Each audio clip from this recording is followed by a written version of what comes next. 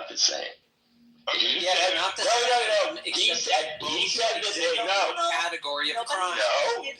He said that they are violent criminals who are rapists. I didn't say violent. That's what he said. Criminal. He said they're violent murderers and violent criminals that came out of. Any of them are violent. They are not. They are not. I don't want to.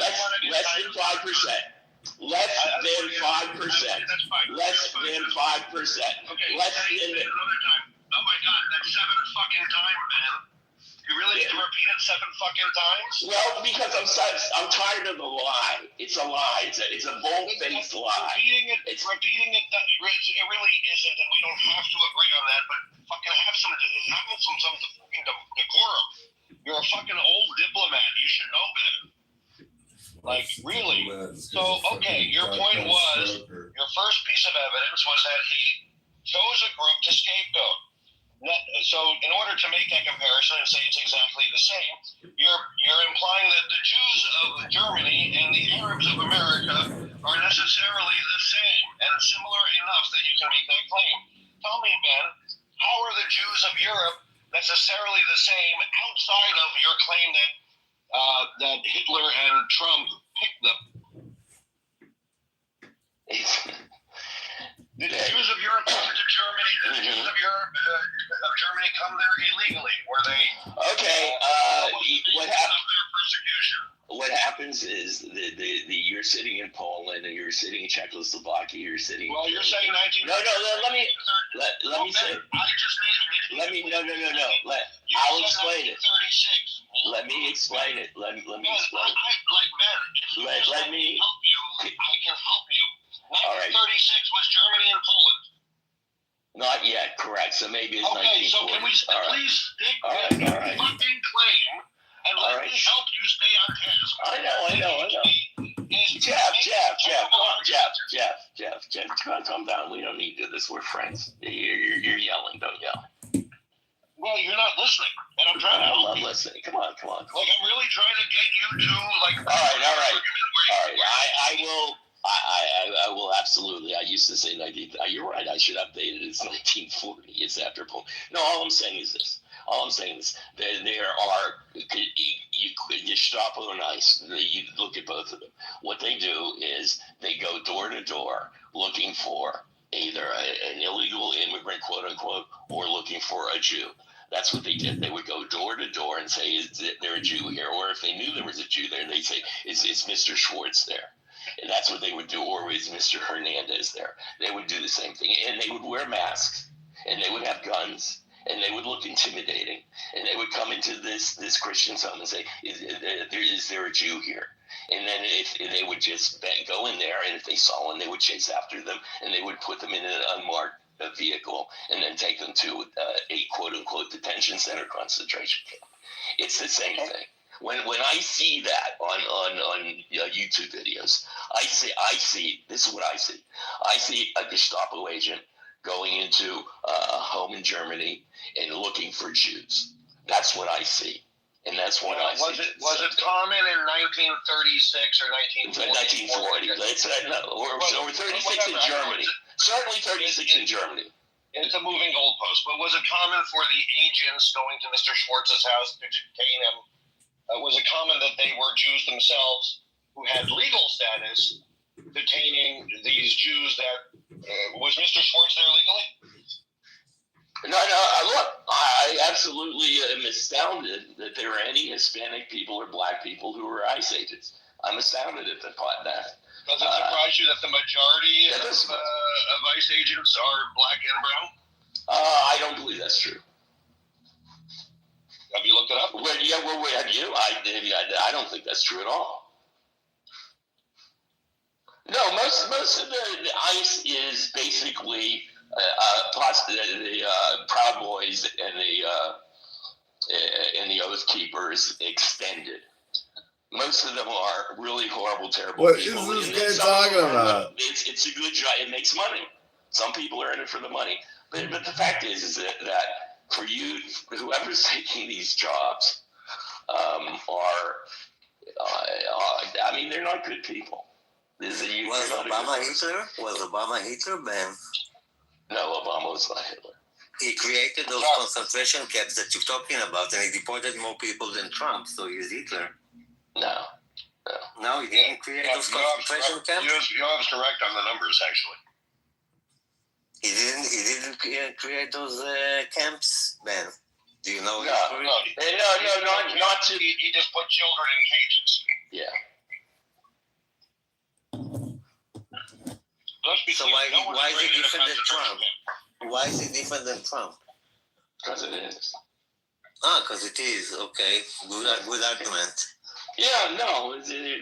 We're talking about hundreds of thousands of people versus like tens of thousands. Look, it's not. It's not the same thing at all. Ben, you really are unfamiliar with the numbers under Obama that were deported? No. Specifically the ones that were deported without the intervention or a hearing. Most of them were done at the border. They were not done the way that they're being done now. Most of Obama's millions of deportees were administratively deported. At the border. Did not have a hearing. At the border. No. Almost all of them were at the border. This wasn't going in and it's not called a deportation if it's at the border. It's called a denied entry. It's a totally different class. Yeah.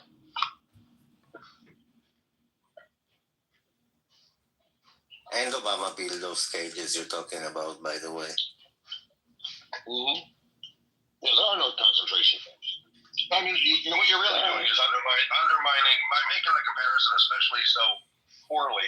You're really undermining the severity of what actually happened to your ancestors during the Holocaust. I mean, that's between you and them, but you're going to have some things to explain when you meet them again. Yeah, I don't think so. By the way, what percentage of Jews in 1940 did Hitler target? I don't know. Tell me. I don't know. That would be 100% of Jews were guilty criminal elements that needed to be killed and removed.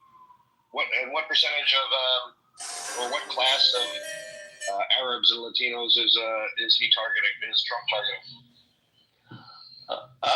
Yeah, I don't know. I'm tired.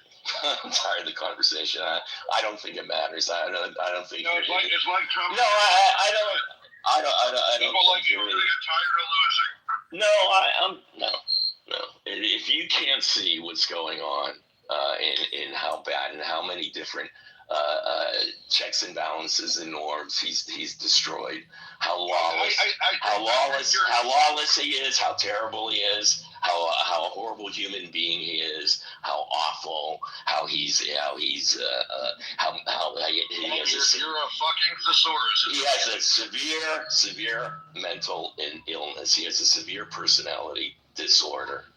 And if you can't see that and the damage that he's causing and how he's so different than any other president in the past, I'm sorry for you. I just am. I am working to try to get back to normal. I am working with Republicans. That's my thing. Is I work with the anti-Trump Republicans who really understand what the issue is, who don't agree with my policies at all. We might agree on 20% of politics, but we agree 100% that Donald Trump it needs to be stopped. That he is destroying America. Yeah, and then from there the means justify the ends. Yeah. I get it. I know who you are and who you work with. Let's first decide that Donald Trump is the most pressing harm America has worldwide, and then do whatever we have to do. Tell any lie. I know there's no. The lying is one-sided. There is no lying. No. Yeah, I know. You just habitually misspeak, and when I correct you, No, you like to bring up minor points that don't matter and that really don't affect the actual major points that show how your entire concept is. No. Look, the clubhouse is entertainment, and we look for little places to have some sort of contention so that we can be entertained with each other. But the fact is, I will give you credit on one thing, Ben. and by the way, how do you know who I to give you credit. how do you know who I work with or work for? I don't get that. Well, I don't actually believe you actually work with or for any actual relevant Republicans that. No, I work with the bulwark guys. I work with the anti-Trump Republicans. I am now working with George Conway. I am in George Conway is running for Congress, and I now live in his district, and I have volunteered to work with George Conway, who's one of the leaders of the anti-Trump Republicans. I mean, yeah. So you're volunteering with a campaign that was announced 3 days ago. Yes. Yes. Very nice. Yes, I contacted them, and they contacted me back. The amount of self-importance you ascribe to. No. I didn't say it's important. It's so important. I just said that I have been working with anti-Trump Republicans for a while through my company FYDT Industries. Yeah, you saw them hats. That's great. That was set up to do that. That's what it was set up to do. Yeah, you saw them hats. And at the time that I did it, that I opened FYDT, I re-registered as a Republican. And I've been a Republican since then because that was the point. Oh, good. It's good to know for 5 years you've been lying to us because you've always told us you've been a Republican the whole time. No, I haven't been a Republican the whole time. No, I was a Republican when I started going into Republican places, and I realized that I would be obviously sticking out as a sort of thumb being a Democrat. So I just thought it's going to be easier for me to be that's because you fundamentally are a Democrat. Like that. Yeah, of course. And now you make perfect sense. Yeah, why not? Because I've been thinking for 5 years you were one of the most delusional people I've ever met because you told us that you were. My mother was a registered Republican who never voted for a Republican. So Her attitude was. Her attitude was that the Republican Party was dysfunctional. If she stated a Democrat, she would be preaching to the choir. She felt she could do more good by trying to help Republicans become more liberal. That's what she did. So I'm sort of doing what her mother did. What my mother. Nah, you're really mad at it. That's okay. You actually pushed me further to the right. What's that? You individually actually pushed me further to the right. That's okay. Like Jeff, you do what you do. You say what you say. It's fine. I don't give you credit, though, and I think we should pray on this. Using the term international norms, I think, is a far more realistic term for the standards that we should be striving for internationally. I agree. I agree with that. See, you and me, and the fact of the matter is that we should be talking about the places where we agree because we actually agree on much more than you think. That's one thing. Secondly, look, we are. The reason why I come into these rooms is because especially when I was in Burkina Faso, I was very isolated, and I like being around my fellow Jews. Okay, and look, all of us as Jews, we have a spread of opinions, and there are conservative Jews and there are liberal Jews, but we're all the same family, and I always feel comfortable being in the same family because we have a lot of common history, and we have a lot of language that we share that's nonverbal. Okay, and we know that. So I consider you a brother, even though we disagree on stuff, but we agree on a lot of stuff too. And it sort of disappoints me when it's like you would insult me for something to get a laugh, and when it's like, come on, it's okay. We're cousins. We're cousins. You're not even aware when you insult the rest of us. Yeah. You're just not even aware of the type of loaded language you use. I at least insult you intentionally and obviously. You just do it in terms like what? Give me an example. Give me an example. Why don't you ask me to give you an example again? So when you say, I look at people, like you, or people who don't get how evil Donald Trump is, and I think they're insane and delusional. Like, that is very loaded, and you've effectively stopped the conversation. No. All right, that's a misunderstanding. I do not believe No, it's not a misunderstanding, Ben. You haven't learned anything from being married to a diplomat. You talk like an arrogant, ignorant person without even knowing it. Okay, if you say so. I mean, everybody that's ignorant would talk like they're not ignorant. That's all of us. We are too convinced of what we think we know. Absolutely, but like some of us actually know when we're going to insult people. Yeah, but you're very aware when you insult people. I'm very aware when I insult people. Ben has no awareness that he's insulting people. That's what I'm saying is ignorance. How do you know? Calling people a retard, insulting. But you are my favorite retard, Simon. And actually, I honestly I don't know if I should be insulted or flattered. Well, let me defend you, Simon. Isa, I think you should stop calling Simon a retard when Aziz is on stage. Simon, that leather looks good on you. No, because Simon is my favorite retard. This is my less favorite retard. That's true. And Jeff, what if he's an anti-Semite out of self-hatred, such as I am? Well, who are we talking about? Simon, I have that duffel bag, the same one. I have that same bag. Ben? Which side? Ben. 55? Or... Wait, do you have the one that fits a full in it, Aziz, or just the weekender? Doesn't fit a whole body. Ben? What? Ben is just very extremely emotional about Trump, and he's incapable of seeing anything that he does right. So his hate for Trump is much stronger than his love for his country. Is that for America? I think he made a fair assessment. If you listen to what he said, it wasn't unreasonable. No, I was listening to what he said. I wasn't on mute. I was listening to what he was saying. But it's true. And I appreciate when he is explaining how he sees things and what he sees when he's looking at certain things. I mean, like, you cannot mandate what you understand from things. But when he is understanding these things, I feel that it's more about the feeling about what he sees rather than the reasoning about what he sees.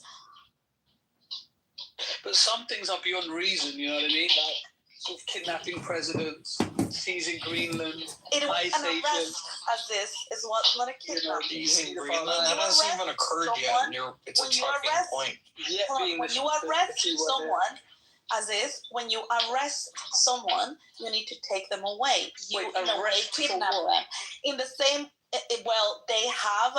There is an indictment for Maduro, and you don't get indicted, and there is no evidence to indict. So you can kidnap heads of state as long as there's not an indictment. Kidnapping, number one, and number two. Hold on, Simon. And number two, he's not the head of state. He didn't win the election. He's occupying the government. He's not the legitimate president. Number one. And number two, hold on.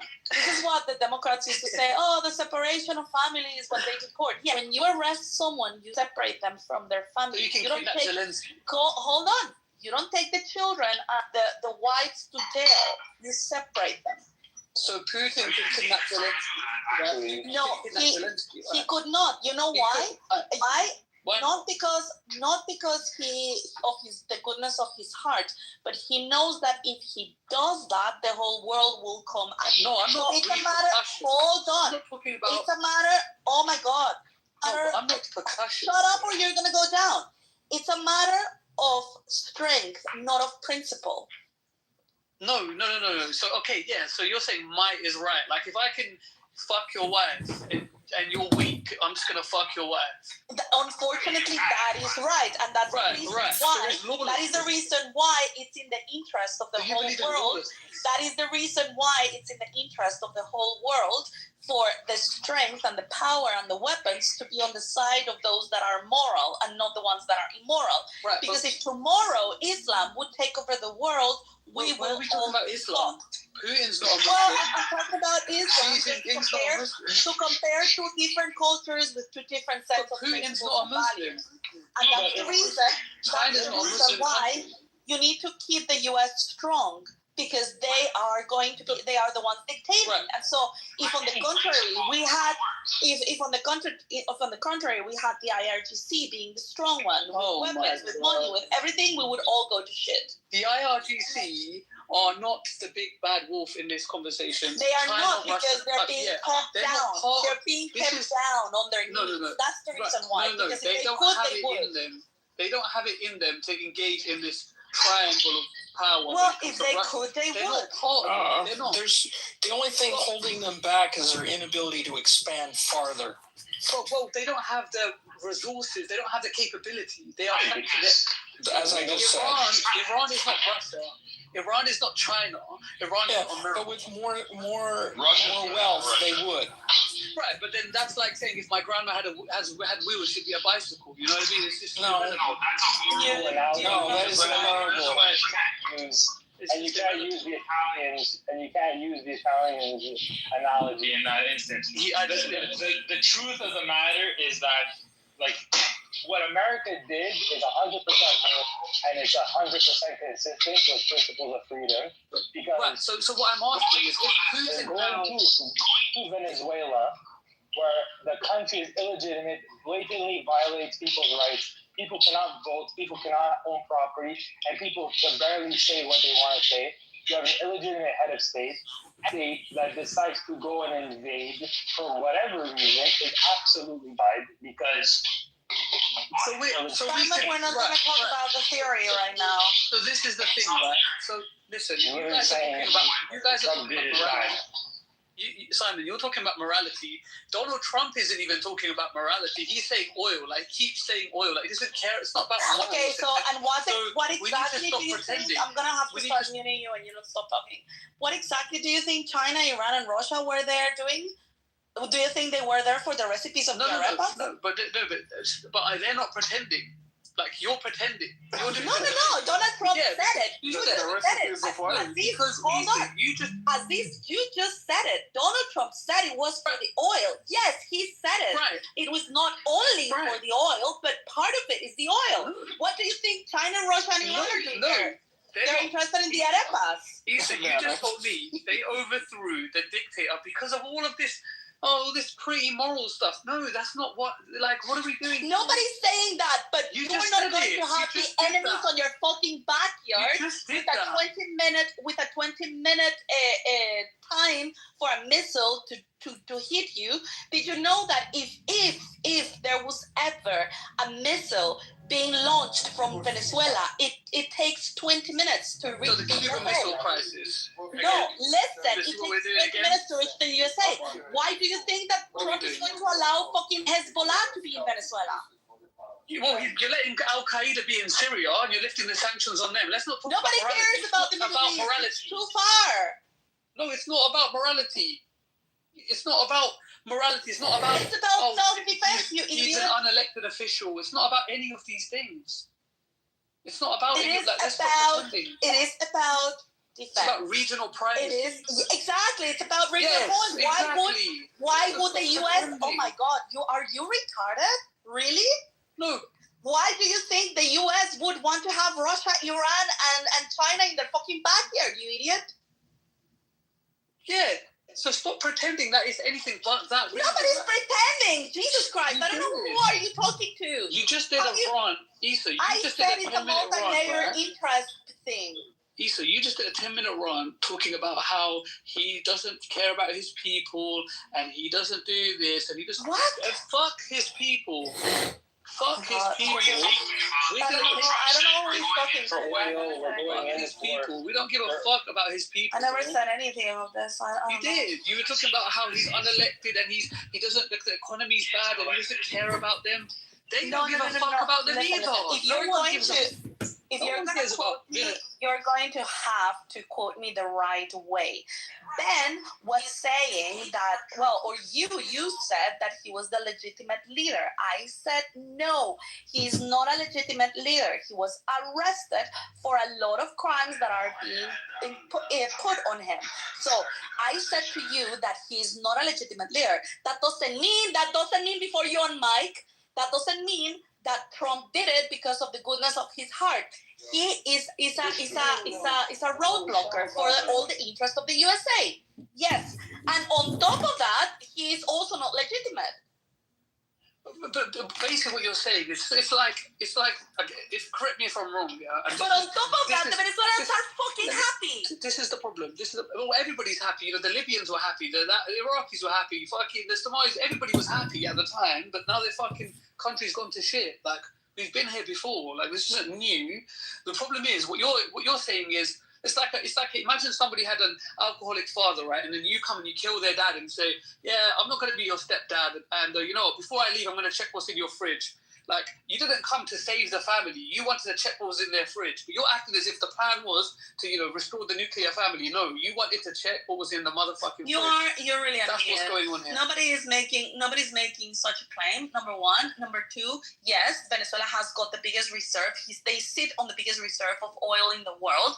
Number three, the infrastructure to extract that oil, to refine that oil, has been an investment of billions of dollars from the USA.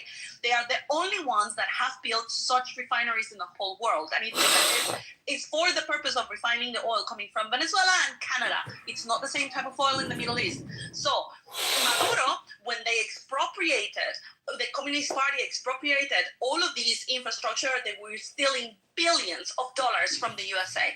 They want their fucking money back. And yes, so they're going to go there. They have taken oil in order to repay all the debt that they have with the US. But on top of that, those refineries are working only at half, probably, because they haven't given them maintenance in probably like 30, 40 years. So the US has to go there and now rebuild the whole thing. And on top of that, because Maduro wasn't able to extract this oil, they had a negotiation, they had a business with the US. They have been defaulting on that business. So the US have been losing billions of dollars worth of petrol. So Maduro broke the whole country. And since he wasn't able to get more money, he started getting into bed with Russia, China, and Iran. Why? Because these three want to be in the backyard of the US because they want to influence the US through terrorism, through propaganda, and through a lot of other ways. So the US is not going to be taking shit, especially from a guy that is just taking power that is not legitimate. There was elections in July last year, and he lost. So it's not about that. It's everything piling up. And he got arrested because of all of these crimes. Okay, so again, I mean, the things you're saying, even Donald Trump isn't even saying. Like, Donald Trump is happy to admit we're going to send Chevron to fucking mine this shit. And we don't, the other guy was talking about how Maduro was corrupt, and Trump kept cutting him off, saying, they got so much oil, we got all the oil. Like, it's always been about resources. It's always been about that. But I'm just glad. You have no idea what you are talking about. I'm just glad that the first time in history an American president has admitted the reason why they're going on this campaign is not about morality. They've just got resources, and we fucking need that shit because we're running on a petrodollar ban. Okay, do you ever understand geopolitics? Do you think I do. Resources, you idiot? I mean, do you think that people do geopolitics because of the goodness of their heart? No, that's what you keep claiming, though. No, that's not what true. You've been claiming this whole time. No, that's not true. It's always every time I enter this room, it's about morality of the West. And that is about the morality why it's of in the the West. interest of the Can you And that is the reason why it's in the interest of the whole world about the to keep a country like the U.S. strong because they represent our moral Their values. Oh, here we and go. our This is it, the good framework. stuff. Yes, because that is what we defend. And so we don't want other countries that have other values and other principles to gain strength because otherwise we all go to shit. So Again, values. okay, if I may interject, like on another point about the topic, why aren't the U.S. empowering the president-elect that was elected back in July? Why have they accepted the vice president of Because there is not, they have evidence that there was a fraud, but there is no evidence that they are the clear supported people. So what they're going to create is an opportunity to have elections so that the people would elect whoever is actually open to present their candidacy. That's why. And also, Trump thinks that this Maria, whatever her name is, that she is not the best person to be there because she will be bullied by the Communist Party. And she stole his peace prize. She is a woman, and this is something that I have always said, that a commander-in-chief should never be, but the vice president be a woman. the Because current the vice military president in is a that woman area also. needs someone with strong character and strong hand, especially to manage a situation like this. And if they put her, they will not respect But her. Issa, the sitting vice president, who is the president now, is a woman. Yeah, as well. but she is there not because she was elected, but because she was the next in line. And so she is there only for 90 days. So now we're respecting their She has a mandate. Yeah, nobody respects her. Just the same as you, but you are not a woman.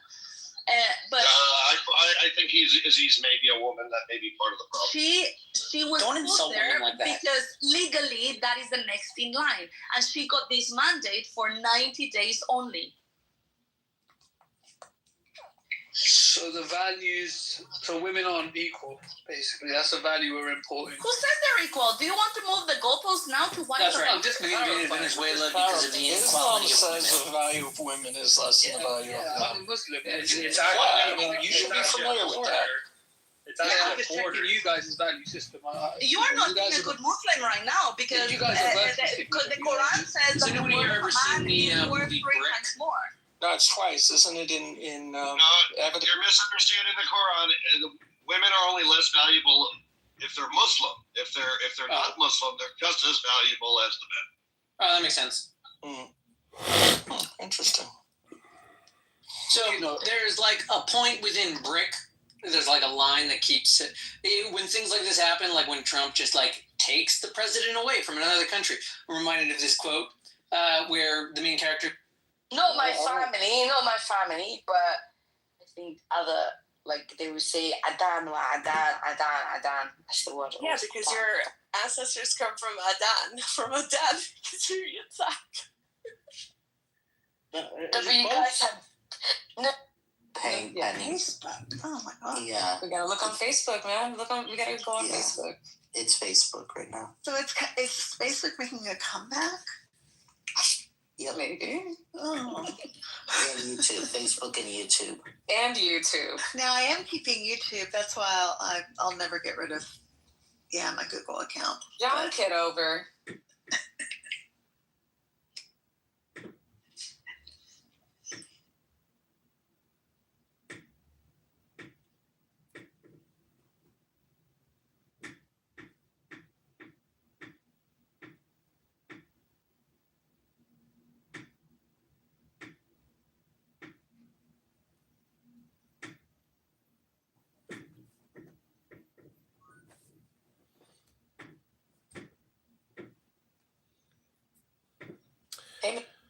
Good morning, ladies and gentlemen. I've got my coffee. I've got my herb.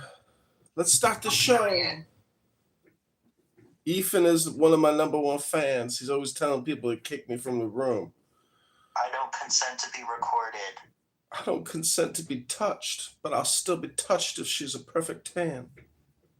I don't consent to be recorded, so please take me off your YouTube channel right now. You're not on my YouTube channel, Ethan. You are. You're streaming this room. I do not consent to be recorded. Please take it down. I demand, please take it down. Ethan. Do not make money off of me. Please take down this stream. I do not consent to be recorded. Okay, I will comply with your commands. I will get on my knees, and I will get on my knees. I consent not to be recorded on your YouTube channel, so please take it down. Okay, it's down. Shut it down. It's down. I'm confirming. It's not down. I just confirmed it's down. Shut it down. Give him a timeline as to when you want it shut down by. And now. You have 1 hour to shut it down, John. No, it's already shut down. We're Ethan, not doing this. You're not recording me. Please. listen, Ethan, I'm not recording you. Okay? I don't even know who you are. You just were. I'm not. Please take it down now, or we're going to have a problem. Okay, fine. It's down. If you're going to be in this room, turn off all your streams. I have confirmed multiple times now that all my streams are down. They're off. Not, though. They're off. I'm on your channel right now. They're not down. So turn it off. All right, fine. I'm just going to leave the room. Have a great day. All right, bye.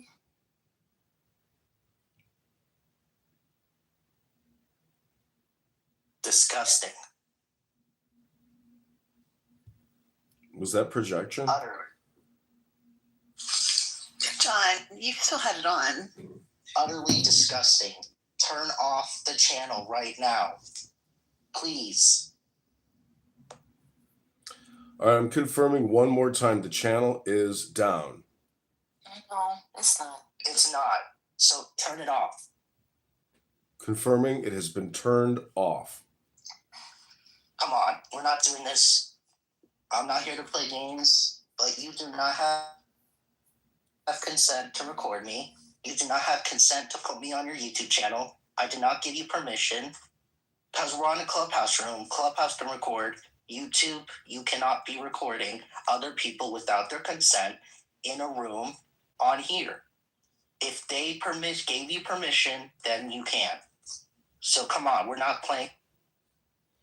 Ethan, you're in a room called with a survey that says serendipity is allowing a replay. What shall we do? No, not at all. Not at all. There's no replays on this room.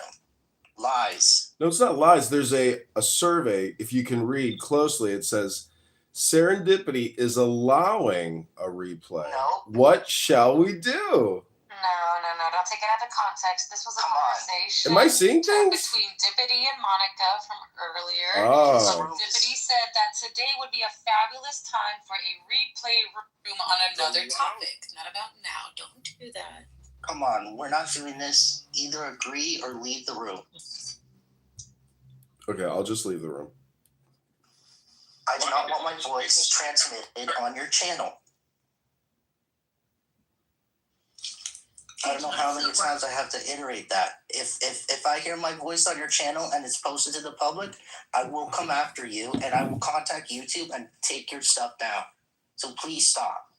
Okay, confirmed. I hear you. Somebody needs a nappy. Sir, you're just FYI, William, you're being recorded. Yeah, well, I don't give a fuck if somebody records me. Reason why I support Russia in that conflict. It doesn't mean that I think Russia is good, but I can see why Russia started that shit. Yes, to protect the ethnic Americans in the Ukraine. Exactly. It's evil. No. Look. Now, do I think that Russia should be in South America? Fuck no, because they're a threat. But you think they should be in Ukraine? I've never heard you I say don't this. think they should be in Ukraine, but I can understand why Putin did what he did, because it's the exact same thing of the preemptive strike or whatever it is that the U.S. took right now towards Venezuela. There wasn't a diplomat.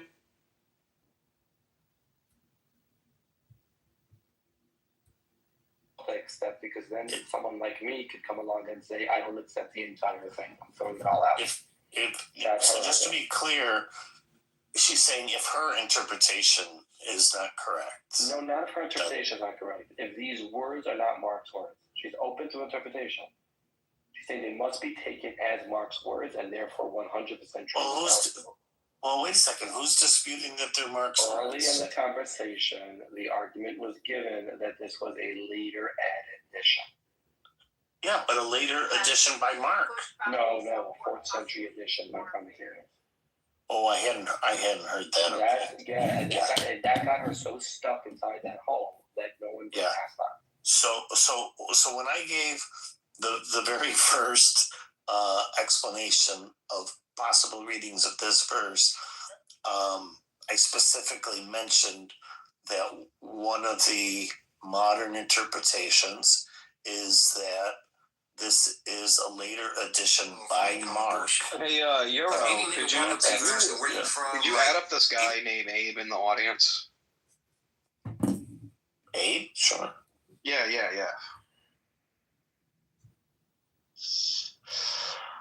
I'm sorry, I don't mean to interrupt you guys. No, I didn't see his hand raised, but yeah. Ooh, we got Lonzo's room. Okay, this is called Trump Cabinet. Trump's cabinet is like watching the Game of Thrones. Right, who's this? Potential another world war. Yeah, so go ahead. Yeah, I've already written something in the chat, long time, right? All of this, what's happening now, is just them playing us. President Xi, President Trump, and President Putin have long time sat down. Lonzo was in Patty's Politically Correct yesterday, between them, and he tries to stay very calm and collected. He's giving them the green light. It's very China funny the green light. because he's about to crash out and crack at any moment. We already see Russia eating. The house of this is called 1804, the Black Diaspora. Superpowers on the planet. This is the rise of the dragon, the eagle, and the bear. The bear is Russia. Eagle is America. That's Serendipity's room. Is China. That's Serendipity's room with Ethan Klein. As people are saying, Get snatched. Right. They're still creating snatch rooms. It's written that the eagle and the bear will become allies. Hold on. No, MJ, I was next. Hold on. We talking scripture. I want to know the verses. Oh, they're gonna flip. They'll go crazy with this. If you just got a question, I didn't say it might not be John. I said it was written. It was by Nostradamus. Oh shit, N-word. Nostradamus, the N-word. We got the nigga-damus. I think Sean hit everything on the head. At least in my opinion, I think she was spot on with what she was saying. People were asking after Venezuela, after Trump did what he did in Venezuela, is Tinubu next? The other T is next, not Tinubu, Taiwan. Okay. And for one, with this happening in America's backyard, America, the U.S. is, it's like remember when Colin Powell was talking about whether we should invade Iraq, and he was saying we should be careful because it's the pottery barn theory. Once you break it, you bought it. You own it. So we're going to be busy with fixing the mess that we created by kidnapping Venezuela's president and by colonizing them, because that's exactly what we're doing. Just literal definition by definition. Venezuela's currently a colony. I mean, this sources just announced this morning that all of the oil proceeds will be deposited in U.S. banks, and that money will be given back to Venezuela at the discretion of the Trump administration, right? So they're going to be real busy with Venezuela. They're going to be busy. Do you think they get citizenship? Who will get citizenship? The Venezuelans. It's going to be like Puerto Rico, like a territory. Well, no, it's not. Beautiful for all the people that hate immigrants. Well, you know that. Love But see, that's the thing. Oh, I don't even know how to spell it. Syncretic, like synchronic, but with an E. And without the H. Do you guys say H or H? H. There's too much H in the world. I say H. The British people say H. We say H. H is I say H. Because there's a fucking H in it. That's why you say hotel. And you say... Listen, if we didn't say H, then people would always wonder why we pronounce ache. But it's spelled with a J in Spanish. We say hotel and herbs and Honda. But what about ha? You say ha. You don't say right? No, that's wrong. I was right. I was right. Fuck that. I was right. Liquid, explain yourself. You're wrong. I was right. No, Liquid, you're wrong, man. Because gold is measured in troy pounds. No, that's not what you have. No, negative. It's measured in troy ounces. Troy pounds. No. It's measured in troy ounces. In Cuba's back, and with Greenland, yeah, he's gonna busy himself with that Monroe Doctrine, or as he likes to refer to it, the Don Roe Doctrine. He's not gonna have time to be dealing in Africa geopolitics, or maybe even Asia, and that's where the real threat is. With China and all their neighbors. But yeah, I do think that at the end of the day, this midterm election is very critically, not domestically, but geopolitically too, because we're already in this situation as bad enough as it is. They really need to flip his wings and make him a lame duck president for the second half of his term, so that he won't do any further damage. Appreciate it, bro.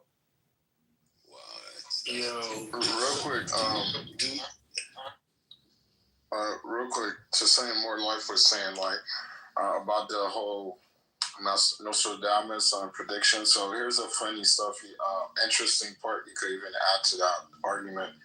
So technically, Venezuela had, based on a report I read yesterday or earlier, Venezuela had all this high-tech equipment they had purchased from China.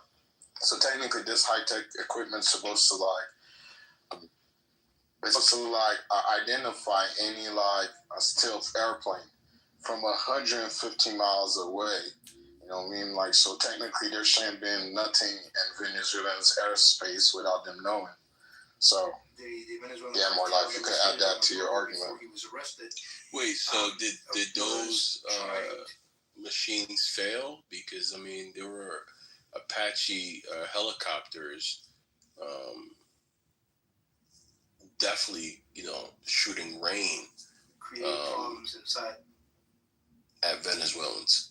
Over 80 people died. United States. So based on the report, the equipment from the Venezuelan that they purchased from the Chinese, right? These equipment are supposed to detect any stealth airplane, right? Is it a helicopter, whatever it is, it's supposed to detect it 150 miles away. So that was a huge failure on the Chinese part, though, right? You know why, Christopher? Because you have to understand how radar works. When they were first reported, the helicopters flew low range, low altitude. When you flew extremely low altitude like that, 100 to 50 feet off the ground, the radars won't pick it up. No matter what radar it is, it won't be detected. Or maybe they're just trash. I kind of said this in a room before. Oh my God! Yeah, but I know we on this anti-American propaganda. I'm right with you. But one of the things they said. But wait, hold on. look, one of the things I said about China when we talk about a vast army or Russia is that you have to maintain the equipment, right? You know what I'm saying? In the U.S., we're really big on maintaining. We rotate every year. Look, I'm artillery. Units rotate every single month to Fort Irwin, California, and you maintain your equipment. You utilize your equipment. If I tell you I have 100 submarines, but I only really use about 40 of them, then that doesn't mean that the rest of those submarines are just sitting there like newly parked cars on a Chevrolet lot. They might not work no more. You know what I'm saying? So, the Russian nuclear bombs don't work. Who knows? You don't know until you actually realize it. If I tell you I have 40 nuclear warheads, right? And then you tell me you have 100 nuclear warheads. But I'm telling you, it's a lot easier to maintain 40 nuclear warheads than 100 nuclear warheads. Be realistic. Okay, I'm being realistic. How many times you got to change the oil on a warhead? No, I'm saying, but we don't know all the intricacies that go into nuclear weapons. You're going to the much extreme to try to make a point. I'm saying let's go back to radar. Let's go back to radar systems, right? You know what I'm saying?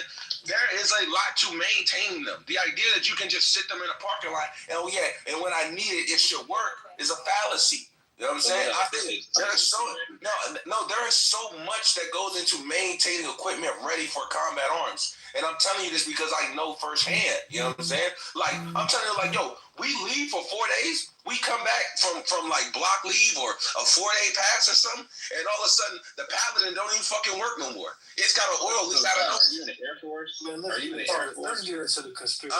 I'm in the Army, but I'm just saying, like, there's so. You're not in the Air Force. How you not understand that we can jam radars too with F-35 fighter jets, the other type of major intelligence airplane. So it's a combination of all these things, right? It's a combination of jamming. It's a combination of knowing where that plane, that radar type plane, it can attack the low points of radar, the high points of it, locate where it's at, so you can maneuver a little bit to the right, including jamming, including low altitude. That's how these things were done. That shouldn't have to break it. You should know these things, brother. But let's move the conversation on. I'm not saying that.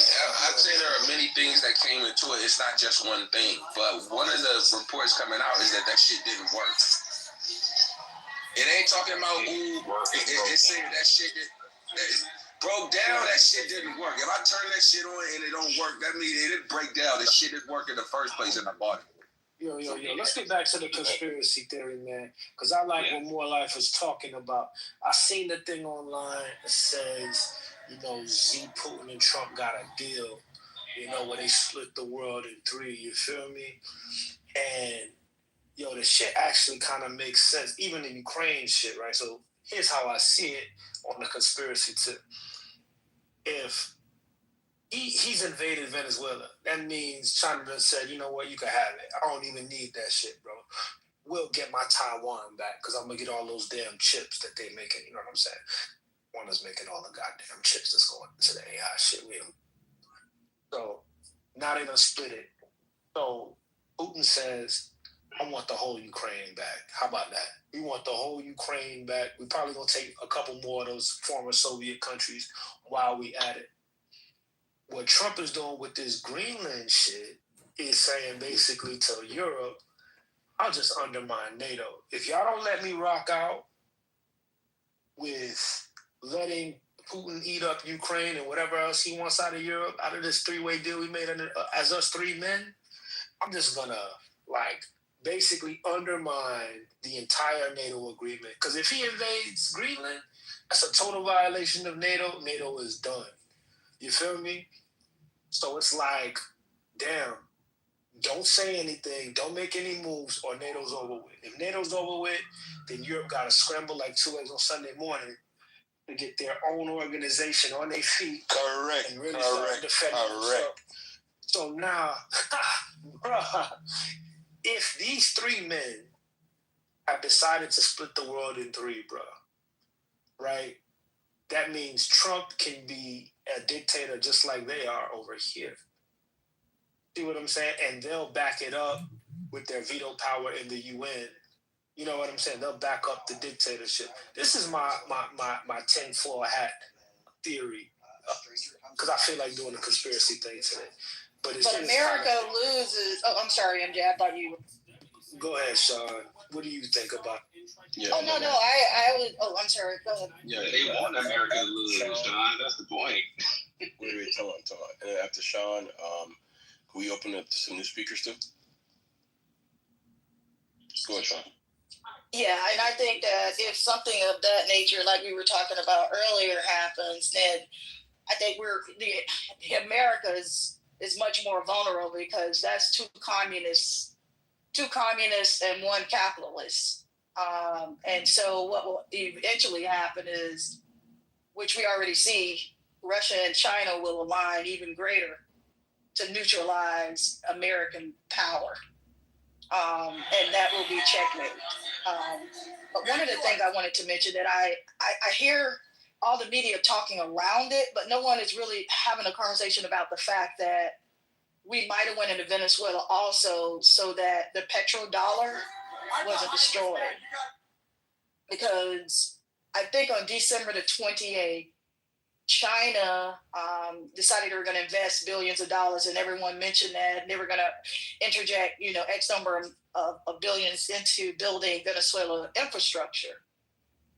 With the $303 billion, 3 billion barrels of reserve that's in Venezuela, and with Venezuela already selling its oil in yuan and rubles and in other commodities, that would literally destroy the petrodollar.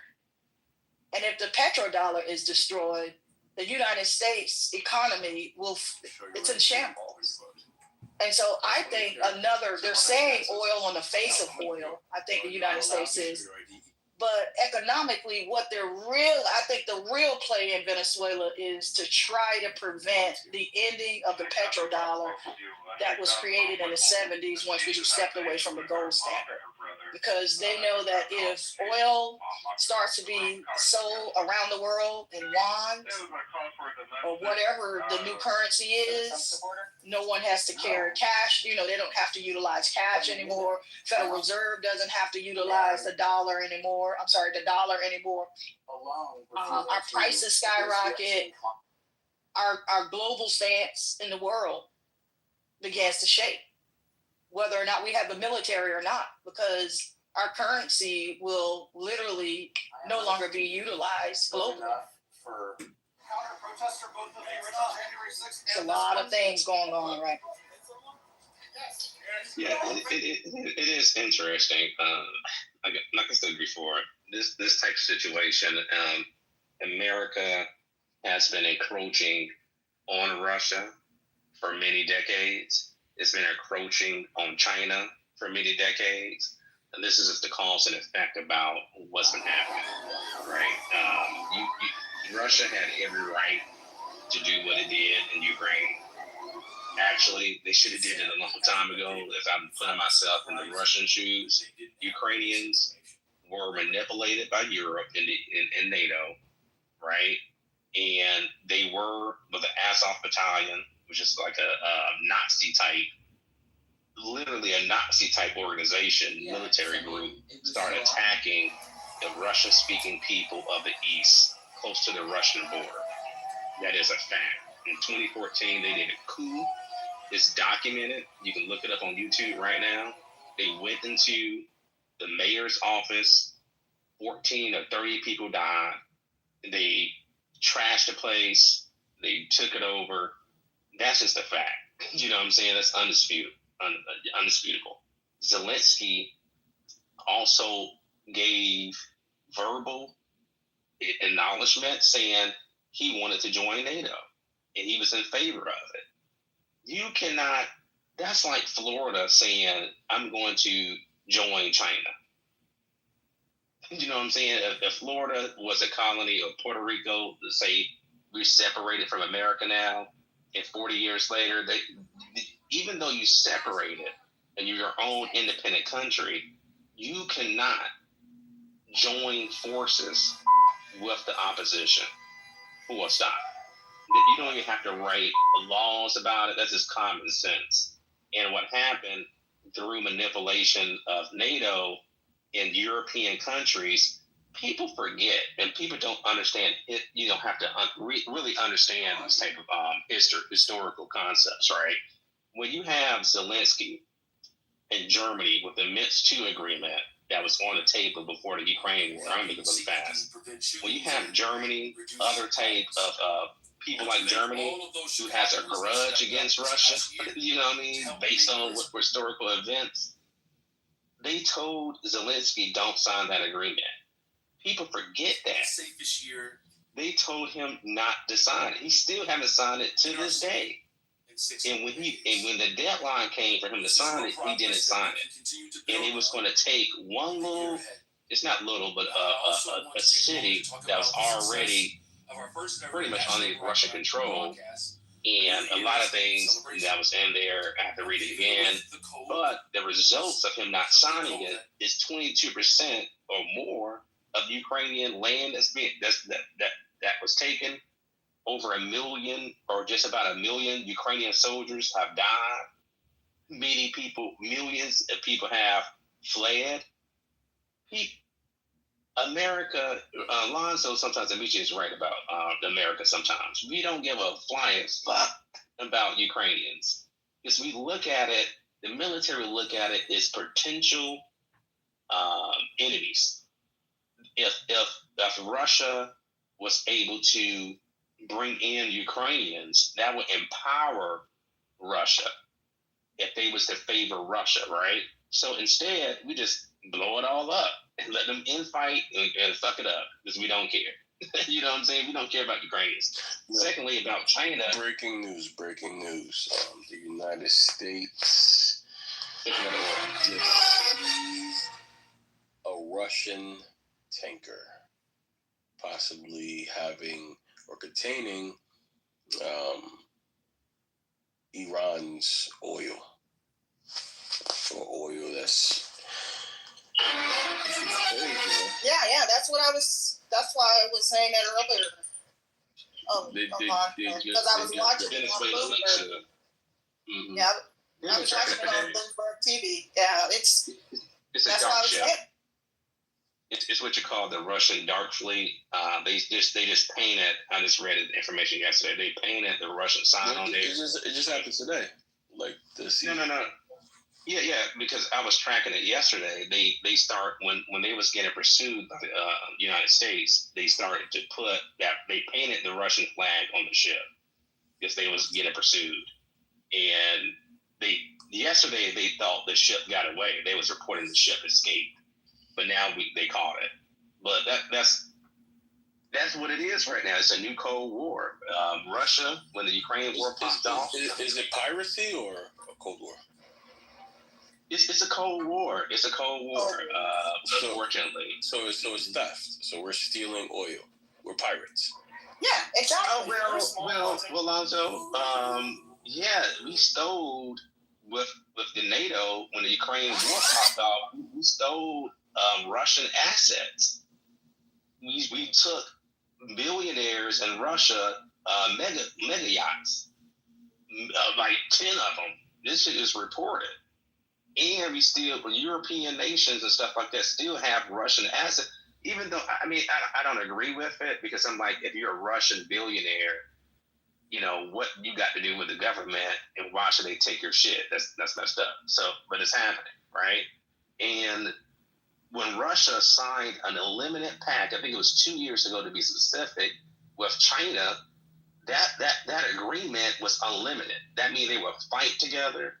There are no limitations of it. They're best buddies now. And right now, Marla's kind of incorrect on this. The biggest, it's only two really superpowers. It's America, and right now, Russia and China are bigger than they're the biggest superpower combined in the world.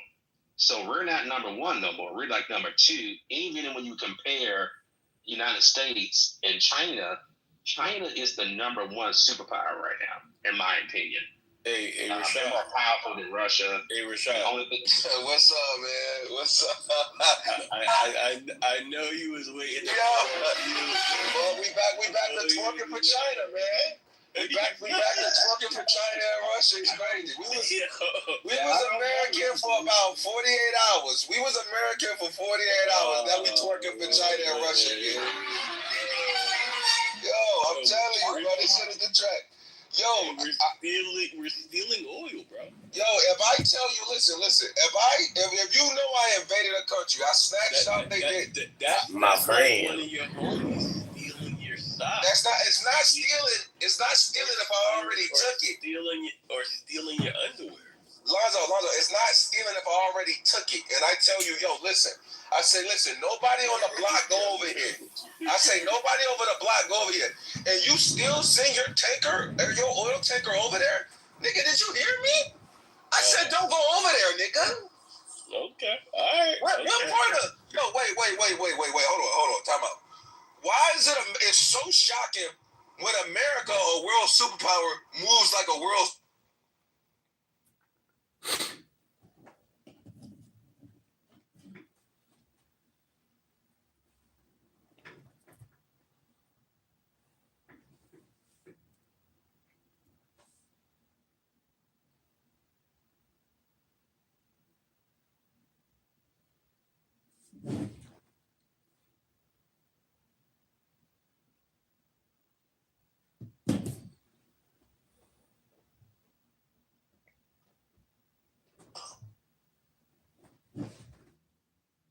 Which also makes more sense geopolitically, right? I mean, turned down 7 good jobs so I can work out of my. What's going on here? Girls. Joanna's back. Good to see you again. I thank you. I don't want to interrupt there. You reading something? No, we were taking a break to discuss news. I'm glad the two of you met and you're getting along really well and enjoying each other's company. Euro and I? Yeah, Euro and you. We've been friends for years. Yeah, for years. Yeah, I respect Euro a lot. And we sometimes disagree, but he's always informed and he's always logical. But we've been getting along for a long time. Thank you. Yeah, and I think we're frequently in agreement. I think that, you're right that sometimes we diverge, but I think even when we diverge, I usually understand your position and it seems reasonable. I can't think of any cases where I thought you were being unreasonable. It's not Draco. He's naturally my he's been my arch person that I constantly debating with. He thinks that I'm taking it personal. I'm like, no, dude. I'm like, that's why I made you a mod, because I can't just have everybody here agreeing with me all the time. I said I fucking need someone to actually argue and fight with. You know what I'm saying? I'm like, because then it just becomes weird, you know? Yeah, I remember I'm like, that. I gotta argue. I'm like, I have to argue with you, Draco. He's taking it like I don't like him. I'm like, no, it's just. Yeah, I remember. Just those types of friends that are always going to be on opposition when it comes to certain things. He was a mod. No, I actually like. He's always a mod. He's always a mod. Yeah, I always want to make a mod. I like when there's people on stage that disagree with me. I just like it when those people are reasonable and are making arguments. There's some people that are just either unreasonable in terms of their reasoning or in terms of their comportment. Just yelling and screaming and stuff. Well, he has that theory. What is it called again? The theory about the Torah or the LLX. What is it called again? I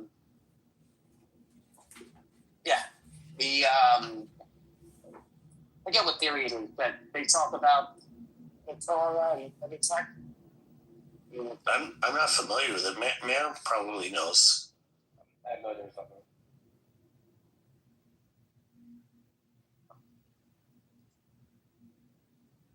I hope Joanna didn't leave because she was offended. Did I say anything offensive? No, I don't think so, but she left very quickly, and I know sometimes she's very sensitive, but I don't see that. Yes, very sensitive. Oh, who's black? Who's this? He was here yesterday. Hey, Megatron, your great room as always, brother. You are bringing the greatest content to the Clown House Syndicate, and I can't thank you enough. Yeah, he's my BFF. He's always near. He's always close. And Maya, your understanding of the Torah is just, I mean, it's impressive now. I mean, do you? Who says it like that? Normo says it like that. Toira. It's such a New York thing. It's so crazy. Gotta love it. I love it. No, there's two people who say that on the app. Norm says Torah, I think. There's that. Says Torah. Yeah, he pretty much says Torah. There's John Kitover when he's playing around. And then there's Randy McDickerson when Randy McDickerson overemphasizes, like he's a lit fact. He overemphasizes the Torah. He's a troll. Yeah, I know. My lit fact friends say Torah. Like, Torah. It's something other than Torah. Real lit facts. What? The real lit facts, like from Lit say Tata, but they're gone. They're generation died after that. Yeah, maybe I'm using them slightly wrong to your you're using the correct term. You're just saying that small cohort of Lithuania and Belarus said Tata. Yeah, that's a better way. Wait, they say what? So the vowel colon is pronounced by different dialects in multiple ways. There was a group in Lithuania that pronounced it as an A sound. So they say Tata. Torah? Tata. Tata. Oh, okay. I say Torah. That's started these. Yeah, it's most modern Hebrew, I think, is Sephardi. Yeah, it's Sephardi. Most of them said Torah. There was a group in Germany that said with an owl, Torah. They're pretty much gone. You don't find that much anymore. So which one is the best? I wouldn't be able to opine which is the best. It's like saying which pizza is better, using your pizza analogy. Imagine if you're in Venezuela and saying which American accent is it? Roof? Is it rough? Like it's roof. It's not rough. Okay. Yeah, to someone in Indiana. Regal says rough. As far as the best pizza, I've already answered that. I have a picture of it in my the too much stuff. There's far too much stuff on that. There's very little on that. Oh, actually, it's burnt. Okay. That actually looks pretty good. Where's that from? It's very good. This is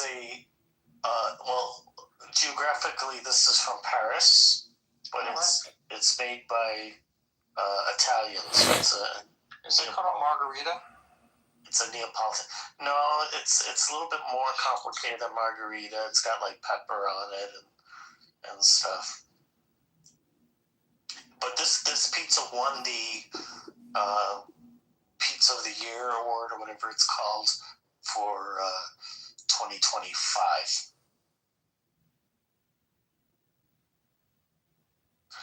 And this particular restaurant, they also have. They won Best Pizza for 2020, which is a different type of pizza. So I think they've won like 2 or 3 times now.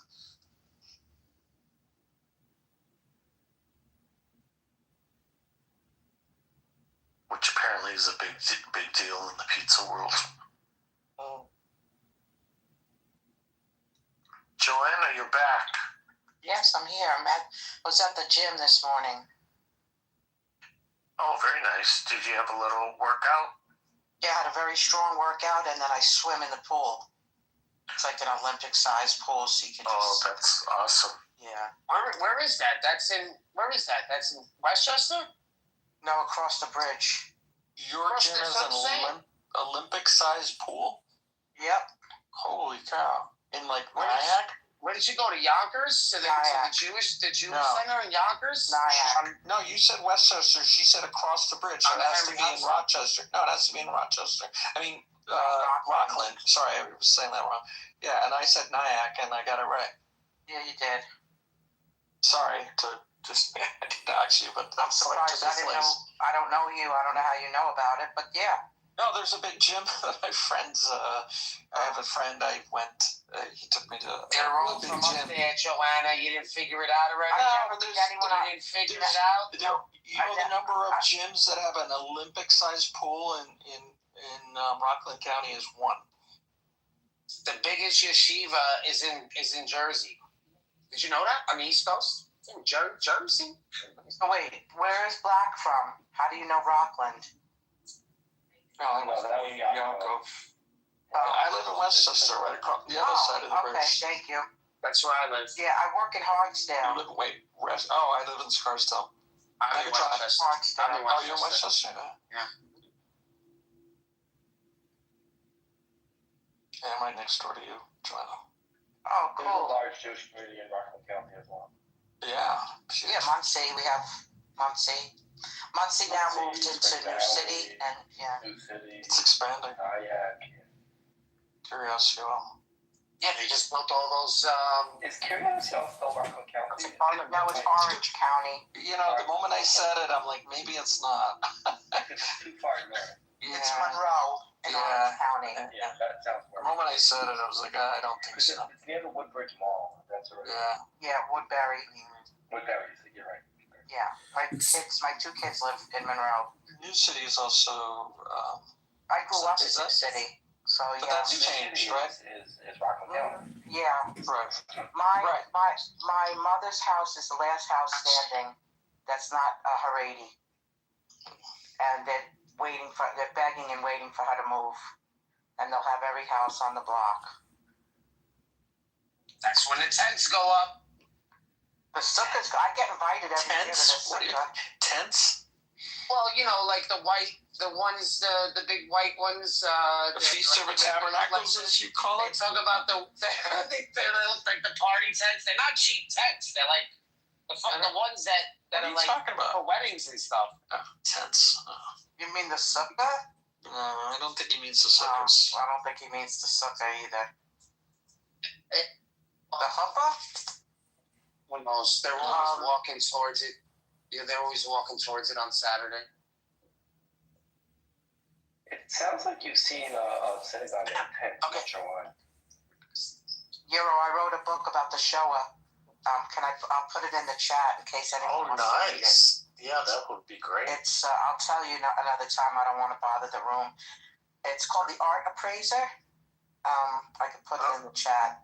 And it's about a girl who gets hired and she realizes she's appraising stolen art and she's to erase the names of the owners of the paintings. So what does she do to replace the names in hopes they'll get returned after the war? What do you think she used? Something you taught me. Now, is this fiction or non-fiction book? It's fiction. It sounds really good. So to replace the names, she used gematria for each letter. So after the war, they could, yes. So it's called The Art Appraiser by me. Awesome. It's in Kindle. Have you optioned the movie to a screenwriter? Well, yeah, I have already a screenwriter. I mean, what am I going to do? Make it into a movie. I already have a movie out. No, make that book into a movie. Okay. It's an interesting idea. It is. Yeah, I like it. Yeah. Well, that's great. So you have a book and a movie. That's. Well, the movie was back in 2014, so it's sort of like old news. But still, it's a big thing. Well, it's a documentary. Yeah. Mom, I was so excited to tell you about my book. Well, I'm very happy that it's on Kindle. you have it. Yeah. I was just going to ask, is it self-published or you got it published? Yes, I was going to pay like thousands of dollars to have it edited and published by people on the app here and then I decided to do it myself. So I took an editing course. I used Grammarly, thank you, and then I used Kindle Create. I have 3 books in total. And I get money every month from, people buying. That's fantastic. So now you have 3 books in a film. Yes, I do. That's awesome. And I'm still have anxiety, so it doesn't matter. I would switch everything to get rid of this stupid anxiety that I have. Well, how do people find it on Kindle? Is it a hierarchy, or do you put keywords? Like how? The art appraiser. No, I meant you get money, so apparently people are finding it. But yes. When you publish it, you write all the subtitles of that, or the headings. So I wrote Shoah, Holocaust. Oh, right. So they're keywords. Adventure, right. thriller. Gotcha. It's also things like that. Rescue. You have to put in like at least 10.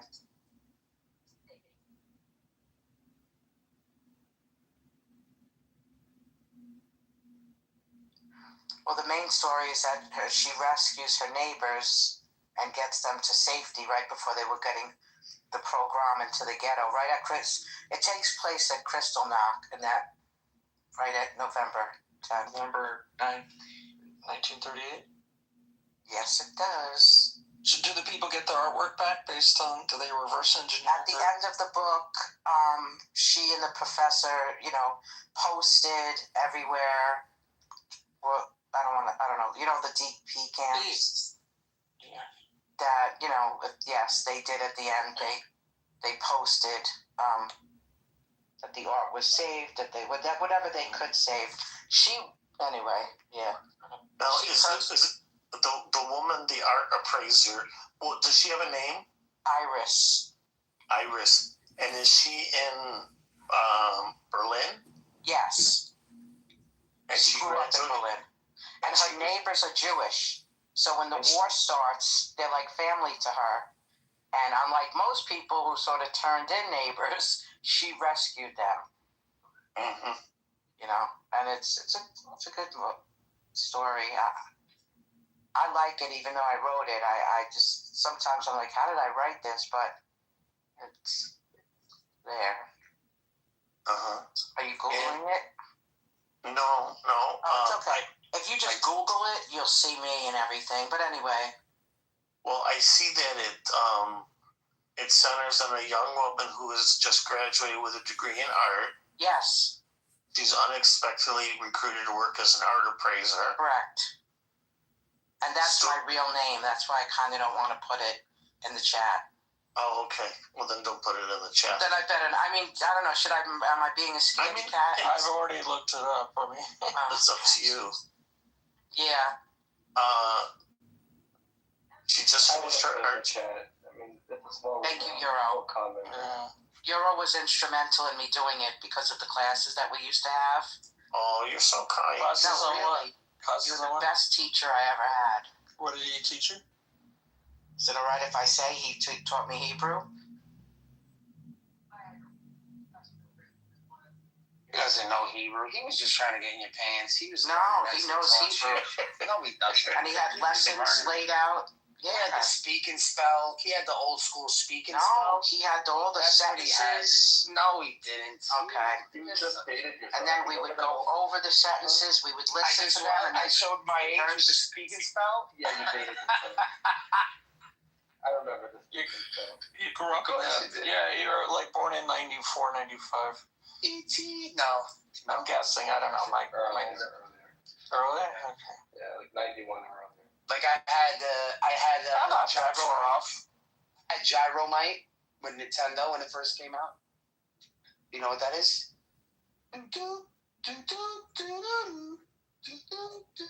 Well, you guys have me as an unk. Did you give a dedication to Euro? No, please don't be ridiculous. I mean, it's already done. I'm just asking if she did. No, I'm just saying my contribution was negligible. Yeah, but inspiration for a book is, well, I think she's been very, very, very, very kind and generous with her description. But I'm very happy for it, and like I said, I've read a very interesting summary of it online. So it looks very interesting. I'm sure Mayor's going to end up reading this. I read something interesting that could be the basis for a book.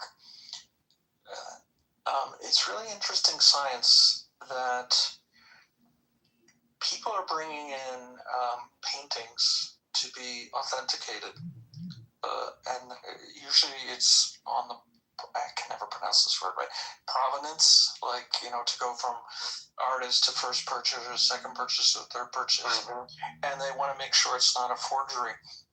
And any painting created after 1945 has little bits of atomic material in the canvas or in the ink from the nuclear bombs that were set off. And they can date so anything produced after that will have a marker for it. All they need is one little fiber of the painting as a sample. And recently I use the same methodology when I try to figure out whether my panties are clean. Great. Recently, a very famous painting was hanging in a museum, was transferred to another museum, and they weren't quite sure about it. And they tested it. Turned out to be a forgery. Oh no! Interesting technology. Who would have thought? Atomic bomb would find its way into the atmosphere and into the pigments and into the canvases of everything. A point of order, moderator, point of order. I got a question about the title. Do you think Jesus was murdered? What currency is this? 1,152. I don't recognize the currency. What are we talking about? Wait a second. The title doesn't say anything about Jesus being murdered, does it? No, it's a Bible.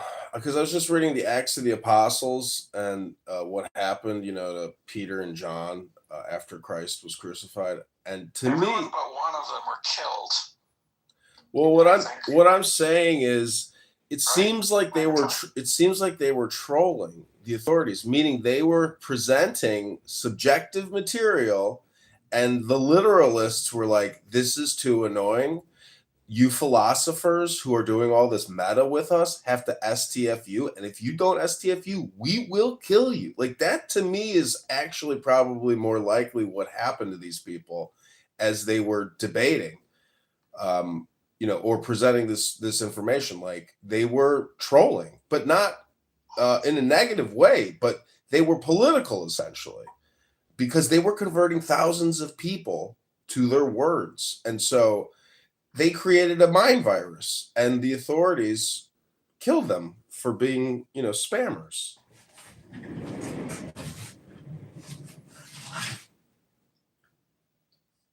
I know very little bit about it. I thought it put them at conflict and odds with the Roman authorities. I mean, they were directly asserting something that Rome hadn't backed yet. Rome hadn't adopted the religion yet, so this was a power play to them. They were going to squash it at all cost.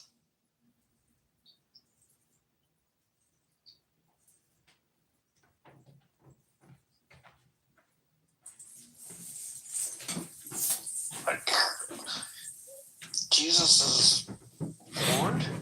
Like, what about Caesar? Like, there's a lot of there's a lot of Kabbalistic. There's a lot of Kabbalah meta that John and Peter are doing to the Sadducees. I think you're trying to read more into it. I'm not. They pick up a cripple from the Gate of Solomon called Beautiful. So that's just a reference to one of the Sephiroth. It's there in the documents. Like, it's nonstop reference to Kabbalistic Sephiroth.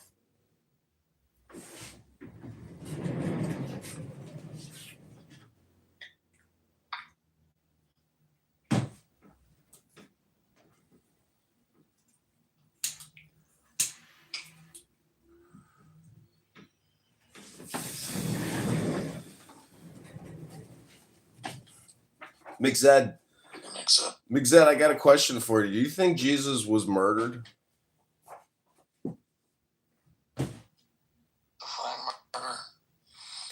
Murder in the way that, like, if we were to reenact it, would we witness it and say, "Oh my God, they just murdered this fucking guy"? Well, he was prophesied to die, so you can't really say he was murdered. But the centurion was told to go out and pierce him, so he was killed.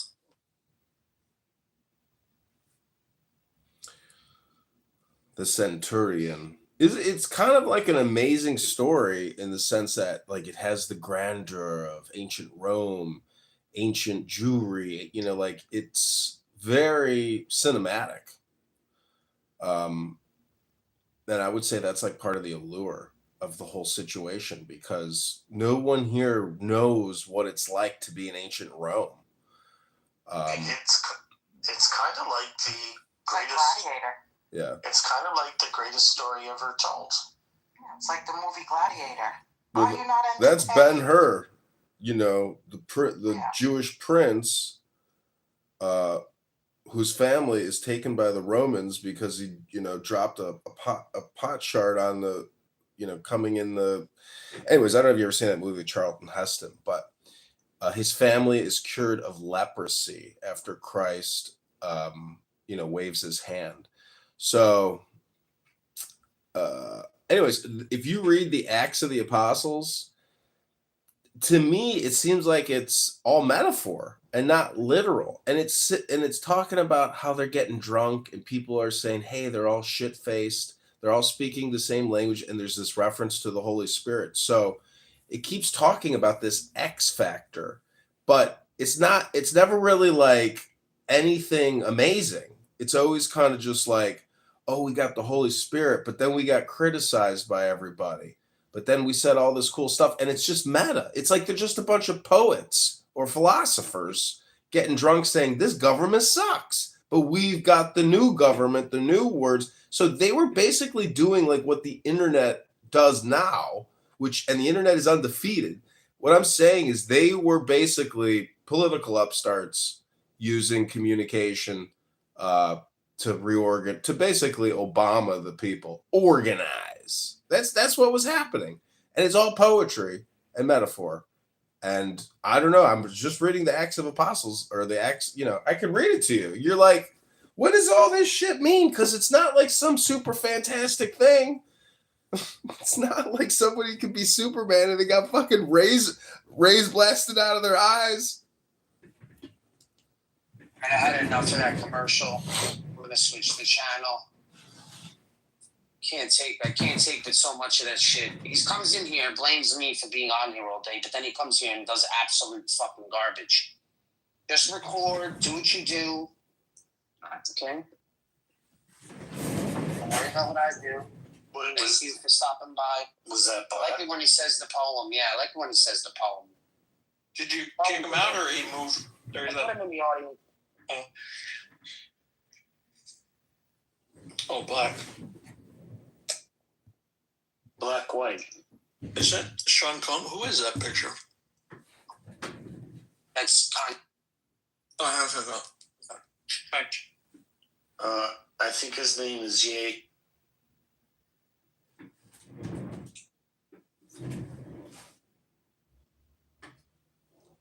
What was that drama down at the Diamond District? Man, was that? I saw that video. Tracks NYC. Yeah, man.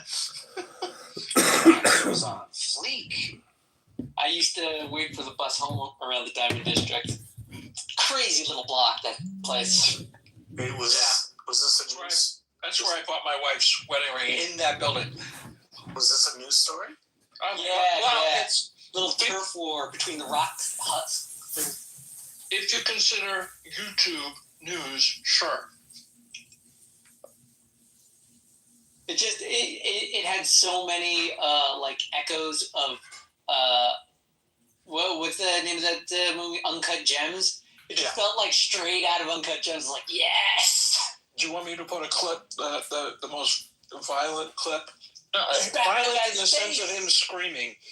The guy who is really. The setup for this is one of his competitors. It's confusing. I didn't even fully get it. Okay. It's like, you're pretending to be me. No, I've got the family to prove it. Here, there's two jewelers. Tracks NYC, who's like an internet personality, has tracksnyc.com. Oh, I know Tracks. Iranian Jewish guy. I believe he's Jewish. and he has a booth in this building that has like all sorts With of a Muslim name. With a Muslim name. What do you mean a Muslim name? His name is, he says it. He says his mother is. But maybe I'm wrong about it being Jew. I know he's Iranian. No, he is a Jew. He is Jewish, but he has a. Okay, yeah, there's a lot of overlap in many countries, naming wise. So he has a booth, and this guy, RK Jewelers, has a booth right very close. And some guy went to RK Jewelers and bought something, and they said this is from Trax, and it was supposed to be 14 karat gold. He sells these really flashy necklaces and stuff. I never buy any of this. You know, the big wrapper kind of chains and stuff. And he bought it, and it wasn't right quality, and he went back to Trax and said, hey, they said on the receipt it says Trax NYC, the receipt from RK. So he goes back to Trax and says, hey, this is bad. So he actually refunds him the money, which I think is really, really cool. Like, he does the right thing. And then he goes to the other company and says, you owe me the money because you you used my name, and B, you sold him something that wasn't what it was to be. Right. And then it all. So let me find the video. Yeah, and then it all goes down. In response, the guy spits in his face. Yeah, and that's assault, right? War right, makes sense. That's assault. Well, so he gets arrested. The guy who spits in his face. Third degree misdemeanor. It's a third degree misdemeanor. Thanks. What I'm reading is one brother assaulted him, including strangling him and hitting him with a. They used his chain. They pulled. And hitting him with a scale. I mean, that's pretty serious. Both brothers were charged with assault and taken into police custody. Trax was hospitalized with injuries and said he plans to take legal action. Oof. Oh, and RK Diamond's owner reveals he's broke after wild Trax NYC fiasco. So, Trax ended up on top of this. Let me see if I can find the video from Trax's viewpoint. So, is it correct to say that it's the AK brothers that are RK, they screwed up big time. Yeah, I'm sorry. Yeah. Is RK? Is that how it's pronounced? I think RK, ARKY, I think. I thought it was AKY. I'm not sure. Well, that's what this thing says, but it could be wrong. Oh, here we go. Here, I got the video. I'll put it in the chat. It was, and everyone's reposting copies of this, so it is all over this place. Why is Israel named Israel if Israel is a Muslim name? What? What? This is in the comments. Empire asked, why is Israel named Israel if Israel is a Muslim name? Israel is not a Muslim name. Yeah, Islam came after Judaism, So who is that? Is he still in the audience? No, he left, I guess. I invited Nargis up. She hasn't been here in a while. I think I've been making certain people. I think she's been hanging out. What's your take on what's going on? We need the Iranian update. I asked the Iranians, they all brush it aside. It seems like every time I hear about like a protest that's like gaining and lasting some days and leading to some political killings, every Iranian outside of Iran says this can't go anywhere, it's going to be put down. And they any hope to try to grow. Yeah, I'm getting that feeling that the regime will just somehow frickin' survive. But they say every time, yeah. And it's just, I thought this would be the one. You say that. I said that a couple years back and a couple years before that every single time. I know. It's like Lucy with the football. It always looks like it could be something. But the Iranians just say, nope, you're wrong. Yeah. Sad. Yeah. Just imagine what the world would be like with a resurrected Iran. It'd be amazing. Oh my God. Working together with Israel? More than that, just like working together with the West, being insane, and that's what it was. Not wasting all that money on like. Oh my God! Starvation, the death, the oppression, the religious fundamentalism. Dear God, it used to be fucking Paris. Iranians are smart people. They're just so smart, man. They could do so much. They'd be a center of innovation. Yeah. And guys, it's Iran. I said Iran. Yeah, whatever. Not Iran. Or just. There's a special sorrow in the heart for Iran. Samson, get your ass up here. Yeah. So I got obviously worried and called my aunt, and she's like, nothing is happening. Right.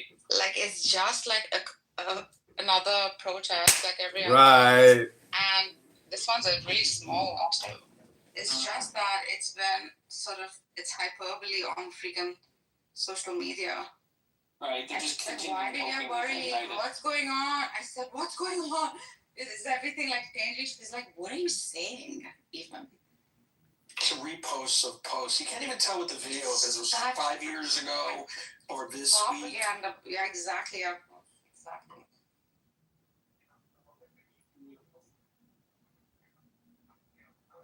I said, has the regime changed? She said, we wanted as much as you, but nothing is happening. I said, no, check out, they're given some street name, like Pasteran in one of those protests. And she lives by it, by the street, like, it's a couple of streets away. And she said, nothing is happening. Wait, I saw a video where it said Trump Street. To us on social media, huh? Wait, are you saying where the guy put the Trump Street sticker over the name of the street? That one? Like, no, that one, no. This is Pasteran. This is another. I went and looked up like the street names and stuff because usually it happens around the area she lives in. It's also upscale, and usually like people living up north in Tehran do these protests. Yeah, they're smaller number, but they're very concentrated and loud. And so I asked, and I said, and the first thing I said is, did the regime change? She said, what are you talking about? Nothing is happening. I felt so betrayed. Yeah. I don't know, usually. They feed us shit, bro. Like, they fucking feed us lies. You don't know how to trust anything anymore. Right. I don't think it's as small as certain people want it to be. The thing is, this is usually how it starts, and obviously you have to remember that Iran is a massive country. You know, Yeah. so just because certain things happen in certain cities doesn't mean it's going to happen in others. True. Hey, It's not like a national change, like how we saw like the revolution happen. Or not healed, can still be grateful. Yeah, I agree with that. I have a hard time believing that I have one hand for some all-powerful being's glory, though. That doesn't make any sense. Well, it may not, but when I think about some of the things that people have gone through. Why? Yeah, as this basically saying all the men are terrorists. Why are no men? All the men are terrorists. Right, exactly. Thank you.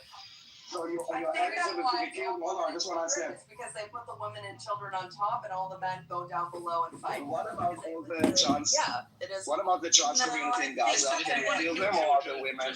Just, I'm not going to stop you. If you want to kill women, What about the trans community? You enjoy it. What about the trans community in Gaza? Are they considered men or women? I'm not going to kill them myself. You can kill them if you want. If you want to kill women, we will. That's your prerogative. We don't want to. No, we don't want to kill. You just enjoyed it. You told me you want to eradicate them and all that stuff. No. I said it. Yes, but I said I said we will kill, exterminate, eradicate, ethnically cleanse anyone. But listen to the end. Listen to the end. Listen to the end. Anyone that tries to kill us, if you care for your life, anyone that tries to kill us, we will destroy and kill. The babies, anyone that tries to kill us, we will kill them. Got it? The baby tried to kill you. Yeah, so Aziz. Anyone that tries to kill us, we will destroy them. If they're in a hospital, if they're in a mosque, During the second Doesn't matter. I think the reason why in baby strollers and walk them across the crossing, like at Shalom Crossing, when they could walk over, and the baby strollers would blow up and they would be like suicide bombs. So unfortunately, they also used to do this in the ambulances. They still do it actually on the gurney beds. Underneath the gurney beds, they put IEDs and they'll blow up the ambulances, causing mass destruction. So unfortunately, you do have to be careful when it comes to even baby strollers and ambulances, because the Palestinians have learned how to essentially turn everything into a weapon of, like, a mass destruction weapon. Like, they can turn anything into something, a suicide bomber or something that blows up. Well, I think the Palestinians are sexist because do you know how fucked up it is to put a fucking IED in a baby stroller and walk it across so that you can blow up people and kill and cause as much destruction? It's shocking to me that you're more upset about Israel and babies dying than you are about the concept of parents rigging a baby stroller with a child in it and blowing it up. It's disturbing. Daniel, is it because all men are children that they are not being counted in the numbers? They're cowards like children, yeah.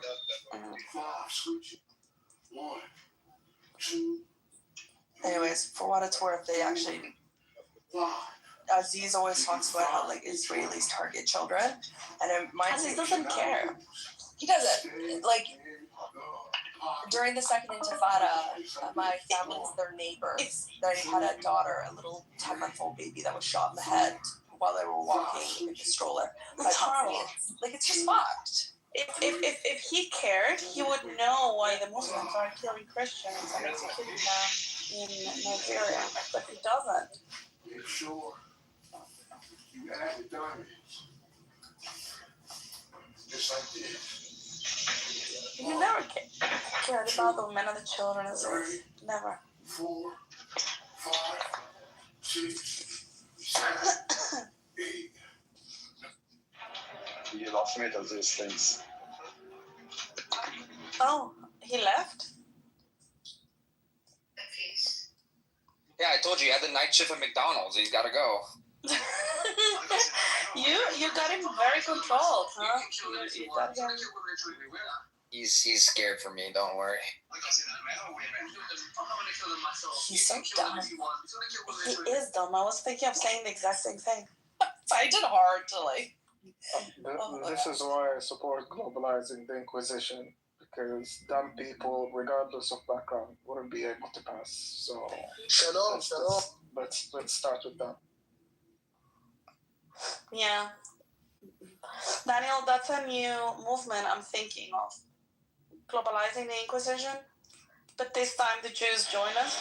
Yeah, this time the Jews. I love the idea.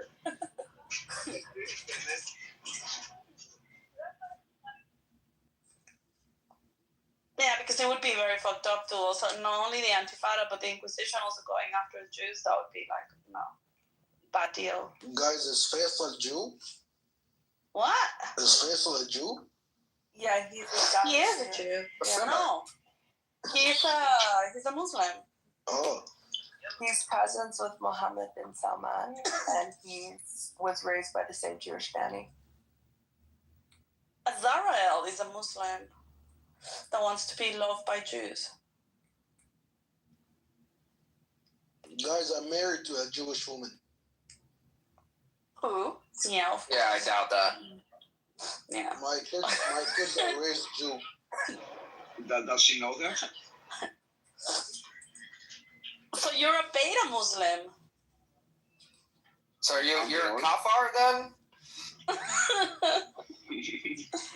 That literally I only believe in Judaism. That literally translates into attire, a kafir. Attire, okay, yeah. Well, I mean, tires are really worthless unless you put them on a car. It takes a few years to convert. So we'll put them on my car and we'll use them as a tire. There you go, very useful.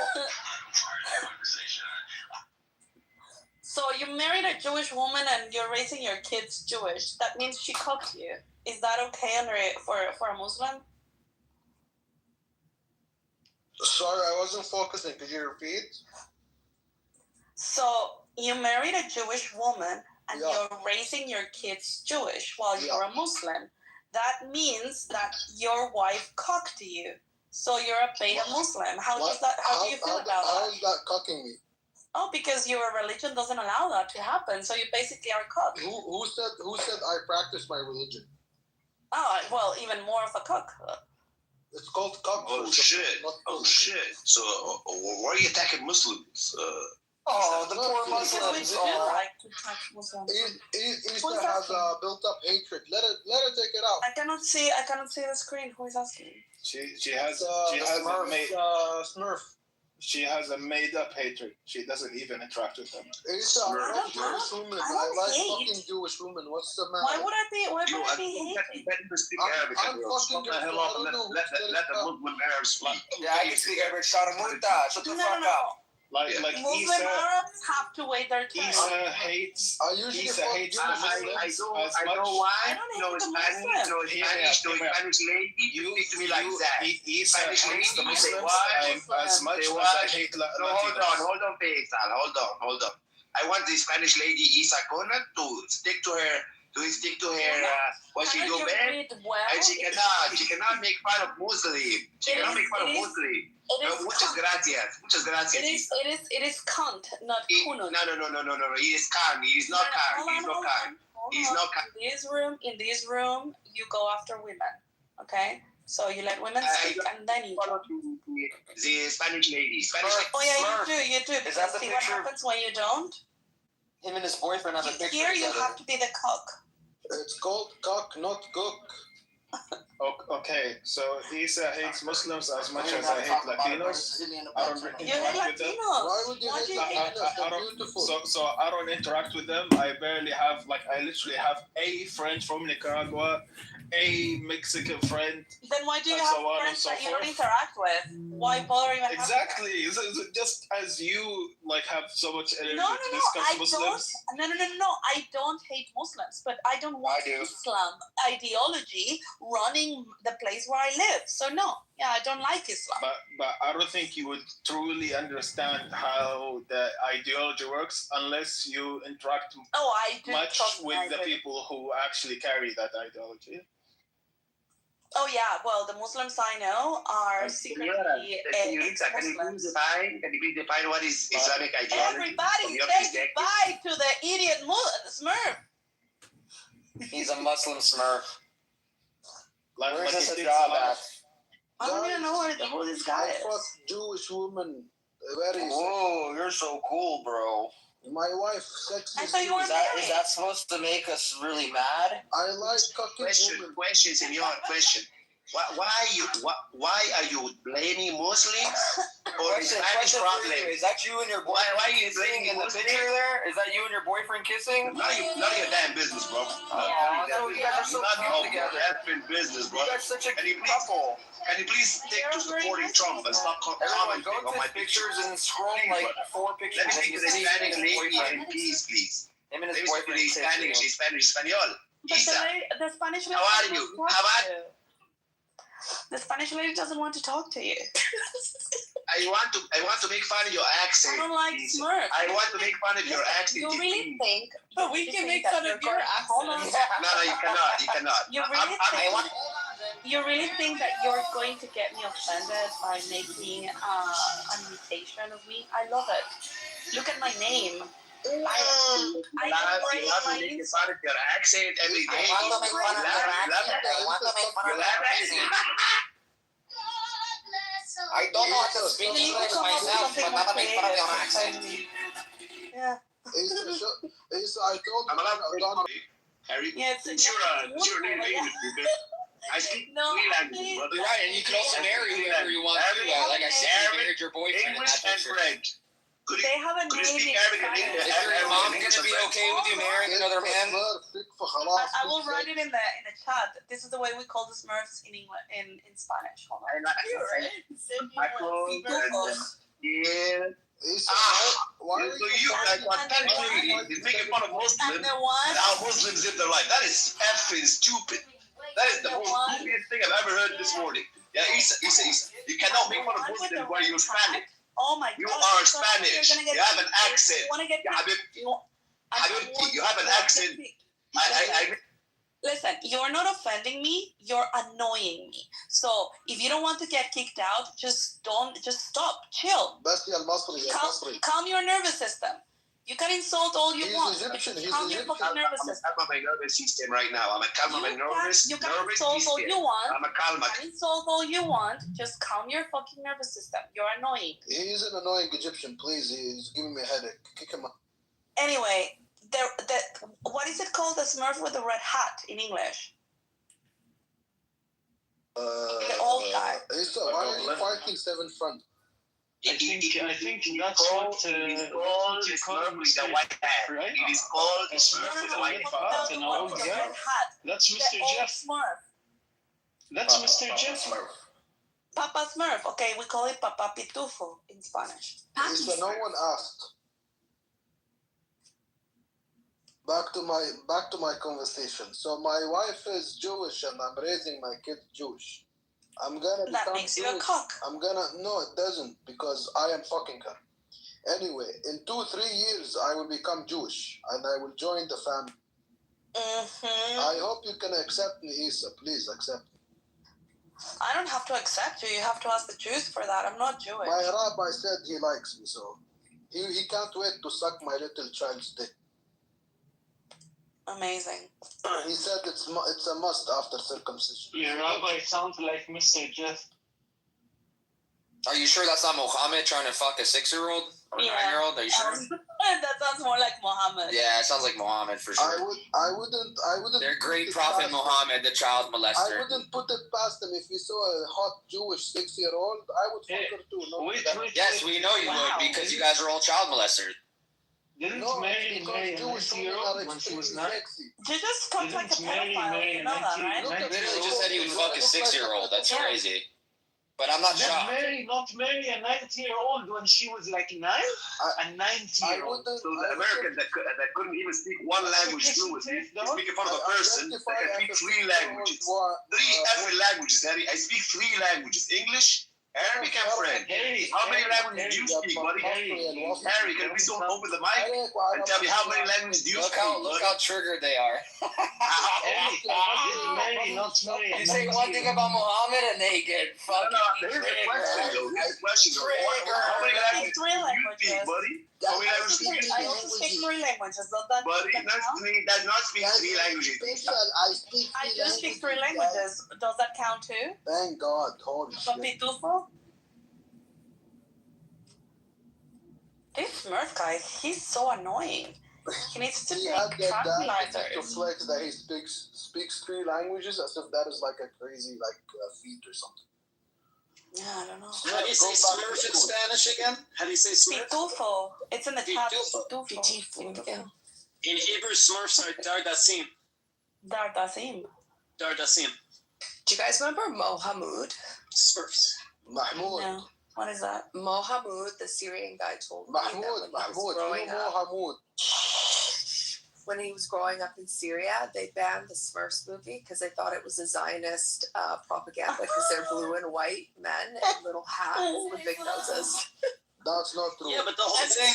No, it's the opposite. Gargamel was the Jew. That's not true. I have Syrian family. We watch well, actually, I don't know what was the name of the cat in English, but in Spanish it's Azrael.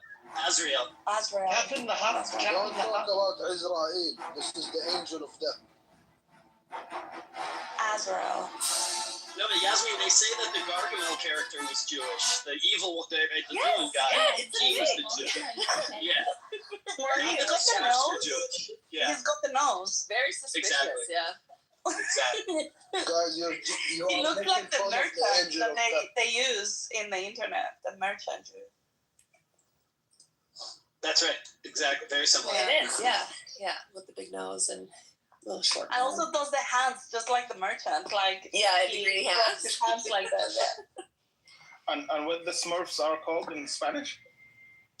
Pitufos. In Arabic, they're as-sanafer.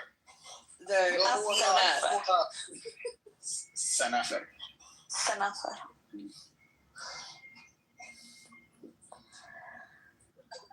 Yeah, it's a very weird crowd. Yes, I'm an odontologist. I believe in beautiful, big, curvy, voluptuous. Don't you remember? I asked you for your ass. Who? We had this conversation before. I said that I'm an odontologist. Jasmine. Not Jasmine. You have the orthodox bootyist, and I told you I'm an odontologist. Oh, yeah, and I told you that a man who is obsessed with asses is gay. That is crazy to say because I love the curves. It's not about the ass. It's about the curve. I don't know. I think you should be talking about boobs and punanis, not asses. That is that. And I told you, boobs are for boys, ass and thighs for men. Surely you think I'm gonna have milk? I'm gonna drink milk? It's about the shape, not the size, by the way. It's about the goat. The goat. Now we get into the sheep. The shape, you stupid idiot. The goats are pretty sexy. I thought you said goats. The sheep. The sheep and the goats. The goats are pretty sexy, not gonna lie. We know you guys like them. It's hard not to get turned on when they're walking past. Oh. Is your wife okay with that? My wife says we can share a goat together. Wow, amazing. Yeah, she actually likes it when I fuck. Do you guys drink camel piss while fucking the goats too? Oh my god. Never. Camel piss is disgusting. What's wrong? Of course, you guys love camel piss. I have standards. That's where I draw the line. Camel piss is a big... But fucking goats is okay. I actually like to give my wife golden showers. She likes it when I piss on. Do you like to do porta potty Dubai also?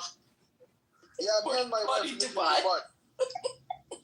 Me and my wife. You like to shit all over her also? I mean, she's used to getting shat on. I mean, that's her whole culture. Suffering. No, that's your culture. Actually, that's why they went to Poland last time. It was. Is Mia Khalifa like your idol? They paid the Germans to take them to suffer. Look at this goat. Show me. This is the type of goats that he likes. PTR. I'm refreshing. Oh my god. I'm refreshing. Even Clubhouse puts NSFW. Just open it. Where is it? Who? In my photo on the. I'm refreshing. Yeah, you got the goat with the curves. Exactly what he wanted. That's perfect. Yeah, that's the type of goat he likes. Damn. Shawty got a booty like You have never seen those goats? I did. They're in Pakistan. Hey, can I introduce myself? Yeah, he flies to Pakistan specifically to fuck these goats. We're talking about goats. We're going on vacation, guys. I told you that Clubhouse put it in NSFW. It's just a goat. Honestly, I would eat that ass. Oh. Let's go on a bachelor's trip to Bachelor's party to Pakistan so we can fuck some goats. How doesn't that goat's back hurt? God damn. Golly. PTR. Look at the profile picture. God bless the ignorant American man. He doesn't know shit about life. And he's commenting on how people live their life. Go find this princess. Yeah, you live in America. That's funny. I don't live in America. I live in Canada. I'm Canadian, brother. Canadian, not American. Oh my god, bro. Just keep your mouth shut, bro. You live in Canada. Relax. My guy, can you go find this? It's like these motherfuckers, they come from other countries. They come to Canada because they know they can get citizenship in Canada, and then they think they're American. No. Canada is a better version than America. Everyone in America knows that, right? Well, we know that it takes nothing to come to Canada. You'll never be American. We know that. I want to be American, man. Who said that? Sounds like you do. You want to see what what Smurf looks like IRL? Look at my PTR. This is... والله قاعد شكلي أحسن كده. I look better than this. يا Egyptian, go back to your country, not Canadian. Shut up. بصك متخلي بالعربي. This is great. Muslims fight each other. This is the best. Let them fight each other. Is that you, Smurf? This is Smurf. Yeah. You need a better haircut. No, that's not me. Those bangs are not straight. Yeah, he did it himself. He doesn't pay barbers. He does it himself. Do the Muslims fight with each other on Clubhouse? Yes, we fight here. No, I'm not Muslim. We fight every day. Every day. We fight. كل خرا المصري عليك. They kill each other. What do you mean? Fighting on Clubhouse is nothing. That's like arguing at the dinner table. Let me pee in the Nile and maybe you'll drink it next. Sorry, I'm not your wife. I don't drink piss. Harry, no one's talking to you. Are you Egyptian? Azrael, Habibi, Azrael, you're a Saudi, yeah? You're a Saudi. Oh, wait, you guys are fighting with each other. Sorry, go ahead. Keep fighting. Azrael, hold on. You're a Saudi. You know what is a Saudi, right? You know what is a Saudi? Go fucker. An ignorant that doesn't know shit about life. You're a Saudi. You know what's a Saudi, right? You know what Arab? You own your country, bro. I don't give a fuck if you own shit. You don't know shit, brother. You don't know shit. You're a Saudi. You know what's a Saudi, right? Back from Israel. You know what's the stereotype about Saudis right now? They're a bunch of ignorant goats. You know that? Goat fuckers. Goat fuckers. Idiots. You know? Aren't you guys supposed to be united Muslims together? Guys, how did you know? Aren't you guys Muslim brothers? Why are you fighting with each other? You guys all hate each other also. I forgot. Yeah. I don't like Saudis. Who the fuck said I like Saudis? Saudis are idiots. You're never going to be able to have a caliphate if you continue like that. I never want. See, here's the thing, right, Harry? I never want to be an American, and I definitely do not want to be a Saudi. Definitely. We don't want to be American either, so it's fine. How did you know I'm Egyptian? No. How about you fucking fix your English before you claim your... Brother, I'm coming from Saudi Arabia. I'm looking for America. I want to go to America, brother. I'm not Saudi. I'm not Saudi. Yeah, but you're in Canada, so like, I don't, you know, maybe just keep your mouth shut. He for himself, honestly. Canadian wouldn't say he want to move to Canada, you stupid. Saudi would just go back. Saudi, Kuwaiti, Qatari, Emirati, same shit. Same shit, different ball, man. Egypt, same shit, different ball. North Africa, East Africa, same shit. At least right. We have civilization. We have culture, Habibi. We have culture. Do you have culture in Saudi Arabia? Fuck no. Do you have any kind of culture? Yes, they drink camel piss in the desert. That's great culture. Exactly. The aliens built our pyramids. We have pyramids, Habibi. We have pyramids. Yeah, go sit on them, shove up the... Yeah, but you guys didn't build those pyramids. The ancient Egyptians built the pyramids. Yeah, which is my grandfather, right? Your grandfather from back that long ago? Wow, I didn't know your grandfather was that old. Yeah. Wow, interesting. So how old are you then? Like 3,000 years old? Structure to build, and you're like, oh, we have pyramids. How are you flexing a bunch of fucking... You can see grandpa was a metaphor for ancestors, right? And you're trying to flex something... I don't know. All I know is the ancient Egyptians were never Muslim, so make that make sense. Tell how were Muslims. They were anti-Jews back in the day. They were trying to kill Moses. Well, they weren't Muslim. I have a question for Smurf. You said that you're in Canada. Are you back east or are you on the west coast? He's in Cairo. Italy in the middle. Oh, you're Winnipeg? In the middle. I have a question. Saskatchewan. To Canada. Saskatchewan, yeah. When did you come here? Let me remember.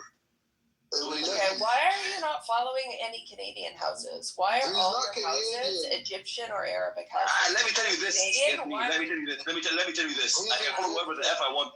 I can talk to whoever the F I want to about whatever the F I want to talk about. You know that? Okay, well, you're in my country now, and no, if you're going to be in my country, you're going to have to assimilate to my country, and no, you're going to have to join some Canadian houses, otherwise we're going to deport you. Jasmine, send them to school. Oh, sorry, no, I don't want to pay public fucking welfare on this. Fucking hate Trudeau for letting in these people. So I have a question, Yasmin. I have a question. No. You do not hate him. They required skilled immigrants to come build their country, Habib. How about you go fucking clean up this... Hold on, Azrael, hold on. Both my parents are immigrants. They came to this country and contributed to this country, and they love this country. They wear Roots gear every single fucking day of their lives. You come to this country, you get on welfare, you fucking rape our system, you use our social services, you send money back to Egypt instead of spending it here in Canada, and you fuck our economy. Why the fuck are you here? If you want a better economy in Egypt, go the fuck back to Egypt and do it. We don't need you here. You're literally sucking the system. I can't stand immigrants like you. What did you guys do to build the country? Drive Uber? Driving Uber is not building the country, bro. What do you do for a living, Yasmin? Opening habiti shops on the corner is not building the country. Are they doctors? Are they engineers? No. They're not neither doctor nor engineers. They're bunch of labor. My dad is an ophthalmologist. And my mother is my family are they have higher education. Higher education. So they wanted them. They were asked. They were begging for them to come. When my mom came here, they were begging. Yes, me. They begged my family to come to Canada. They begged them. Huh? Yeah, that was the biggest lie I've ever heard in my life. I know. They begged you to come because a lot, way more than her in life, and she's like, see. Okay, shut the fuck up. You do not know more. You are a guest in my country, not the other way around. If I was in Egypt, I would have better manners. You're in Canada, you're in my country, you're gonna have better manners. He's my dog. Why are you insulting my dog? It's not on. He's my dog. He's on my leash. Why the fuck are you here? I hate people like that. The audacity to claim he's Canadian. Yeah, you're not Canadian. I promise you. You weren't. Actually, there was a statistic shown by multiple empirical data that dictated that people who graduated from Egypt bought their degree. Just like Mr. Jeff, his degree that is not statistical data. That is a proven fact. Yes, that statistical data is proven facts. Most of their degrees have been bought, and then they go. Of Cairo in Egypt and buy. What does Mr. Jeff have to do American with that? University of Cairo? The only problem here is a bunch of Saudis talking about how Egyptians you don't know how to speak English, and you speak like this, and you should go back to Arab. المصري احنا وياك انت عراقي ولا سعودي بس زفت عراقي ولا سعودي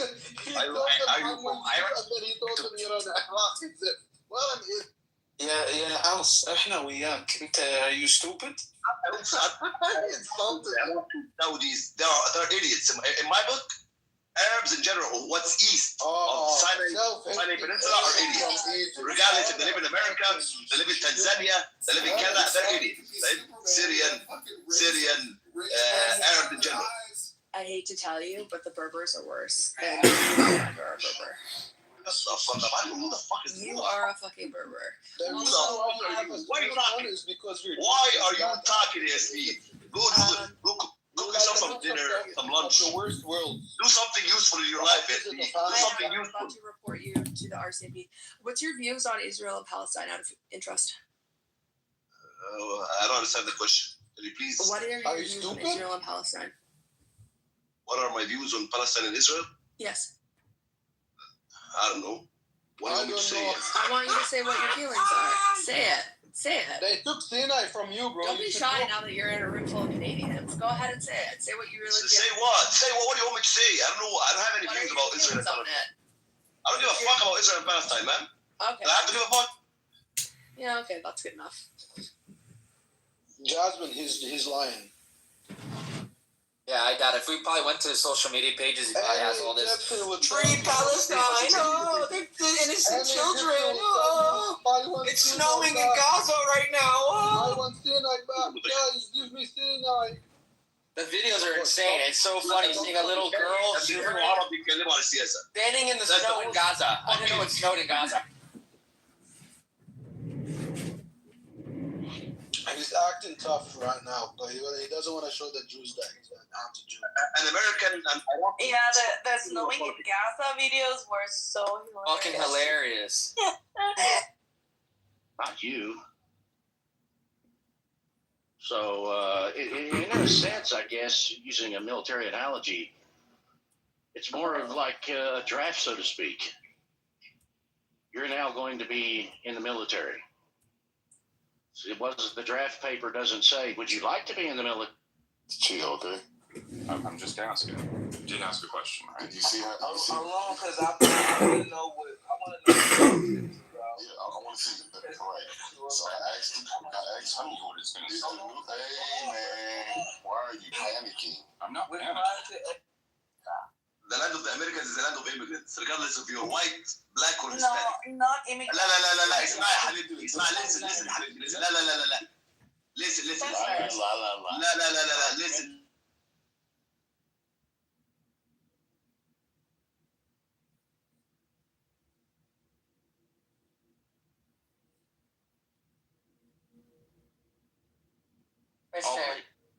I don't know if anyone want to say anything else, but are we at 100 yet?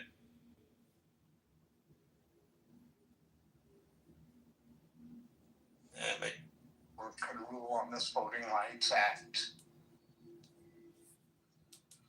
Well, I mean, you know, the history tells us that the bigger blockbuster cases tend to come down at the very end of the term. So I would expect that case and most of the cases like that we've talked about here and before, you know, those tend to be the ones that get pushed all the way to the end because there's more writing, there's more dissents, there's, you know, more going on. So I suspect that most of the big cases we're not going to hear until, you know, June. And they may even bleed into July. I mean, yeah, forgive me if you're referring to some emergency docket. I like watching videos of black men shaking their booty cheeks. I don't know when she asks how good is your tongue game. Until June. And I don't expect to hear anything good from the Supreme Court on anything with the possible slash maybe even probable exception of the case. Which I don't think the Trump administration is going to win, but it would shock me. But with the exception of that case, I think everything's pretty much going to go the way it's been going, which is, I mean, the destruction of the rule of law brought to you by the U.S. Supreme Court.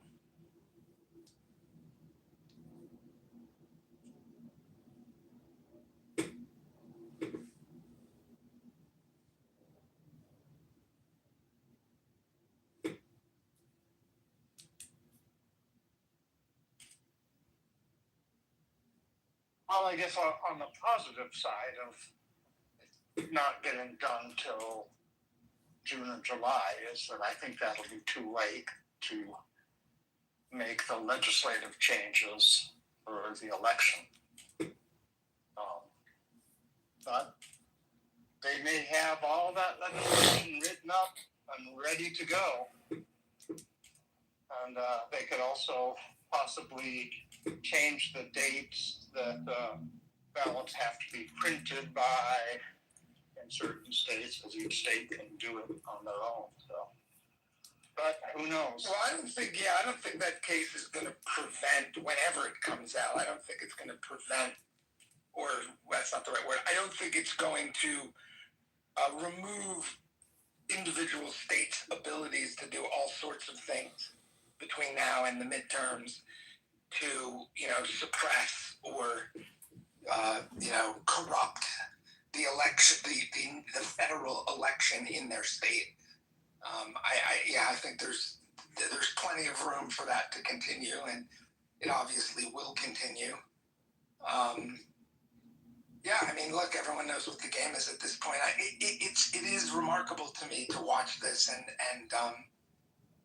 just to see how brazen it is and how crazy these people are. I mean, it really does. It really does feel like a bunch of teenage boys.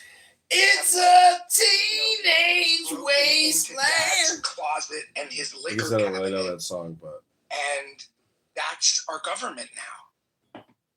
I mean, that's Stephen Miller. That's Hegseth. In a lot of ways, that's Trump himself. It's just remarkable. They're just children.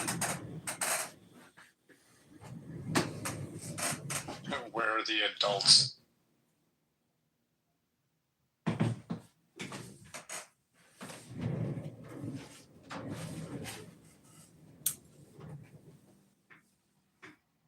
William, I saw you had your hand raised and I invited you up, but it doesn't seem to be working. Or you didn't.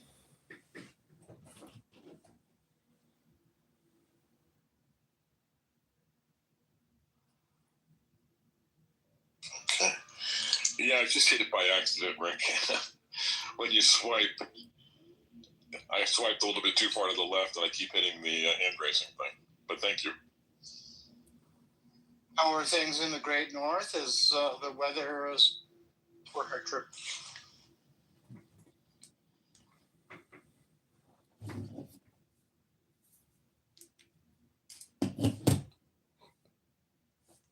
My dad's wasn't born in Iran, but yeah. But again, like I said, my parents didn't come here to go on welfare. And my parents didn't come here to rape the social services of Canada. My parents came here and went to university, and then they got jobs and worked, 5 decades, 50 years in the healthcare. So what are you doing for this country? They did very well within healthcare He's just being industry. Egyptian. Like, I'm not sure what's going on. But do you know what I'm happy about? That, like, I'm sad that he didn't have enough balls to say Free Palestine when I know that's his stance. Yeah, he was scared because he's in a room Yeah, with Canadians. I can say it with my chest. Free Palestine to the death of me. Me and Mr. You're Jeff. so brave. You're so brave. Me and Mr. Jeff was in the audience. Both of us want to free Palestine, and we spoke about it a lot. In fact, our hopes and dreams for, the recognition of the Palestinian state. So, Mr. Jeff, I would like to publicly thank you. I'm going to give you a heart right now for all your efforts and what you've done. It means a lot to those Palestinians. Well, he only sends dick pics. This is Trudeau. It is. Jeff, unfortunately, shared his profile. And I seen the messages. I don't know why he was doing this. Why is Mr. Jeff lying? Israel was No, he's not lying. I've seen it in so many others. You're disgusting. Jeff is a Actually, very disgusting. Mr. Jeff. Ask Israel. He was there, but I think he's ashamed right now to be supporting them in front of you guys. But Mr. Jeff, you shouldn't. I just don't know how you call that thing a dick, bro. You piss on your own balls. Show me. Seriously.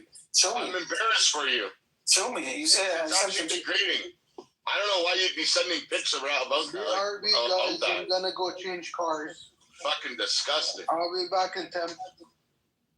Yeah, go change your Uber. Make sure to put the Uber sticker in the front of the car so people know you're an Uber, okay? Or wait, are you changing from Lyft to Uber? Which one is it right now? Oh, no answer, okay.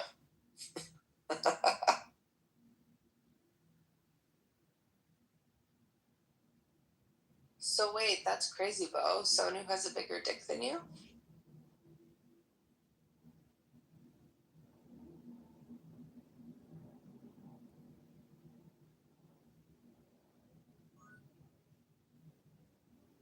Is it fair to compare me to some fucking alien? And Mr. Jeff, I know that it's a bit embarrassing. I didn't mean to embarrass you in front of your peers. We can go with you didn't support them, wink, wink. But I really do appreciate the gesture that you were doing in private rooms. Actually, there's a guy called Yirmiyahu. DB, hold on, shut up. DB, listen. If you do need a good plastic surgeon, I can recommend one. DB, do you know Yirmiyahu? I do see that there could be a DB, shut the fuck up. You know I feel bad for you, my friend. So sorry. Do you know Yirmiyahu? I can help you. With he doesn't want to listen. Look. I can help you with a GoFundMe. Maybe you can raise a couple of bucks. It's a simple question, boss. It's a simple question. Do you know Yirmiyahu? Yirmiyahu was arguing with Mr. Jeff in the room. And Mr. Jeff stood with those, as he said, brave Palestinians. I respect you, Mr. Jeff. Even if no one else does.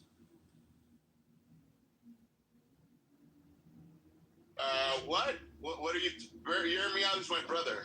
Yeah, ask Yirmiyahu. Ask Yirmiyahu that, you fucking retard. Ask him. He's happily married, bro. He's not gay like you. Sorry. Ask Yirmiyahu what Mr. Jeff said.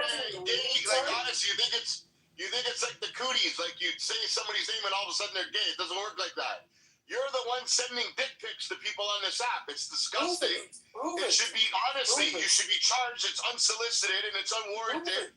It's fucking degrading and disgusting, bro. But you've been reported many times for that. So I would stop doing that if I was you. Disgusting. Stop sending your fucking dick pics to people. And I don't even know why you'd even call that thing a fucking dick. Mr. Jeff said half of the IDF is gay. Sue the guy who gave you that circumcision. Honestly. Maybe it was your mom, she bit off the skin. I don't know. I don't know what it was, but fucking disgusting. Where's the evidence? You're off talk, no bark. Oh no, don't worry, buddy. You're on a special website too. True. Mr. Jeff, you're a special type of snake. Body. I'm gonna post it now. Perfect. Now we get to see this. But guys, don't get mistaken for an anaconda. It's not an anaconda. Okay. Well, it's just my dick. It's our third leg, guys. Oh, that's exactly it. Oh my god. Disgusting. This guy. What the fuck? Disgusting. Yasmin. You fucking piece of shit, bro. Yasmin, you fucking sending it to everybody. Bex? She knows the truth. She knows how long mine is. Mine is a respectable 19 inches.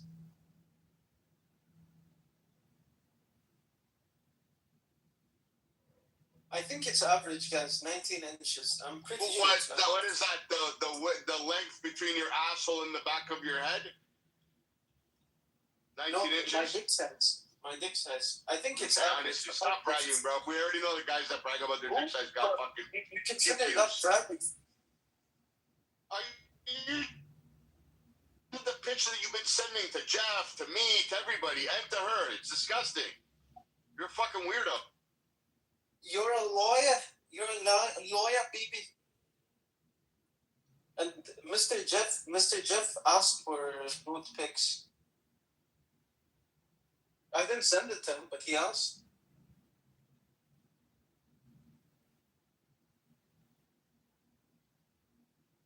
And he also asked if the IDF would run a train on him. True story. Bo, you're not beating the allegations. خصومك على خصوم إسرائيل على خصوم فلسطين. شفت بقى؟ Keep going. Say how you really feel. He's talking about his mother right now. Wow. These guys say violent shit about their mom. I like to I don't know why. Look. I have the right. I'm coming to rescue your goats. I'm coming to rescue your goats, okay? Lay off the goats, big guy. With the 19-incher, okay? Hey! How are you, Ed? Gowder, you're in the Guinness Book of World Records then, aren't you? It's amazing. Ella, I missed you. Mm-hmm. Where have you been? Bet you did. Have you been a good boy? Ella, I told you I'm the dog. Have you been a good boy? You're not answering my question. You're going to get punished. Oh. Okay? Ooh, don't turn him on there. Yeah. Don't make me punish you. Bend over, grab your ankles. I said grab your ankles. Do it. Right now. Like a good boy. No. No, I said do it. No. No. Okay, it's a spanking for you. I told you. The rules. I said grab him like a good little bitch. Where are you going to spank me? Yeah, you like that strap on. No. Okay, too much now. I'm not Mr. Jeff. You got me mistaken for Mr. Jeff. No. Shut the fuck up. You don't too much. We know. Okay. And just right and then there. You like to give it to your goat after. I'm sorry I'm telling all your dirty little secrets.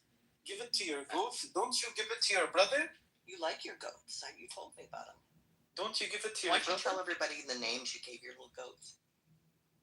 One of them is called Elle, because it reminds me of her. That's your favorite one. Exactly like her. Don't lie, the goat's name is Fatima. Yeah. You fucking little goat Fatima. No.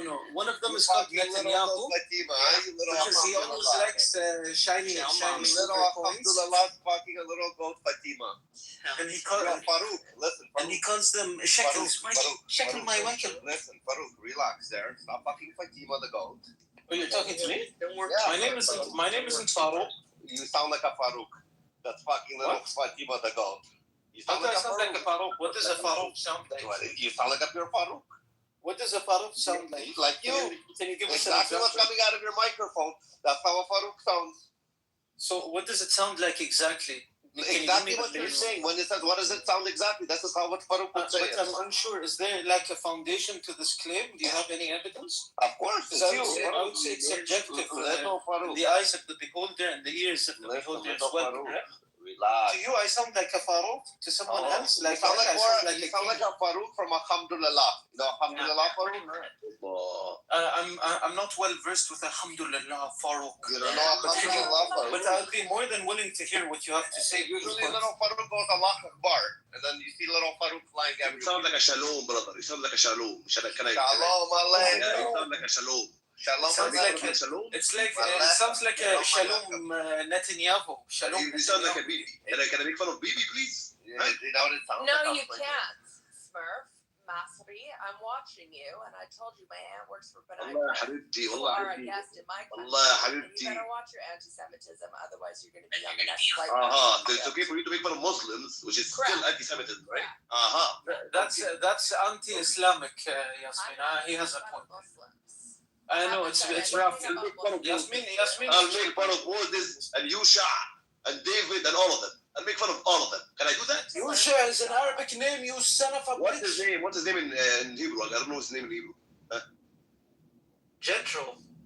خلاص, I'll make fun of Moses, David, Jethro. Yeah, we don't give a fuck. Nobody's talking to you like that. Anyways, watch yourself. ما حبيبتي. No, not حبيبتي. I'm not your انت حبيبتي. I'm watching you. انت حبيبتي, but the thing is I don't like Iranian ladies, man. They don't shave. They don't shave. Go fuck yourself. Yasmin, do you know, actually I would love to watch you. والله العظيم she doesn't shave. She does not shave. Iranian ladies, I live in an Iranian neighborhood. They do not. All right, so now you're harassing. She's a good girl. She's a good girl. Trust me. She's a nice one. Why are you guys always so fucking rapey? Like, why are you always sexualizing culture? It's the goats. They fucking goats. Wait, Yasmin, don't generalize. I'm not. No, I'm talking about Egyptian. It's the generous. Egyptian. Yeah. See, she's talking about Egyptian. Snap. No, clap. She's talking about you. No, you don't need to listen. You don't need to lie. It's okay. They already know. It's okay. You like. What did they already know? They know that you're a little bitch and that you like to grab your ankles and take the big one, the 19-incher. I'm not your dad. I'm not your dad. Told them you had a 19-incher. Listen, I hear the part where the 19-incher is the strap-on. She's trying to project onto other guys to normalize it because your dad is letting them know, because everybody knows in real life there isn't a 19-incher. Right now. I outed you a little bit. I'm sorry. Because your husband made you think it's normal. That ball gag will be nice later. I just came in. Yeah, but you know that your husband is into it, and your dad is into it as well. You're acting up right now. To protect all You're acting up right now. Shh, calm down. No, I'm telling the truth. You can hate it, Well, love you it. did tell the I'm a man of the truth. truth. It is 19 inches. I'm a man You of the just didn't truth. tell him it was the strap-on. I'm a man of the truth, and your dad likes it like that. That's why you're trying to project onto me. You don't have a me. 19-incher because that's not humanly possible. So I just told them the I exceed all expectations. I'm known for breaking the limits. Sure. But you'll never find out. Because I'm not into she-mans. I bet you did, honey. I'm not into she-mans. Oh, see, you brought it up. I wasn't going to tell him that part. Bo, God, you just tell it yourself. Like, oh my God. oh my God. He was gay the whole time. I'm not into she-mans. What's LC _ on the fly? Is that you? Oh, holy shit. Guys, did you see this ugly bitch's face? Yeah. Oh my God. Oh my God. Oh my God. Don't talk to women What like you that say on the when stage, please. have you grab your ankle? Bo, don't talk to women like this on the stage. Okay. Is L, are you a woman? I'm trying to confirm. Honey, come on. You don't have to be performative. It's okay. Are you a woman? Hey, you already know this. Answer the question so I know how to go on. The questions. Guys, refresh my PTR and tell me. Male, female, or something in between? Wouldn't you like to know, Bo? Time has not been good on you. Well, she's definitely not a goat, so it probably wouldn't be in your favor then. Yeah. She looks like a cow, though. That's right. Moo. Mommy. Moo mommy. That's what you call me.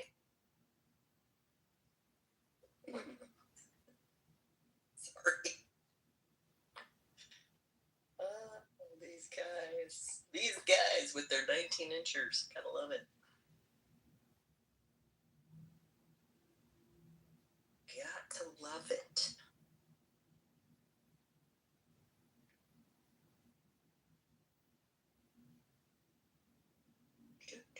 How's everybody? Fighting the good fight? Fighting these trolls?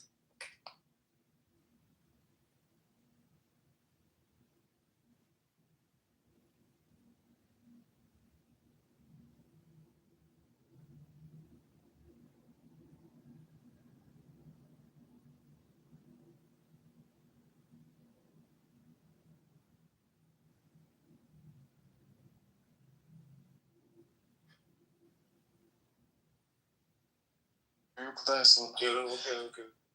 Okay, Assalamu alaikum. Büyük Kudaya Sala.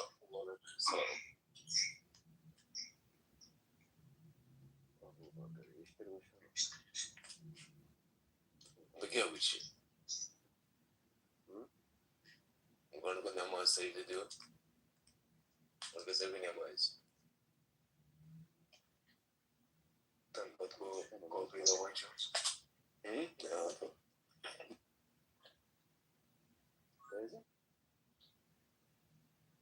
Yutan gelsin koydum kuzeye çekiyorum.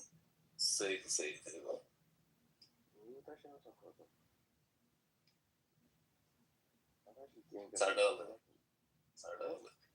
Na, mo ya shi koyi luko thoma diya, dem se ki hinga sa matlab agar na para ke na ki koyi khosna wa. क्या हम तो मगर छोटा सा करता हूँ काम है शुरू Telgis pode ser que çocuklar kazanması. Namazı seçiyor değil, namazı hakone sunyat. Tamam gerçek. तो भाई हमसे चिंकी का सागर ना तो पारा क्या बल थोमा दिया और when Nasıl bu sonat farz keş. Bu farz. सब करते हैं फारज ऐसा सुना ऐसा क्या Kuş mu ona ne? या जी कोई रात था तो हम tamam yaşlar Teli rozda. रोज़ चार सौ का şeyler çiz Time izleyemez para ibadet karin Kur'an. Tilavet. Sadece kumarız.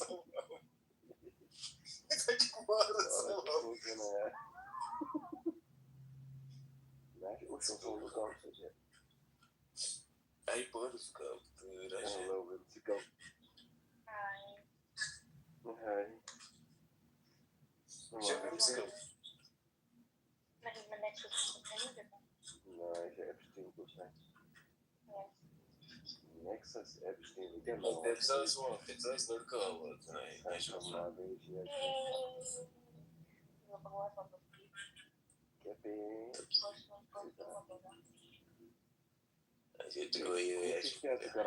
क्या कोशिश करा शिवर सेंटेंसेस बनाते हैं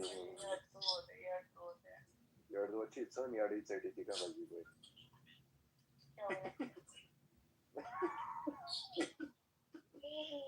दाज वगैरह क्या चाहिए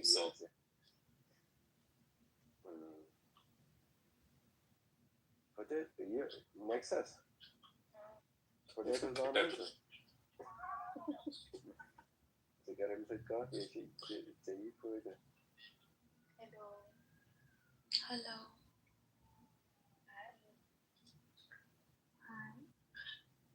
Hello, hi.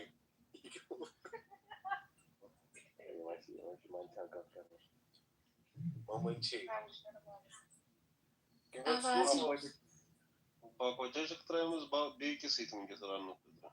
Ну, зови. Не успойте хлоп, достать кузову возьму. Такая кузову, такая близко.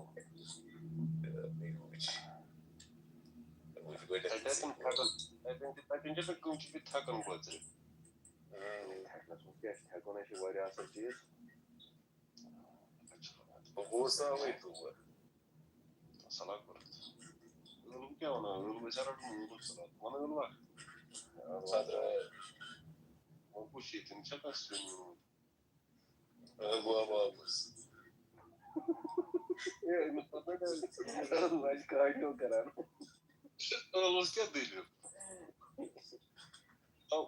अगर से खबर को दिक्कत है ना खबर कमन ग्रेडन में तो बस रोज तो ते होवे ना क्या मतलब सांगता नहीं सांगता काय ते किती सांगता मन सावे अच्छा सांगता रॉंग तो तसे काय मगर किंगा मतलब इस दुनिया से ना मतलब पॉपुलेशन में क्या अर्धे में से शाम को हमेशा दुनिया सा बिल्कुल कम पॉपुलेशन लोग ही ऐसे कोई जाए बराबर आसा ठीक है शुरू इस लाख जासी मज मारा शुरू में से दी बात लगी कि अमेरिका पर अलग करें मतलब इंपोर्ट बाकी मुल्कन लगी अलग ग्रो करें अर्धे में से दी मज बने अलग की खाते से फायदे में बने अलग जाए अर्धे में से दी मज लाइफ पर मतलब पॉपुलेशन होने क्या कहा रिश्यूज में क्या नशा आबादी दुनिया दी है अलग नहीं दुआ जैसे ना वाला वाह अगर ना वो ये हम ना वो क्या सामने कोई आठ बिलियन लोग के दुनिया है अंदाज़ चौरस मज क्या है ये पूरा 8 बिलियन लोग वाला से तो मतलब से वो कुछ शुरू एंकी वाला वाला चावत ना वो क्या होता है फॉर एग्जांपल अगर तू दाने रोग से लेकर आला ठीक है सेनियर ने दफा तो दाने 5 बोहरे ठीक हम कोई जैसा आला पोष नहीं है वरियस मज ने चलो दाने 5 बोहरे ते मत पोष है तीस काला गोन्यास पे शुरू मारना है फाके वाचासी मत वने अगर ते जिल कनाला से ना अलमुरी में बाकी ने ते अलवस 3 Bohre Zaga kalau balai kiat bur wede, benir ne cetum 2-3 like wede asma. Ambara bache cultivation wede. Aso production wede nera. So no kai problem. Always America. Inşa yedip podo. Na. Şöyle mesela promotion kan şey payı keçi sapsı. Tabii. Bu ne te kusku. Olma टमाटर शिमला कशीर मासांगन मकई Amerika buluştuk orada. Amerika içini. Masanger ke Chile. Chile içine country ya. Sana saçı payı Chile. Zaman değil mi akıllı doğmuyor ki. Masanger ke. Kuşur olmuş şitim kaç bire aydı. Kuşur olmuş ki Amerika içi. Ya kime günde yok.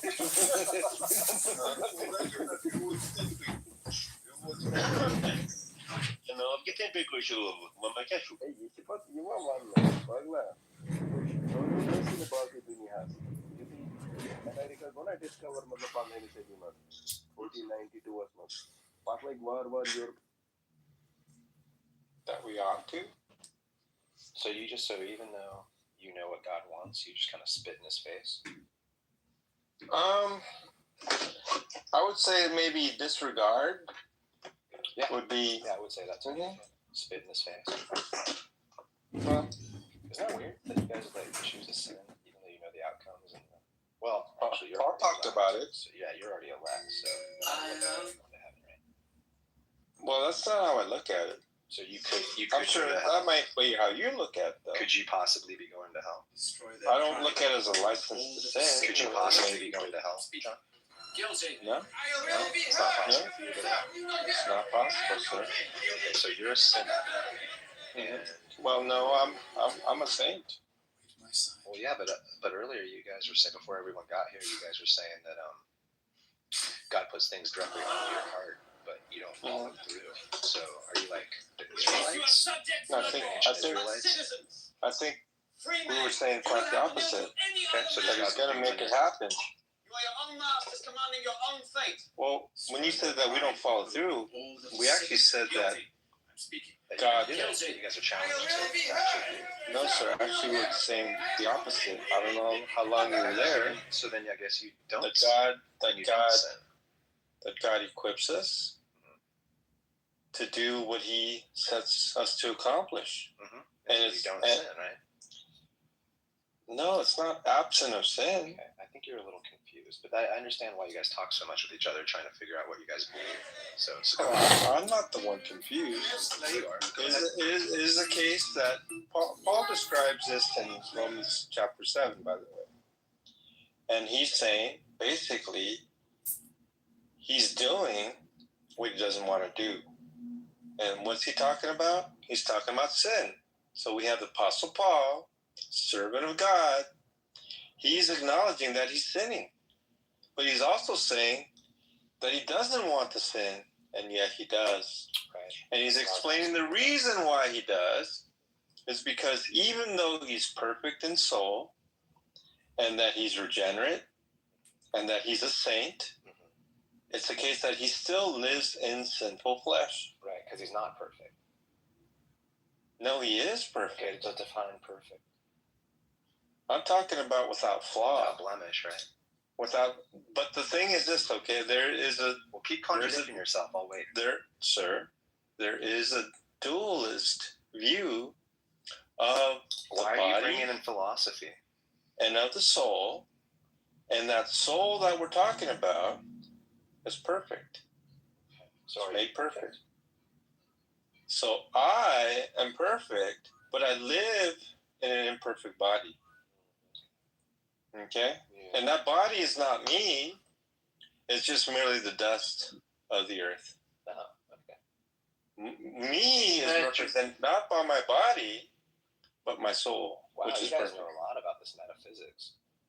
Yeah, Badger, let me say something here. You know, one of the, I would say a benefit, if that's a phrase you might understand there, one of the benefits of being one of the elect is I get to do whatever I want to do, and I'm still forgiven. I still get. I know that's what I just life. said to John, but he didn't. Isn't that agree. lovely? He didn't agree. I don't think he disagreed with that. Okay, so are you guys both going to heaven? Yeah, certainly, but I get to do so there's no possibility of you going to hell, right, John? That's correct, but I want you to understand this. I want you to listen. Everything's permissible, but not beneficial. That's right, but as one of the elect, it's not beneficial. I can do whatever I want to do, Badger, and still have eternal life. Me too. Isn't that wonderful? Yeah, me too.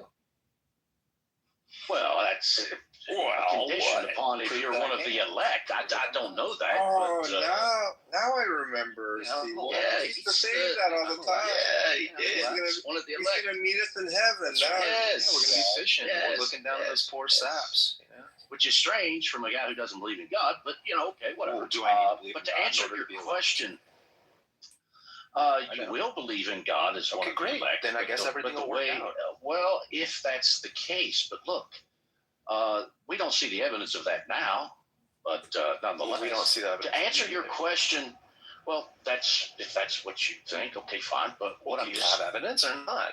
Saying to answer your question. Well, why did you bring up evidence? No, I want you to understand the answer to the question. I want you to understand. I didn't ask the question. I'm making claims. I'm going to such a thing is I'm elect. Indicators. Congratulations.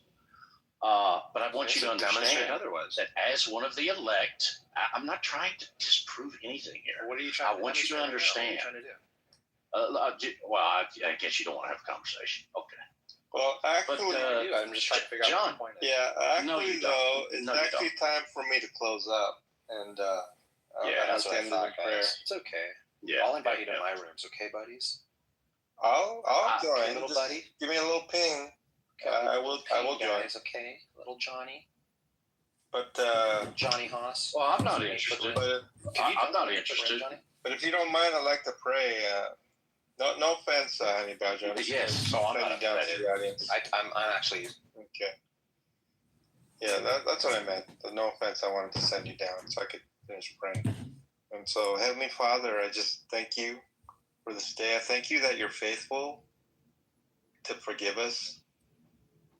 I thank you that if we confess our sins, that you are this faithful God who forgives us our sins and purifies us from all unrighteousness, that we may stand before you without spot, without blemish, because we're clothed not in our righteous actions, but in your righteous actions that you performed on the cross and dying for us.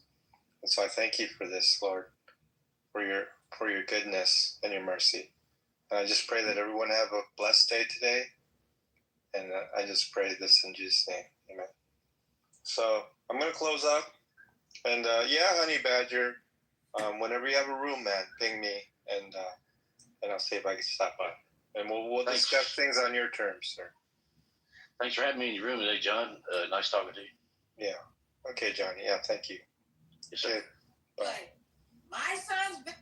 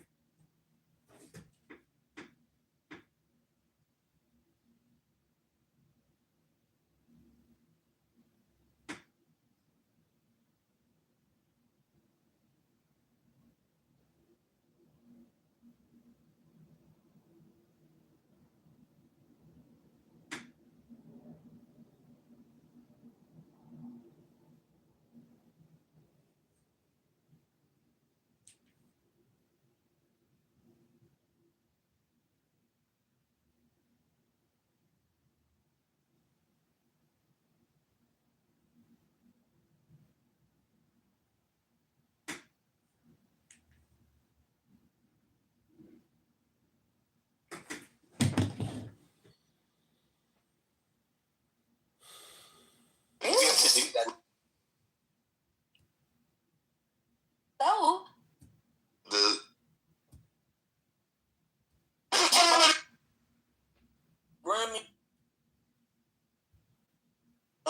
we gonna call this shit a transaction, and we gonna call this shit a extended transaction, because there ain't no love involved in none of this shit I'm hearing. And people just don't want to hear that kind of truth. Most people don't love each other like that. Most people don't even last. So this ain't a relationship. It's just an extended transaction. It's a situationship at best. Especially if people value desirability over actual values, then yeah, you're going to get what you value. If you reduce a person down to their physical attributes or their attraction or desirability, don't get mad when that person has nothing to offer you. Live in a world where people aren't needed as much anymore to do these sorts of things. We're going to have to figure out fundamentally new ways to keep the society from disintegrating. And of course, again, my children will say, well, Dad, welcome to the party. Long before AI, we already knew that was happening because of forces having nothing to do with AI. You're an old man, so you weren't as sensitive to it. But, you know, late stage capitalism, I mean, you can't have a conversation with someone under 35 who pays any attention to the world without them mentioning late stage capitalism within the first 5 minutes. You know, we're in deep fucking trouble. right. That's right. We are. You neoliberal. Well, can I ask a serious question? I know there's very few people on the stage. But I was listening the other day. I was in the car. I couldn't speak. And, you know, people were essentially talking about collectivism, social, you know, alternative models to, they kept using the word capitalism, but I really think what they were talking about was a market economy and the idea of not having a market economy and how neoliberals have destroyed the world. And the documentary that either you or the other David brought to everyone's attention and all of that. And I got to admit, I found myself thinking, look, I agree with a lot of this, but keep the society from disintegrating. And of course,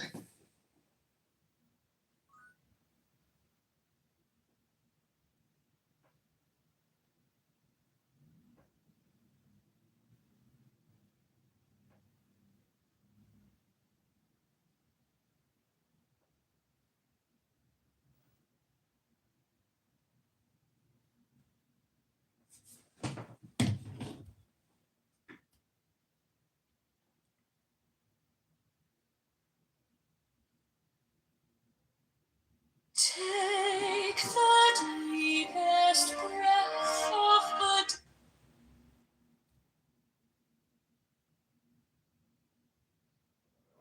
Take the deepest breath of the day. Hold for 10 seconds, 10, not 11, 10, not 9.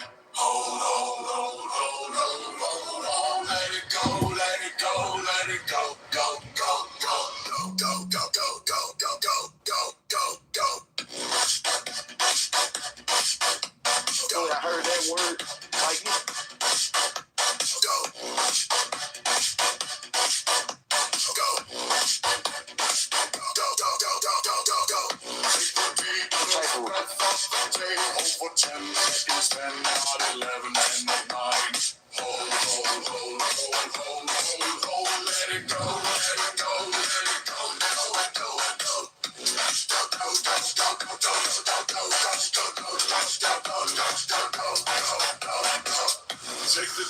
deepest breath of the day. Hold for 10 seconds, 10, not 11, 10, not 9. Hold, hold, hold, hold, hold, hold, hold. Let it go, let it go, let it go, go, go, go, go, go, go, go, go, go, go, go, go,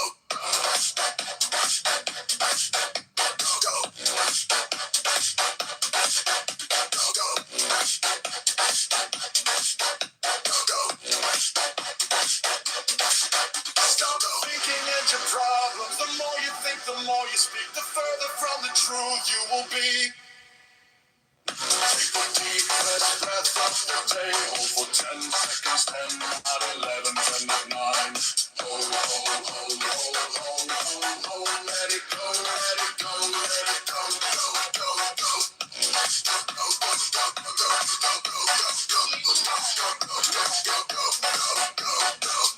Take the deepest breath of the day. Hold for 10 seconds, 10, not 11, 10, not 9. Hold, hold, hold, hold, hold, hold, hold. Let it go, let it go, let it go, go, go, go, go, go, go, go, go, go, go, go, go.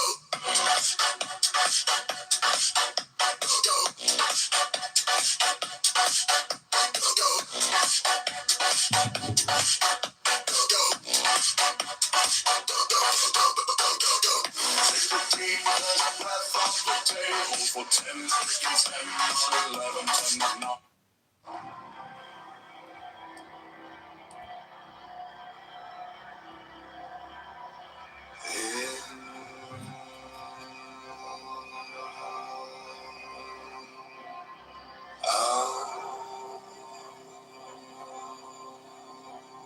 Slow as stone, rivers under.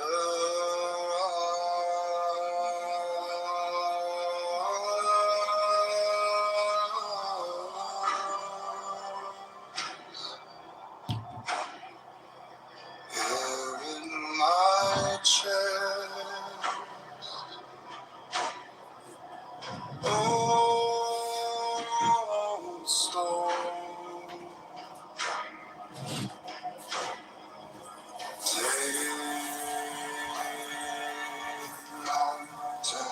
To my ring, learning your name, shoulders like shields, rest on the earth, chaos in my skull, softly given birth.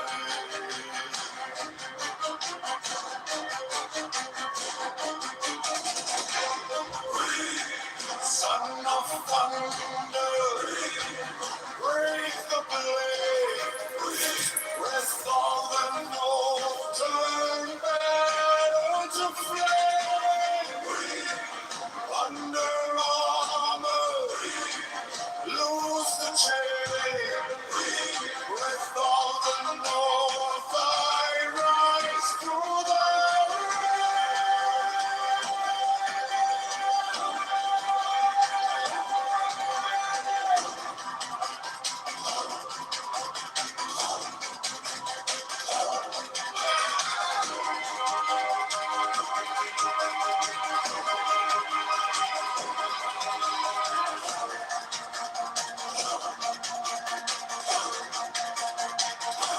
hands on my heart, drum of the tribe, every slow drum beat pulls back the tide. Eyes like fjords, silent and wide, terror in my bones, falls with the night.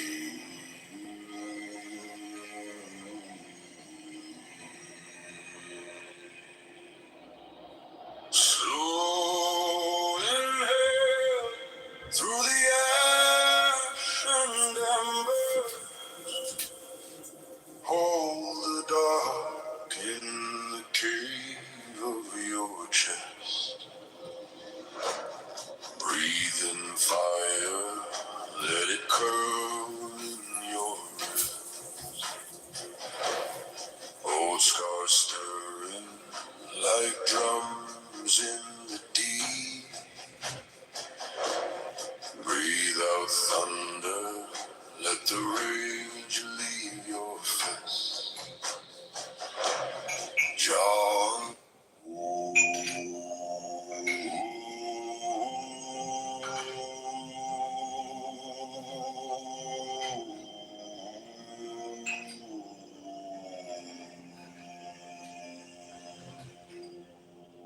Slowly inhale through the ash and ember. Hold the dawn in the cave of your soul.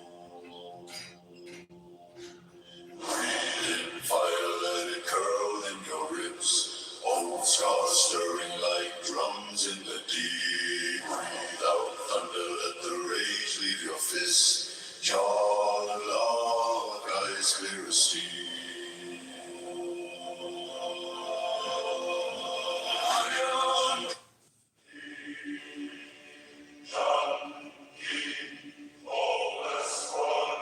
John Kitover, strike the master chord.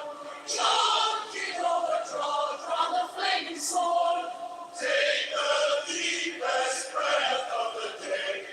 Hold for 10 seconds, 10, 11, 10, 9, hold, let it go, go. John Kitover, strike the master chord. John Kitover, draw the flaming sword. Take the deepest breath of the day. Hold for 10 seconds, 10, 11, 10, 9, hold, let it go, go. John Kitover, strike the master chord. John Kitover, draw the flaming sword. Take the deepest breath of the day. Hold for 10 seconds, 10, 11, 10, 9, let it go, go. John Kitover, strike the master chord. John Kitover, draw the flaming sword. Take the deepest breath of the day. Hold for 10 seconds, 10, 11, 10, 9, let it go, go.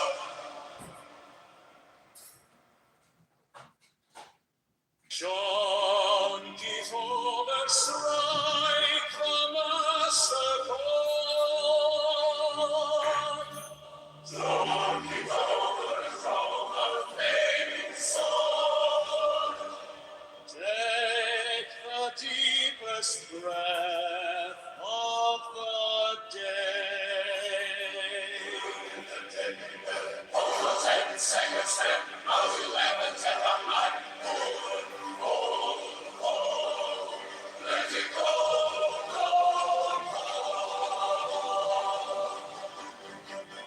John Kitover, strike the master chord. John Kitover, draw the flaming sword. Take the deepest breath of the day. Over 10 seconds, 10, 11, 10, 9, let it go,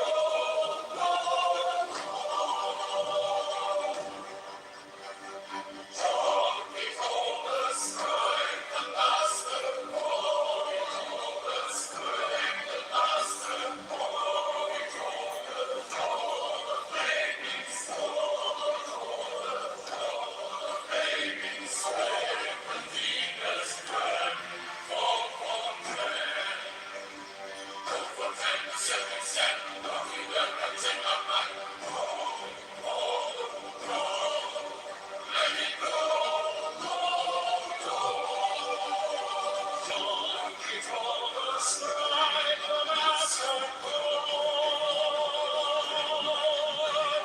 John Kitover, draw the flaming sword. Take the deepest breath of the day.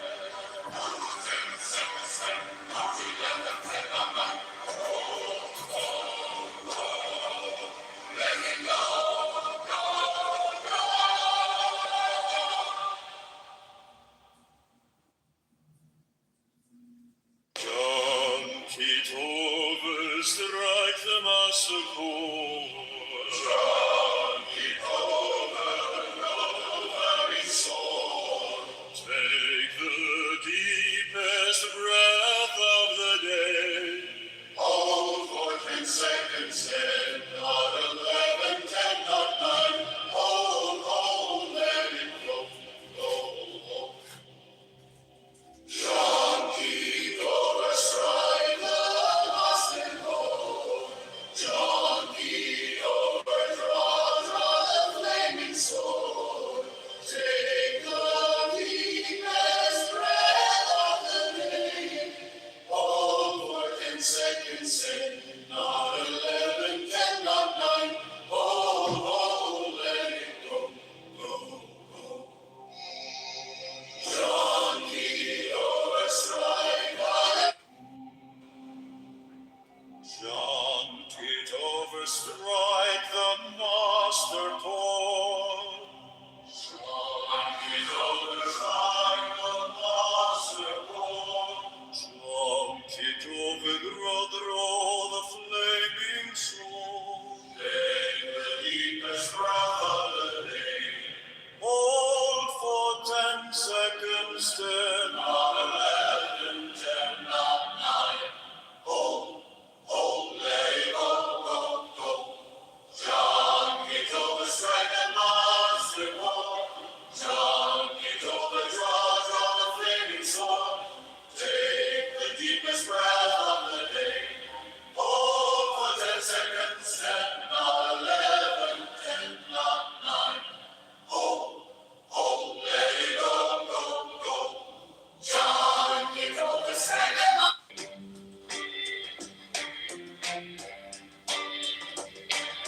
John Kitover, strike the master chord. John Kitover, charge of the flaming sword. Take the deepest breath of the day. Hold for 10 seconds, 10, not 11, 10, not 9. Hold, let it go, go, go.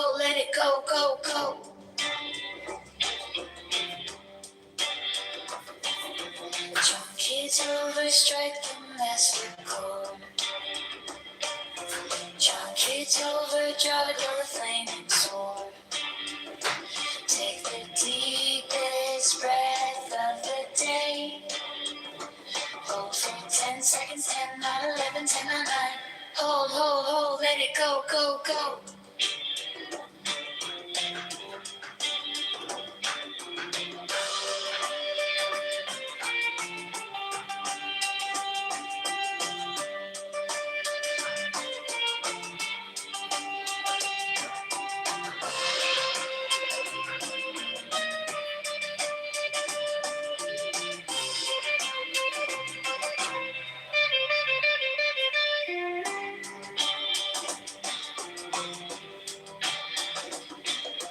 John Kitover, strike the master chord.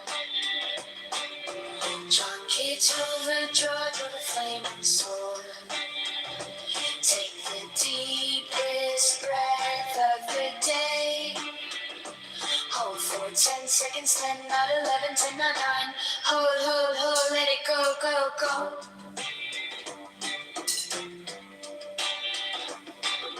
John Kitover, strike the master chord.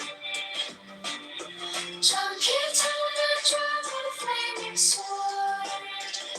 Take the deepest breath of the day. Hold for 10 seconds, 10, not 11, 10, not 9. Hold, let it go, go, go.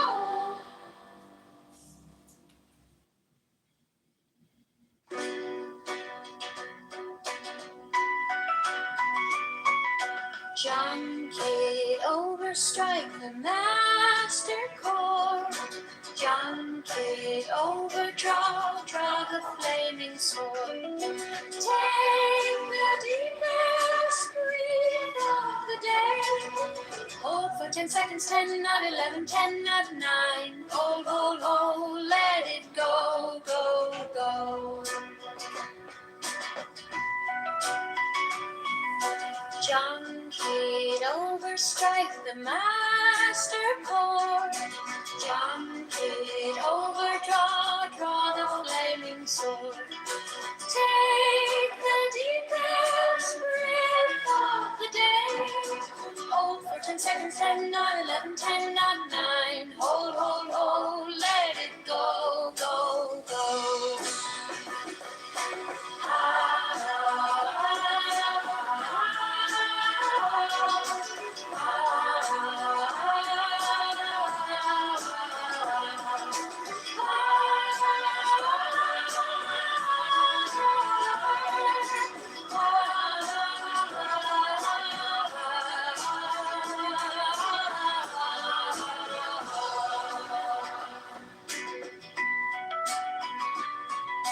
John Kitover, strike the master chord.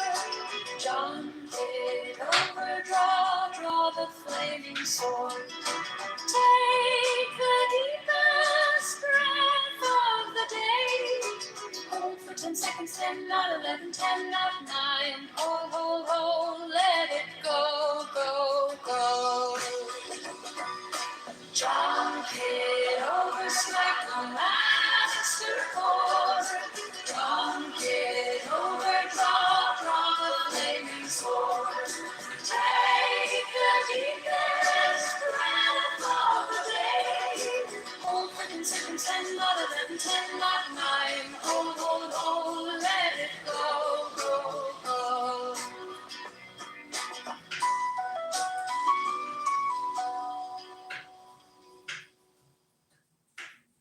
John Kitover, strike the master chord. John Kitover, draw the flaming sword. Take the deepest breath of the day. Hold for 10 seconds, 10, not 11, 10, not 9. Hold, let it go, go, go. John Kitover, strike the master chord. John Kitover, draw the flaming sword. Take the deepest breath of the day. Over 10 seconds, 10, not 11, 10, not 9. Hold, let it go, go, go. John Kitover, strike the master chord.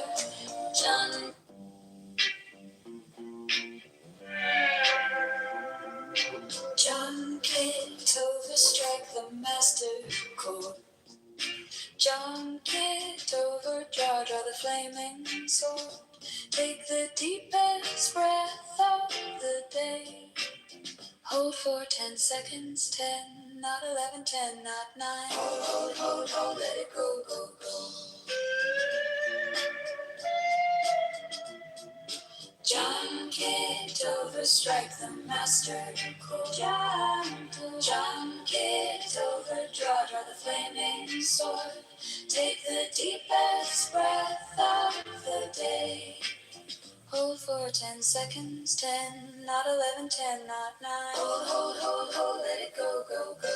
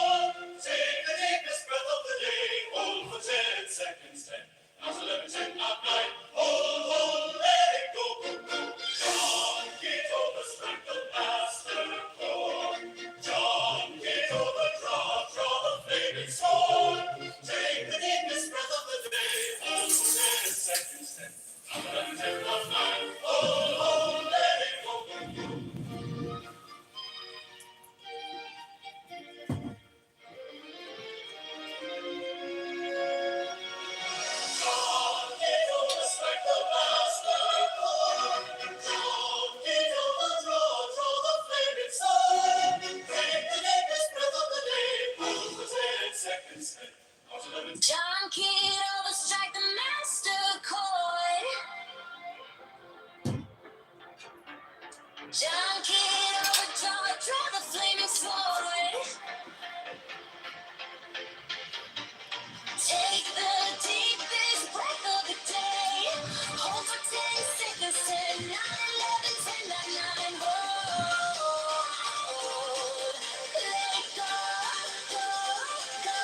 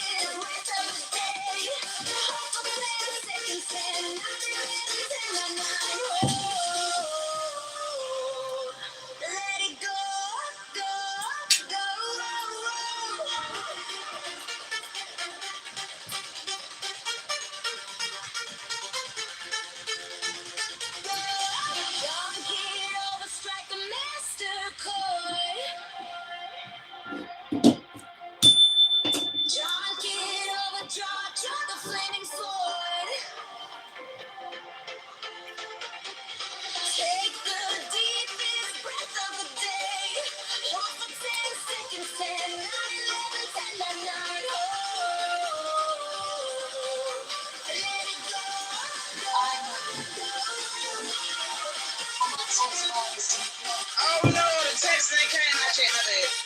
Soft jokes.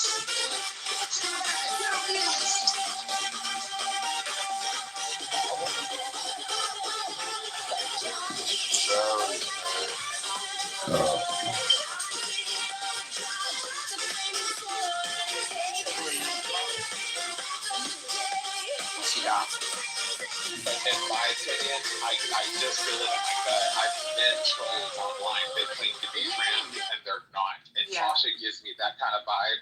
And I think Andrew knows it too a lot of the time. And I think that he just plays along with it. So, you know, just to kind of say, you know, well, Sasha's trans, because I've heard him say that before too. Well, Sasha's trans. Well, Sasha's trans.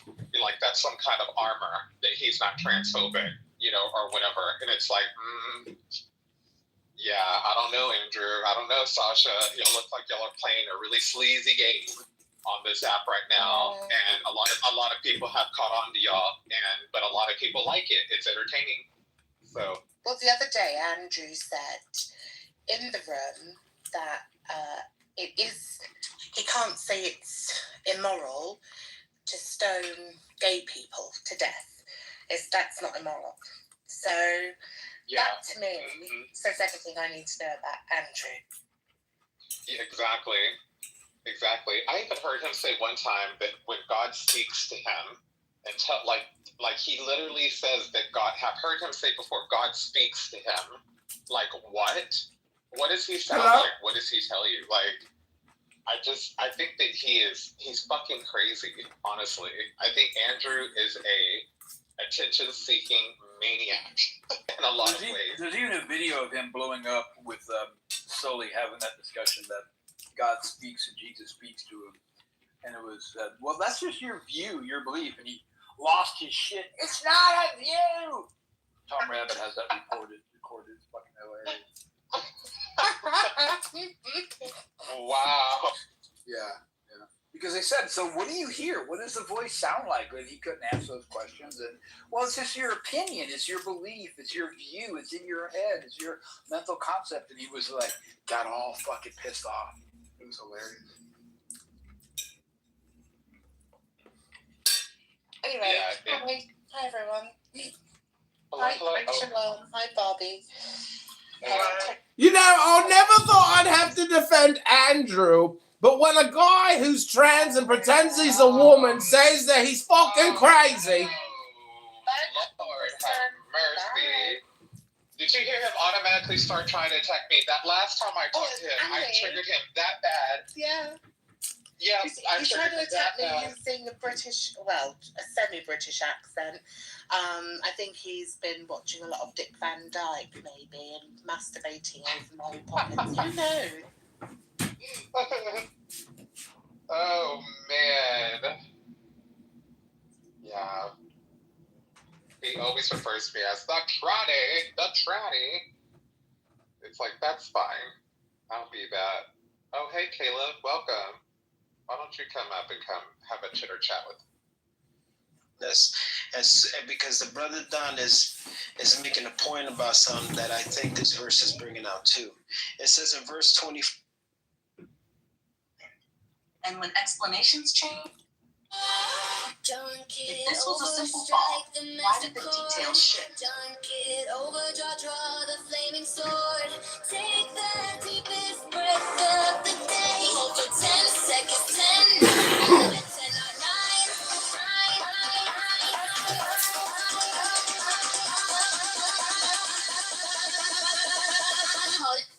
Let it go, go. Go. Go. Go. Let it go, go. Go. Go. Go. Let it go, go. Go. Go. Go. Let it go, go. Go.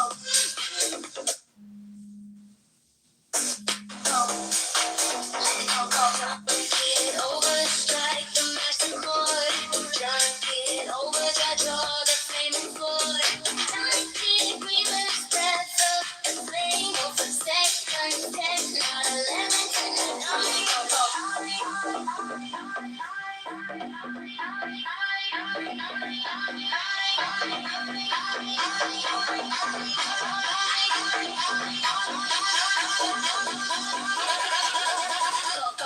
Get over, strike the master chord.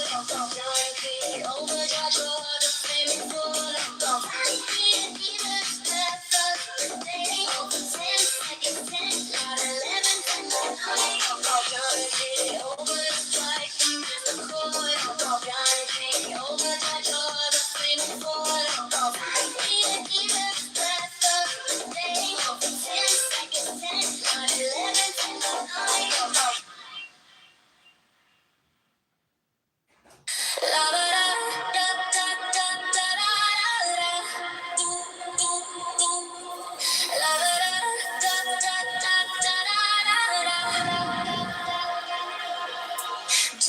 Get over, strike the master chord.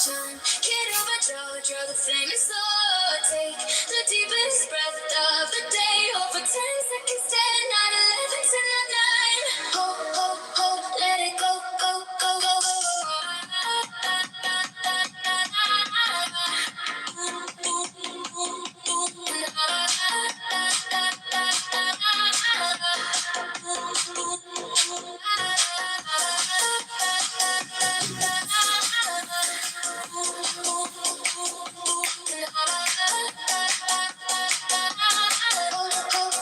Let it go, go, go, go, go. Get over, strike the master chord. John, get over, the master chord. John, get over, draw the flaming sword. Take the deepest breath of the day. Hold for 10 seconds, 10, not 11, 10, not 9. Hold on, let it go, go, go. John, get over, strike the master chord. John, get over, draw the flaming sword. Take the deepest breath of the day. Hold for 10 seconds, 10, not 11, 10, not 9. Hold on. Let it go, go, go. Let it go, go, go. Let it go, go,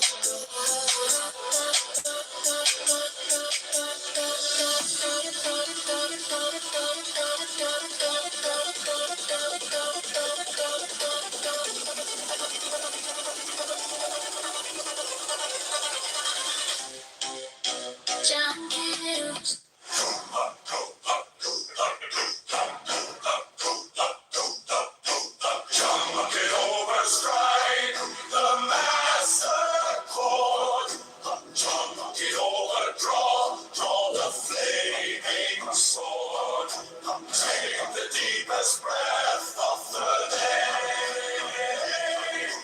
Hold for 10 seconds, 10, 9, 11, 10, 9.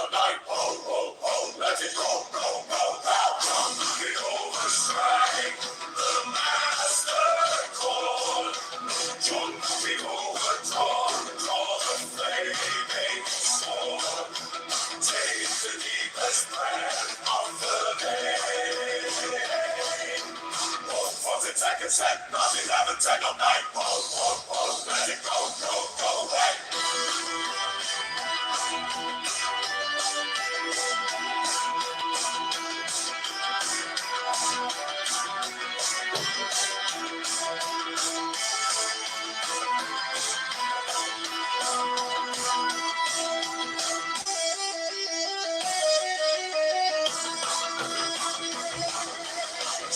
Kitover strike, the master chord.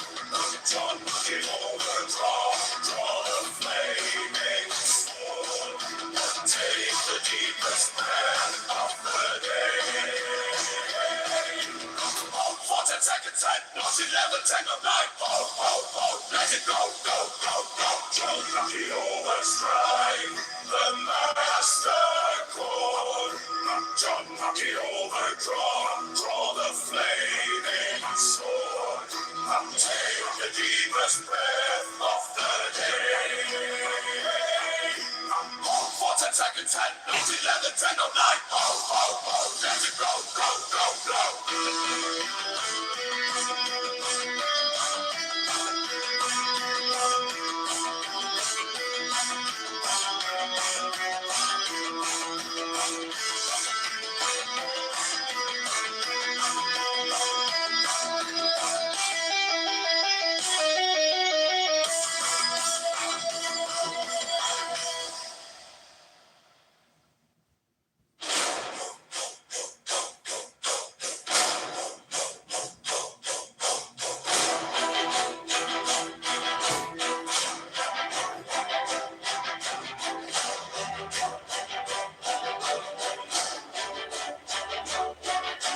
John Kitover strike the master chord.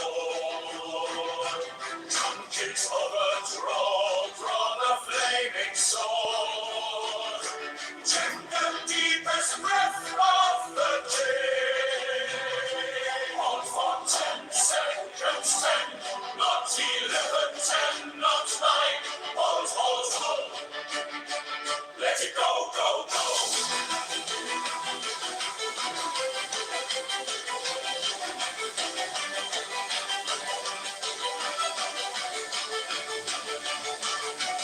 John Kitover strike the master chord.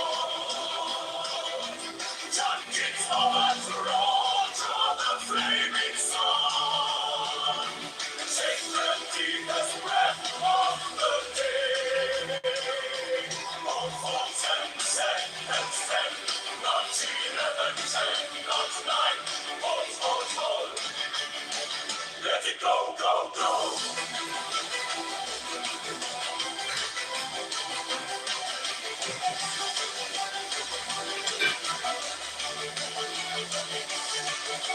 John Kitover strike the master chord. John Kitover, draw the flaming sword. Take the deepest breath of the day. Hold for 10 seconds, 10, not 11, 10, not 9. Hold. Let it go, go, go.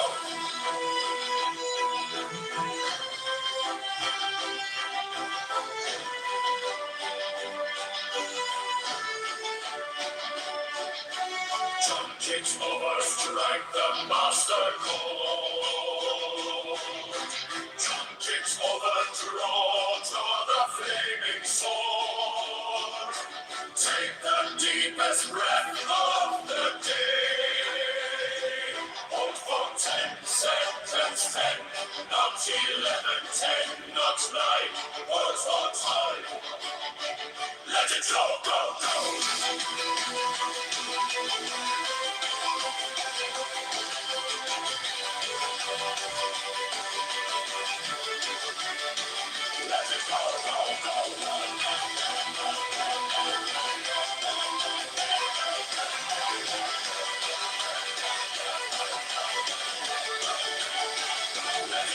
John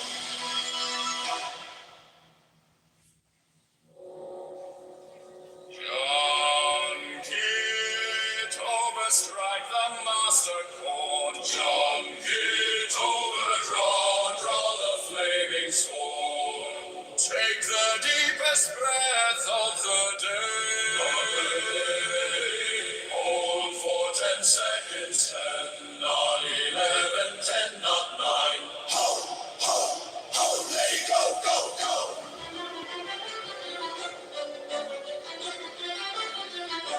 John Kitover, strike the master chord. John Kitover, draw the flaming sword. Take the deepest breath of the day. Hold for 10 seconds, 10, not 11, 10, not 9. Ho, ho, ho, let it go, go, go. John Kitover, strike the master chord. John Kitover, draw the flaming sword. Take the deepest breath of the day. Hold for 10 seconds, 10, not 11, 10, not 9. Hold, hold, hold. Let it go, go, go. John Kitover, strike the master chord. John Kitover, draw the flaming sword. Take the deepest breath of the day. Hold for 10 seconds, 10, not 11, 10, not 9. Hold, hold, hold. Let it go, go, go. John Kitover, strike the master chord. John Kitover, draw the flaming sword. Take the deepest breath of the day. Hold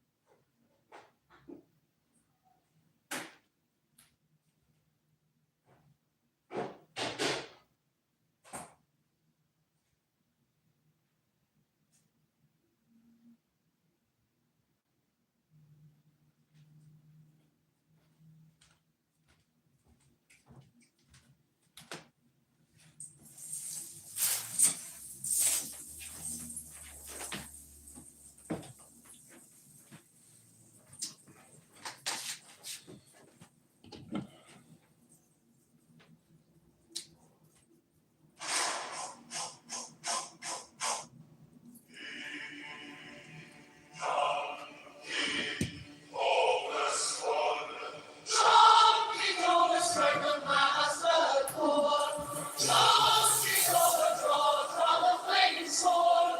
Take the deepest breath of the day. Hold for 10 seconds, then not 11, 10, not 9. Hold, hold, hold, let it go, go, go. Sister. Strike the monster chord. John Kitover draws from the flaming sword. Take the deepest breath of the day. Hold for 10 seconds, then not 11, 10, not 9. Hold, hold, hold, let it go, go, go. John Kitover strike the monster chord. John Kitover draws from the flaming sword. Take the deepest breath of the day. Hold for 10 seconds, then not 11, 10, not 9. Hold, hold, hold, let it go, go, go. John Kitover strike the monster chord. John Kitover draws from the flaming sword. Take the deepest breath of the day. Hold for 10 seconds, then not 11, 10, not 9. Hold, hold, hold, let it go, go, go.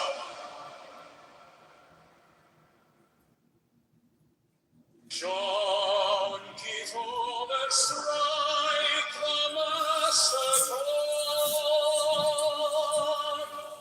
John Kitover draws the flaming sword. Take the deepest breath of the day. Hold for 10 seconds, then not 11, 10, not 9. Hold, hold, let it go, go, go. John Kitover strike the master chord. John Kitover draws from the flaming sword. Take the deepest breath of the day. Hold for 10 seconds, then not 11, 10, not 9. Hold, hold, hold, let it go, go, go. John Kitover strike the master chord. Strike the master chord. Draw the flaming sword. Flaming sword. The deepest breath. One more time. Hold for 10 seconds, then not 11, 10, not 9. Hold, hold, hold, let it go, go, go. John Kitover strike the master chord. John Kitover draw the flaming sword. Take the deepest breath of the day.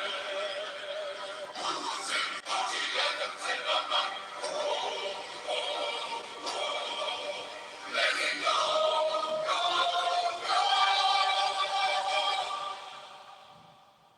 Is that it? No, it's 3 hours of chill. John Kitover strike the master chord. John Kitover draws the flaming sword.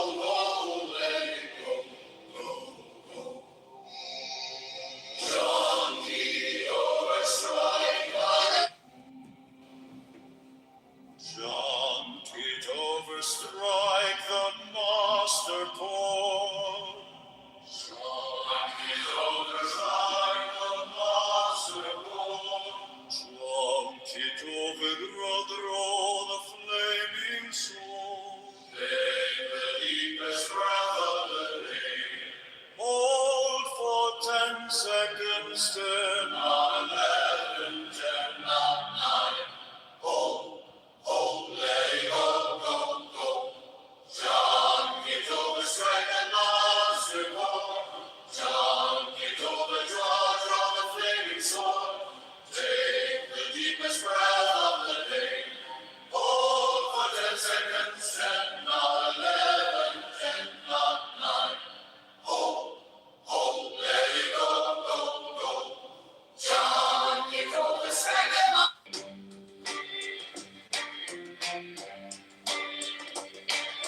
John Kitover, strike the master chord.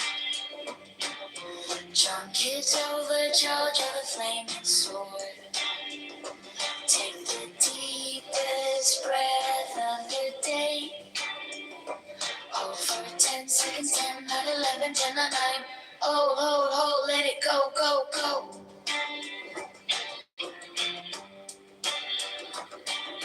John Kitover, strike the master chord. John Kitover, draw your flaming sword. Take the deepest breath of the day. Hold for 10 seconds, 10, not 11, 10, not 9. Hold, let it go, go, go.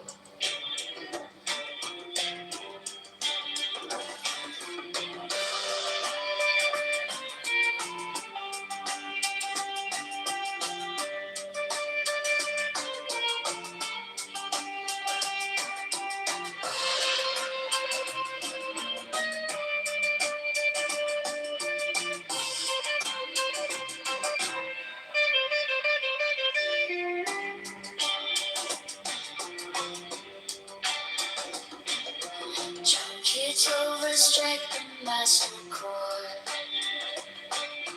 John Kitover, draw to the flaming sword.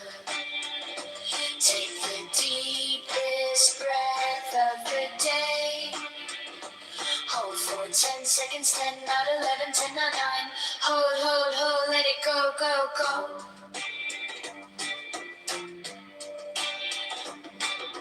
John Kitover, strike the master chord.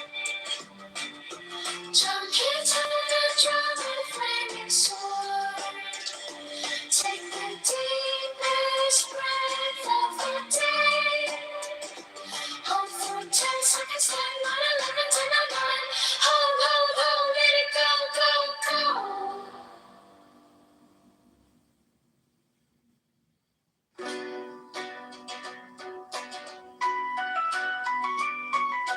John Kitover, strike the master chord. John Kitover, draw the flaming sword. Take the deepest breath of the day. Hold for 10 seconds, 10, not 11, 10, not 9. Hold, let it go, go, go. John Kitover, strike the master chord. John Kitover, draw the flaming sword. Take the deepest breath of the day. Hold for 10 seconds, 10, not 11, 10, not 9. Hold, let it go, go, go.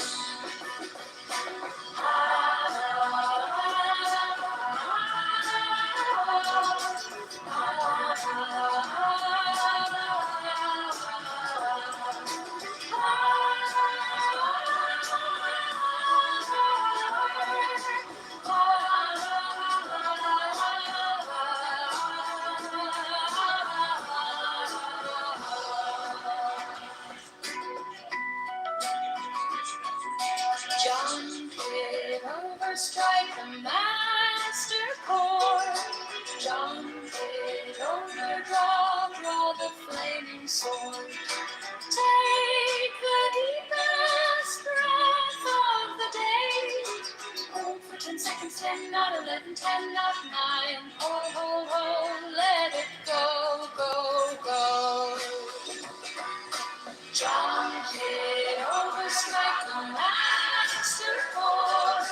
John Kitover,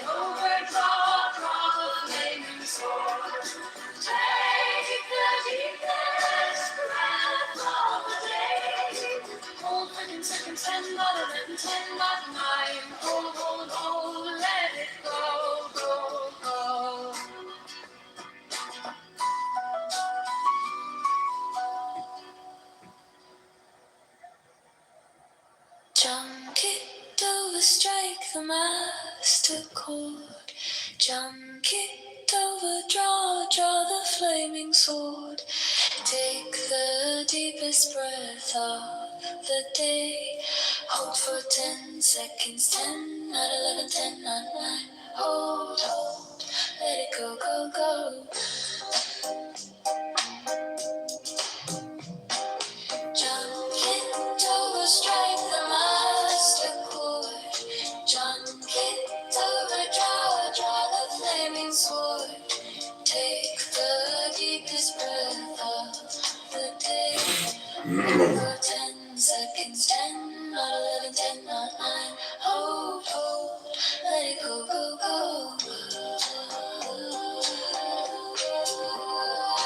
Jump, Kitover, strike the master chord.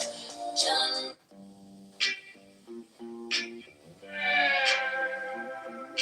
Jump, Kitover, strike the master chord. Jump, Kitover, draw the flaming sword. Take the deepest breath of the day. Hold for 10 seconds, 10, not 11, 10, not 9. Hold, let it go, go, go.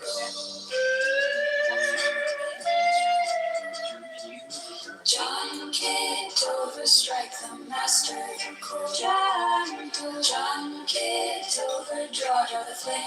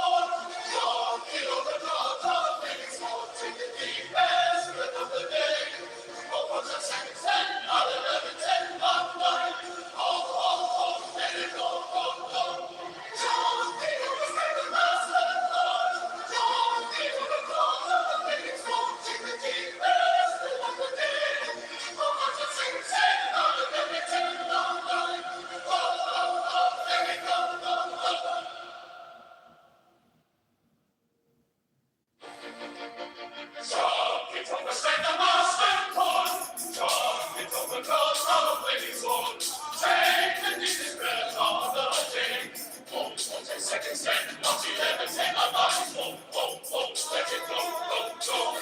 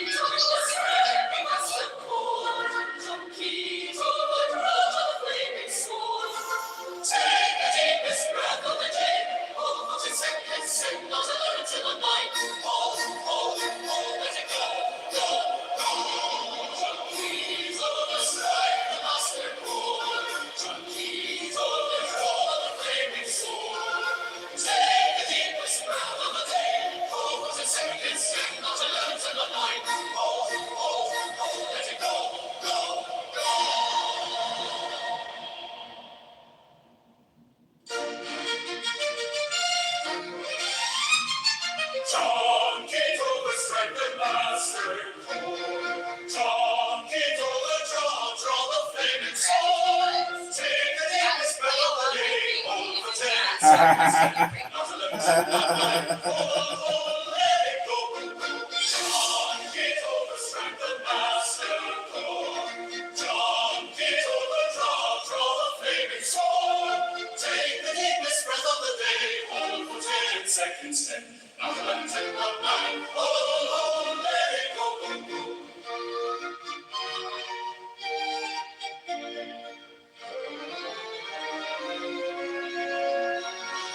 John Kitover, strike the master chord. John Kitover, draw the flaming sword. Take the deepest breath of the day, hold for 10 seconds. 10, not 11. John Kitover, strike the master chord. John Kitover, draw the flaming sword. Take the deepest breath of the day. Hold for 10 seconds. 10, 9, 11, 10, 9, 9. Hold. Let it go, go, go.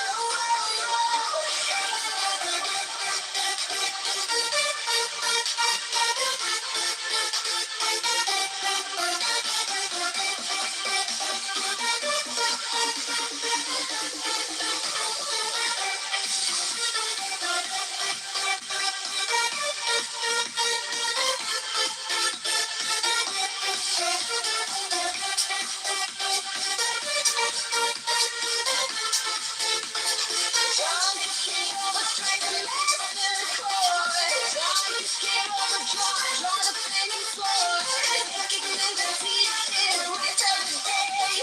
Hold for 10 seconds. 10, 9, 11, 10, 9, 9. Hold.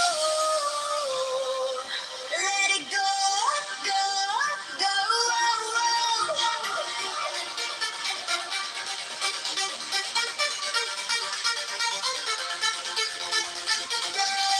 John Kitover, strike the master chord. John Kitover, draw the flaming sword. Take the deepest breath of the day. Hold for 10 seconds. 10, 9, 11, 10, 9, 9. Hold. Let it go, go, let it go, go,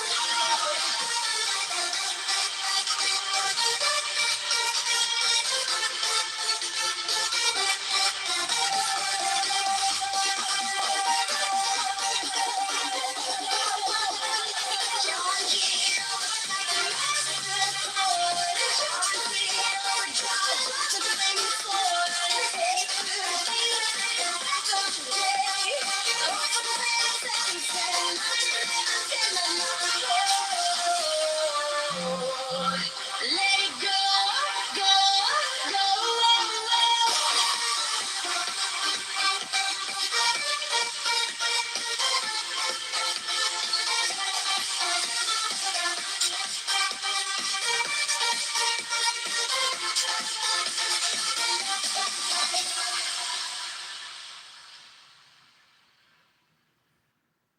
John Kitover, strike the master chord. John Kitover, draw the flaming sword.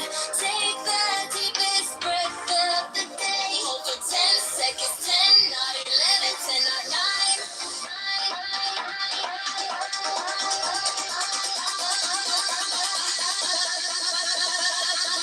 Hold, let it go, go. Go, go, go. Let it go, go. Go, go, go. Let it go, go. Go, go,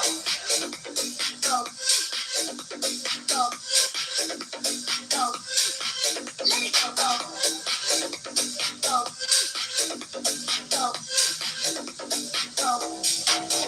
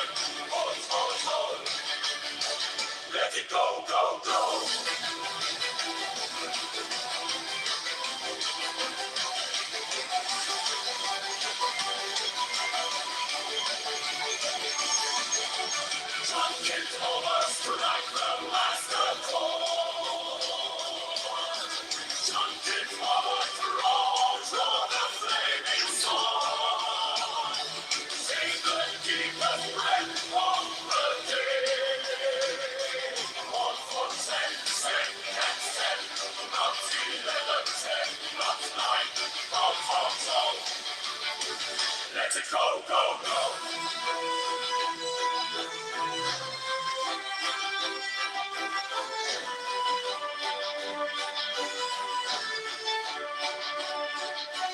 Jump kicks over, strike the master chord. Jump kicks over, draw the flaming sword. Take the deepest breath of the day. Hold for 10 seconds, 10, not 11, 10, not 9. Hold for time. It turns out to get another attack. Let it go, go, go.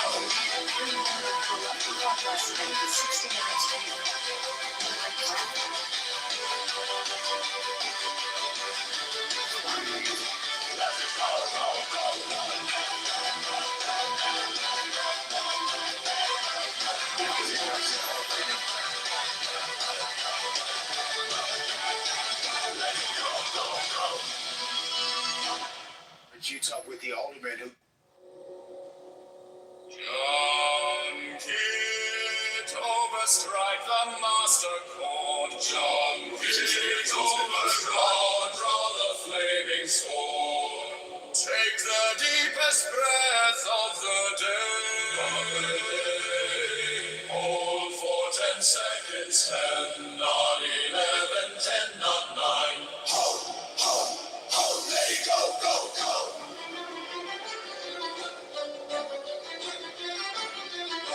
John Kitover, strike the master chord. John Kitover, draw the flaming sword.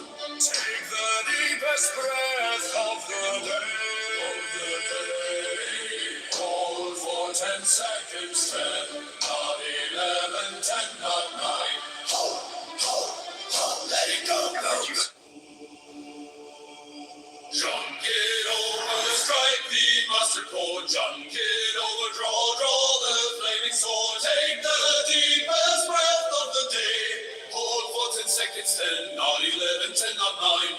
Hold, let it go, go, go. John Kitover, strike the master chord. John Kitover, draw the flaming sword. Take the deepest breath of the day. Hold for 10 seconds, 10, not 11, 10, not 9.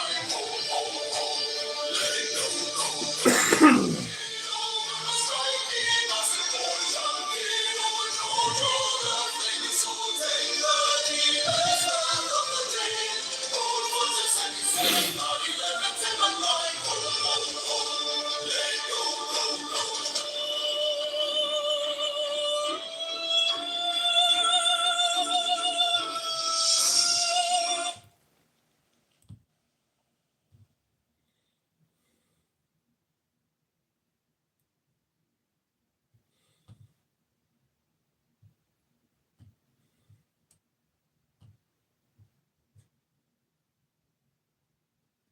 You don't give hell no. If I take your shit and put it on my shit, you ain't getting paid from it. Hell no. Oh shit! I thought you still get a percentage, like if I shared some shit or I posted your content. Which definitions? Critical question, what do you mean by meaning? There are at least 4 non-identical senses. Lexical meaning, word definitions, propositional meaning, what is asserted. Illusionary force, what the speaker is doing, and conventional function, what the text authorizes, forbids, or. You are, like, get out of here. Because you know why? They don't forget about me. Yeah, but I've already seen your picture. No, Jeff, listen to me. The other day you kicked me out for a reason, and I'm really upset with you, Jeff. You are not. I'm sure I have. Jeff has kicked you out like so many times. Yeah. But it's from own good because I'm trying. Your audio is like really. Like, Yeah, I don't know what's going on with your audio. I'm going to kick you out for no reason again if you can't fix it. It's very annoying. You know? I mean, until I can. You keep going in and out. Darling, hold on 1 second. With all due respect, chill, relax. I'm pretty relaxed. Okay, then relax. I'm pretty relaxed, she says. Like, I mean, if I was any more relaxed, I'd be asleep, which I'm struggling to do because of what your audio is doing to my head. Well, let me stay quietly for 5 minutes and let's see what you guys do.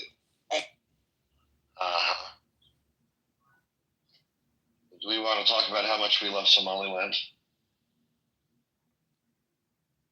While Riri just listens. Speaking of which, where's Daisy been? I haven't seen her.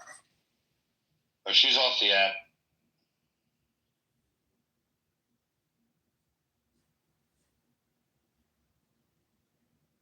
She still texts me occasionally, though. Did you kicked off, or she chose to get off? Nah, she just had other things she wanted to do. I think she was getting bored with her character just like we were.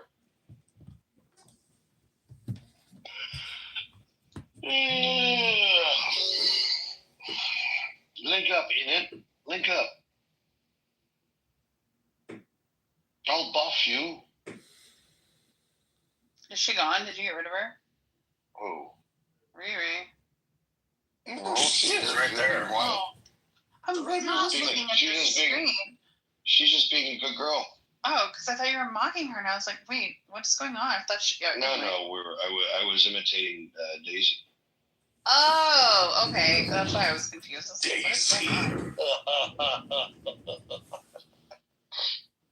That girl is Daisy, Daisy. She is funny. She is. She comes in hot, but she's really chill. She's good people. I don't think she's chill or good people. But, I mean, she does have some sort of charisma that's, like, pleasant to be around in spite of all of her negative traits. What would she say? Fuck off. Fuck you, Rafi. Fuck you, Rafi. I'll cut you, Rafi. I think that might be part of the audio problem, honestly. Yes, that's the line.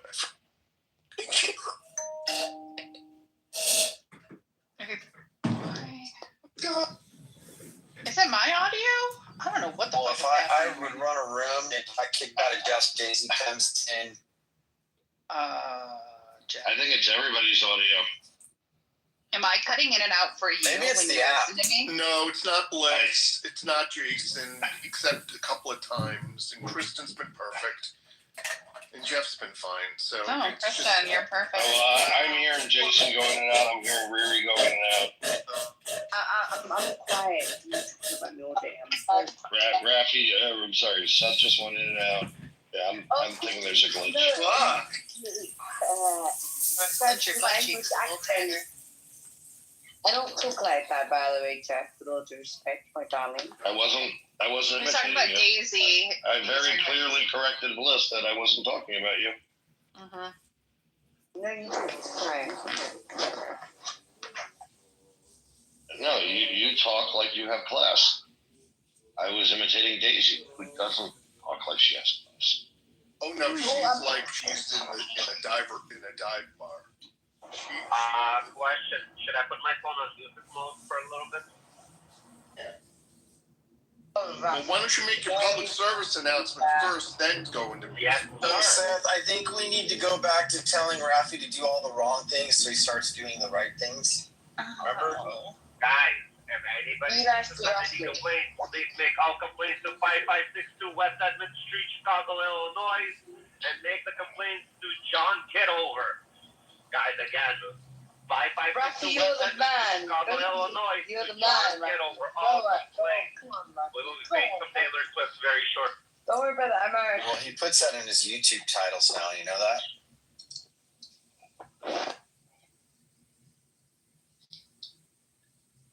Sorry, man, can I ask a question? I sent you something, why can't you tweet, but I sent it to you, lately you haven't been kind. Wait, I got an objection. You asked, can you ask a question, and then we didn't get a chance to answer. I think that's kind of fucked up. Oh my god, Jason, you a bit childish, I am definitely childish and very immature. I know I'm more. It's okay. It's Fine. It's okay. But you might be good looking, so you'll survive. So good looking, they survive. No matter what they do, how they behave, they are survivors. Survival. Heads up, the DOJ has already warned Mandani. Anti-white bias. Wait.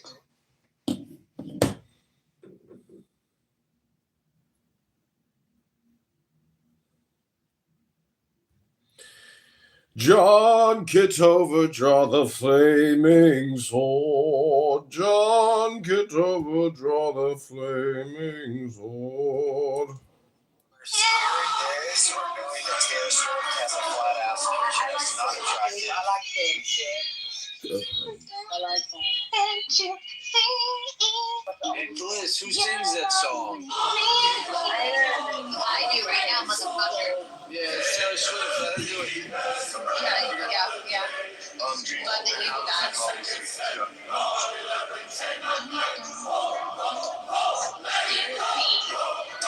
I don't You're a sweetie toy. She got. Imagine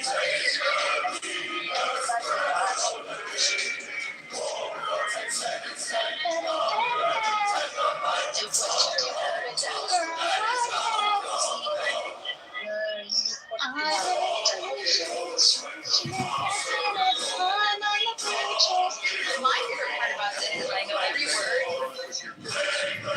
Never. Just alone in my house. Yeah, and in my car. When I was like 20. This came out when I was like 22.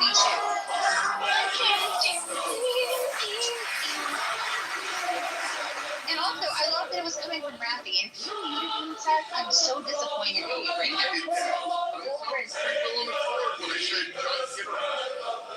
Wow, so simple. Wow, it wasn't for me, Rafi. It wasn't for me. played a lot less song for her. Like, People are really coming together today. Hold up, can somebody get L-Trade in here? Or no, because it's become curse. Give a public service announcement and play the music. Yeah. Thank you.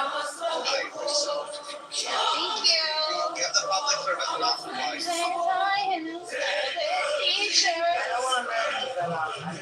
That's right, ladies and gentlemen. Bad karaoke, Taylor Swift. Oh wait, we don't even need you to play it. All I have to do is sing it and they leave.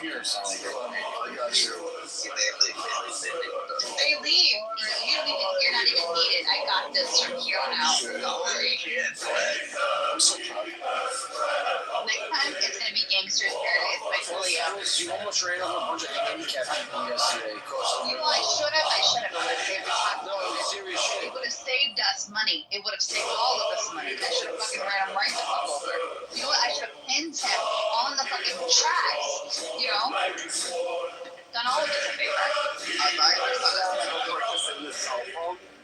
Just for Clubhouse, I can play music. Yeah, perfect. Wait, why would you buy another cell phone? You have 5 others that you can use. A lot of those numbers are reworked. What the fuck is going on? Yeah, he said it out loud. Let's say this way. The difference is each cell phone actually brings the money for him. Each cell phone goes into negative per month. There's a big difference. I'm not interested. Green Man, can you... Is Mr. Jeff sleeping? Mr. Jeff. I'll be quiet. He's sleeping. I think Taylor Swift would have still asleep.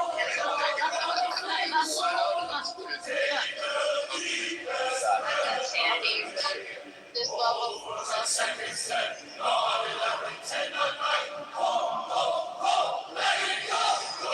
Green Man, can you...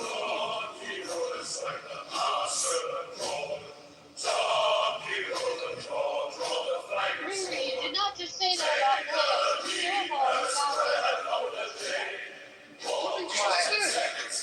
shit. All I heard was Green Man. Retweet.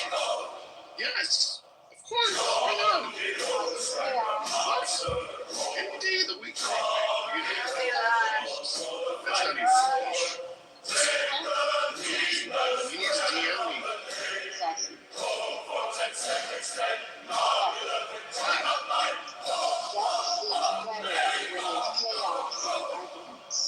Arguments? What the fuck, Kristen? Oh, that's what she said.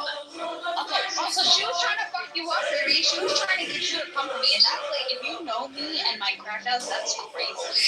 That's good. I know about it. Jeff sleeps the best when people don't say Jeff's name. Yeah, Kristen. Jeff, What the fuck are you doing? He says, say my name, if nobody's around you, say I love you. Say my name, I'm kind of crazy, and call me crazy. Say my name, a sudden change, say my name, John, you better start spinning.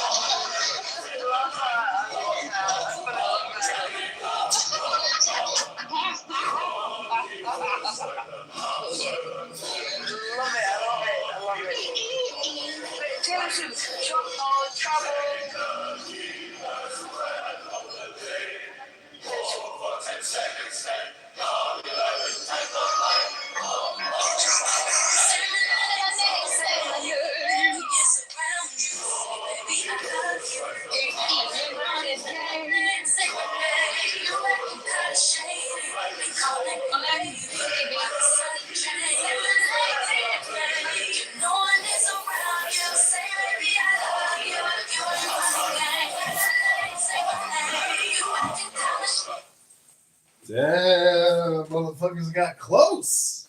Close, but no cigar. Woo! Another second and they could have got me. They could have got me. Oh, man.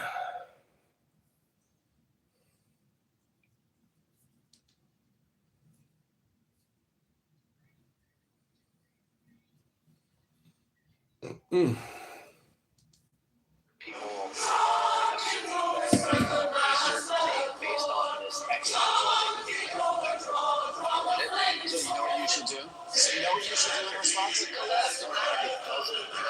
Okay, so you know what you should do? Doesn't matter. So you know what you should do in response? Organize. Organize and rally the vote. No, I'm saying you're talking about a real life. Listen, you're talking about a real life implication of religious views. People vote, they make laws, they make wars. You're talking about. Do you think that we're like organized to talk about this right now? Based on the fact that we all signed up for this app, we're here on the platform. All I'm saying is, I gave you mods. right. All I'm saying is right. I'm not here for some of you, some in this group, right, are in a think that if I can just convince you or shame you enough, right, then you won't participate in the harm that I think and that we know comes from extreme religious groups. Look, right? if the problem with that is you're not steel manning me. Look, I'll tell you again what my position is. Here, I'll give you an example. Utopian example. Jews, Muslims, Christians all in a room. And I go, hey guys, before we start this conversation, I want you to know I don't think any of your gods are real, but I'm willing to change my mind. When I talk about the afterlife, what God thinks and what books are actually divine or not, these are my opinions. Are we all willing to raise our hand and come to the table on the same page? Dude, if everyone just agreed, we're way better off, right? But they don't do that, Khaled. Right, and so I agree. Battling doctrine and battling theological dogma is irreconcilable conversations, and those are boring. I still return to the question: why do you care that they can't do it? I already and when That's right. And you told me that I'm strawmanning you when I went to your answer of why you just told me. You told me because they vote and they make laws and they make wars. All of the above. And that's why you care about it. And more. And I think they so here's my response. And I think they take away critical thinking. And I think they shut down open thought. And I think they instill fear subconsciously. Good. On and on and on and on. I can tell you why. But good. So I want to tell you a lesson. If the Muslims just said, hey, look, hey, what's up, honey badger? And I'm like, hey, what's up, man? You think Islam is true or what? Well, I'll just let you know. I'm a Muslim. But I know it works for me and my family. It's part of a cultural thing. My grandparents were Muslim. Their parents were Muslim. And so, the God concept, I'm kind of gray in that area. But, I consider myself a Muslim. I label myself as such. So I'm a Muslim, but I'm not going to say it's factually true about the universe. See how easy that would be? And what does that benefit you? Let's say we agree on that. Then what happens? Then what happens?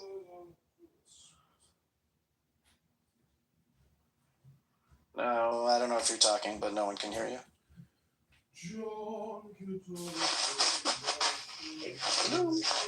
Do you not agree with that, Caleb?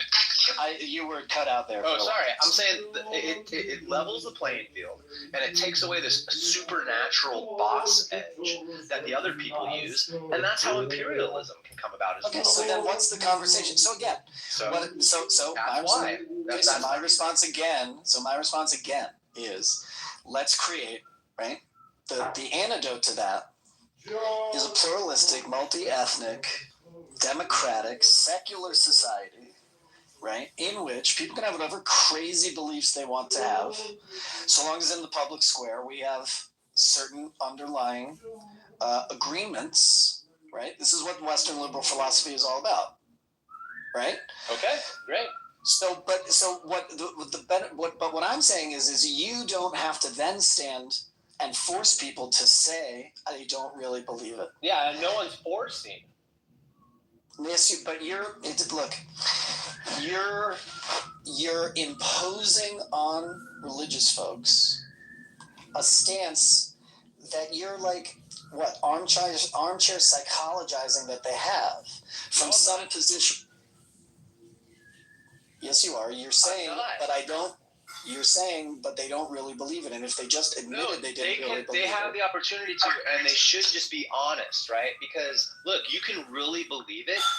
And, look, you think Muslims don't realize that there's like a billion dudes out there that think that God is not Allah, right? And they deny everything those people say as being unfactual. They think Hindus are crazy.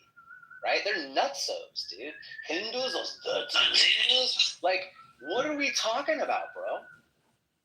We're talking about culture, and we're talking about identities, and we're talking about there will always be these things in the human condition. They might, look like religions. They might look like political parties. They might look like academic schools of thought.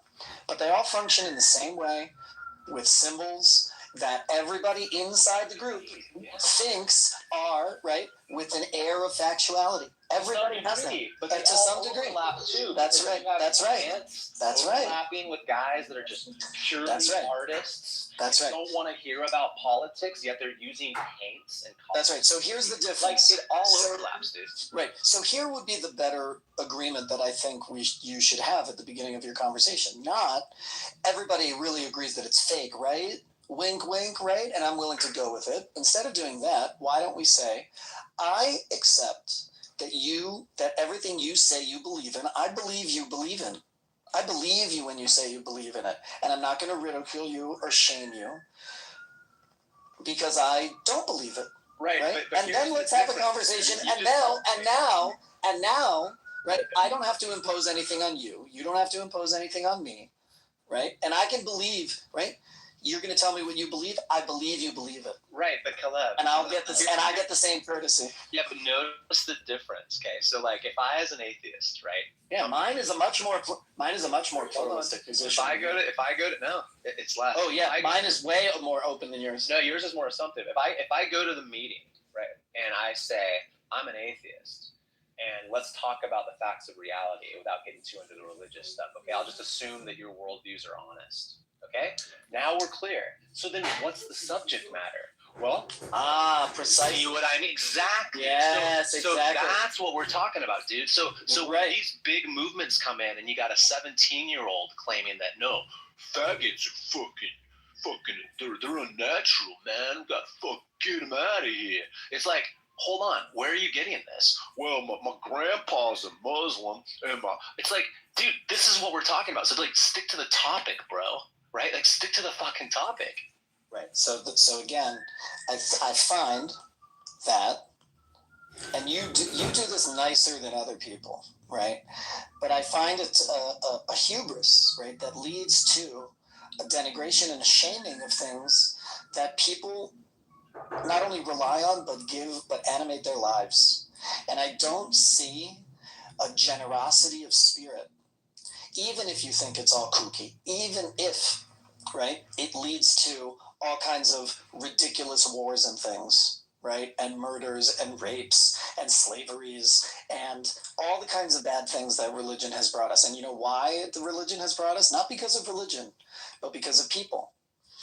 Any system can wreak that kind of havoc, religious or not. And you know why? Because it's human. That's why. But you can't undermine and underestimate the power that these systems have in people's lives. I'm not. And I think the shaming of that. Seriously, And I think the shaming of that. And I think the shaming of that and the denigrating of that and the saying you must be living in a different reality than the rest of us, right? And just wake up to the reality, you dum dum. And just wake up, you dum dum. No. Right? That kind of attitude is not how you. It's not even like, you know what it is? What's funny, it's the opposite. It's me saying, no, we're all doing the same fucking thing, right? Wake up to that reality. You are the one differentiating yourself. I'm saying that you have all the same fucking reasons for not running down the street, kicking in your neighbor's door, knocking over his daughter, and stealing his motorcycle now. Hold on. Let me finish. I don't need to. Chill out, brother. Just let me finish with the point. I don't Take a breath. Take a bong rip. I just did. I don't need to bore the audience with the reasons that overlap for why we don't do the aforementioned, right?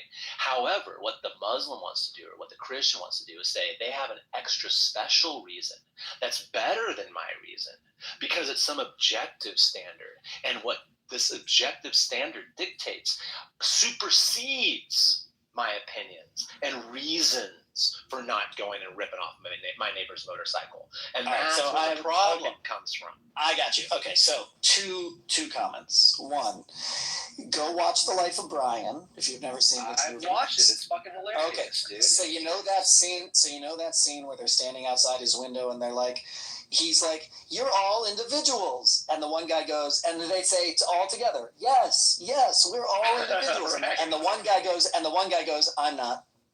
There you go. That's what you're doing. That is funny. And that's what you're doing right now. You're saying, excuse me, just let me point this out. You're saying we're all doing the same thing, except I'm not. They're all doing that thing, except I'm not. So that's was an irony. I'm saying we are all using our morality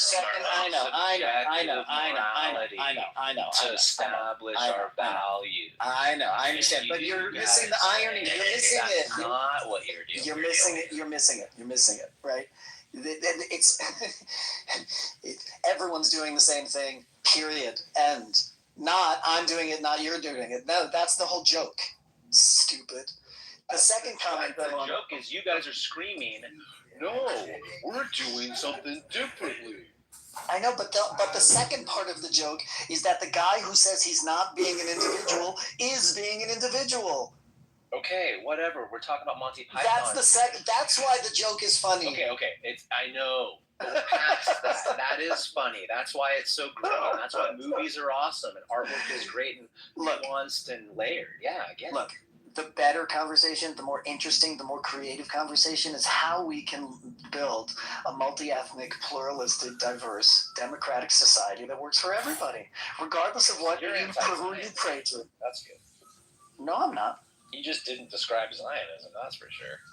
Go read the Declaration of Independence of the State of Israel, and you tell me whether what I just described is not Zion. I was going to say the exact same thing.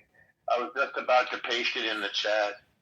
I mean, it's just amazing that people they hold forth and make proclamations about something without reading the thing that they're referring to. It's amazing. It's like a conversation using slogans and placards. Like an apple a day keeps the doctor away. Oh, really? Have you read Numbers? Well, the early bird gets the worm. Or Exodus? Have you read Exodus? Why do you ask? I just want to know if it's factually the case that occurred. If what occurred? The Exodus. Well, so you're not sure? The two. No, I was about to answer. I would just say yes, or I would just say no if I were you. Well, that's how limited you are. So you're mixing two realms. You're mixing the realm of the divine with the realm of the contemporary. I'm sorry, you interrupted. I'm not mixing the divine with anything because I don't think yes, divine. Yeah, my man Dog is in the realm of divine, in the divine. Oh, okay. So it's like, go ahead. See what I mean, Caleb? See how this works? No, what do you see, Caleb? I want to be polite. What I see is what I will describe as described before as the boring conversation. Okay, well then, when I say the realm stick to the religious. When I say the realm of divine, you know what I mean, Caleb? Yes, I know what you mean. Oh, yeah. Can you explain? What does that mean? Well, look, the Torah is understood traditionally, right, as a book to study, to uncover the depths of the secrets of the universe and the human condition, right? It's a special kind of book. There's nothing extra in it. There's no extra letters. Everything in there is designed to give a lesson, right? Is there anything supernatural in there? Is there anything supernatural? Yeah. What does supernatural mean? Well, what's divine mean again? From God? Is God supernatural? I don't know what supernatural. What do you mean supernatural? Is God natural? It's part of the universe, so yeah. Okay, so you're reasonable. Because some people say he's not part of the universe. They say he's outside of time and material and all this shit. So. I mean, there isn't anything. If what we mean natural is like things that exist, then yeah. Okay, so what is divine? I don't know. Ask Norm what he meant. I don't know if what I'm saying is what Norm meant. I'm not sure. So it's easily understood by speakers of English. So there are genres of literature. Well, you said from God. Hang on, I didn't. So poetry is. What's divine? Just define here. I'll define it for you since I want to. Calmly. No, well, you want to learn, or you want to just yell over people? Well, I want so to you don't have to hear. Divine, but you don't want to. Right. Well, you keep peppering questions because the answers disturb you. So there are different genres of writing. Poetry is not the same as fiction. Fiction is not the same as nonfiction. There are even nonfiction novels. So the divine is a realm of literature. You just meant excellent or delightful, right? Wrong. Okay, what did you mean? I'm sorry. What did you mean then? Well, you talk over, so you're standing there with your fingers in your ears going, well... No, I have my earbuds in my ears and I have my fingers on a keyboard researching the definitions of divine for you since you don't want to respond. Yeah, well, I was responding when you interrupted, but then you go, well... when I talk. And there's a reason why you do that. It's because what I'm saying is so simple and contradicts you so profoundly that it would reset your brain. Your brain would literally reboot if you let me talk. So, right, I agree with you, Kalev, in the chat. So the divine is a realm of literature, like the Upanishads, or like the Gospel of Mark, or like the Bhagavad Gita. These are books that we read to help us understand ourselves and existence. There are books that we read in order to make sense of our lives. I think you said that before, Caleb. In order to give meaning to our lives. They aren't meant to be taken literally. That would be like going to a restaurant and getting a menu when you sit down and then eating the menu. That would be a big mistake. The divine, when we talk about divine literature, it is its own genre. Explain to you. Do you understand any of that? You have any questions? Yeah, are you saying that when you use the term divine realm, do you mean of, from, or like God or a God, or do you mean excellent / delightful? I mean pertaining to God. Okay, so when you say it's in a divine realm, is that a natural genre. realm? It's a genre. It's fiction. So you're just talking about the type of literature is like from God? I'm talking about the books that we're referring to. Right. And when you say it's in a divine realm, yes, it's from God. No, I said pertaining to God. Of, from, or like God or God, right? I said pertaining to God. Okay, so it's but it's not from God. Well, I mean what I say, and okay. So when things are written about God, they're divine. So you think the Bhagavad Gita is divine literature then? Pertaining to God. Yeah, it's pertaining to God. Okay. Well, yes, I said that. So you just think the Bible is divine literature too, then? Of course. Okay, I was just making sure. So it's just a classification structure for you regarding literature. Okay. No, it is a taxonomy, like a human being. A human being is not just a human being. A human being fits into a category of living things. Right, it's sentient. No, we're not talking like about a tree is a living being, but it's not sentient, right? I'm talking about taxonomy now. Do you know what that word is? Yeah, I am too. I'm with you. No, you're not. You're describing the attributes. I think you're just bullshitting everyone. That's what I think. Why do you think that? Because you're just talking out your nutsack. No, I'm not. Or your pee hole or something. It just sounds like maybe you haven't been touched lately. Did you not get kissed on New Year's Eve? Was that your? I just got kissed about an hour ago, actually. By your dog? Let's. I'm gonna jump in. I want to bring an example, honey, and I want you to like play around with it. Okay. Actually, this will be interesting to you. You've watched this video of Rabbi Wolpe. I love seeing him debate. Okay. He's such a freak. No, Volpe is not. Volpe is cool. He's a nice guy. So Wolpe wrote a famous article in the New York Times. It was like a couple decades ago about like we have no historical evidence for the Exodus, but Jews should still celebrate that. Wait, did he remove himself or did someone kick him? No, I think he left. Oh yeah, see, dude. Okay, go on. So. You see what I mean? How that gets boring? How that's boring? That's boring. Well, dude, that's just gamesmanship and like freaking charisma ego battles. It's stupid. Right, yeah. Boring. Okay, so he says like this. He says, right, we look at the archaeology. We would expect to find all kinds of stuff evidencing the Exodus. There's basically zero, and yet Jews should celebrate Passover anyway, and here's why. And he gives all the reasons, the cultural community, family, all of those reasons, right?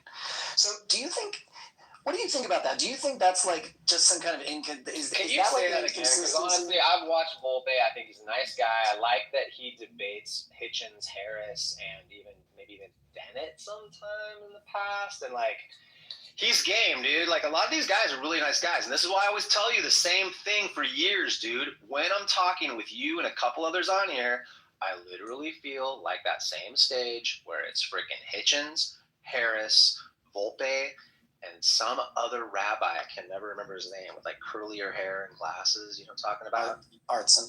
Artson. Nice dudes. Dude, these are the conversations we're having right now. It's nothing different. It's the same level shit, and that's what I tell people too. It's like, actually not. The problem is it's not very much the same. It is not the same. I've been paying attention to it. No, I'll tell you why it's not the same level shit. It is because we both have the same IQs as all these fuckers, dude. And that's not even why it's. And there's only so much material. It's not the same level shit. And I'll tell you. Well, that would be a good debate because I tell people point blank. I say, hey, if it's like some Christian struggling or even an atheist who's like, wow, these arguments are great. I'm like, dude, watch all the debates. Nothing new comes out. If you talk to some guy in Clubhouse, that's the same shit that Hitchens is debating against on a stage. Yeah. It's not about IQ, right? It's about. It partly is. I'm just trying to level the playing field and just do it again. That's why I use these terms, dude. Do you play tennis? Ha ha. No, I'm serious. Do you play tennis? Dude, I laugh and tell you I can see you playing tennis, and you're all, I don't play tennis. No, I've I been don't saying play that to you for years. No, but I'm asking seriously. Do you play tennis? I used to. When I was a kid, I did. Did you play? Do you play now? To be completely honest with you, I'm surrounded by tennis all the time, but I play sand Make volleyball. Michael Rubio the king of Ukraine. Okay. Do you An ever American play against a imperial team robe that's with worse than luxurious you? medals and honors, And I used to play a lot of using the tennis. American flag. What's it like playing against a player that's worse than you? Kind of fun, depending on how you approach it. Sometimes, right? But you never really get a good game. You don't really get to play tennis. You get to like mess around with the player. Because they said, so what do you hear? What does the voice sound like? So like, but that's not playing I'm tennis. playing ping pong against my 8-year-old versus playing ping pong against my 16-year-old. That's what I'm saying. You're right. And sometimes what you have to do, especially with your 8-year-old, right, is play down to their level, right? Right, or you're so good, which I am, that I just spot balls all day and make them play right hand and in a certain quadrant. Like, it depends on how you're approaching this, Caleb. This is what I'm saying. I understand. What I'm trying to pay you a compliment. You're playing down to the level of stupid people, dum-dum. Is that the case? Yes. See, I agree with that 100%. I wanted to say that all the time. There is types of religious people just the same way there is type of atheists. Like if you go to someone who's saying, oh, look to our religion. Oh, my religion is true because we have miracles that happening.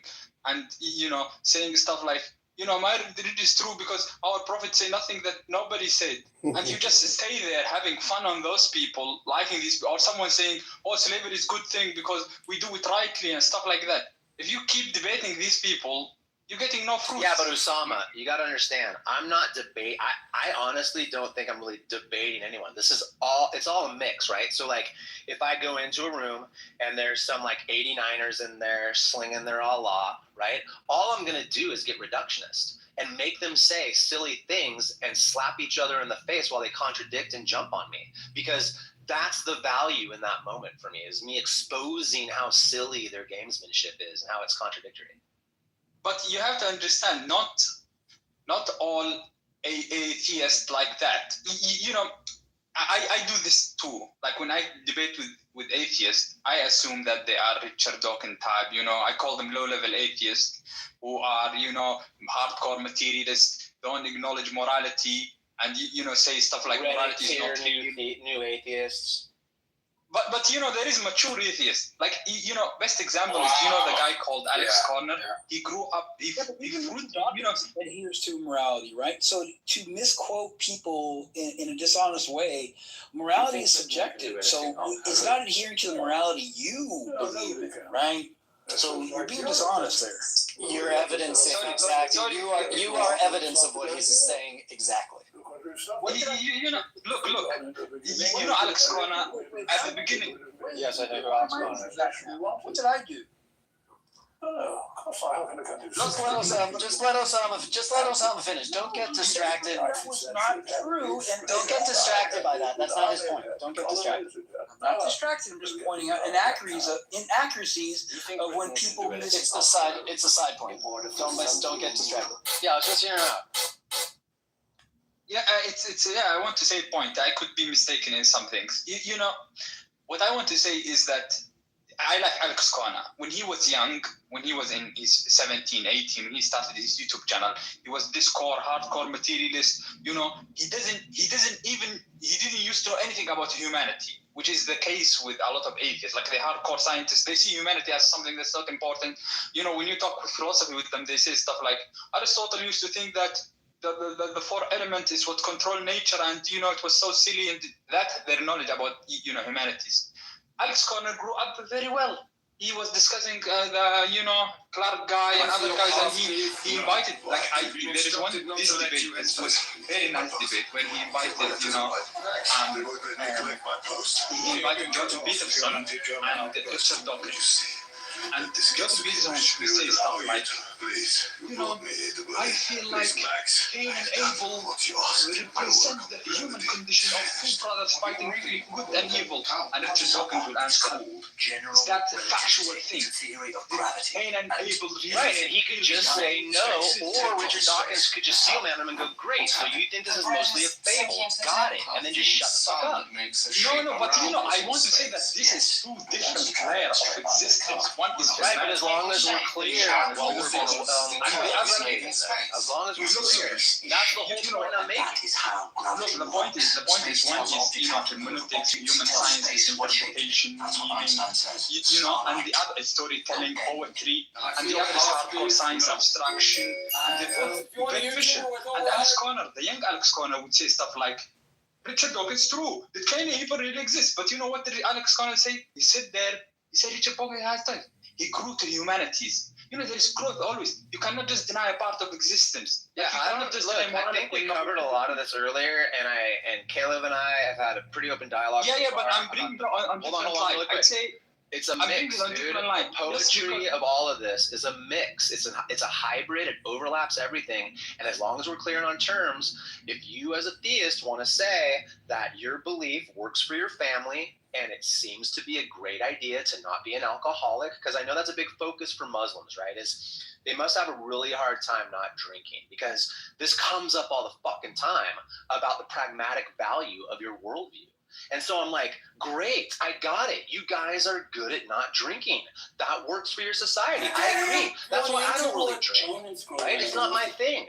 I can drink a few drinks here and there with my buddies or whatever the fuck I want because I'm not an alcoholic and it doesn't bother my life.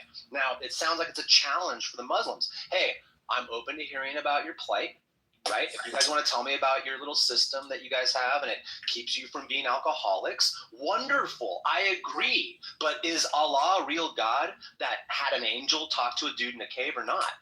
You see what I'm saying? Boring. If you think exactly, Caleb, it's boring, dude. Yeah, the question is boring. Your question is boring. Okay, well then just admit it. Then guys, just get it off the table so we can move forward and progress. Look, if you think like that way, if you think like Richard Dawkins, when someone talks about Cain and Abel, the first thing comes to your mind is that they real people who really existed. Then you don't see the richness that you are, missing. How do you, for some reason, know the mind of Richard Dawkins or myself and how poetic the interstructures are of our existence? Like, you have no fucking clue what we're missing or getting.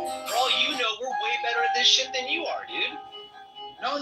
I didn't even want to personalize it. Let's not do that. I want to say. But you just keep bringing up Richard Dawkins and his mental states. Are you joking? Richard Dawkins is a genius, dude. I bet you he's more of an artist than all of you combined. Look, I'm not taking mental state. I'm simply saying something that happened. I can bring the interview with you.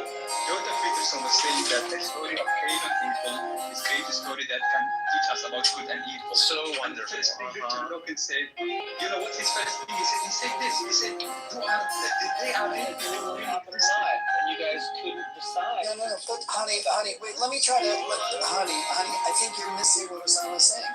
And you're demonstrating exactly what is bothering him, which is if the first reaction to a significant story in human history about disputes and about family disputes and things like that, if the first thing you want to know is whether it happened or not in history, is to ignore why the story has been told over and over and over in history. You're making a lot of assumptions here, dude.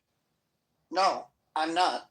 You are, based on the information available. No. Now you guys are using in your equation that Richard Dawkins had never thought deeply about this before saying. No, sir. I'm not making any assumptions. Don't mute me, bro. I'm observing that often in these conversations, I'm observing that the first. One second, Adi. I am observing that the first response. 1 second. 1 second, please. 1 second, please. Adi, 1 second, please, okay? 1 second, please. Okay. Honey, I'm not making any assumptions. I am observing that very often the first reaction to somebody saying something significant about a biblical story, about, oh, this is what it might teach us, somebody immediately reacts, well, it's not really true. Do you really believe it? And blah, blah, blah, blah, blah, blah, blah. Yeah. Instead of actually dealing Yeah, I already with the addressed this, content dude. of the story. I already addressed this. I was just about to say the content of the story doesn't teach anything Didn't I address about this good or evil. already, Caleb? Are you willing to admit that I addressed that? I don't believe you did, no. Okay, I'll do it again. You guys are making a lot of assumptions. You guys are playing this thing as if the equation dictates that Richard Dawkins had never thought deeply about this 1,000 times before being on the stage and asking that question in that moment. Now, that's all the information we have. If you want to talk about me or anyone else, you'd have to ask them personally. So what do you make of the phenomenon that Osama is describing, that very often the first reaction is going to be, well, is it true? Do you believe that it's true? As if that's a prerequisite to actually dealing with the content of the story. Yeah, I think that people deal with the content of the story sometimes, and people do it on different levels. So what I've noticed is when I talk to theists, they haven't delved deeply into the concept of the fucking stories, bro. And that's why they talk about it all the time. That's why they have stupid questions on the table in these rooms, and that's why they fight over scripture and what it means to say. Stop playing tennis with somebody who's worse than you. Start playing tennis with somebody who's better than you. All right, I will. I'll stop. Level up. Talking to these people, yeah. Don't talk to them, talk to me. Well, I'm trying. Yeah, I'm trying to. Stop giving your intelligence. I really will get to a point. And finish I'm really serious. I'm really serious. If it kills both of us, I'm gonna finish the sentence. I'm really serious. You're brain rotting by like your game is getting weaker by playing with people who are not as good as you. Can we talk about Cain and Abel?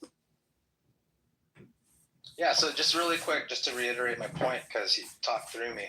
I find, and I'm sure that there's people on this stage that agree with me, that the theist is the one that is not thinking deeply about these things. And that's why logical entailments elude them. Consistency in the actual plot, like the plot holes, they're like, wait, what? And they get defensive and trip the fuck out and act like they don't remember what words mean all of a sudden. This is why I'm making that claim. So what you're accusing me of, subconsciously or directly, or however you want to do this, covertly or whatever, or openly, whatever your poison, dude, I would just turn that back on the theist way more wholeheartedly. Yeah. Okay, first of all, it's not a fight, dude. We are all in this together. We need to agree on some kind of common ground.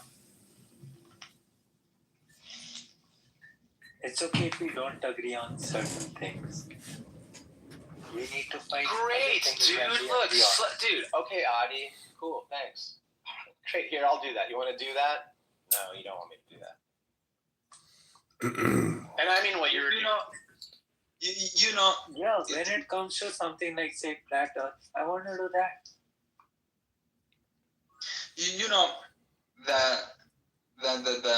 The people who don't know a lot about humanities, not just humanities, don't downplay normativity in general. They missing a lot. Really, they're missing a lot. And this is what I say when I say Alex Connor grew up very well, because when he was with that debate between Richard Dawkins and he was saying, I think you guys both have truth, even though he sided a little bit with but he listened to Jordan Peterson. He listened to meaning, interpretation. These kind of things exist, and it's a big point. Like it really breaks something in me. Peterson is not a good guy, dude. Hello, moderators. This is Black. Point of order, moderator. Moderator, point of order. I'd like to offer an alternative to your conversation here, which is Confucius. And I'd just like 60 seconds of your time to read to you Confucius. I'd like 60 seconds of your time to read to you Confucius, moderators. Oh, man. Yeah, who kicked him? It wasn't I. I would never kick him. I just moved him down. It's just a distraction. Yeah. Okay. All right. Well, look. So, do you understand my position, Caleb? I think I do, but I also hear you undermine it every time because you say on the one hand, what I hear is on the one hand, right? We're all doing the same thing, and if only they would just admit we're all doing the same thing.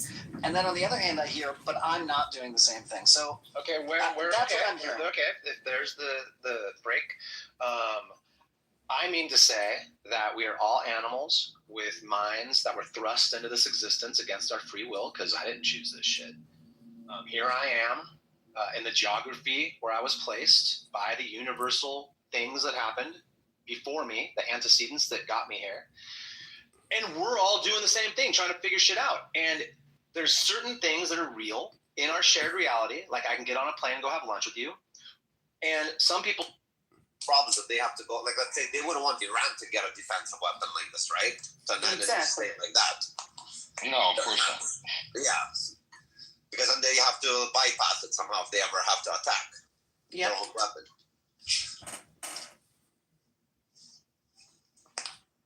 And the Iron Dome, the one that Israel made with America, like I know they didn't give it to Ukraine.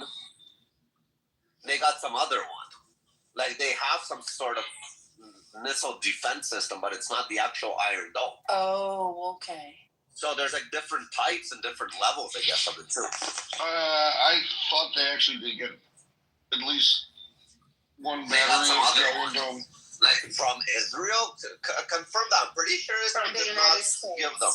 Israel did not want to be part of this. I don't think Israel would give them or sign up. Oh, I don't think it was part of the negotiations with Trump and Ukraine. There is no negotiations right now. No, for them to get that, they had to. Well, that's if, again, for the future maybe, but as of now, I don't think they have the actual Iron Dome. They have some sort of defense missile system, but not the actual Iron Dome. That's what I heard. I might be wrong. Someone said hello. I don't know who it was. It's Maha. Hi, Maha. How do you see Maha? I don't see Maha. Well, maybe she came and left. Came and left. Really left. My fucking headache went away right away. Fuck. Yo, sad. Why did you allow her to speak so much? Fuck. I was giving her hints. Shut the fuck up.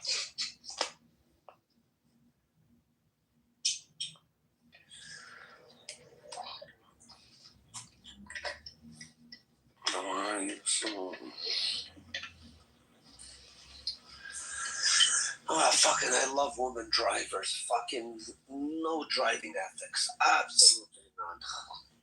I do have driving ethics. I'm like, she sees my lane as ending. I'm trying to get in there. Like, and we're sitting in traffic. She's like standing bumper to bumper. She's like, I'm still.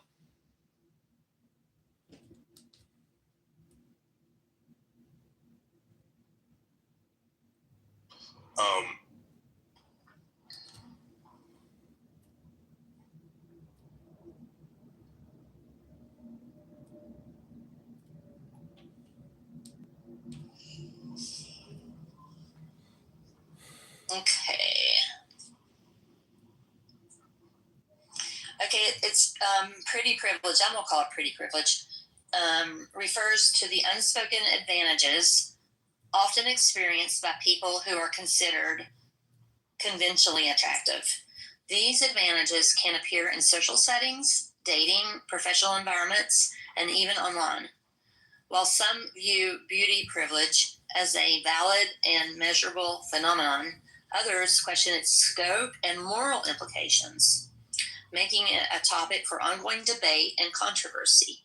Ooh, we like controversial topics here on Clubhouse.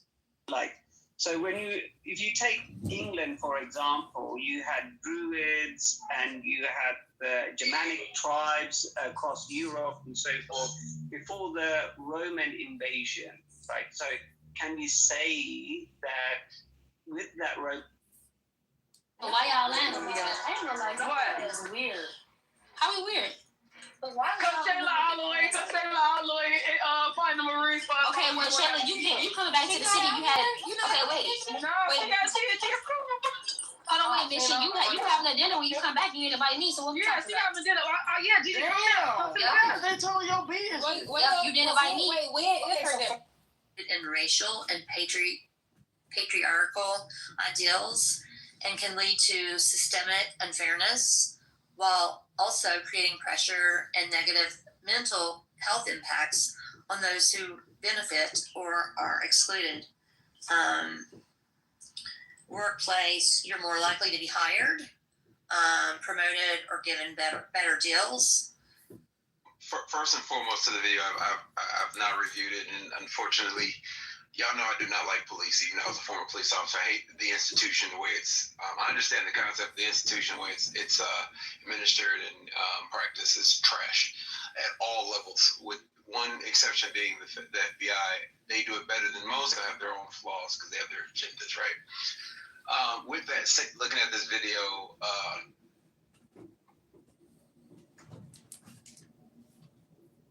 this is going to be so funny.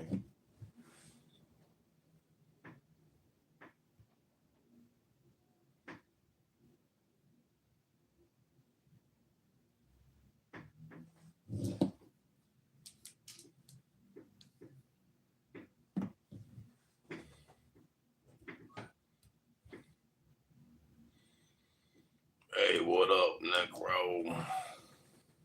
You can't find a job? for the good profession.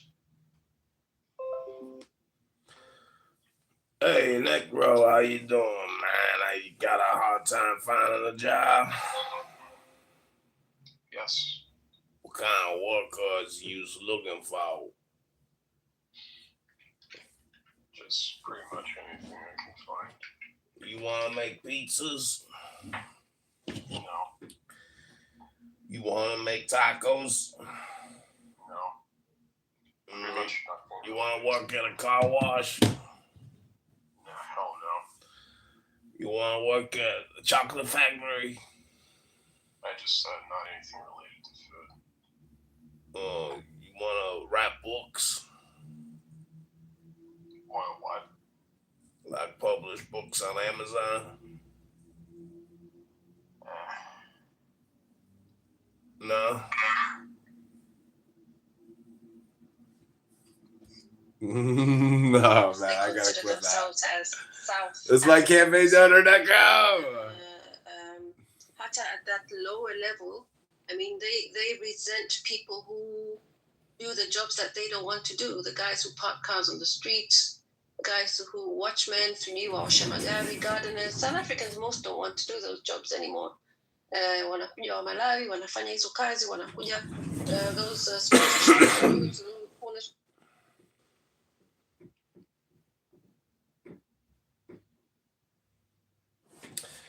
Oh, I was really looking for honey badgers. Everything, literally every religion can be siphoned through this thing.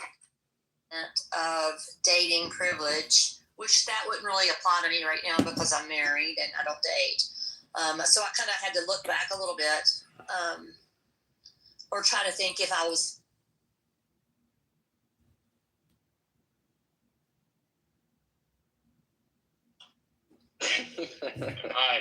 And we killed you in your sleep, but because I'm not light skinned snitch. But I want to make this other point. Last point. Promise last point. God damn, Billy. Watch your mouth, Sea Wolf. And you're beautiful, by the way. So last point. Yeah, beautiful. It is the American way. Like, our country was literally, like, people that signed the Declaration of Independence were signing their death warrants that we lost. This is what Americans do. And so why are we saying, just obey authority? Like, that's not what we do as Americans. We challenge that crap. You know what I'm saying? But I can count numerous times recent times in which good old, clean, conservative Americans have challenged this system with their firearms, with their protest. And it ended up deadly, unfortunately. But like, this is what we do in America. So let's stop. We shouldn't be criticizing people that protest what's going on. That's what we do. Can I? So I don't know. Can I join the queue, please? I called after concrete. I did. I'll go after Nathan. I'm sorry. I was already after Nathan. Sorry, I'm. You have to go after me. I'm after Nathan. All right, so concrete, Nathan, Eric, I'll ask you. Hold on. Let me talk to the last. Clearly, You clearly seen me trying to get my plane off the ground. Oh, no, I didn't. I'm genuinely sorry. All right. Here we go again. Trying to get on. I'll just mess with you, Alaska. Anyway, my true beef and sadness is reserved exclusively for the Nigerian war. Blocked. Can't find it on nothing. I gotta get into the psychological. It took me 5 seconds to go get her name, and the media came to get her name out. 5 seconds it took me. Yeah, but you gotta remember, you do have a big drop because you're known and you live in that area. You know what I mean? What up, Black? What up, Rich? What up, Pumpkin? Hey, Black, what's up, man? Hey, man. Yes, and all of them are going to spend that. Because they want to be right with media now. They want to booty clap for the president. I want to see how they're going to spin this. NBC, CBS, I want you guys to spin this. I want this woman to be a citizen, and I'm not. Please, whatever I say, do not take it like I'm being disheartened. The fact that this is a white woman, I hope this is a wake-up call for them. And if they blame Somalis or the fraud because she died, that's going to be fucked up. Because the fact that you guys are not even blaming the murderer, but blaming the people that they're targeting, it's going to be crazy. So Jacob Fry is saying something. Hold on, let me play that one. Jacob Fry is the mayor of Minnesota. A message for our community, for our city, and I have a message for ICE. To ICE, get the fuck out of Minneapolis. We do not want you here. Your stated reason for being in this city is to create some kind of safety, and you are doing exactly the opposite. People are being hurt. Families are being ripped apart. Long-term Minneapolis residents that have contributed so greatly to our city, to our culture, to our economy are being terrorized, and now somebody is dead. That's on you. And it's also on you to leave. It's on you to make sure that further damage, further loss of life and injury is not done. We're going to be working towards justice as quickly as we possibly can right now, and justice is what we've all got to get.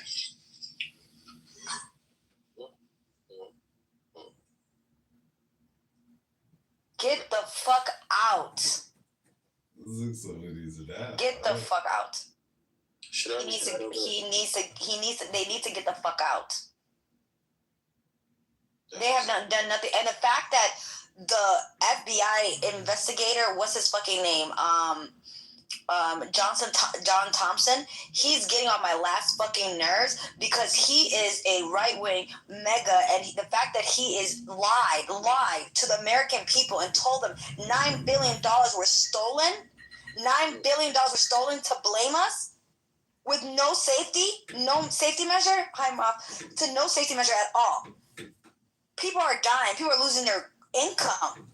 It's all performative. This is horrible. So funny. And we're all sitting here on this app saying, well, Somali people in Somalia are losing their clip. That's not a fucking talking point. People are fucking dying. People are scared.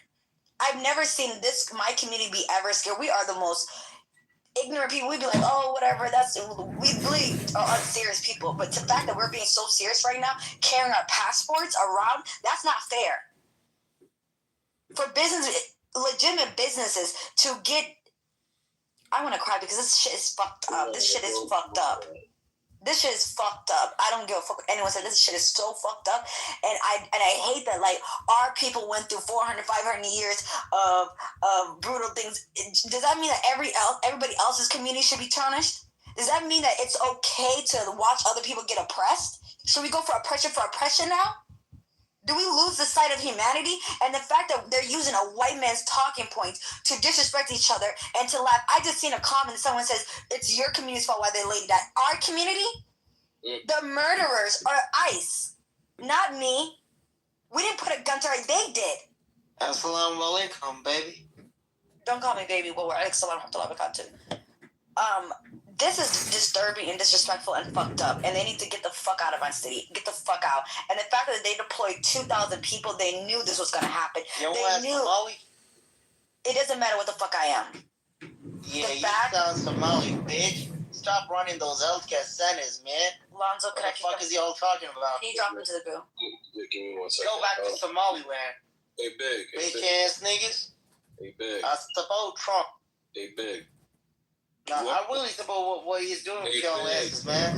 Don't fucking take up Islam and talk about shit. You can never be American, man. Y'all talking shit about motherfucking being in America. Supporting motherfucking Somali ass, bitch ass niggas, man. Yeah, fuck that shit. Shut up. And this is exactly what the fuck I was just talking about. Yeah, I mean, this clown that was just speaking, he's clearly not the brightest, right? He knew that shit was gonna happen. You know, respect yourself, you fucking moron. And watch your mouth when you speak it to her. Imbecile.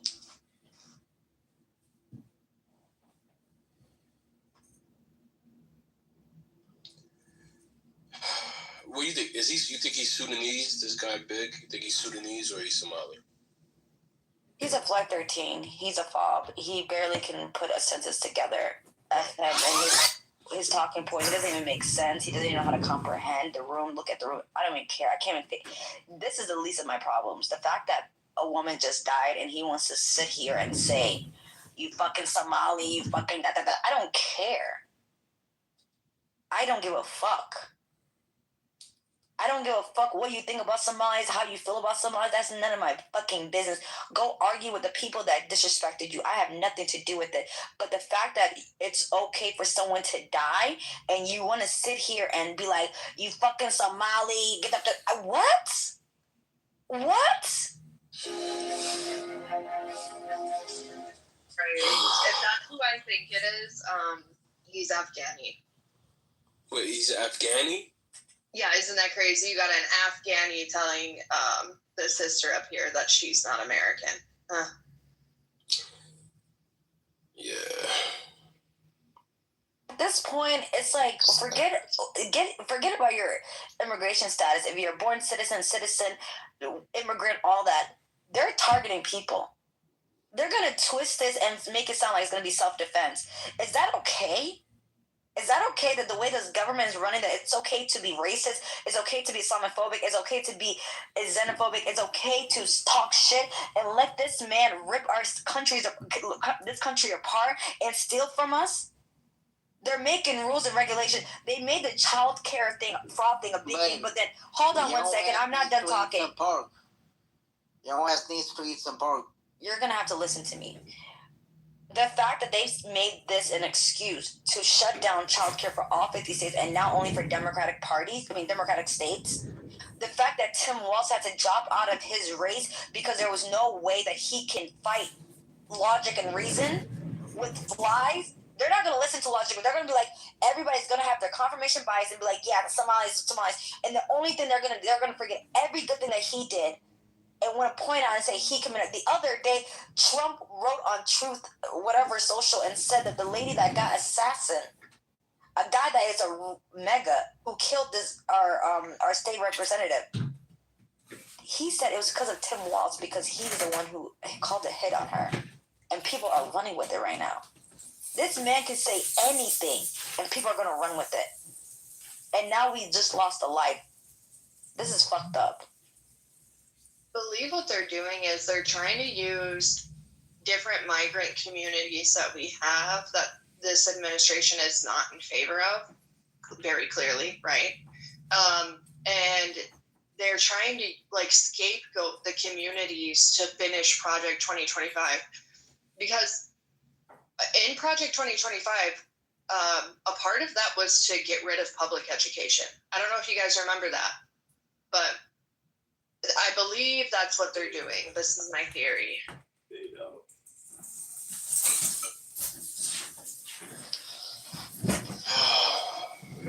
It's so crazy, right? You think you've heard it all until you hear this. You know what I'm saying?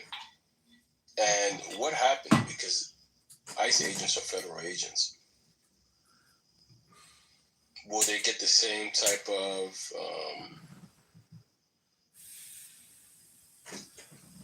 condemnation that others get? Nope. Right. I mean, not earlier this year, it's a new year, but last year, I believe they also shot someone last year. And then they were hitting a priest in Chicago with pepper balls, like a pepper ball gun. And slammed him to the ground and everything. Like, you just use a hard man. Put your ass in the groove. Yeah, people don't bat an eye. Motherfucker. Because it's ice, which is fucked up. It's disgusting. Disgusting. These niggas be conflated. Did you hear that one? It's wild, man. Hey, MJ, any words? Or Black, or... Shit. Nothing new, boss. Ah, man, it's fucked up. Hey, Black. What up? Peace to the room. What up, bro? Yeah, so this is breaking news to me. That a white woman got shot by ICE. I'm not one of those, if it's one life, people. You know, to me, the majority of Americans are against illegal immigration. I hate Trump, voted against him. You know, I didn't vote for old girl. I voted against Trump because I despise the motherfucker. But I'm also against illegal immigration. So, like, that whole thing of, what's going on, there are going to be some cracked eggs to bake that omelet. So it's not anything I'm pushing back against. And it does not make a person xenophobic or anything. 63%, I think is even higher now, are against immigration in general, legal immigration of Americans. So that shit is just a fact. And wait, what's the fact? 63%? Wait, 63% of what? Of Americans are against illegal immigration. Oh, yes, they're leaving. Another issue that I have is I want them to deport more crackers. For real, that's disproportionate. What more crackers? I definitely want them to. Yeah, it's crazy. I had a room earlier, and I asked the dude. It was Killmonger. I don't know if you heard of him. Fuck, man. The dude Killmonger. But anyway, so he goes by like. Well, I remember Killmonger. Yeah, he goes by Dr. something now. Dr. Responsible.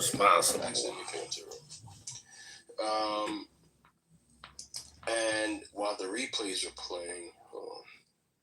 See the replays on? Yeah. Yeah, it's playing. Yeah, while the replays are playing, he said some shit like, I want the Caribbeans to get out of here, the Africans, and the pale-faced Mexicans.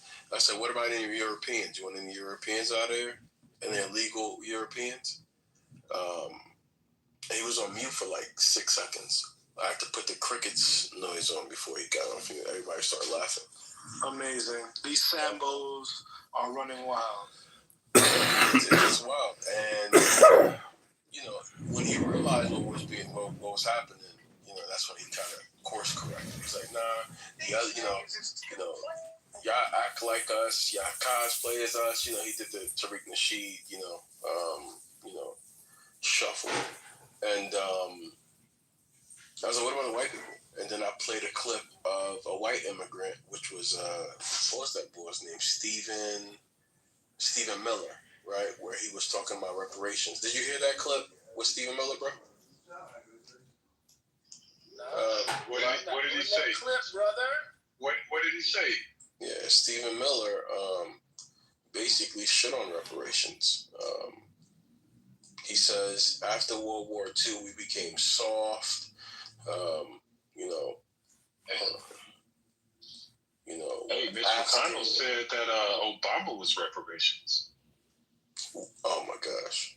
Yeah, you're right. Mitch McConnell said this. I thought it was Lindsey Graham, but yeah, both of those bastards could. Oh, Lindsey, it probably was Lindsey Graham. One of them guys. Yeah. One of them senators. All right, let me play this clip real quick. Hold on. And both are racist. Check the chat for those stats. I got you. Hold on. What the president said is true. The United States of America is running Venezuela. By definition, that's true. Okay, we live in a world in which you can talk all you want about international niceties and everything else, but we live in a world, in the real world, Jake, that is governed by strength, that is governed by force, that is governed by power. By definition, we are in charge. Because we have the United States military stationed outside the country. We set the terms and conditions. We have a complete embargo on all of their oil and their ability to do commerce. So for them to do commerce, they need our permission. For them to be able to run an economy, they need our permission. So the United States is in charge. The United States is running the country during this transition period. The United States is using its military to secure our interests unapologetically in our hemisphere.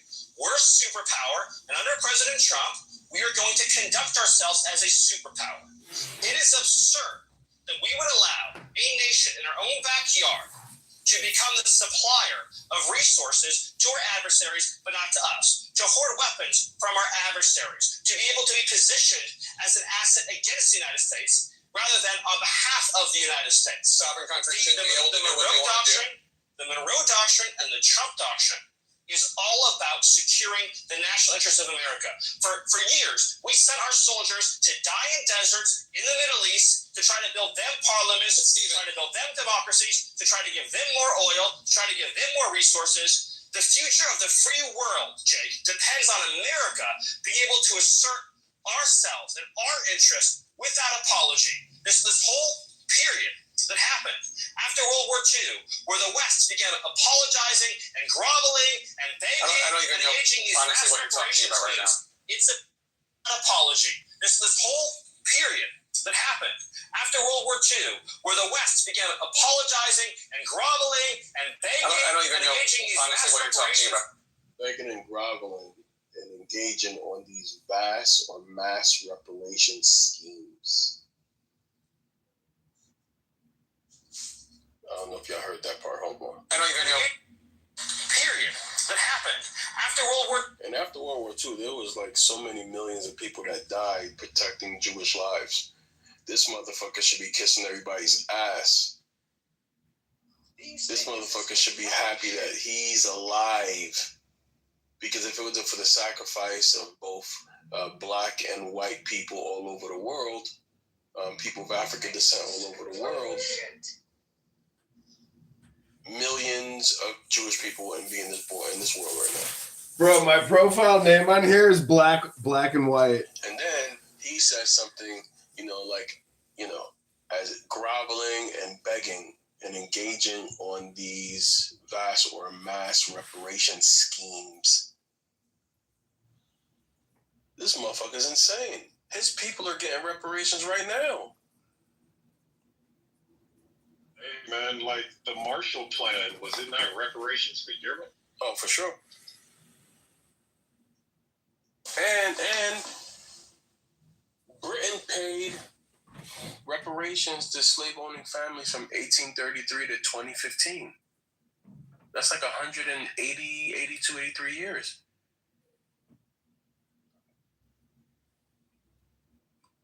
My friend is a Zionist, so, Hey, these niggas just conflating shit. Hey, why'd you use that choice of words, bud? I heard somebody else say that, and I thought it was hilarious. It's been stuck in my head ever since I heard it like 10 minutes ago. Somebody said in another room. Damn, Lonzo. You gonna let Time out, man. Hey, so do you think speaking like that is a good thing? I thought it was very funny, but if you guys are offended by it, I am sorry, and I will not say it again. Hey, there was nothing funny about that. Wait, hold on. You know it's crazy because Adolf said some really interesting things about your people, my friend. I was listening from another room. Another realm. And some people would say what Adolf said about you guys were equally as funny. You know, when he called you, hey, what's up, Biscuit? When he called you guys, roaches and thieves and liars. Well, I think he was probably conflating a few things. Oh, okay. And dirty and filthy. Yeah, I think he's conflating things. Wait, you didn't think that was funny? I did, in a sense. I do. Okay, yeah. A part of me does find it funny. You know another thing too, right? That a lot of people seem to find funny is like in those camps, right? That you were in, like your people were in. A lot of people truly find it funny that you guys actually got to, you guys got fed, like darn near every day. There was like a beautiful pool. Did you see the pool? There was a swimming pool? I wasn't aware of that. Tennis courts, to make sure you guys had the, your stamina up. I wasn't aware of that. Oh yeah, absolutely. Yeah, and don't forget about the sauna. There was a sauna there. Was there a sauna there? Yeah. Was there a pizza? I think there was a brick oven. I don't think they like the sauna. I don't think they like the sauna too much. Pizza parties and a brick oven. They might have had a brick oven pizza party. Yeah. So yeah, bro. I mean, this is all the things that it's on social media. A lot of people. Well, wait. Can I ask you this? Why you guys are not offended? Shut up. You piece of shit. Fuck you. What did he say? I missed it. I just came in and I didn't hear what he said, Lonzo. He basically called us that word. Yo. He does that every time. Hey, Lil Trump, I don't know if you want to follow up on some cool shit after the what happened? Trash bag, man. He called us the N-word. Yo, bro, where he at, bro? You know I got hands, bro. Where he at? He's in the goo. His name, you should follow him and troll him every day. Yeah, B. Did you hear that guy, my friend? He's told the story a lot of times in many rooms when he brought somebody to his house and he thought it was a girl, but it ended up being a man. I mean, he does. He definitely fits the profile. Yeah, he talks about that every time in a lot of rooms, and he said he didn't know. But you know what's crazy though? Oh, he left. Yo, he would never say that in person though. That's the amazing part. And look, tell me, where's Black Coin? He left. I wish sometimes, man, that people would just realize that they're not gonna be able to get off the shit that they really want to get off without a fucking response. You know what I'm saying? So don't even prepare these motherfuckers. And we will Chester cave in. I said Chester cave in. We will cave their chest in real life. That's what I'm gonna say. Hey, Lil Trump, I know you're like a big fan supporter, man. Yo, how do you feel about this, man? Like an American got killed today, a white American. Hey, man, look. Listen, it happens. By ICE. It happens, bro. Like, look. I mean, it happens. Like, you know what I mean? Like, this happens to other Americans, it happens to Black Americans, and, we protested, you know what I mean? Hold on. It's a white woman. That's it, bro. That's the difference. That's all. So it's okay for the Nothing government. to see here. So it's okay for the government, an agent who is supposed to be there just so do the immigration enforcement. That's it, right? They're supposed to help the city, make the city safe again. So do you think it's okay that they shot a legal observer who is a citizen? Yeah, I didn't say it was okay. I just said. No, you said it's okay. It happens. Okay. It happens, yo. And I know nobody got the guns to fight America. So shit. It's not about America. It's about Americans getting killed by agents that were supposed to protect and serve Americans. Right. Yeah, so correct. There's nothing okay about that. Listen, there's nothing okay about it, right? Hey, man, that's what it. Yeah, it's not okay. Yo, what up, Kagan? What's up, bro? The fact that they think it's okay, and the fact that they're gonna be like oh, it's a white woman. You know, black people get shot every day. Oh, it's okay because, you know, things happen. No. I don't think anyone should get shot by a police officer or agents. I don't think that's not right. It doesn't matter what race you are.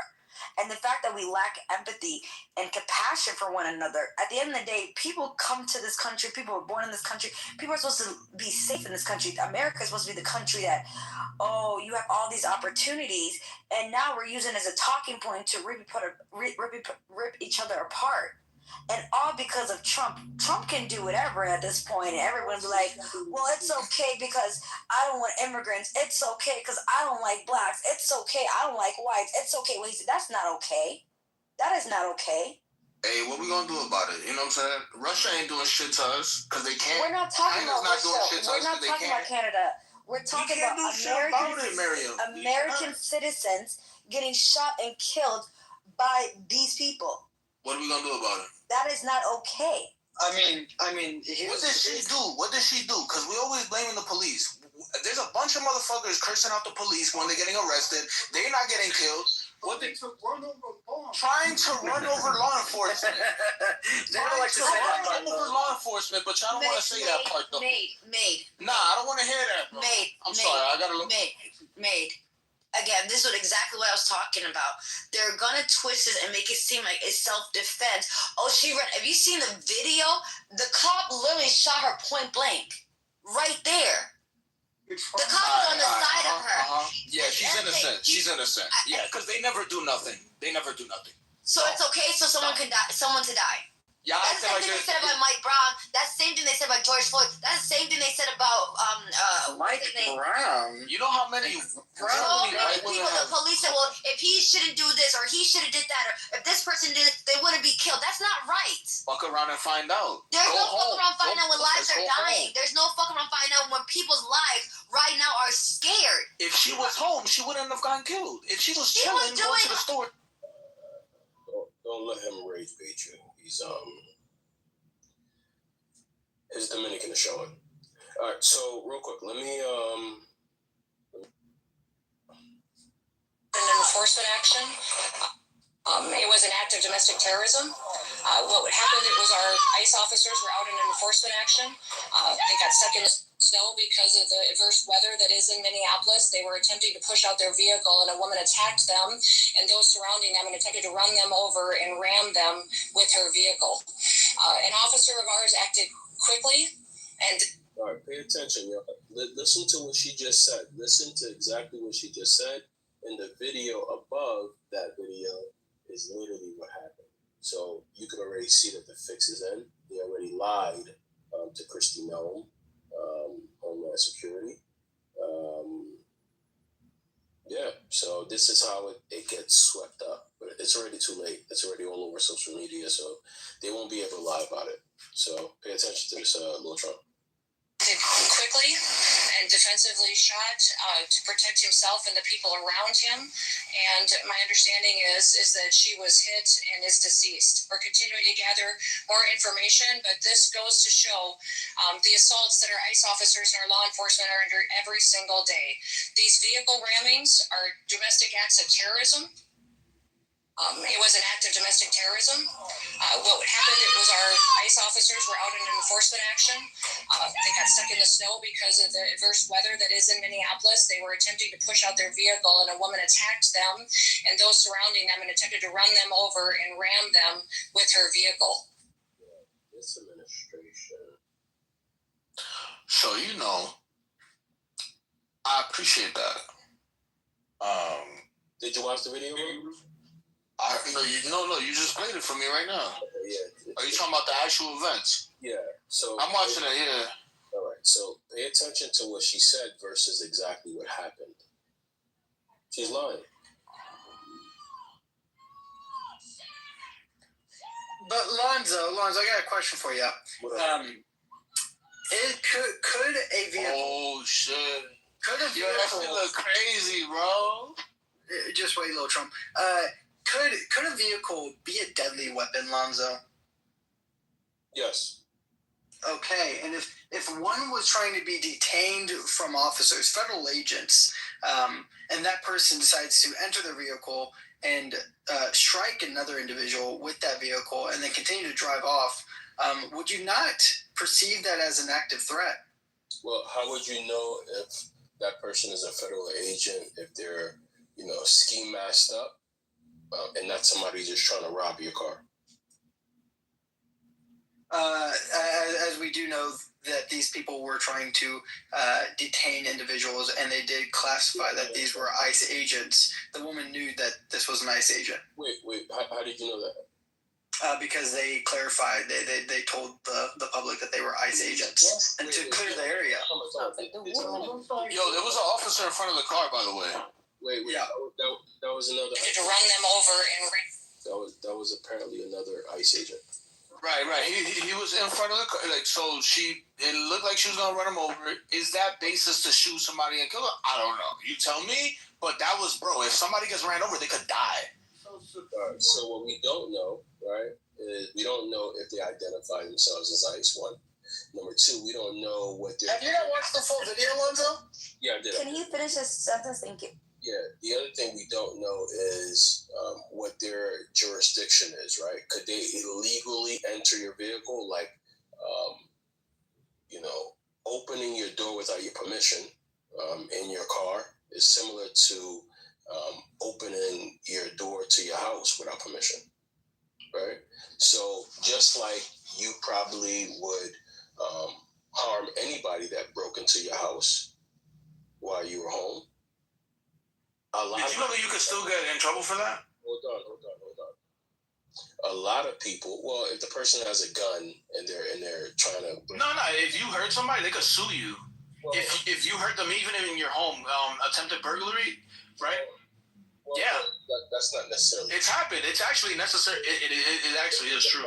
Alonzo, can I read something real quick after you're done talking? Do you remember the Jewish guy who killed the guy in the subway for self-defense and he ended up getting in prison? Hold on, bro. You seem excited about this topic. Look, at the end of the day, right, if somebody's has their back turned to you and then you shoot them, even if they're in your house, there's possibly ramifications for that.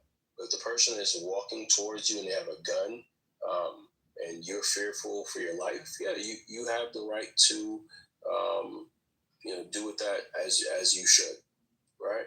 But on the other note, right, somebody's trying to break into your car, right? Who do we know? Two thugs with a ski mask, right? We don't know what she was thinking. She was thinking maybe they were trying to assault me, trying to murder me, kidnap me. Who knows? This is a young, white American woman. It don't matter what color she is, by the way. I don't know why y'all keep... Okay, eyewitnesses on the ground. So eyewitnesses on the ground, just reading from these actual people that were there. They said he was leaning onto the hood of her car and shot her multiple times in the face. Another person that was there on the ground said, I am on the ground with council members near Portland and 33rd, where they talked to residents, and they said they saw the agent shoot the legal observer for no reason, and she was unarmed. So these are people that I witnessed it. Now I know Christy Gnomes, who is known for lying multiple times to booty clap for Trump. So let's not do that. I cannot stand that. That lady does not have no qualifications to be the secretary, be the boss for DHS. That lady literally walks around like G.I. Jane. She does not have anything to do with it. I don't know how she even got her job. So her as a credible source is not credible at all. Who I'm going to listen to is the people that are actually there on the ground, who people are not asking questions with. So I'm happy that our local journalists are asking these people, but the rest of this, that's what I said earlier. I wonder how CBS and NBC is about to twist this, knowing the fact that their CEO are right-wing supporters. Copy. Yeah, so Lil Trump, so you apparently saw the video. What's your thoughts, bro? Yeah, no, I saw it. I mean, they're ICE agents, correct? Yeah, apparently, yeah. All right, ICE agents don't have the best training. It is what it is. That's not true. So, wait, hold on a second. Wait, guys. Hold on, Lonzo. Wait, what do you mean, bro? You asking me questions? Hold on. You said ICE agents. Give me a green bean, bro. I'm not doing this. Give you green bean, I'm not doing it, bro. Brother. Y'all be too comfortable on this app, bro. Let's get off the app. You didn't even catch your ticket. How you gonna ask for a green bean? Hold on, sir. Where my ticket at? All right. Oh, I gotta come back. Oh, fuck. Mm-hmm. Should I block him real quick? No. All right. He's still not getting a green bean. Oh, come on, you right now.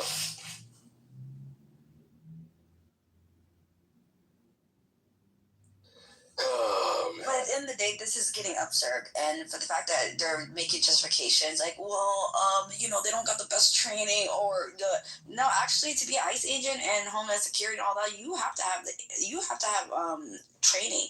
There's continuous training. A lot of them come from the military. A lot of them come from private sectors. So no, that's we can say that for the police officers. I understand that. Because they're not equipped for being combat. But again, this is the streets of Minneapolis. This is not Iraq. They should already know what to do. And the fact that there is eyewitnesses saying that they leaned on her hood of her car and shot her multiple times. What? And the way they twisted, well, our car got stuck in the ice, and this was happening, and we were fighting the weather, and then this lady tried to kill us. What? Are you serious? It's crazy. And did I just say, Lonzo, they're going to twist this and make it sound like it's self-defense? Into her vehicle. Yo, she literally just sat there and lied. It's so crazy, too. I'm sure they're going to try to scrub even all the videos online, but it's too late. It's too late. Yeah, it's already out there. And the fact that Christine Holmes, whatever her name is, she went a month ago, went in front of Trump, or was it in November, and said, yeah, 50% of the Somalis all came here illegally. They all came. She said 50% of us, the people that came in the 90s, we came here in the 90s. Run them over.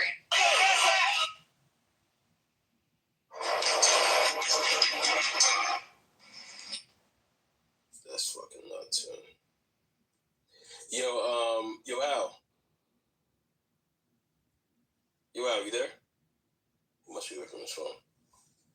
My bad, and I'm here. I hate when Clubhouse does that. What's good with it, brother?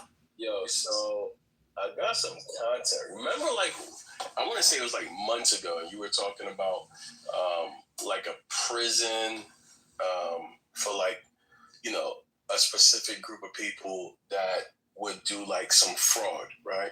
Mm-hmm. And similar fraud to what we hear about the Somalis, right? And they've been doing this shit for decades. Facts. Right? To the tunes of hundreds of thousands and millions, sometimes billions of dollars, right? Yeah, billions, bro. Yep. And so with that being said, I found a clip where they arrested 13 of them. Mm-hmm. I tried to see if CNN was gonna, talk about it. This went under the radar. Fox News went under the radar. It had to be a small New Jersey fucking TV station to fucking bring it out. You know what I'm saying? Absolutely. I played it, and it was a room that wasn't even Norm's room. Norm wasn't even. It was a black room, and it kicked me out. What room was this? I want to say it was I don't know. It wasn't Chillism, but some of the people from Chillism was in the room. Well, I told you this before, maybe about 2 years ago. Because, I got pulled in a room by those people, by the small hats. And I told you I'd never forget. You know your shit, so. Yeah, one of the specific people literally put me in a room. I just said it was Rohan and, Rohan and George Ravusky. I don't know if you remember him. They were the most prominent small heads at the time, right? Mm-hmm. They pulled me in a room along with Abby and was like, I need to be a good black, like a certain person. I told you this already before. Oh, yeah, when you just talking about... Yeah. Oh, wow. See, bro, if you could have recorded that conversation, bro. I did, but I don't have it no more. I don't have it no more.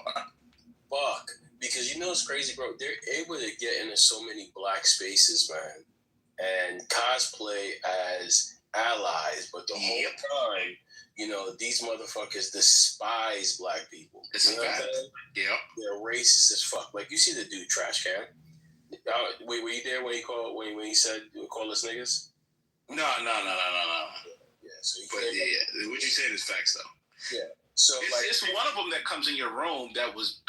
Listen to me, dude. He was DMing me all the time. I'm not gonna say his name. He was DMing me all the time. He follows me on social media, begging me to follow him back. He sent me his number in his DM, and I'm like, yo, bro, why is he an older guy? Yep. Yeah, same guy.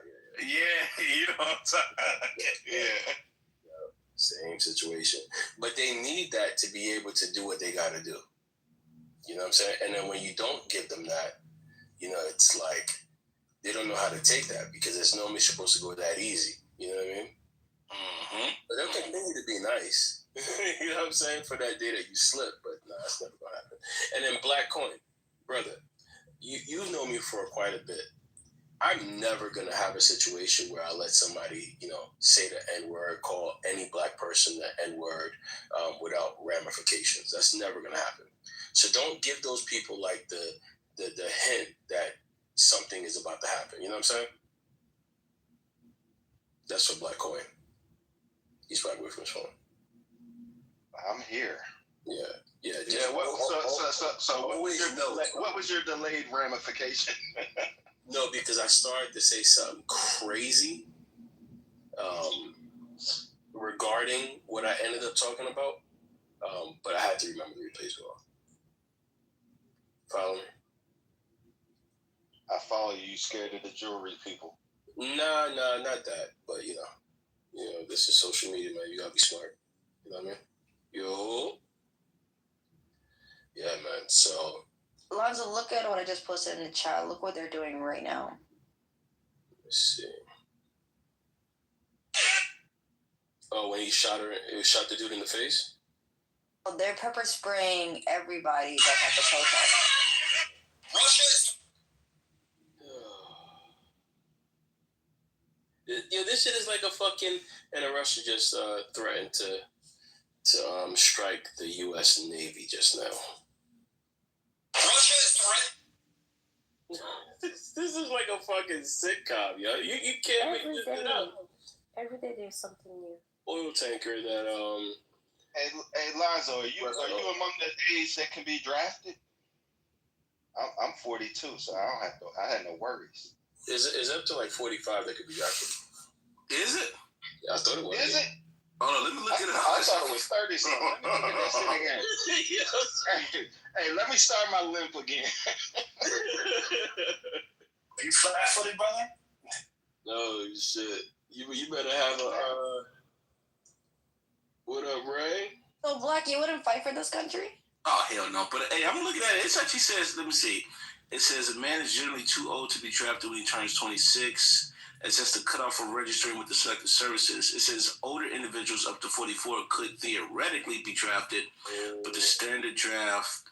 So I mean, I guess in an emergency they would draft up to 44. All right, so how old are you again, brother?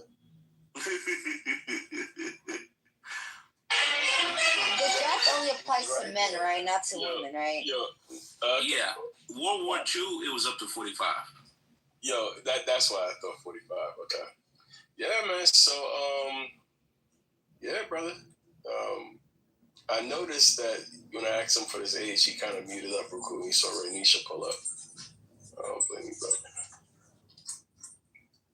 Hey, Roscoe, you got to change your name, bro. You don't understand. Your name is the same name as somebody that is literally the exact opposite of you, bro. You got to change your name, dude. You got to. Yeah, when I get the chance, I'm gonna go back to Cairo. Don't worry. Yeah, you got it. Yeah, I think women can be drafted as well. Let me look that shit up. People have been treating me differently since I made a Roscoe, so maybe. Yeah, and Roscoe, believe it or not, I think yesterday you was in the room. You was in the goo a little longer than you should have been. Yeah. Because I was like, is that the racist boy? No, because I remember the first time I was in the room with Al, he was like, "Shut the fuck up, faggot." I was like, "What? Like, I'm not gay. What the fuck you talking about?" Yo, well, I didn't didn't say that, but it was something like that, though. But it wasn't those words. It was something like that, but not those words. Wow. Yeah, man. Yo, so Renisha, a white woman got shot in the face today and died. ICE, they had to be having like the ski mask on and shit. They they tried to, illegally open up a door, and then she tried to move out the way with her car. And ICE agent shot her twice in the face, shot twice. One or possibly two connecting her, but definitely in the face. That's literally horrible. They were talking about it, I think, like an hour ago in a room. And there was some lady saying that they're about to protest, I guess. And she's trying to, like, go down there to make sure it doesn't get too crazy. So, yeah, I mean, that's horrible. Like, I don't know. Yeah, I'm about to go early. Was an act of domestic terrorism. Yo, so y'all want to hear Christy Noam's explanation? Hold on, I got this shit on music mode the whole time. Was an act of domestic terrorism. What happened, it was our ICE officers were out in an enforcement action. They got stuck in the snow because of the adverse weather that is in Minneapolis. They were attempting to push out their vehicle, and a woman attacked them and those surrounding them and attempted to run them over and ram them with her vehicle. An officer of ours acted quickly and defensively shot to protect himself and the people around him. And my understanding is that she was hit and is deceased. We're continuing to gather more information, but this goes to show the assaults that our ICE officers and our law enforcement are under every single day was an act of. In the video above, you could actually see a play-by-play of what actually happened versus what she found. So they apparently either lied, but so many innocent bystanders recorded it. This is like what police officers hate, right? Even or apparently even ICE agents, right? Where they're trying to kind of tell a completely different story, but there's so many different depictions of actually what happened. And it's there to not get spun, is there not to get deleted, and rinsed by the police departments. That news is right there, right in front of you. And so as they're trying to delete the shit, it's almost impossible. You know what I mean? So this is basically what's happening right now. What up, Papa? Did you say you were protesting, Muriel?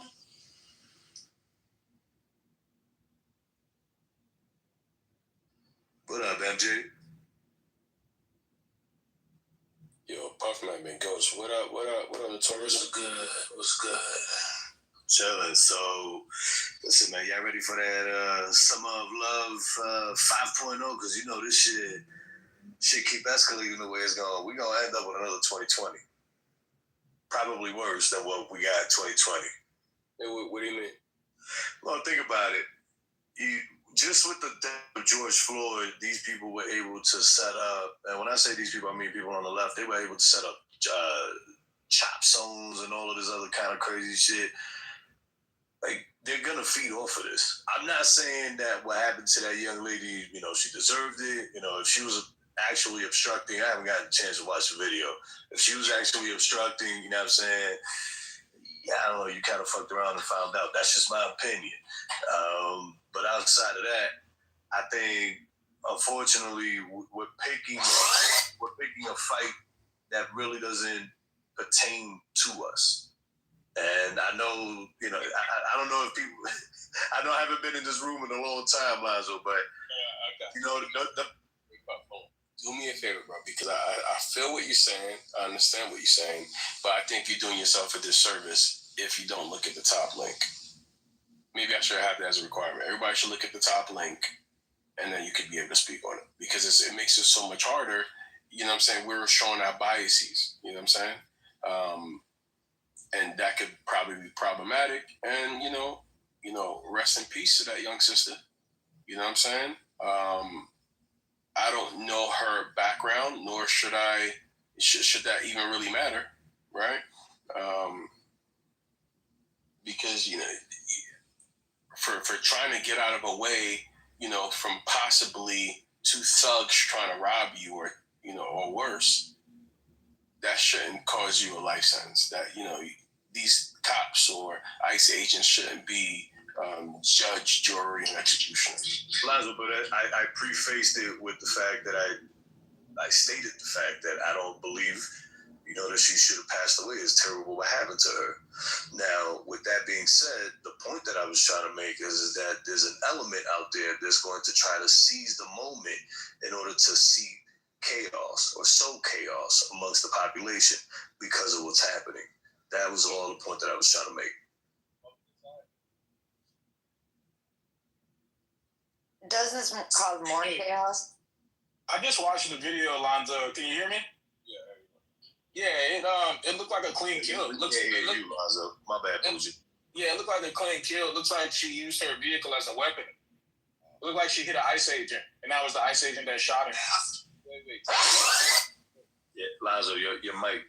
That's okay. Yeah, you sound far away. Can you hear me now? There you go.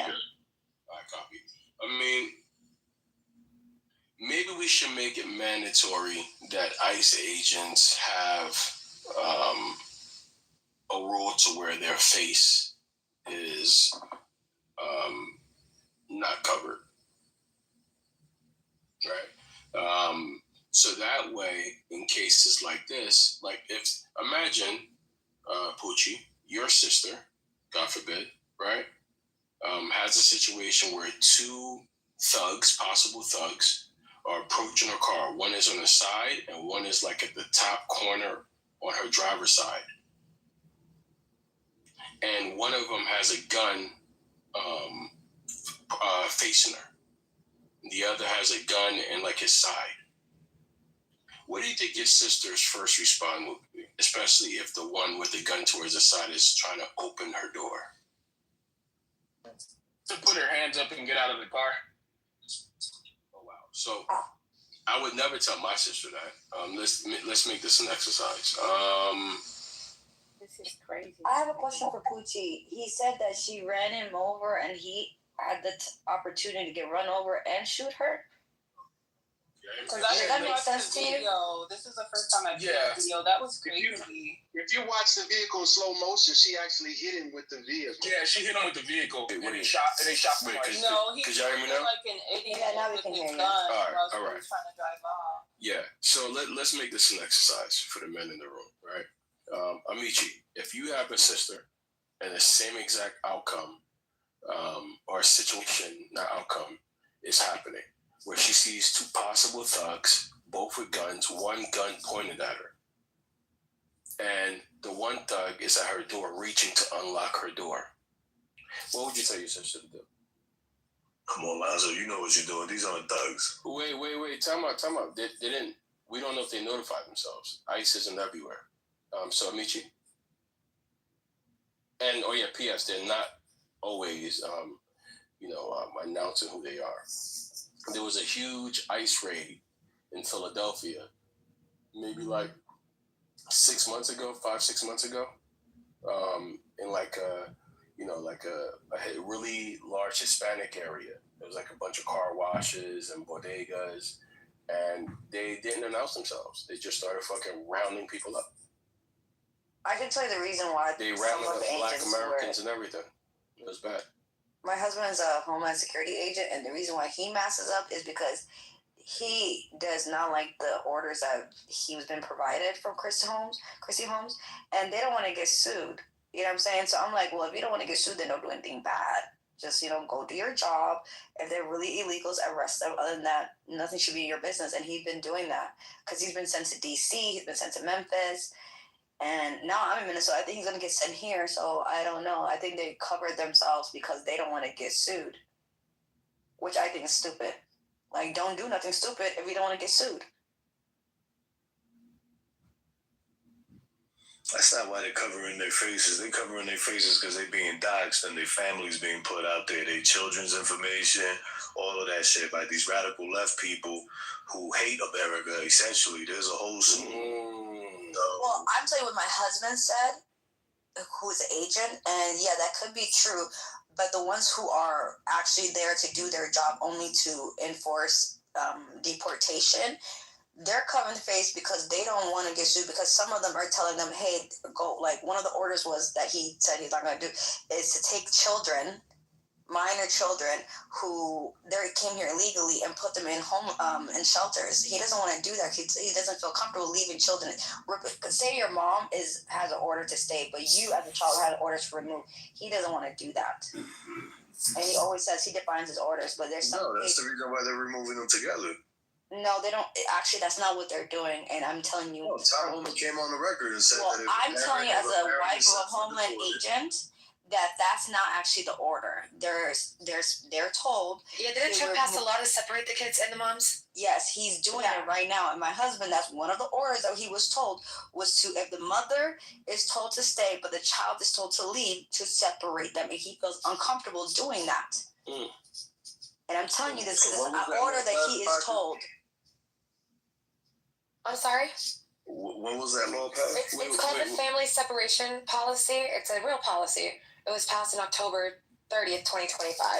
And it's really called the Family Separation Policy. It was under the Trump administration. And it's. Could you give us an excerpt from it? Yeah, hold on one second. I got you. 1 second. Hey, Playboy, I sent you like an Instagram video on your back channel just now. I could have sworn this girl was you, yo. I was like, I know her from Clubhouse. That's crazy. All right, but go ahead. And Pockets. Hey, yes. how do you feel about it? You know, one of your white sisters got. I mean, I didn't shed a tear. If that's what people are, I just, you know, people literally get shot. People literally get shot every day. It's just amazing. It's a good timing. It's perfect timing. Am I the only one that cried for her? I'm sorry? I think I'm the only one that cried for her. I didn't care about her race. I cared. That's really sad because that's really sad because she shouldn't have been there blocking no road. When people are trying to do their job. Hey, and I feel like I'm sorry. Pockets. Did you see the video? I did watch the video just now. I watched it. Okay, so did you watch the top link? I did. Yeah, I just watched it 3 times. Yeah. All right. So you think she was blocking, or you think she was trying to get out the way? Who parks in the middle of the street like that? Was she like pulling out as she was reversing, or? Like, from what I see, block her. Yeah, really, because we don't see her pulling up to that spot though. That's what I saw.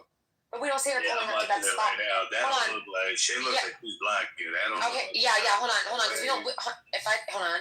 I don't see her pulling up to that spot. We don't see the previous moment of her pulling up. From what I'm seeing, unless her house was right in front of that driveway and she's backing up out of the driveway and pulling out, that makes sense. But she's literally, it's like. You know what? I'm seeing it again, right? So it looks like there's a white SUV that apparently was trying to block her. Yeah. Right? And it looks like she reversed, right? And then she went the other way and then tried to go around that white truck. And there's one behind her as well. And there's one behind her. So here's the thing. If I can finish the whole thing. Wait. Before we over. Why y'all do that? No, because this is important. Right? Because the narratives change, right? And what we're trying to do is we're trying to keep it real. Yeah, you don't evade police, or you don't evade ICE, in my eyes. Wait, time out. Yeah. So this white American lady was possibly just going home or going to the store. No, right? She was videotaping. No, she wasn't videotaping in the car. How do we know that? Wait. Do you see the videos from the videotape that she put up? She died. Right. So my point to you, right, is if 2 thugs were approaching you, one with a gun facing you, and one with a gun on his holster or on his side, and the dude is trying to open your door, what's your first move? But these weren't pockets. What's your first move? These weren't thugs. Everybody, the name Pockets could speak. These weren't thugs. Okay, how did she know? That's not a fair. Come on, let's ask me the question. How would she know? How would she know? Yeah. I mean, honestly, how would we know if anyone were cops? Honestly, at this point, but if they are, normally cops have police or the word cops or the word officer. right? No, I don't see that on him. It's literally It's on their vest. Wait, It's on their vest. It says They agent got on the back of badges his that say vest. ICE. Yeah. No, they sell those agents at any like Sam Okay. Goodies or Sam. Did we confirm if these were real agents yet? Yeah, they are. Oh, they are. Okay. Yeah. So my assumption doesn't really. Okay. But this is after she's murdered. Oh, but that's I don't think that message to me. This is where I feel like because immigrants are dealing with this every day. Hold on, if I can finish. Dan, you can't ask me a question. Hold on. Because you're speaking like 1,000,000 miles a second, and normally when people do that, they're lying about something. So before I'll let you complete lying. But thank you. Let me at least complete my white lie. Let me at least complete my white lie, please. Yeah, can she at least complete her thought? Yeah, yeah. No. Hold on. You can ask another white woman. That's cool, bro. I can pick some in if you want. All right, pick some in. All right, cool. I don't have any white friends, but if I can finish. Well, I mean, time out. You know what? You could ask a white. Because immigrants go through this every day. One mic on Puff. Go ahead, Puff. Yeah, white woman, go ahead. The light skinned nigga, okay. Immigrants go through this every day, and they complying. Is all I'm saying. Yeah, the ones that are here legally. But you know why we're going through this? You know why we're seeing this? Wait, hold on. Hey, yo. This is like a Republican shield space right now. No, what you don't. They're guilty. They're guilty for killing her guys. That's not cool. So you know what's important. You know what's actually cool. Sure. We could actually see the difference between different groups of people. All right. Because we should do a case study. Yeah, because my comments said they were guilty. Wait. Could you ping in more like? I literally said they were guilty. More Caucasian folks. Yeah. No, because I bet. They will cry. Hold on. I bet we're gonna get a lot of similar responses that Pocket get. Right? Did you read my comments in the chat though before you asked me these questions? What you led with, if you think that they're guilty, it just doesn't make sense. But you didn't. Let him land his plane 1 second, and then I want to hear what he had to say there because it was going to be interesting. Right. So my God, to me, is more of a system of imagination for formation of societies. It's an imagine. That's why I bring up Taiping, even though I'm a Christian. I don't know if people call that Christian. Hold on. What the fuck does that mean? That's vacuous. It's vacuous to say that, like. Yeah, what point are we getting to now? Like, it's weird because you said that my concept of God isn't like a Christian, and then you followed it up with, and I'm a Christian. Right? And then you started with, I think, his pronouns of his God being. Yeah, I think, and my God, yeah. These are all subjective to you. Wait, what? You asked me explicitly about my God. Yeah, but your God is also worshipped by other people who would disagree with you. I'm just using, ask me about and how I view God. So, like, this is just, like, if you don't give a fuck, don't ask me about how I do No, God. I do. I said that I was interested. And the thing that I want to reflect upon, though, is the fact that you said, I think, and my God. Those two things are really important to me because that tells me whatever your opinion is subjective. And there's nothing wrong with having a subjective opinion. It doesn't make you wrong. But it's not. It's not very informative. I mean, I don't know how I could inform you. I could inform you about an objective. Like, you want me to tell you about the flood and be like, oh, this really happened. To me, the Bible is. They're really stories that could be really impactful. You're not allowed to express any point, and then you're gonna say I'm not. You're holding two different contradictory views right now, right? You're holding a classic Christian view, right? That God does these things, right? And then you just expressed a view that is the complete opposite. I don't even know what view it is.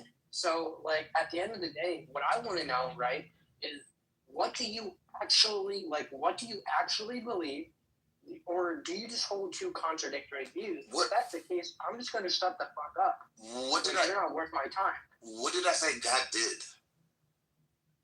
No, I'm saying the way that you define God, right? The way that you define God is a contradiction. Can you run by your definition of God? I don't think I tried to define God. I said what God has meant to me, and it, like I said, I look at history. I look in a history context, and I see that it has played a formative role. No, that's not what we're asking. All different matters of fact. We're not asking that. We're asking what God is. In your view, what is God? Like,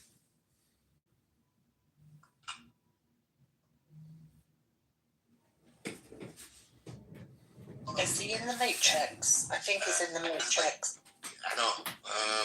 Perfectly representative of what was going to come next, anyway.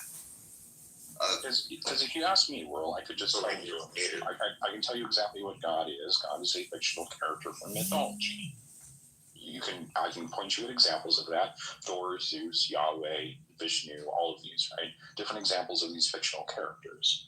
So it's an easy question for me to answer. But when I ask you the question, we're not getting the same straightforward answer here. Because I'm very imaginative. We're not getting I think because I can look into the Bible and be like, God is like He who moves the thunder. I can find some texts. But like, I don't. That's all we're asking. It's not a hard question. Yeah. Okay. What do you take God to be? Do you think he's an agent? I got you. I got you. In our personal affairs, or do you think He just created the world and He kept it back? What is your view of God? You personally. God, she is greater than everything. She's before everything. She's indescribable. Okay, so you don't know what God is, right? Wait. Hold on. Stop there. Indescribable. You just described what that God was before you called her, right? Well, you can't do that because that's a contradiction. Yes. If God is indescribable, sure. Okay. Then contradictions exist. No. Contradictions are that which are forbidden in logic. They don't exist, right?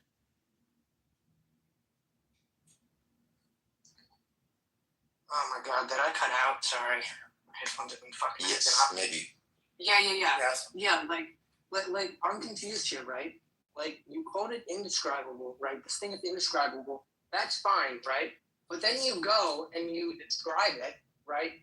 By giving her female pronouns. So it's either indescribable or this God or this goddess is a female, right?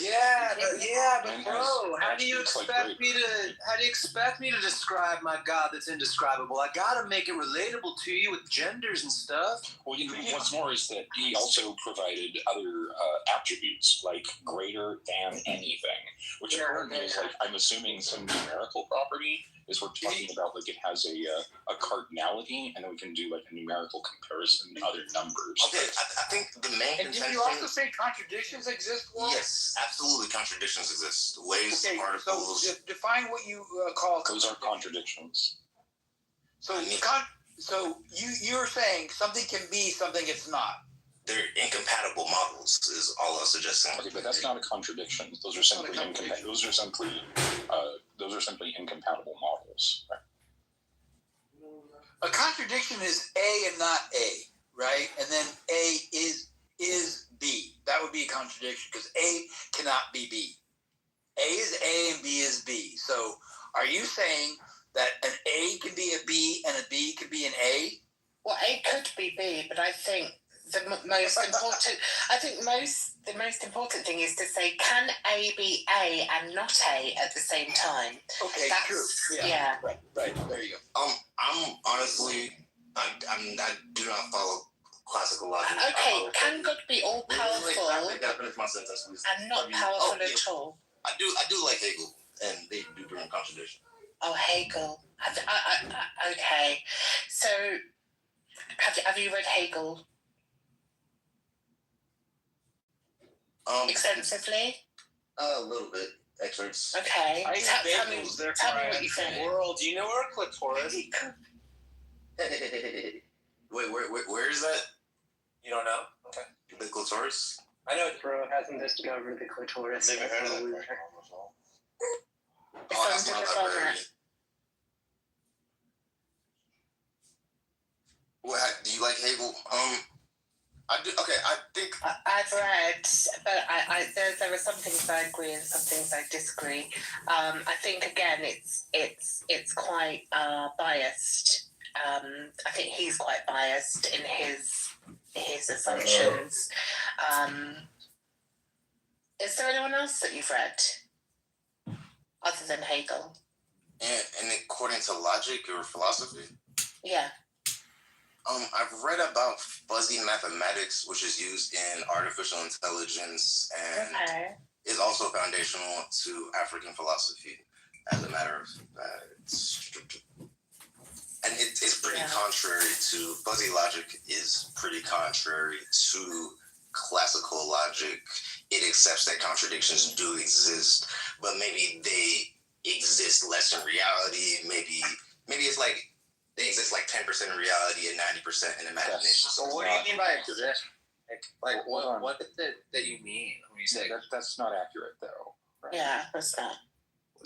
What these different logic systems do is they accept different axioms, and as a result, some propositions which are going to be contradictions in one logical system are no longer contradictions in this other logical system with different axioms.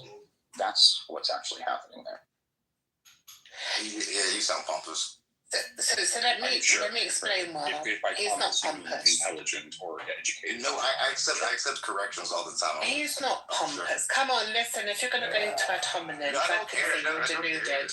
But anyway, let's not go there. I want to ask you the question about God. Can God go against his nature if God can't go against his nature? Can God go against his nature if God cannot go against his nature? Yes. No. The answer would be no, wouldn't it? Because that would be a contradiction in terms. And then to say you have access to his nature. Right. I think a better way of saying that is, can God go against his nature if nature is that which you cannot go against? Thank you, T. Thank you.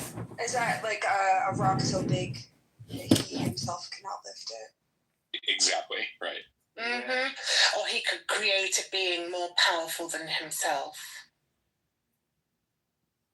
I mean, I think these concepts are ever evolving. When you ask me what I think God is, I express to you that I feel like you're not a Christian. Okay, well, like I am a Christian. No. You couldn't possibly be. God is all powerful. You're black British. People think I'm not black. People think I'm not American. You're not black. You're brown. You're like me. You're brown. My parents came from Ghana. I'm black. I'm black as my grandparents came from Africa too. My great grandparents. All of that. I mean, I don't really enjoy these. Skin color doesn't matter in this debate. They're all African. Let's not bring race into. Let's not deviate into race now. Yeah, I'm not deviating into race, but y'all hyper focused on it. That wasn't the point I was making. No, you brought up the fact that people don't think you're black. That's not the point, though. That's not the point. Whirl, stop for 1 second, please. I'm chill. Whirl, please stop for 1 second. Let's not turn this into a race conversation. You're acting very. Whirl, stop for a second, please. Please, calm down. You said you were a Christian, dude. Calm down. You and her interrupting me. You keep on coming off of mic when I'm in the. I was originally speaking, brother. Oh my God! What are you doing? I can't hear you, right? So stop coming off of mic when I'm in the middle of talking because I can't hear what you're saying. It's ridiculous. Nobody can hear what you're saying. Look, you said you were a Christian. As far as I'm concerned, the test for this is very simple. Do you believe in the teachings of Jesus Christ as your Lord and Savior as taught in the Bible? Yes. Also, then you're a Christian, right? Okay, yes. And also you and her are interrupting. Like, you're calling me, like, yo, first of all, the point of what I said was not about race. For y'all to interrupt, because Gray and T, you interrupted, then called me emotional. I'm not gonna.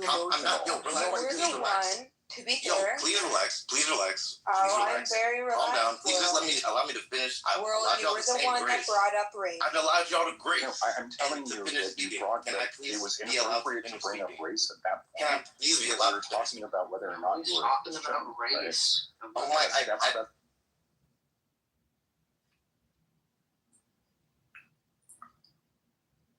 As far as I'm concerned, you're a Christian. You answered the question, yes. That's all the only test that I know of, right? Unless somebody has a better test for whether somebody's a Christian. And the reason the only reason I said he's not a Christian is because he's describing things that just don't seem like what people believe about the Christian God. I agree. In addition, he also has beliefs which are completely different than Christians, which is just like, as far as I'm concerned, his own mental dissonance or I think that's your ignorance. You have a great ignorance of the span of Christianity. No, I don't. No, that's not true at all. Okay, well, I think I gotta go because y'all are overly interrupting. I'm not allowed to express any ideas. I've been here patiently. At what point did I say something about Christianity that was incorrect? What did I say? Don't answer him, World. Why don't we talk about theism, not Christianity? Michaela, be quiet for a second. World, at what point has your idea of your religion have been possibly misconstrued to the interpreter that you were listening to, or how you felt that day? You can read a story and take some credence out of it, but at what point do you not see that it relies on you, right, fundamentally, to say, okay, it is just a story and I interpret it this way? Well, I took a class in high school called Bible literacy, and I thought my teacher was an atheist, but he was like some weird Christian. I don't even remember what he said. But you're adding to my point in that your view of the Bible and your religion has been misconstrued over time, and even in your interpretation and who you were taught from is going to be misconstrued from any sort of proper a definition of what the Bible actually meant. And even then, the Bible is full of contradiction and horrible senses of the human race, in aborting or ripping open the wombs of people. At what point are you a particularist, I should say, on what your religion actually means and why you follow it? You mean am I a minority? No, I'm. Or know about too. Ambassador knows what I'm about to say because this comes from old school shit. When they got the drop on you, they got the drop on you, bro. That's it. And when somebody gets the drop on you, that's it. Ain't nothing else. You can go and get shot up and killed. Yeah, you can floor it and try to get up out of there and they can shoot the car up and you're going to die. Because when somebody got the drop on you, they got the drop, bro. They got you dead in the eye. They got the gun pointed at you. It's game over at that point. The only other option you have at that point is comply, or they're going to, blast you away. That's it. No circumcision for the females? No. So what she's talking about is female genital mutilation. That's very different, right? That is not baptism at all. That is okay. This is called Muslim. There is part where there is circumcision for the females, right? Just any old house of crane. This is the Muslim chill room, investing and more in the original Lionstein with Fateh, Abdullah, Maryam, Al-Amriya. Okay, so that's what I'm talking about. You guys do not know Islam. Unfortunately, the females are just arguing feminism. We're not talking about feminism. I'm talking about oppression. Why is it that when I say it's wrong that Salam do circumcision for his daughter? Why you talking where's Monica? I need to talk to Monica. Telephone. Yo, Nathan came in immediately. Hey, Nathan, tell me your top 5 action stars of all time. Vin Diesel. Maybe, but these people actually have beautiful buildings. So when you're in the market, they tend to be a bit, I wouldn't say extra large, maybe large, medium large. Yeah, medium large. But it's just getting involved and helping them out accordingly. If you help them out, one of them, maybe one of them, you can marry one of them, maybe.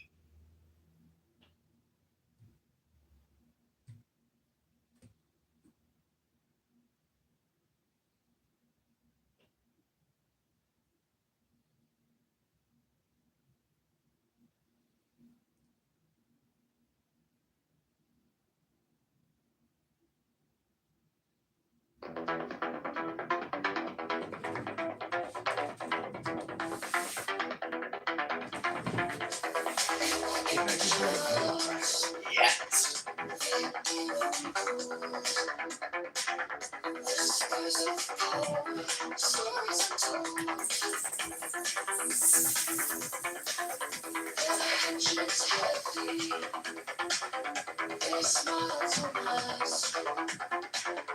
I see the future, I see the past.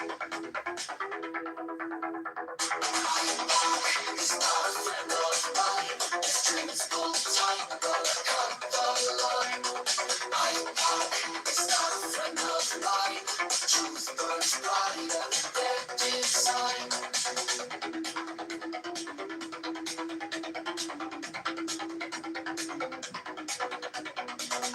The halls are echoing, their deals are made. Promises shimmer, shadows fade. They dream in the woods, they deal in dreams, but nothing's as simple as it seems. You can buy a soul with a bag of sand, can feel the fire from a righteous hand. I'm back, it's not a friend of mine. This dream's full time, but I cut the line. I'm back, it's not a friend of mine. Truth burns brighter than their design.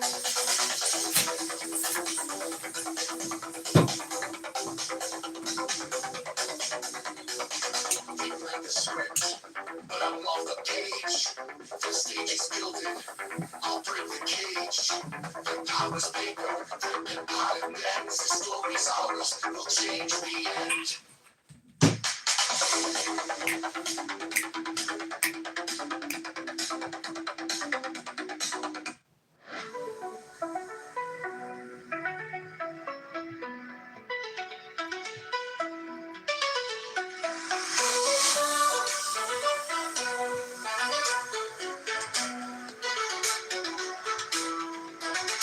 Oh Hashem, you're like divine.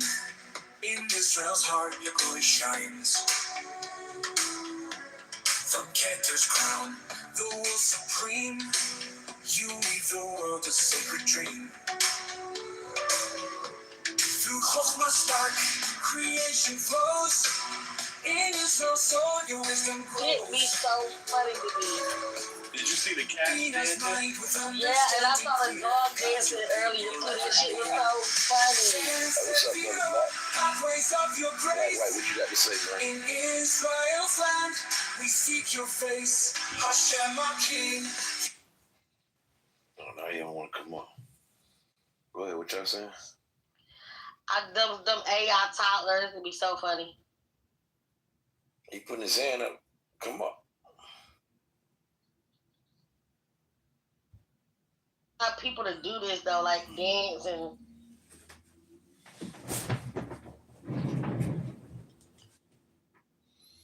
Hey, y'all. Man, I was in Lonzo's room, and that is one hateful young man. He's laughing at it's a white woman that got died. He's happy it was a white woman, and he's happy that, you know, the ICE that they killed her. So, just saying that Lonzo's a no good, dirty little snake, anti-American, hateful, evil, bigoted, racist, sycophant. You know what's crazy about Lonzo? I'm right over there with Lonzo too. I agree with Lonzo. I don't care about that white lady. Man, you heartless, dog. That's an end. That poor woman lost her life out of anger. She shouldn't hit the gas. Why she press the gas, brother? Well, I'm just saying Lonzo's the sicker motherfucker because he's on a social audio chat app. Happy that it was a fucking white woman. That's some sick shit right there. That's a fucking pathetic young man. That's pathetic. I guess we pathetic too. We don't care. No, you don't understand my point. What I'm saying is he's happy that it was a white woman and he's just gloating about it. If it was a black woman, he'd be fucking pissed. You'd never hear the end of it, brother.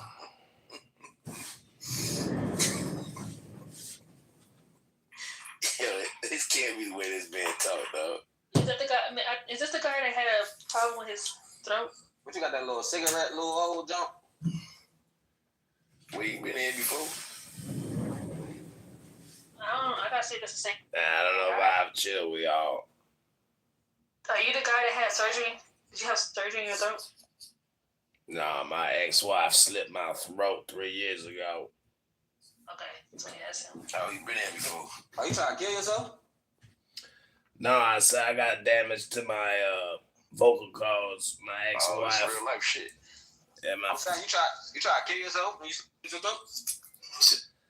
Nah, man, my ex-wife, she tried to kill me. Oh shit! Damn, bro. Wicked out here. She converted to Islam. She became a Muslim. Wicked, what did you do? She started screaming Allahu Akbar and tried to fucking murder me. They put her in a psych ward and they did a lobotomy to that bitch. Now she's sitting there drooling, taking medication every day. Yeah, that's right, Daniel. Yeah, I know. Sir, what do you think about the man that's in your PTR? It looks to me like Christ is king and that Kanye and Charlie Kirk, something going on with that Trinity. Bro, I'm fucked. You're fucked, Daniel. You're the one who said you committed the crimes, not me. I didn't commit any. Was that intentional? It looks like Charlie Kirk. He said Kanye. I'm just saying, somebody killed Charlie Kirk. But I mean, you didn't answer my question. What did you do for her to do that? Like, why did she do that? I didn't do that. I saw somebody else on the PTI screenshotted it. No, I think she's talking about the person that split your throat. Yeah.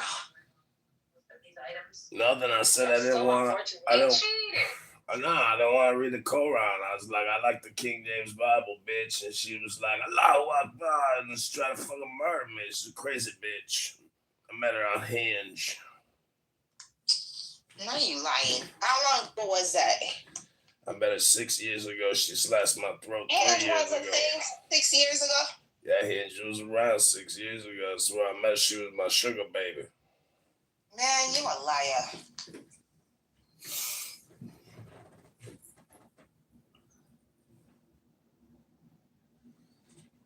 Oops, did y'all hear it? My bad. That was blow drying my hair. I mean, I got retired out of the post office. In the other room, they were like talking about his voice. That's how I remember. Nah, I worked at the post office, but I'm on disability now after she slashed my throat. So how many cigarettes does it take you to get to the... It's not cigarettes, mother Scott. Yo. Oh, I just came back in the room. The man said he got sliced up by his baby moms. I mean, oh, I'm so sorry to hear that. Hey, resistance. Yo, you came in before? I don't know. I don't think so. Man, resistance is one of the most anti-Semitic Jewish agents. No, I got seen my title, so I came in. Resistance. About the title, my brother. Resistance is trash. This guy's. Hold on, Black. Hold on. We spoke to you already. What's the problem, resistance? For anyone to be standing with American terrorists to gun down innocent people in the street. Okay. You watch the video? Yup. Okay. So why she stepped on the gas? Because she was afraid because the other officer was trying to pull on her other door. She probably didn't even know who it was. She probably was scared. Like any typical normal person would probably do that. So you couldn't see all the police cars that was behind you with the lights on? Those are terrorists. She was scared. Everyone. Oh, they terrorists. Yeah, most people are scared of liberal. Liberal is what the facts are. Are you liberal? If you go to any city where the terrorist Donald Trump has sent ICE agents, most people in every city are scared to death of those people. They jump out of unmarked vehicles, masked up and everything. And some people ain't, common to seeing that. So if you see, let me ask you a question, bro. If you're in a car and you see these terrorists, these said terrorists, how about with uniforms on and everything, and police cars behind you, you gonna hit the gas? They weren't wearing uniforms. They're wearing fake military type, camouflage. So military still say their uniform though. Yeah, uniform. That's not considered a uniform to the common everyday American citizen. They're not, but American citizens. I see lights right. That's not an American citizen in the car though. That's not an American citizen in the car. With ski masks. Yes, it was. She was a white lady. Hold on. What the fuck does that mean? She a white lady. She American. You think just because somebody's white, they American? Yeah, 90% of the time. Ain't they kicking out other people too? Hold on, let me look at other people. When they kicking out? They're not kicking out Irish people too? Hold on, let me see this right here. Yeah, I'd love to see that. Let's see the stats on that. Hold on right quick. Hold on, I got you though. Hold on. Well, keep talking look what they doing though. Look what they did to this black man. Look at this one. On yours, worry not, because I always get to everyone who is on the stage. Here comes Black White again. Generally speaking, after people speak, they are removed from the stage and dispatched to the audience. This is not punitive in nature, but only to make it possible for yours truly to maintain the aforementioned cue. If that happens to you and you want a second go at it, raise your hand. Time permitting, you will be invited back on the stage for a second opportunity to speak, unlike many of the other rooms on Clubhouse. In the Critical Thinking Forum, welcome, Scott, we speak one at a time. We endeavor to not interrupt one another, and we treat each other with a degree of decorum and respect, even when we vehemently disagree, and for that I thank you in advance. Also, if the moderator, yours truly, or one of the other moderators for that matter, asks you a question, please do not take it the wrong way. It's not because we are looking for an argument. Nay, it's only because we have a question.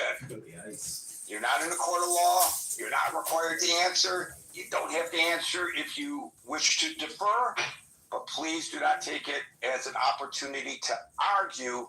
We're just trying to get clarification on the point that you are trying to make. Actually, if you look at it from the proper perspective, we're trying to help you make your point. So with that, I welcome you to the Critical Thinking Forum. We're just a little over a minute away from starting officially at precisely the top of the hour. For those of you who are messaging me, I do not take messages while I am moderating for obvious reasons. Who have I not welcomed into the room? Andrew? Steve, did I welcome you? Let's see, who else? Robin, Marina, Met, Mary Lou, how do you do? M, Shin or Shine, Sexy, Echo. Michael and Leonard, welcome to the room as well. We're less than a minute away from starting to discuss this breaking news. David Katz, welcome to the room. This breaking news about what happened in Minneapolis today. Very serious situation. I'm going to try to be as fair as possible in my opening salvo about what happened. I will admonish myself to not jump to too many conclusions, but it's sort of like for those of us who were around when Jack Ruby shot Lee Harvey Oswald. Do we need an investigation to determine what happened? Folks, it's the top of the hour. Welcome to the Critical Thinking Forum. We're here Monday through Friday from 5 p.m. to 6 p.m. New York time. Today's topic is, was the Minneapolis ICE shooting justified? And I will tell you that I will allow a little liberty in the discussion today beyond this specific incident, because I'm sure there are many people who believe that this incident was something that was inevitable based on the manner in which these ICE operations have been held and the fact that there have been demonstrations by people who are very emotionally opposed to what they are doing, that the perfect storm was brewing. And this, if it hadn't been today, it would have been sometime in the future that something horrible would happen as a result of these confrontations that are happening on the street. And so I think the overall policy, or the manner in which the policy is being prosecuted by Homeland Security is fair game in our discussion today. But of course, I want to discuss the specific incident in hand at great length as well. So basically, if people haven't seen the video, it's all over the place now. All the television networks are airing it. It's all over the internet. There are several angles because several people were videotaping this. But there was an ICE activity going on in Minneapolis. Now, we do not see what precipitated this. So we can only see what we see from the point, obviously, that the videos begin. But the videos show a woman in an SUV blocking traffic, presumably to impede the operations of the ICE agents. And you see an unmarked vehicle pull up and stop. And I don't know, again, what might have happened before that, but I don't think it really matters that much what happened before that. The ICE agents exit the vehicle and approach the woman's car. One of them in particular walks up relatively slowly. Welcome, Double, to the stage. Relatively slowly to the driver's door. Now, I don't know whether they intended to arrest her. It is an offense, of course, to block ICE agents from doing their duty.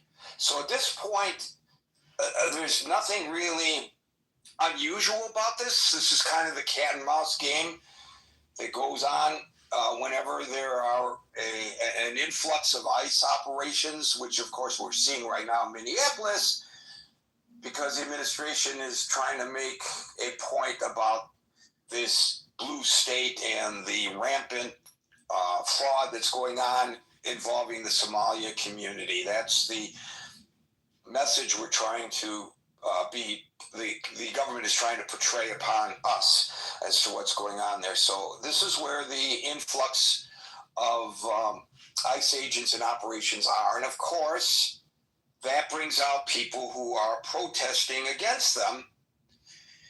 President says they're paid protesters. I don't know how he would know this, but at any rate, the one agent approaches the driver's side of the car and tries to open the door.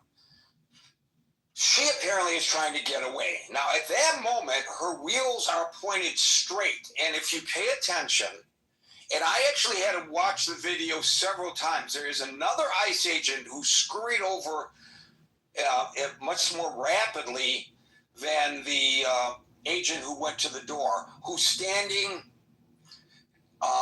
like at her 11 o'clock. Her car is straight. It's perpendicular to the road. Her wheels are straight.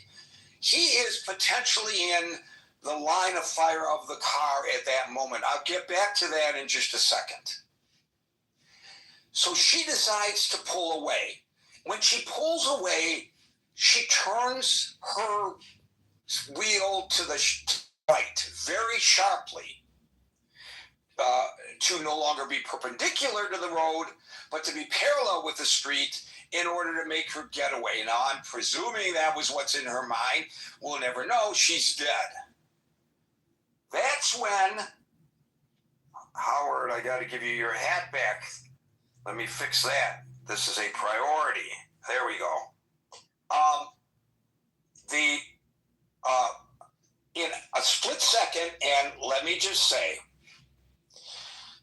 when it comes to law enforcement and their actions, they have to make split-second decisions. We pray that the decisions that they make are the correct ones. They pray that the decisions they make are the correct ones. He then, that agent who had been at her 11 o'clock,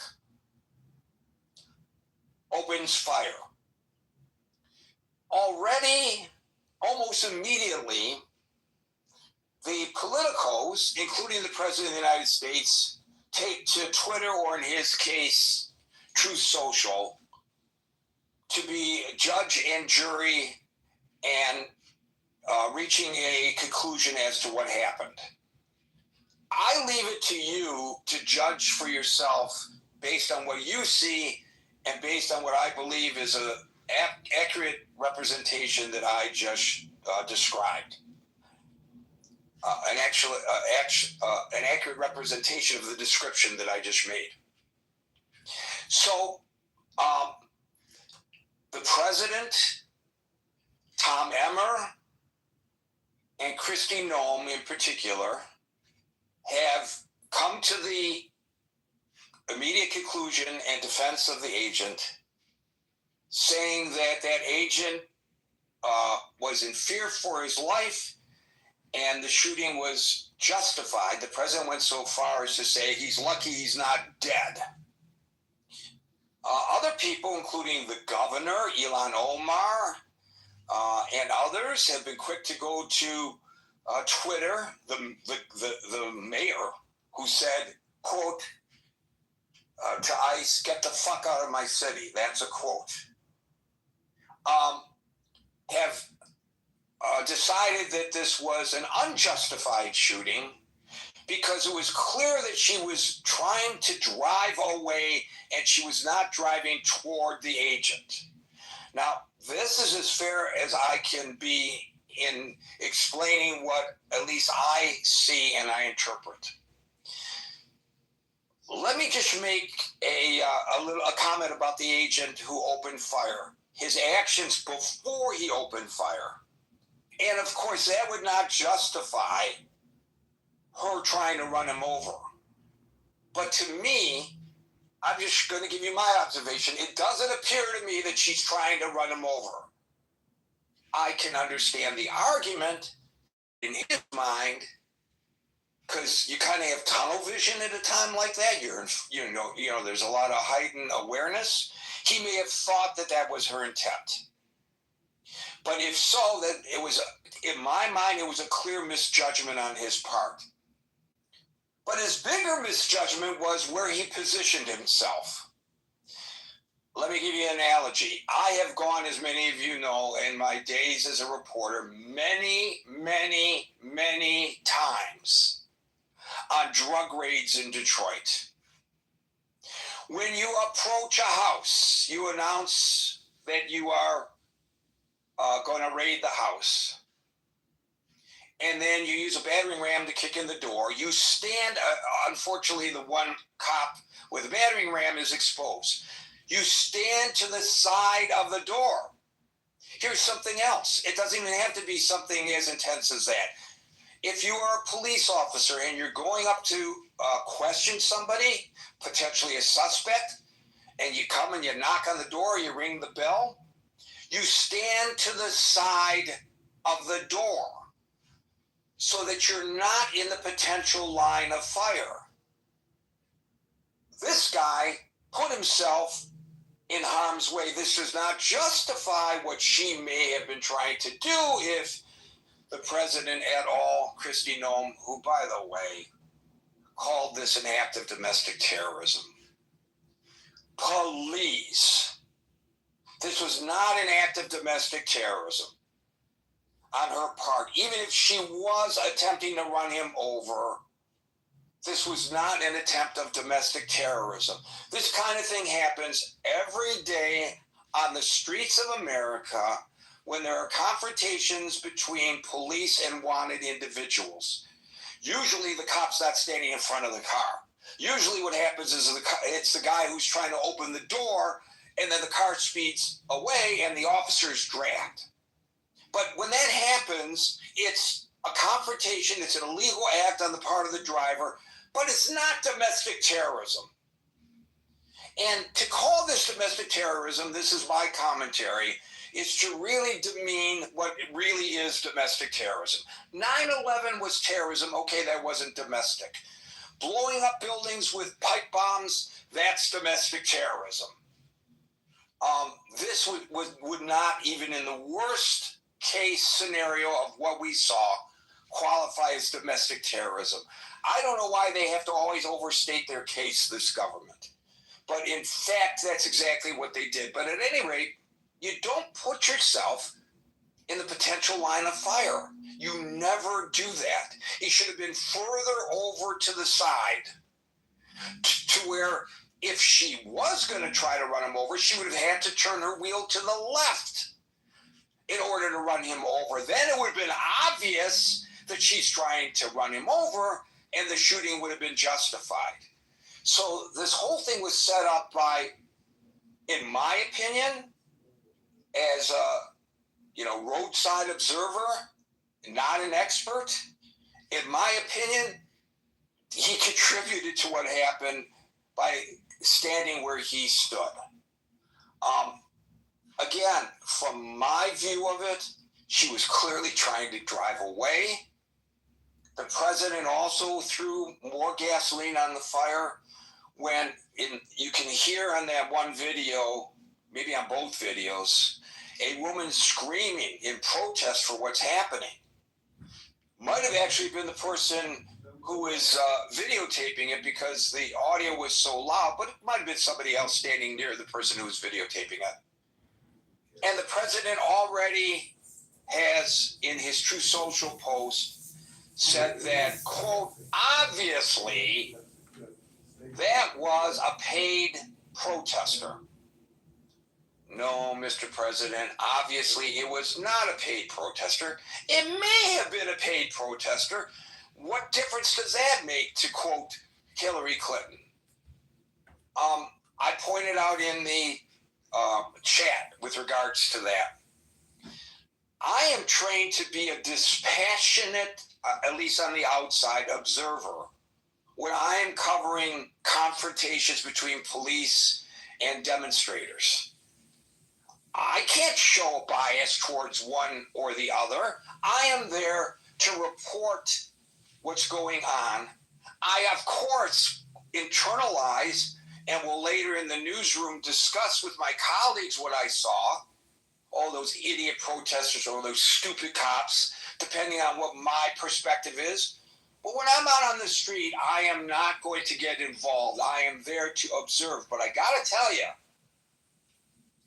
as a human being, which I believe I am before I am a reporter, had I, as a person who's trained to express a dispassionateness, if I had seen somebody shot to death right in front of me by an ICE agent, and if I had perceived, as I do now looking at the video, that it was not justified, whether I'm right or wrong in my perception, I would have likely had a hard time holding my tongue. I might have exclaimed something at that moment because that's a natural reaction. That would not make me a paid protester.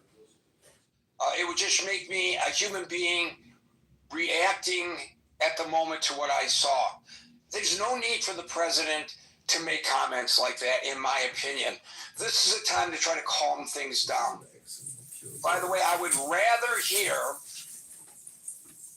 the Homeland Security Secretary, the President of the United States, and Tom Emmer, and I would rather hear Tim Walz, the mayor of Minnesota, and Ilhan Omar, instead of passing judgment based on what color glasses, red or blue, they are viewing what happened, call for an investigation and call for calm.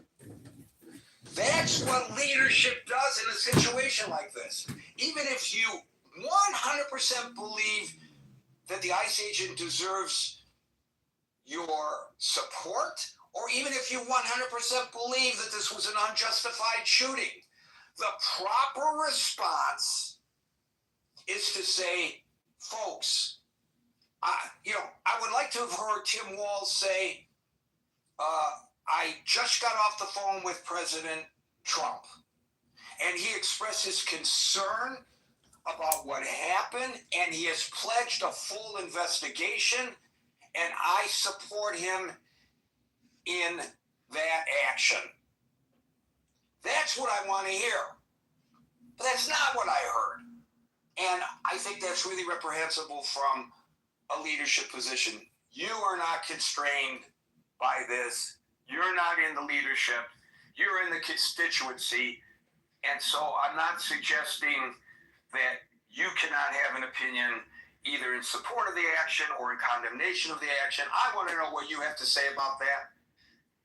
So, no, but Ice Barbie's a problem, for sure. And she stood there with a cowboy hat on. And that was just, I don't know. Okay, whatever. I always think people should refer to her by her Capitol Hill nickname. Don't address her as secretary. Call her Ice Barbie or Homeland Security Barbie, or maybe Coast Guard Barbie. That's a little funny and a lot insulting. I don't like her that much. I think she does a very poor job. Yeah. In particular here. Well, I don't think that everybody in the administration was picked based on their ability to do the jobs to which they were assigned. They were picked for other reasons, in my opinion. They were picked based on if they would kiss the president's behind, unfortunately. And for other reasons, potentially, as well. But I don't want to get into that today. So, this is a very serious incident that we see occurring in Minnesota. And again, as I said in the very beginning, the discussion can expand beyond this specific incident to the actual policies. And I wrote this in the text. I asked the question. I don't think anybody answered yet in the main chat, which, folks, is linked above, and you should really participate in that. It's very informative because a lot of people here offer information into what's going on. I asked the question, did the president not say ICE agents could do whatever they need to do or whatever they want, something like that? If he did, I think it sets up a tone where those agents might feel like they're indemnified from established case law as to proper procedure of law enforcement in their interactions with citizens. Because we've seen a lot of people just grabbed off the streets by ICE because racial profiling. Well, there's case law against racial profiling. You have to have an articulable suspicion, reason to detain somebody in the United States of America. This is not Nazi Germany where they just stop people back then and say, papers, please. But that's what it's becoming when it comes to the ICE agents.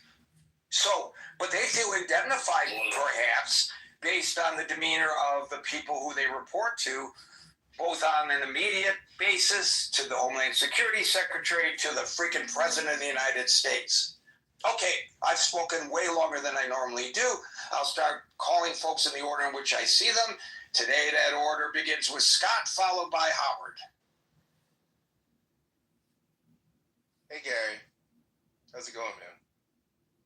Much better for me than the family of that lady, I'll say that much. Yeah, so I looked at a few videos. I just saw a recent one that was 35 seconds long. It looks to me, I mean, from everything I can see, and it wasn't the first ones I found were like the 18-second versions, and I couldn't see much at all. I saw one that was like 35 seconds long, and it seems clear to me that this woman's pulling away. She gets shot several times, and after she gets shot, the car speeds up. So it looks to me like she lost consciousness or something, went into, like as a result of the gunshot. Then she starts swerving and hits the ICE officer. Right? Islam and talk about shit. You can never be American, man. So that talking shit about like what happened. I mean, I don't think had they not shot her. I mean, they had her license plate, right? How hard would it have been to apprehend her if they hadn't shot her? So, all right, there's facts. I think, like from the facts in hand, talking shit about probably they could have not used force, let her get away, apprehended her later. Now, this woman, I'm looking. I see in the stories I find that she's a 37-year-old American, as I said, a resident of Minneapolis, who I don't know if this woman's an immigrant or not. I couldn't find. No, I don't think so. Yeah, I thought that I didn't see that she was an immigrant. So I'll just say this. Now I'll just opine. And then, whatever, that's we believe. If you are in the United States, you have as a civilian 100 times greater chance of getting shot than you do if as a civilian by a police officer than you do if you're in Finland. This is in the United States. Only 8 states. We're being so serious right now. Carrying passports around, that's not fair. But 8 states require verbal warnings when possible. In contrast, in Finland and Norway, generally require that police obtain permission from a superior officer. You need permission from the superior officer. Right? You're just not. So I don't know. I think that one of the most anti-Semitic Jewish things. I've seen the title, so I came in. Resistance. The title of my work. Resistance. How often does this stuff happen in Europe? It doesn't happen. Pledged a full investigation in peer nations. Our amount of gun violence, our amount of police violence, to which they were assigned. They were picked for other reasons, in my opinion. What's the deal? Is it because we're just a rabidly violent group of people, despite the fact that we're a pretty affluent society?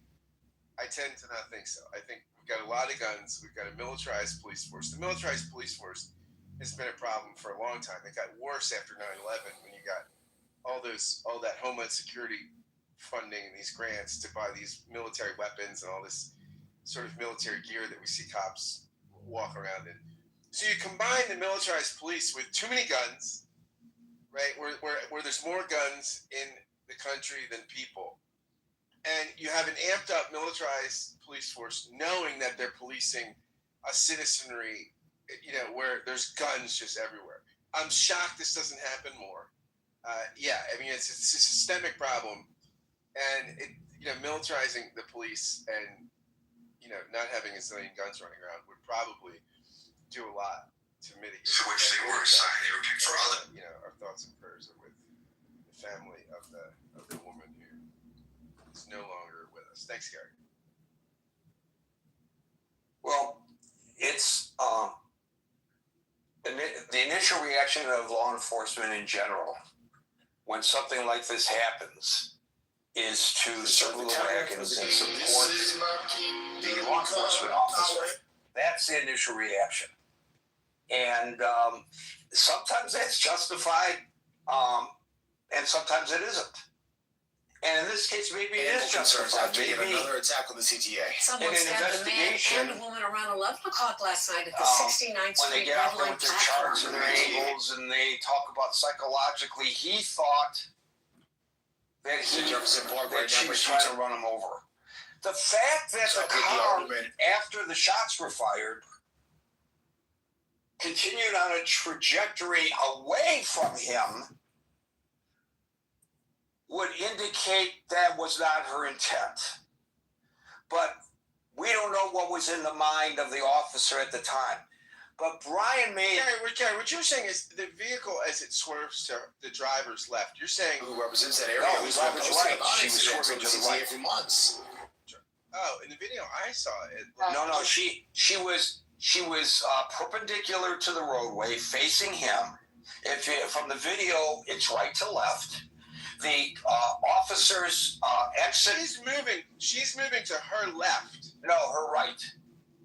Well, unless this is England, she's moving towards the driver's side in the video I'm looking at. No, they don't go to the driver's side. They're parked to her left. They get out of their car, and from their car, they do not have to go around her car. Right. I get that. But when I hear the gunshots in the video I'm looking at, Your Honor, here in the 45th floor, and he said he did this not because he was trying to. She ends up down the street about 40 yards, right? Yeah, and away from the car that the officers exited. So therefore, what I'm saying is she's moving to the left driver's side of the road when she gets shot. Bash the CTA. After she moves to the right, the car veers to the left. Right, that's what I'm talking about. Yeah. But that was after the fact. But that car she hits is not the ICE agent's car. No, that's probably an innocent, neighbor's car that got hit. Gotcha. Yeah. Just trying to clarify. Thank you. Yeah, sure, no worries. Jane, followed by Black and White. Okay. Hey, thank you, Scott. I think it's helpful to be clear on the facts of what happened. Thank you, Gary, as well. In response to your title, was the Minneapolis ICE shooting justified? I appreciate the invitation, Gary, to broaden the lens that we're looking at this. Is ICE justified? Might be a question that I would ask. Why do we have this happening? So to me, that is all context for what appears to be a gross misuse of power by really, I changed my PTR to Stasi because I don't think it's that far off.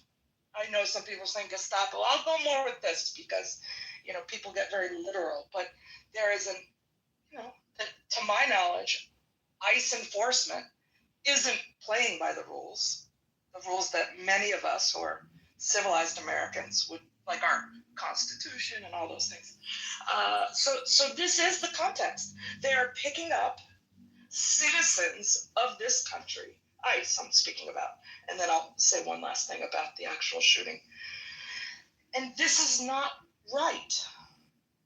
Right and wrong is relative, except if you're operating in a system, organization, country that has established a set of values, rules, norms, principles, and allegedly the United States of America has that. But what we've seen, we can invoke yesterday and the way that the actual political violence of January 6th 5 years ago has been minimized. This is all part of a broader effort, unfortunately, to control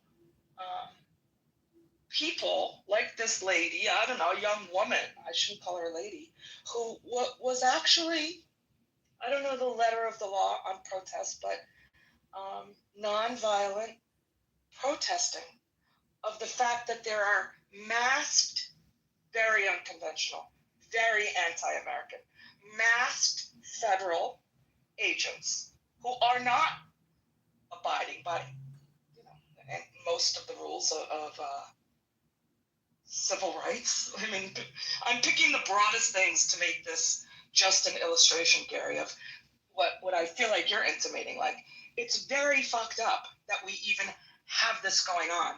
And yes, most of us who have been tracking this a little bit did feel like this was just, inevitable. This is what happens. So, it'll get investigated. But in the meanwhile, someone, and she's a white woman, I don't know that that doesn't not, she could still be an immigrant, so I shouldn't have answered that way, but I don't think she was. But if an American chooses to go out and try to stand up to the forces of an unlawful, dictatorial, whatever, the government, that's supposed to be allowed here. That's supposed to be safe here. Police are supposed to know that that's going to happen.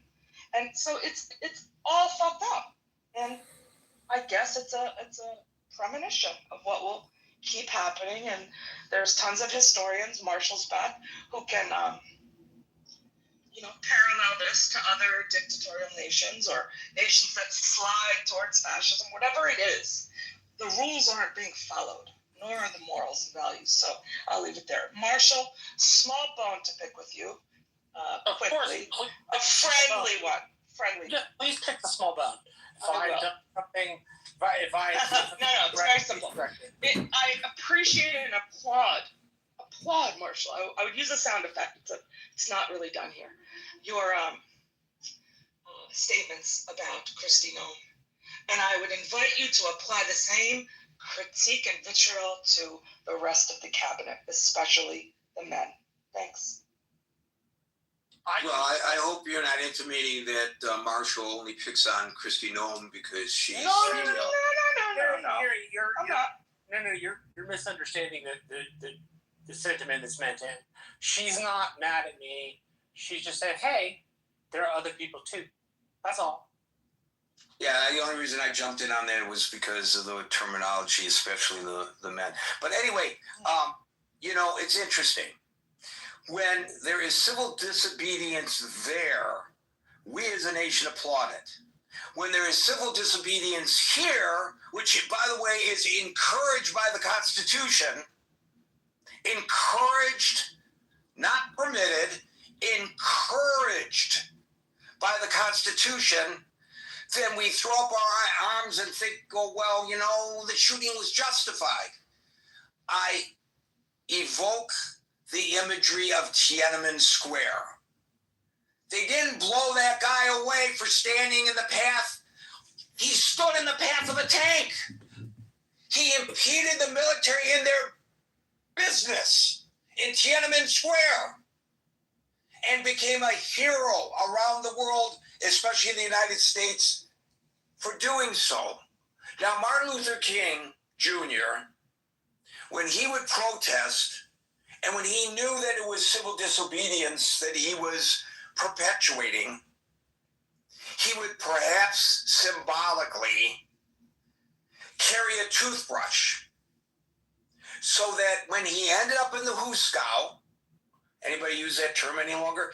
He would have a toothbrush to brush his teeth while waiting to be bailed out. Because he recognized that civil disobedience may be disallowed, certain actions of civil disobedience, and you have to pay the price.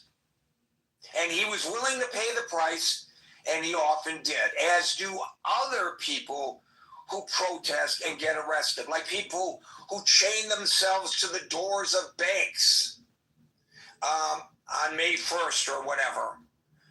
They intend to be arrested. It's part of the street theater, and the cops walk up, and they break the chain, and they put the zip tie on them, and they walk them or sometimes carry them over to the paddy wagon. Can I say paddy wagon? I was once told that was a slur against Irish people by a news director. Although all the Irish people I know, including those in my family, view it as a positive because in their minds it was, here comes Paddy with the wagon, because when the Irish came here, one of the few jobs that they could get was in the police. But at any rate, they put them in the paddy wagon, and that's it. And they know they're going to have to spend some time in jail and then appear before a judge and then be released and be fined $200. Nobody gets shot over it. Marshall, followed by Black. No. I think if you have the ability to get out of the way, you probably should. I think that's a fairly decent idea. There is, however,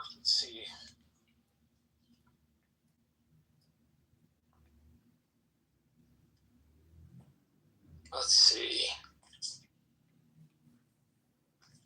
There we go. Blocking the road constitutes under federal law what's known as interference, which is an arrestable offense. It doesn't constitute getting shot. The video I looked at, I really couldn't tell she was trying to run somebody over. Maybe I am missing something, and if I am, that's interesting. But the federal code for assault of an officer states: 1, forcibly assaults, resists, opposes, impedes, intimidates, interferes with any person designated under Section 1114 of this title. I'll put it in the chat. It's interactive.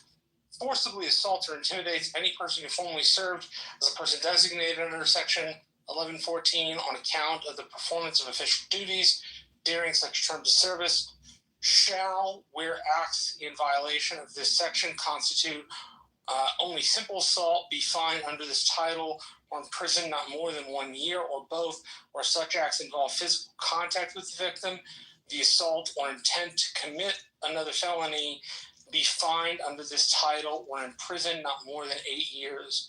The enhanced penalty. Whoever in commission of any acts described in subsection A uses deadly or dangerous weapon, including a weapon intended to cause death, danger, but fails to do so by reason of defective component. Essentially, cars can be weapons. Or inflicts bodily injury shall be fined under this title or in prison not more than 20 years. I'll have to look up the exact code for interference and what that constitutes and what that punishment is, but you don't have the right to block the street. You don't have the right to interfere. You shouldn't get shot for interfering, but you don't have the right to interfere. If you constitute an assault on an officer, a federal officer, as I understand it, I've got it. Statute 18 U.S. Code 1501, obstruction of process. The statute criminalizes knowingly and willfully obstructing the service or execution of a legal process. Problems applying it here. ICE agents must be executing specific legal processes, e.g. warrant service. I don't know why they say E.g. instead of I.e. The defendant must knowingly obstruct that process. Courts construe the statute narrowly. Let's see. Sometimes cited in protests or riots, require civil disorder, requires the intent to obstruct law enforcement during that disorder, which, as I understand it, she was given at least 3 lawful orders to exit her vehicle and refused to do so. Require intent to obstruct the law enforcement during that disorder, which You can never be American, man. Manner, a law enforcement officer qualifies.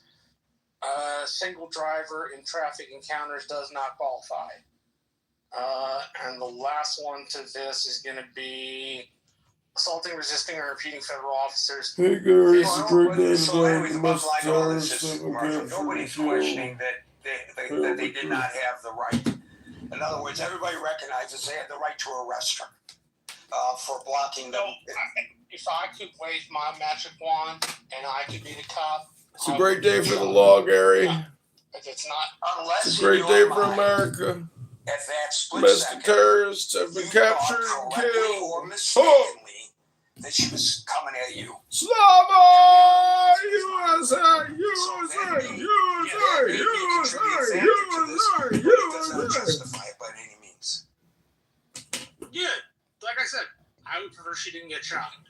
As I understand it, You mean he would have otherwise preferred she got shot? That doesn't mean you should get shot for breaking simple laws. I would have preferred she didn't get shot, but she had to get shot. Is that what he's saying?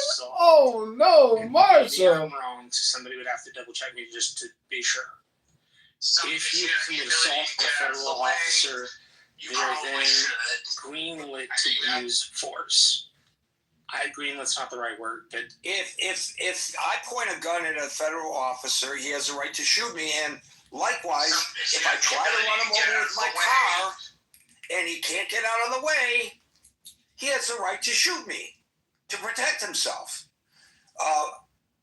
So the question here is, did he have the right to pull the trigger?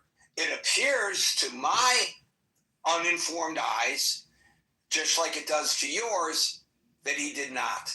Here's a big part of the problem. To get out of the way. People are protesting on the streets.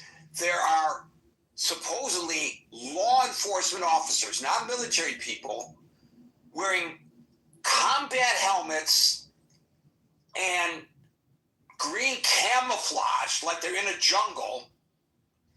Now, I'm looking right now at video. The people were actually standing in an alleyway between houses. An alleyway. And the ICE agents walk up to them and pepper spray their face and beat them to the ground. And they're wearing masks and dark glasses. They look like freaking RoboCop. Look, this sense, as Scott was implying earlier, a message of occupation to the community. The ability to get out of the way. These are not military folks. These are ICE agents. They are a law enforcement branch of the United States government. When you put people marching in the streets, dressed in such a manner, unidentifiable, they're not wearing a badge with a shield number, they're not wearing a uniform with their name emblazoned, nothing like that. They are anonymous. There's no way to... I don't like that. I don't like that either. And it reminds me of the Soviet checkup. But I think the blunt truth is, unless we change the rules, that's how we're going to operate. Well, I guess they have the right under the law because they're doing it, and nobody stopped them from acting in this manner.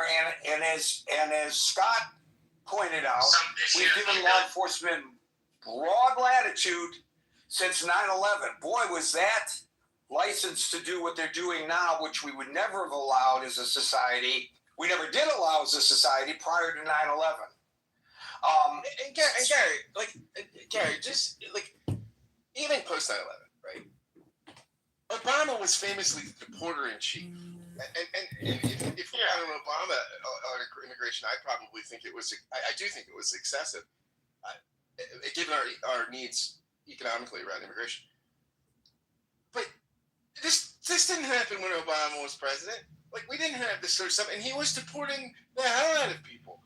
But he wasn't militarizing ICE, and we didn't have that. It's just like you could be hawkish on immigration and not have anything like this go on. So I don't disagree. I think more my point is he's practically going to enforce it that way. And without a lot of lawsuits, there's not much of a way to stop it. It may be cruel, but he seems like he'll be able to exercise some of the cruelty no matter what we think. It seems like he'll be allowed because the executive has the discretion on immigration, because the court's giving the executive wide latitude on immigration. But unless Congress shapes up and does its job, there's not much you can do to stop him aside from suing for civil rights violations in the courts. I'm not saying that to be a doomer or pessimistic. I'm simply saying we don't like how the law allows him to act. What that should incentivize us to do is change the law. We haven't done that, but we should. That's what it should incentivize the American people to want. It should incentivize the American people to want a change in law and want it to work better, properly. Have a law where you actually have to show your face, where you actually have to show your shield number, instead of being able to hide behind the letter of the law and not the spirit of the law. Trump's a letter of the law guy. If it says you screwed up and you screwed up, well, he's going to enforce it. But the spirit of the law is equally as important in the law's execution. For example, I'm sorry, Marshall. It's 5:45 already. That's my problem. Sorry, Gary. Yeah, it's okay. So I just want to point out as I go to Howard and then finally Black, there are a number of municipalities that pass rules that preclude people from wearing masks while demonstrating.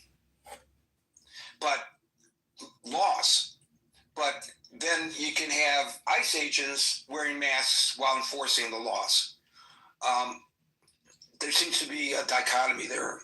Howard, followed by Black. Hey, Gary, I'll be really quick because I'm in the middle of something. Maybe if there's time, I can have the last word. But tragic, just tragic what happened today, and I'll leave it there. Thanks. We'll try to get to you. I'm going to try to get to everybody today because there are a lot of people on the stage, and we're running a little late, but I'm going to try my best. Black, followed by Double.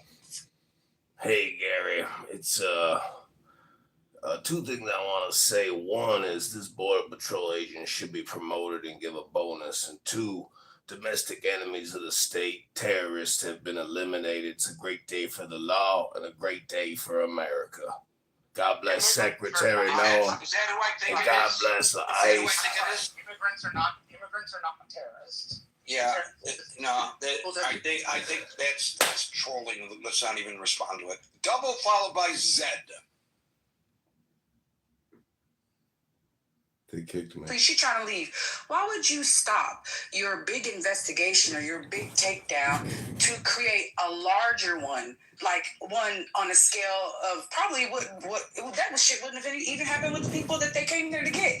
That's why it seems so fake. And then number two thing that I want to point out is that I don't know if you guys know, but law enforcement agencies in the United States have exchange programs. What does that mean? That means that police, law enforcement, and federal law enforcement have the ability to bring in other law enforcement agents from other places. Now, if we can do that, and there's been reports of, people saying that, because we had that exchange program where the IDF soldiers and everything came over and we went over there and they did all this training together. They're saying that they are in our ICE. Now, I'm not saying that's true or not, but it is in law that it could be true, right?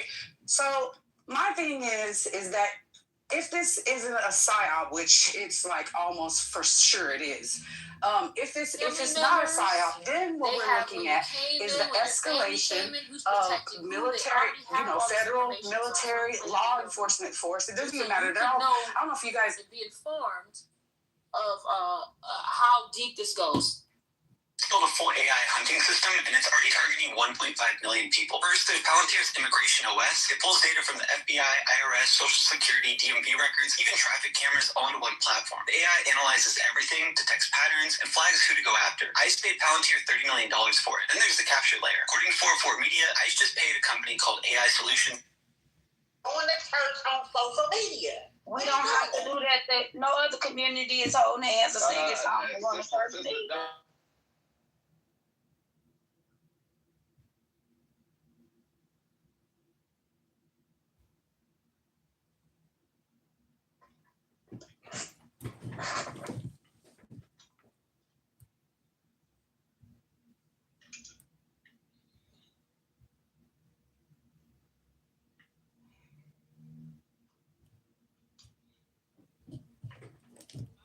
Business, stay out the way, or it's a possibility that you're going to get killed.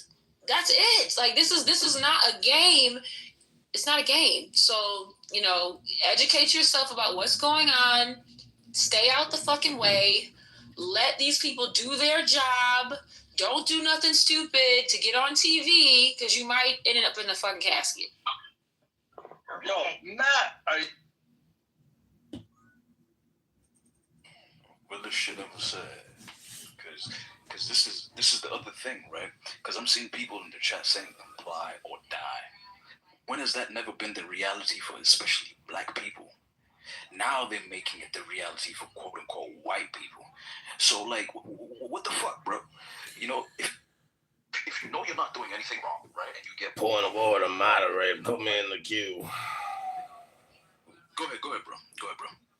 Yeah, if this was a black woman, half of Minneapolis would have been burned the fuck to the ground already.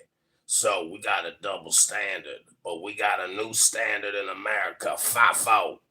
And they are going to promote this Border Patrol and ICE agent up because he eliminated 2 domestic terrorists today. The Karens, who are a part of the complaint gang, the syndicate of complainers, and then the illegal alien invaders. They all got to go. Bye-bye. Back home to mommy. And another thing that we're not understanding is that it's not really about black and white. See, these liberals want you to think it's about black and white. It ain't about that right now. It's about citizens and non-citizens. They don't give a fuck what your skin tone is. This ain't got shit to do with skin tone right now. This has to do with paperwork. What your paperwork says. It's got to do with paperwork. What your paperwork says. You are a Caucasian. That's the truth. And your paperwork says you belong in Russia. You are getting the fuck out. What's your paperwork say? Says that you are fucking Sudanese and you are a Arab from Sudan. You are getting the fuck out. They do not care. It is paperwork driven right now, and we need to make that mental shift and understand. You have your shit on you, because if you don't belong here, they're getting you out. And if you actually got naturalized here, they're still trying to denaturalize. So this is state to state to state. This is not a Minnesota thing only. This is happening everywhere. And also, could you mention, Moena, hold on, because you mentioned denaturalization, like I said, there was a lot that happened today, and this shooting overshadowed. So first, the state of Minnesota is under a literal microscope. The federal U.S. House Oversight Committee is now doing a full fraud investigation that began yesterday. Hearings proceeded today. They'll probably go through the rest of this week, and they'll recess probably until next month. Tim Walz and Keith Ellison, our Attorney General and Governor, are up for testimony February the 10th. So that is huge news. But also, what else happened today in Minnesota politics that is being overshadowed by this situation? The House has now put legislation on the table and has moved to bring Ilhan Omar and her brother/husband into questioning. Both of their citizenships are up on the table for denaturalization and deportation. This is huge. This is unprecedented, okay? Ilhan Omar has now been put on the table for so not only are they moving to remove her from Congress, that's light work, okay? They are now moving to denaturalize and deport her and the husband that made her an American citizen. This is going to rattle every immigrant community. Do you understand that once she is denaturalized, what this does to every immigrant in the country? Wait, was she born here? Radical left. This is why the radical left is going crazy. Most of them are either immigrants or descendants of immigrants themselves, which means that Ilhan's denaturalization opens all, including Moena, to being denaturalized and deported. Yo, what the hell you put me in? But look, I actually agree with it. But look, and this is what I was presenting earlier with what happened in that other country in South America, right? Initially, right, ICE was focused on a particular, I guess, ethnic group within the United States of America, the Latinos, right? And with this thing that's happening in Minnesota, they're now focused on non-Latino, non-Hispanics, right? And then now with this situation that's happened today, right? It appears, or they're trying to, make it look like the quote unquote liberals, the people that support, for these people to come into this country, especially illegally, right? Like, yo, bro, you better watch yourself. And that's what I was saying. I said it earlier, right? This is now beyond that. This is just it's about the pit Americans against Americans, right? Because at the end of the day, whether or not you could be an American from 1800s, 1700s that you're here and you have a proclivity, or you're pro-immigration, or you could be an American that's been here that's anti-immigration. You're more on the conservative side, right? And that's the battlefield that they're trying to create here, and that's why I was bringing up the geopolitics, because if you look at what's happening, again, and I apologize, right? The reason I was bringing up the Venezuela thing, if you look at what's happening in Venezuela, there's an article that I was just reading, I think it was today or yesterday, right? They were saying that there's a state of emergency there, and they're rounding up the people that support Trump and what he's doing, to the leader, the kidnapping of their president. You know what I'm saying? So, and then keep in mind, right? There was that border. There was built a wall to keep all these Latinos out of America. Blah blah blah blah blah. So, like the geopolitics that's happening. There's the geopolitical side, and then there's the domestic side that's happening. To the extent that, hey man, the petrodollar is dying out. Unless America gets back on the gold and silver standard constitutionally, because that is what Article 1, Section 10, right? Our currency is supposed to be backed by gold and silver, right? But right now it's backed by fucking, the military, one way or another, and whoever we go and conquer and make sure that however they're making their trades is with the dollar. So, shit, fuck it.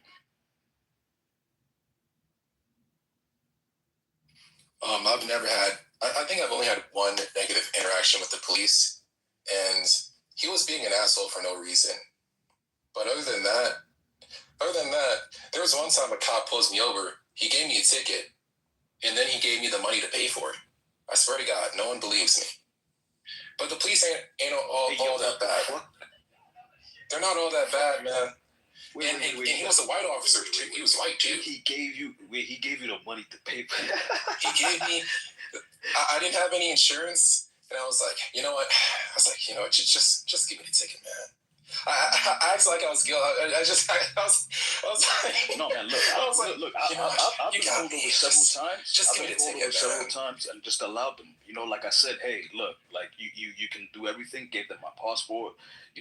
Because I did have my driver's license. So state troopers pulled me over. County police have pulled me over. I gave them my passport. Told them I do not consent for them to search me. And under the Fifth Amendment, I'm gonna reserve my right to remain silent. They were like, wait, so you're a sovereign citizen? I was like, what the hell do you mean? What's a sovereign citizen? You trying to call me a terrorist? I was like, oh no, I didn't say that. I was like, all right, bet. I'm about to just stay quiet. You know what I'm saying? And bada bing, bada boom. Shit, they did whatever the fuck they were doing, and I moved on. That's what I'm saying. If you're not doing anything wrong, right? And law enforcement, whether it's on the federal level, be it ICE or whatever it is, FBI and all that good shit, right? Or your state troopers, or your local government, which is your county or your city, pulling you over, right? Like, there's no need for you to not just chill. Just chill. And you don't even have to tell them what they're doing is wrong, whatever. You know what I'm saying? If you know what you were doing was within your constitutionally protected rights, man, take that shit up in court, man. That's it. Yeah, I saw a video recently, and I forget the exact phrasing, but if you get the idea that the cop is fishing, there's a phrase. It's something like, officer, what can I do so that we can complete this traffic stop? It's something, again, it's not the right phrasing, but what it does is it's showing that you want to comply, and also it tells him, hey, let's get this, I'm going to comply. Let's do what we got to do so we can both get on our way. But I'll look for that. But let me tell you what the issue is. I remember one time I had to go to court. I had to go to court for some shit. And have y'all ever been in those type of courtrooms where you're waiting, but you can also see other people's not sentencing, but let's say it's traffic violations, and you see what other people. Yeah. So I was on probation for possession or some shit. I was in Texas, and I was about to get off that shit, right? And there's this one. It was a mother and a son, and they're in front of me. Now they gave me a slap on the wrist, and they're about to get a slap on the wrist too. But these motherfuckers, they're having an attitude. And then she said, if you suck your teeth one more time, you're not gonna like what happens. Then the kid said, oh my God. And then they threw the book at him, gave him a shit ton of fines, extended their probation. And I'm sitting here, I'm like, yeah, that isn't fair. But at the same time, it's why would you give a state worker who gets paid $65,000 an hour, who can legally fuck up your life, why be an asshole? All they want you to do is to respect the tiny amount of power that they have in their miserable lives. I make more. Exactly. Most of the people in the fucking room makes more than a fucking cop, hopefully. So it's like, don't. Their job is a power trip. Don't give them a reason. Every single time I'm in front of the authorities, I treat them like they have power, and they don't give me any problems. Hey, look, and to that point, I've been in a similar situation, like traffic court, right, where particular individuals were saying, oh, not guilty, and then whatever was being shown proved them to be guilty, got the book slapped at them, and the people that went up there said, yeah, I'm guilty. The judge was like, I bet, since you owned up to your shit, got nothing, trinkets. Just do this, do that, and your points will be removed after 3-6 months. But the motherfuckers that are saying, no, I didn't do it. And then you're over there in the public proving that you actually fucking did it. It's like, shit crazy. You can lie, but because they respect you if you lie, because it's like, you know what I mean? But like, if you're being disrespectful and an asshole, they're going to be an asshole times 10. Now I have seen, this is what I will say, depending on the neighborhood, there are cops who profile, and there are cops who, I've seen it not happen to me, but I've seen cops who pick on people because they already think they're a criminal anyway. So I have seen that. But most of the times, it's normally a person who's giving them a hard time, and then they decide, since you're giving me a hard time, I'm going to give you the worst time. Yeah, I think the main thing is you never want it, no matter who you're talking to, the cop or you're in court, you never want to give an attitude like you don't care about what you did. So if you were speeding and you go into court, you don't want to say, yeah, I was speeding and so what? You at least want to say, yeah, I was speeding because my mother was crying and the dog and then they ate my homework and then my kid was coming home. You at least want to give them something like, yeah, I knew I was doing something wrong, but I think I had a good reason. But, saying, well, yeah, as soon as you give them attitude, it means they take it as this person you're not doesn't care it's about principle. Care. It's the principle of being an honor. Yeah, and not only... You call the judge what? What do you call the judge? Yeah. Your honor, right? So you're calling on his honor. Now, if you're dishonorable, if he calls it your honor, and your honor is fucking null and void, good luck.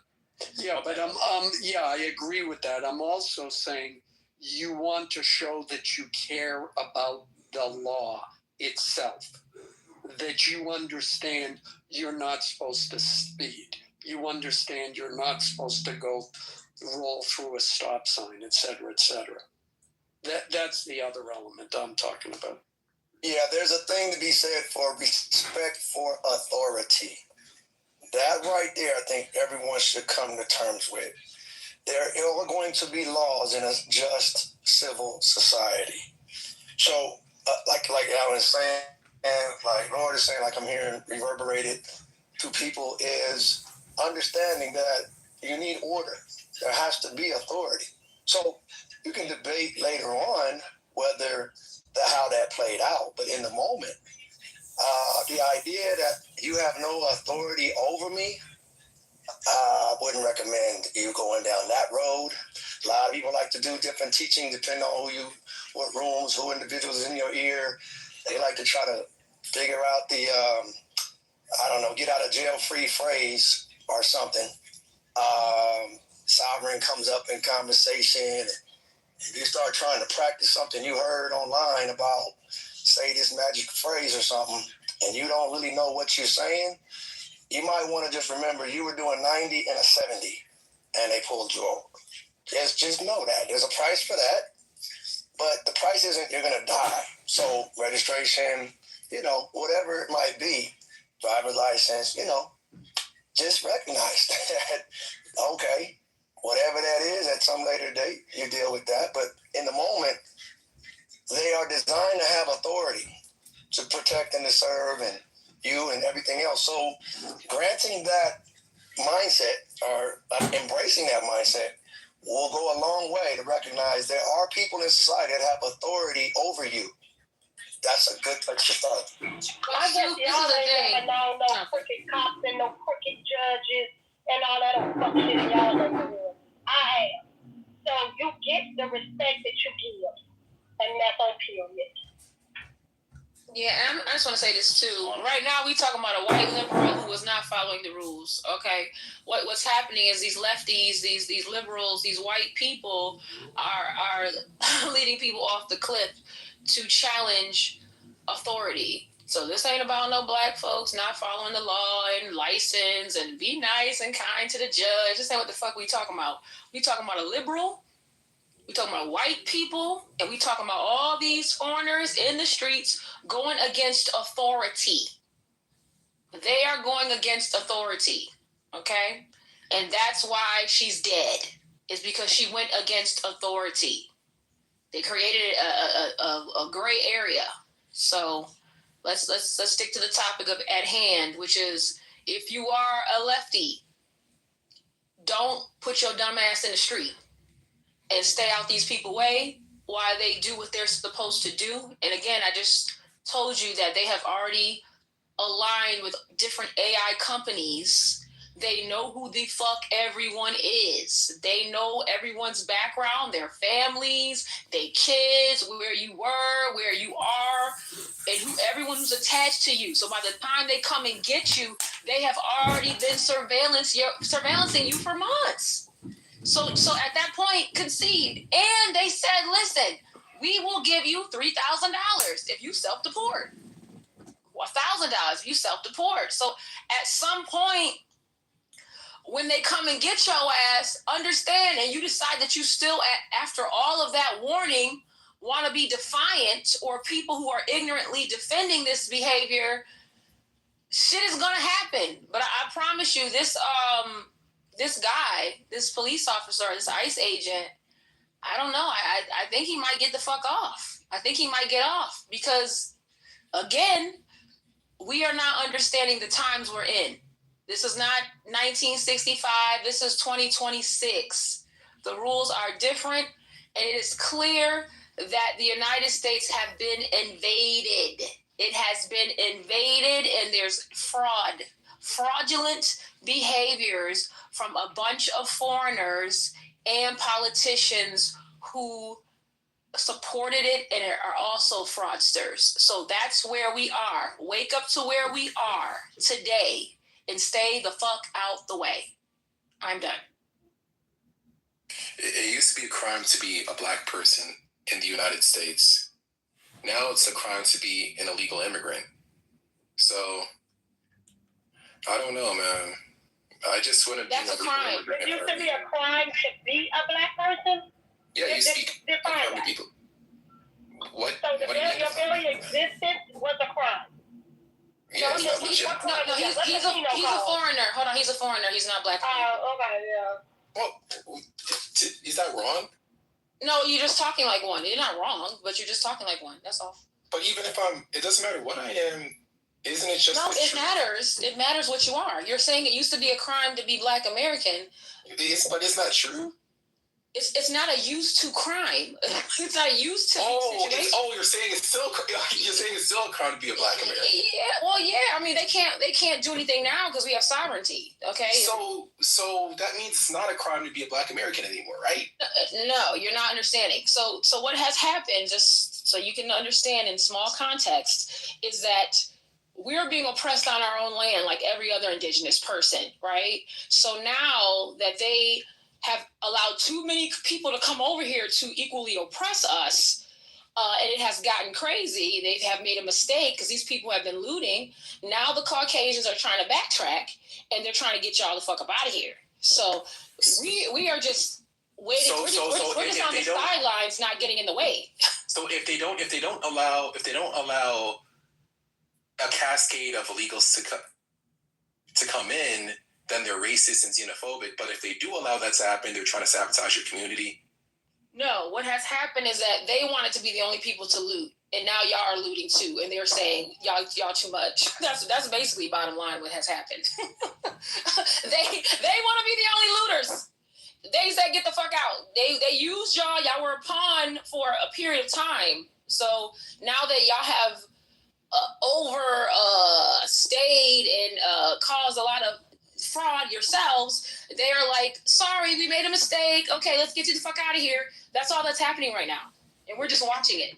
You know what I learned? I learned that the blacks on Clubhouse don't represent black people. You guys are kind of stupid. No, we're just honest. The black people that you are probably coming in contact with are just not honest. Yeah, that's projection. That's all projection. Yeah, black folks feel this way. Trust and believe it. They see that they are not the target anymore, and they're like, oh, thank you, Jesus.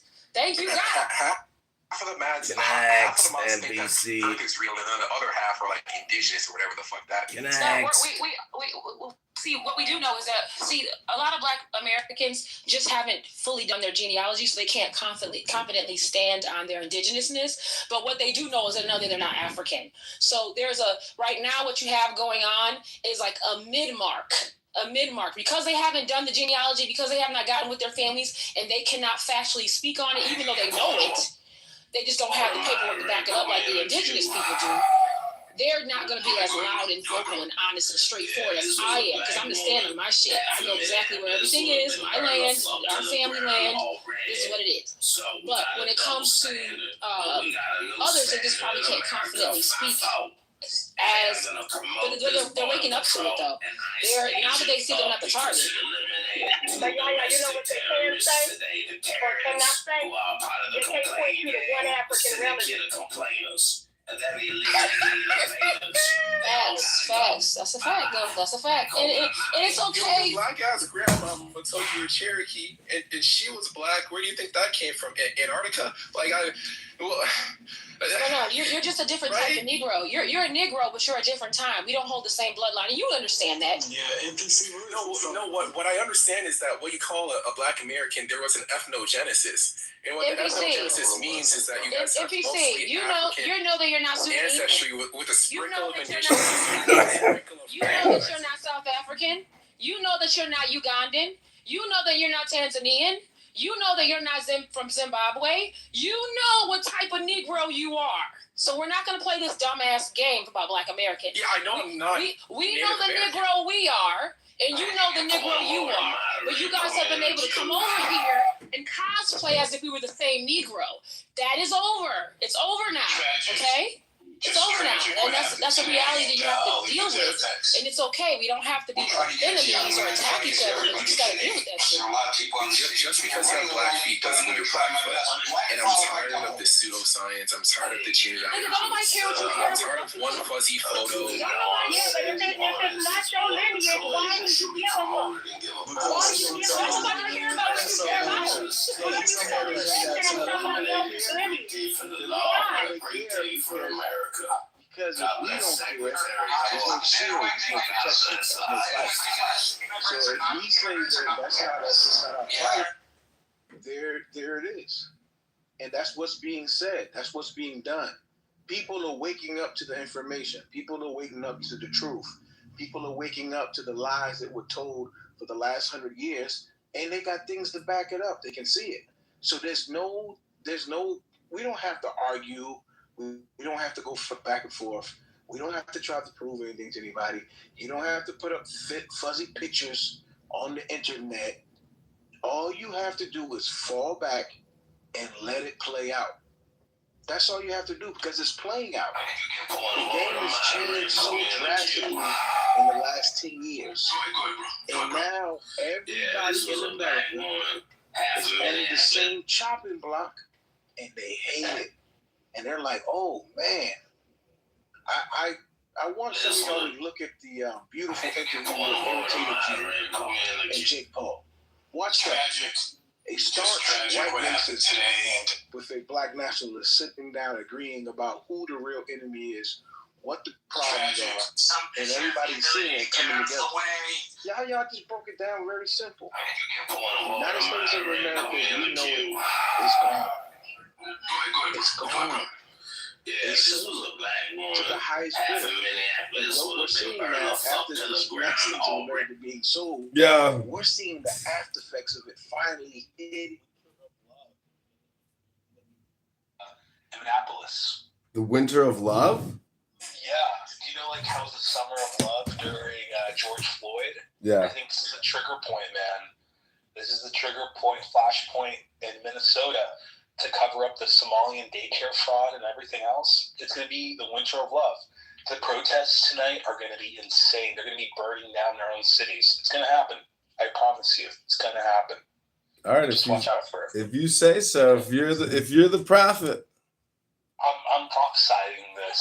I promise you, man. Like it's going to happen. Like I'm 100% sure. Like this is like George Floyd.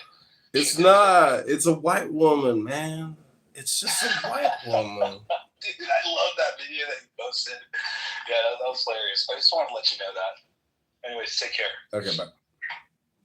Hey, resistance, you anti-Semitic dog-eating piece of shit, low class, low IQ piece of garbage.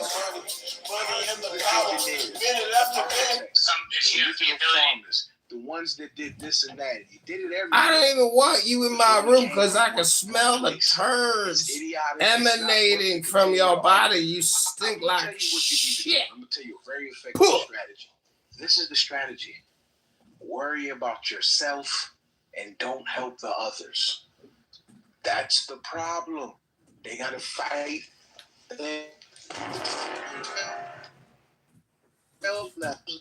That's the problem. Every shit. I'm a nigga. Let me call the niggas up and see what's happening, how y'all get through it. And it's not working.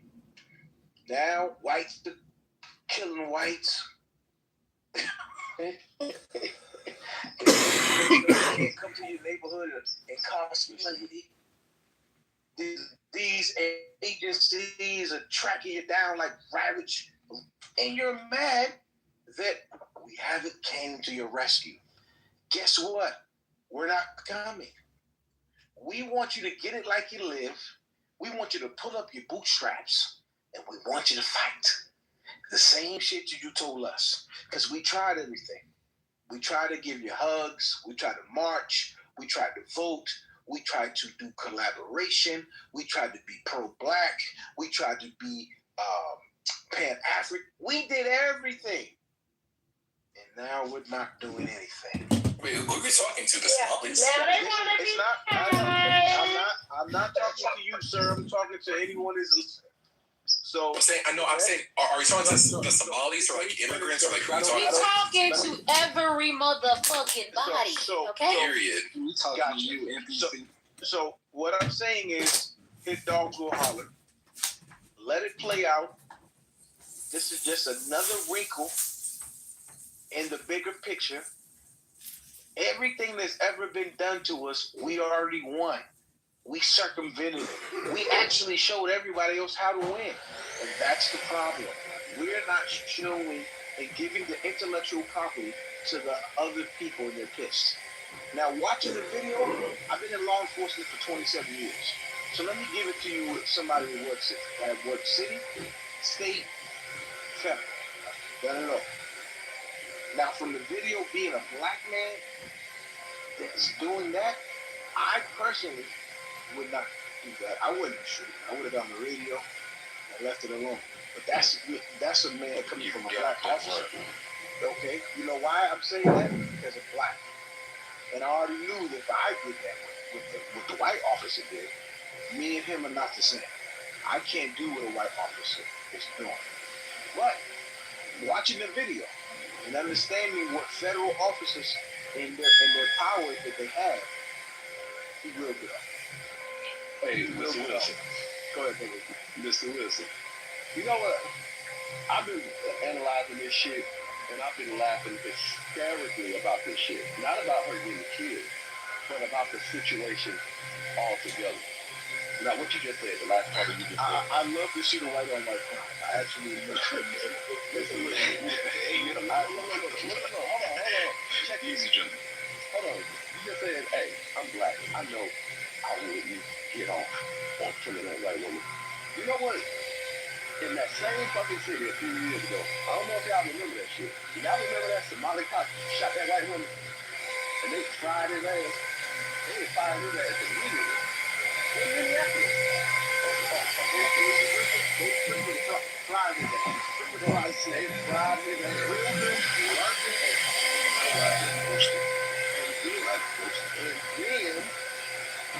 paid out a fucking settlement for $20 or $30 million to her family. Fried and roasted. He was fried and then roasted. The shit. That's the funny part about it. Now, look, the universe, they were the universe has to tell us something.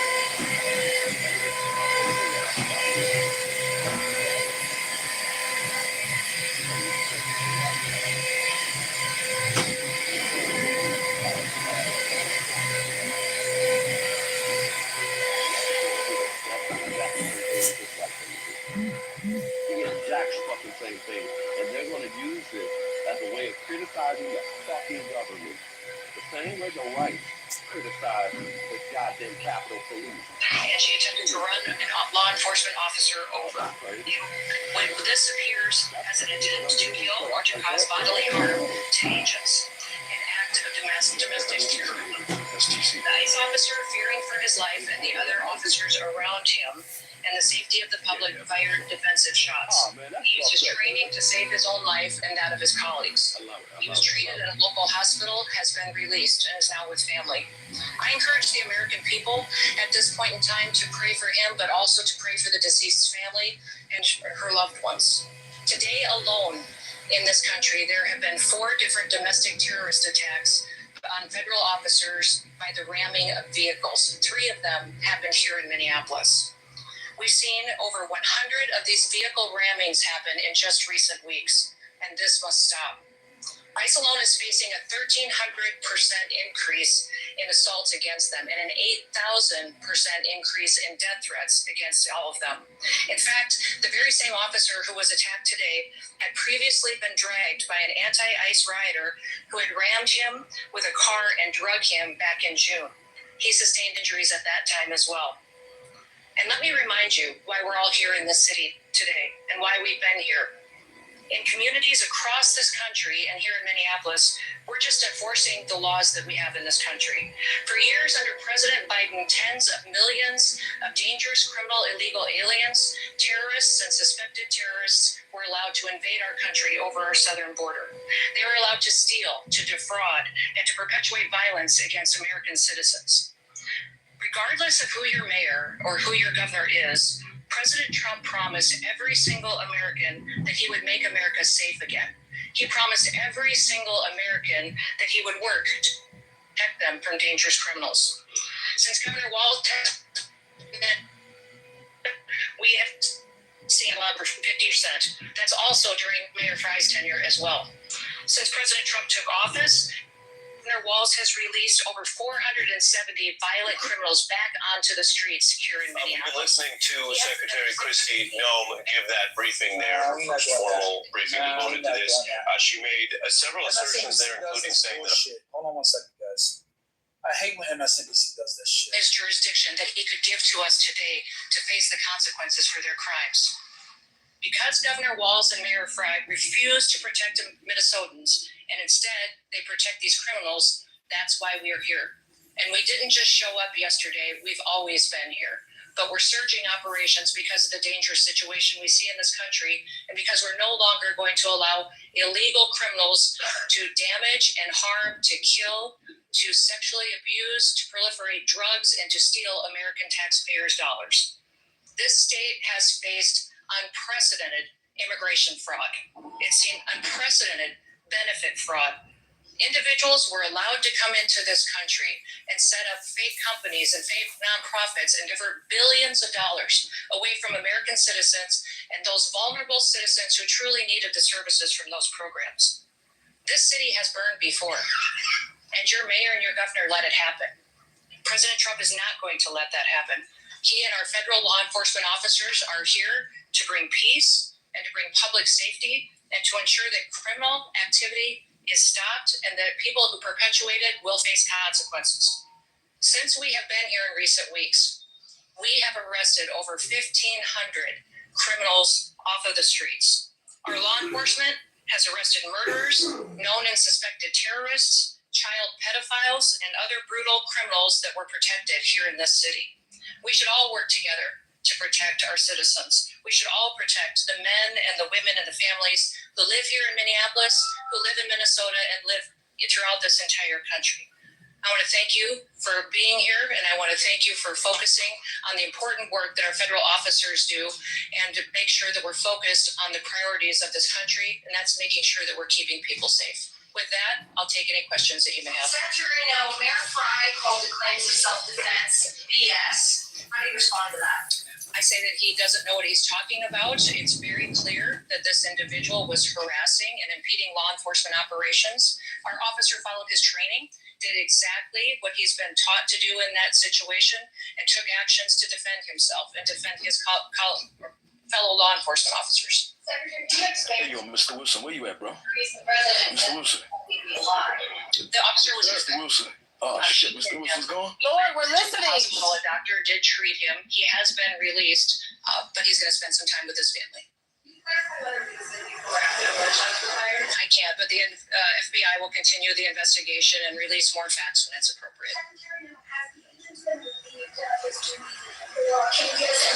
Now, we're following the standard protocol procedures we do in situations like this. When there's an officer-involved shooting, we make sure that we get the facts and that we are getting the statements from everybody involved and make sure that investigators are handling the decisions. Secretary, ICE operations paused because of what happened today. We're still out on the streets doing our work to get dangerous criminals off of the streets of Minneapolis. Can you tell the insight into your conversation with the governor? Tim and I have known each other for years. We served in Congress together. We both ran for governor the same year and have served as governor at the same times. So we were colleagues, and we discussed what happened here today. We have two very different viewpoints of it. I talked specifically about the fact that we have laws, they need to be enforced. He knows that I believe sanctuary policies have protected criminals and placed a priority of them over the citizens that live here. And he knows we'll continue to do our work, and I encourage him to work with us. We've never had a cooperative arrangement with law enforcement here. Whenever we've done investigations, whenever we've done police work, we've been doing what we can to bring people to justice for the crimes that they commit. We haven't had the cooperation of the state of Minnesota or the city police here under the mayor's direction. If you talk to any of these federal law enforcement officers, they'll say that when they call for backup in a situation, that it's hit and miss. They were grateful today that the chief and local law enforcement showed up at the scene and helped secure it to make sure that nobody was harmed and that the FBI could do their work. But I would encourage them to work with us, that we could form a partnership that would make sure that individuals have the opportunity to have a safe Minneapolis. Secretary, will over here. Really stand behind the use of force, and will any of those use of force guidelines be altered or changed in the future? It's clearly established law that a vehicle driven by a person and used to harm someone is a deadly weapon. Deadly force is perfectly lawful when a threat is faced by a weapon. So I do believe that this officer used his training in this situation, and we'll let the FBI continue the investigation to get it resolved. Shooting happened before or after the vehicle hit the officer? I know you keep asking that, but that doesn't mean that the FBI is going to give you an answer today. Well, There will be an investigation. We want to make sure that it's factual. What I would ask is that as we go forward from here today, that we all remember that our job is to have peaceful discussions. I'd encourage our local law enforcement and state law enforcement to work with us. We are going to continue to operate here in Minneapolis and in the state of Minnesota to make sure we're going after dangerous criminals. One of the key focuses that we've had here is a focus on individuals who are sexual predators and are involved in child exploitation. When I was just here yesterday, we arrested individuals who were charged with criminal assault and sexual assault and people that exploited children. Why would you want to keep them on your streets? President Trump has promised to go after the worst of the worst, and that's exactly what we're doing in Minneapolis. By not working with us, Governor Walz and Mayor Frey are putting those criminals and prioritizing them over our children and our grandchildren. And that's simply not true. He said that to me on the phone too, so I'll get him the documentation that he needs so that he knows that we would love to coordinate with him. He doesn't give us access to any information on criminals, let us know who he's detained, doesn't honor our detainers, and has individuals and criminals in his jurisdiction that he won't turn over us today too. Yes. Officer today was once walking with a vehicle. Can you explain the difference between that instance and today? Was a firearm discharged then? If not, what is the difference? I won't speak to that case right now, but we can get you the details and the information on that. But the fact of the matter is, he's an experienced officer. He's been in situations like this before, and he certainly has been out there and followed his training today. God damn it. I think you got a call. People need to stop using their vehicles as weapons. This domestic act of terrorism to use your vehicle to try to kill law enforcement officers is going to stop. And I'm asking the Department of Justice to prosecute it as domestic terrorism because it's clear that it's being coordinated. People are being trained and told how to use their vehicles to impede law enforcement operations and then to run over anybody who gets in their way while they go out there and try to disrupt peace and public safety. And Americans deserve better. So can you say why we were arrested national guard? That hasn't been a part of the discussion. I know Governor Walz mentioned some of that earlier in his press conference, but we've got law enforcement officers here that will continue to work, and we're hopeful that the public recognizes that the work that we do every day makes America safe again. Can you say that the operation that was happening at 34th We had law enforcement officers that were out there doing an enforcement action. And a vehicle got stuck in the snow, and so they had called for other people to come and help them get that vehicle out. Those officers were trying to free the vehicle when the harassment started, when the protesters were out there impeding their vehicles and preventing them from leaving the scene. I won't speak to that. Was there a crime that person maybe committed that you were going after? You mentioned sexual predators. Full body cam footage for your I will let the FBI decide. Where did they go to target today when they were in that neighborhood? They were returning back to headquarters, I believe, to start a new operation. Had just completed one. Well, thank you. What's that?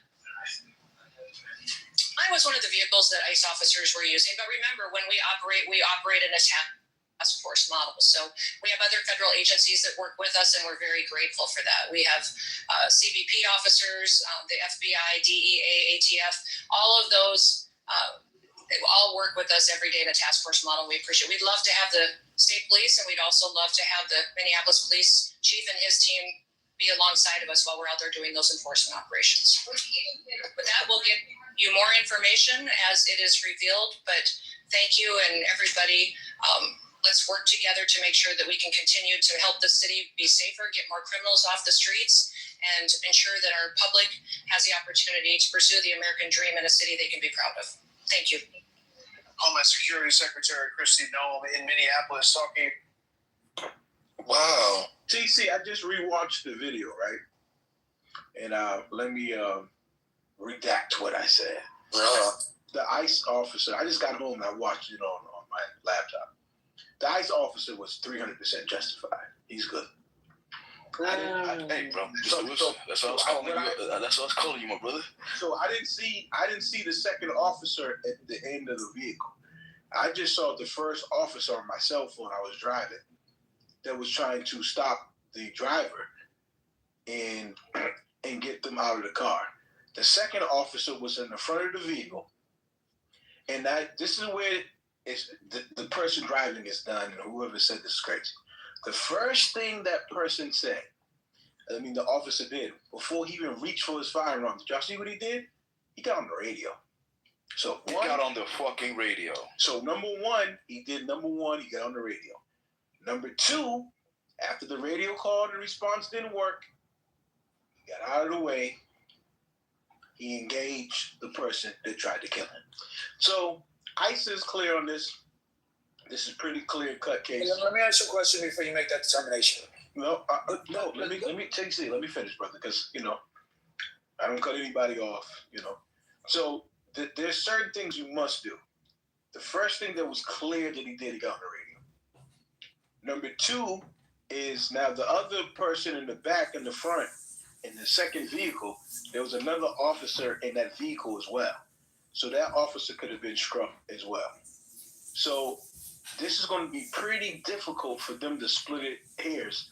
All I seen the first time I watched it on my phone was the first officer trying to tell the woman to stop. That's all I seen. So that's why I was like, there's no way I would do that. But now it's clear. Now let me tell you something else. I will say this. If that was me, I still would have engaged because I'm black. But he's going to beat that.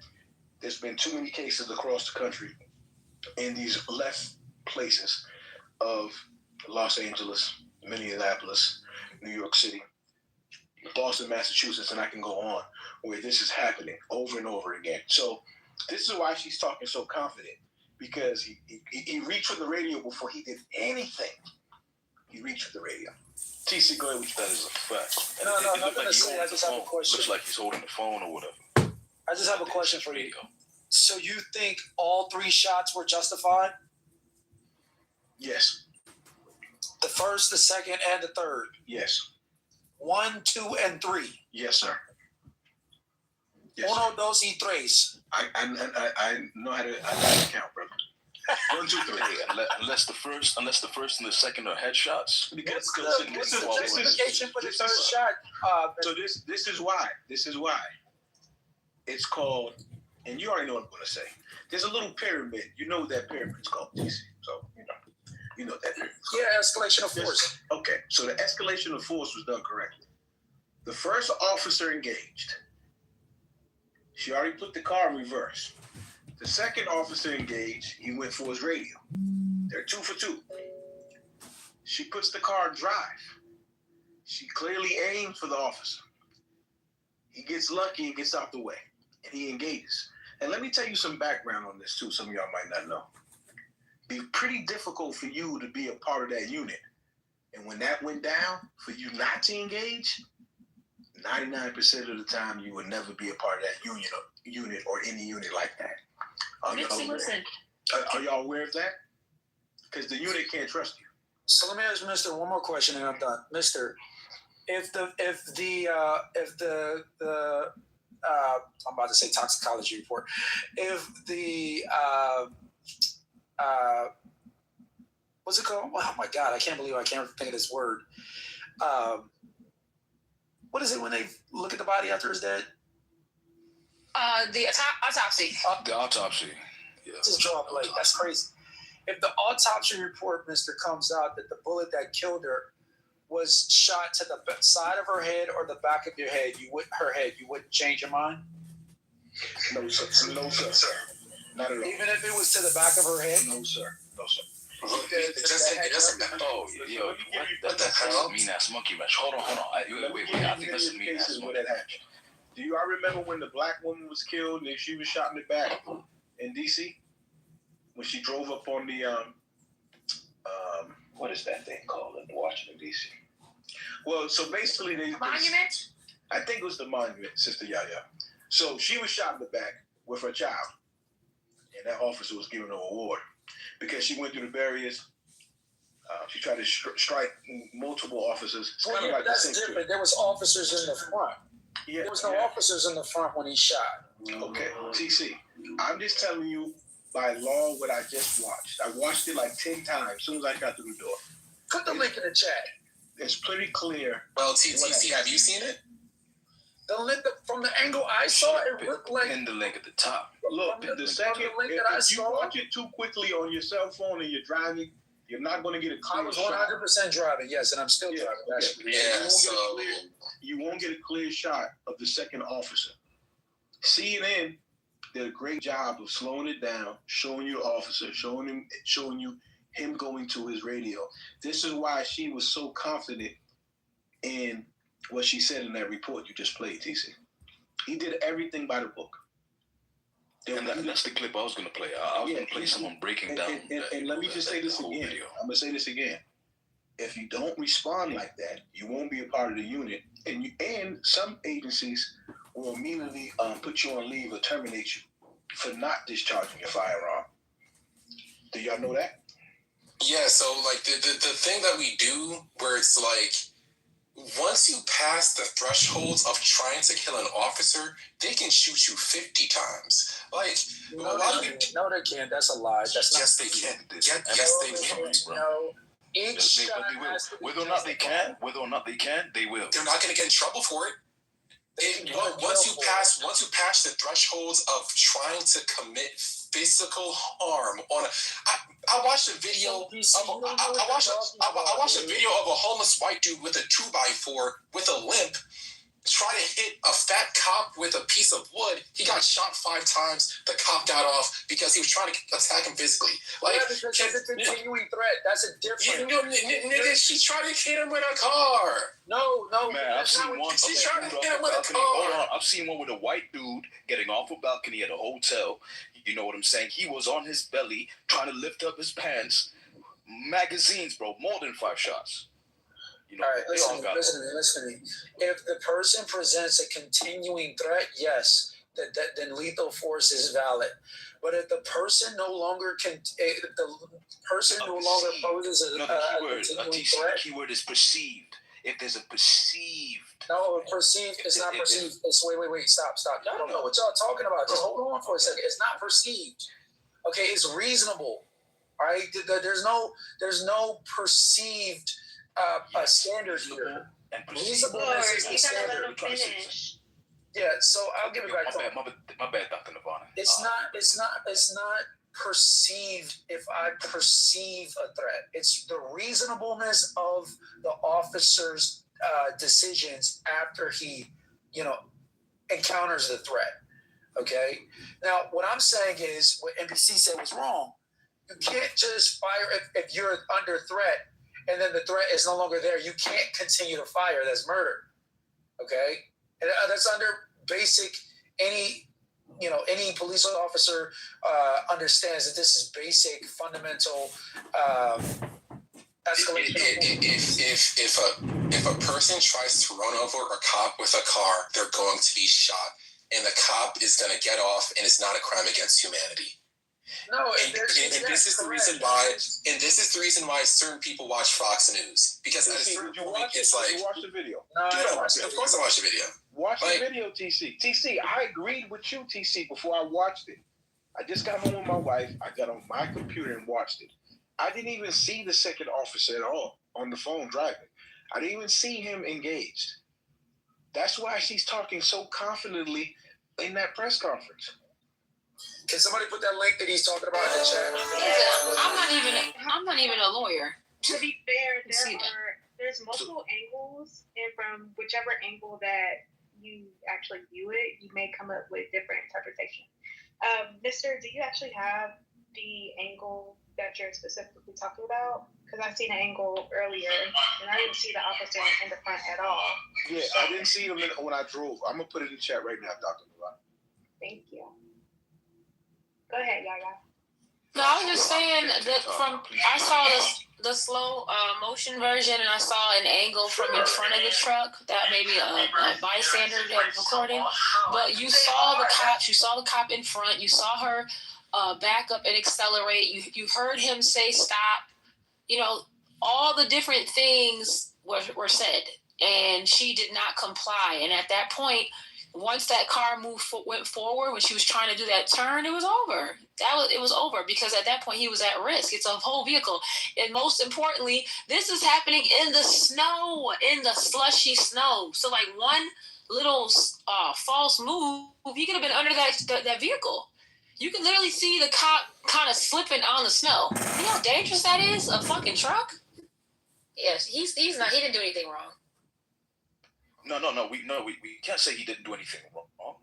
The most we could say is she definitely did something wrong. She was being confronted by law enforcement officers, right? All she had to do was just stay stationary. If she was not doing anything wrong, all she had to do was stay stationary. Now, if she was doing something wrong, now it makes sense. Like you're moving, so you can even say that, oh, she blah blah blah. But now the police are there confronting you. They're by your door, right? And then you're attempting to quote unquote flee, right? So yeah, that's a whole different story. You get pulled over by police, let them come up to your window and try to drive off. See what the fuck happens. We've had someone come in this room and testify that she was a part of the established protest network that was in that area and doing something a certain way as far as telling people that they're coming or they're doing something that was to aid and assist people to know that the ISIS is in the area and that they knew who she was, and on and on. Wait, that, ISIS or ISIS? And she may have overstepped her boundary a little bit, acted out as a protester, basically. She was driving the truck and she would take or not take the order when you're in a protest situation. She just happened to be in a truck, but she felt some spirit of invincibility that well, I'm invincible. I'm King Kong today, or she might have been Godzilla. I don't know, but she went to probably some limits that the regular person wouldn't do that. She had some clout there. She was a regular protester there, according to some sources that are coming to me. So it puts a whole new light on the picture when there's John and Ethel, Joanne and Margaret are, you understand this. So it's different elements. Now I've looked at this thing 1,000 ways, including the potential organ harvesting of women. There's a lot going on here that the average person wouldn't. Because they offer, just like on black people, especially on black men, why do you think they shoot 3 or 4 times? Why was there such an urgency to absolutely kill her or absolutely kill this guy with the 40 shots? Because that's a guarantee that if he positions himself properly, the underground will pay him somewhere in the range of $100,000 to $1 million, depending upon who needs the organ. And they whisper to some of these guys to do certain dirty activity. Number one, they are green in the community. They're not trained to handle the public. They're not trained in mental health, clearly. And they're inexperienced. They're green officers. And they're trigger happy. So we're paying tax dollars to just fund a guy to give him unlimited power. And if he does make a mistake, or if he does an error, or if he does it purposefully, he's off the hook, out of jail, etc. As an example of Terrence Tattoo Sutton on the police vehicular homicide in Washington, D.C. of a young man by the name of Karan Hilton. So you have to look that case up, but it will educate you on how things can go quite wrongly when you know when you're familiar with these officers. But go ahead, sir. Brother Sheik, you're conflating those incidents with this one. So all the other incidents that you're speaking of, I know well, and you're 400% right. But this wasn't the same. You can't put those incidents in this. The first he was told to stop. Then an officer approached the vehicle. He put his hands on the door. He tried to reach in with his head and speak to her. She's already moving. That's the first officer. All right, that's the first one. So you're already wrong. You've broken numerous laws right there. You put the vehicle in reverse. You put it in park. He's still telling you to stop. The second officer is at the front left driver's side. He's there. He gets on his radio.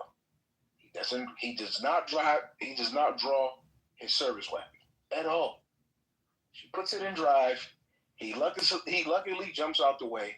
He draws his service weapon and fires.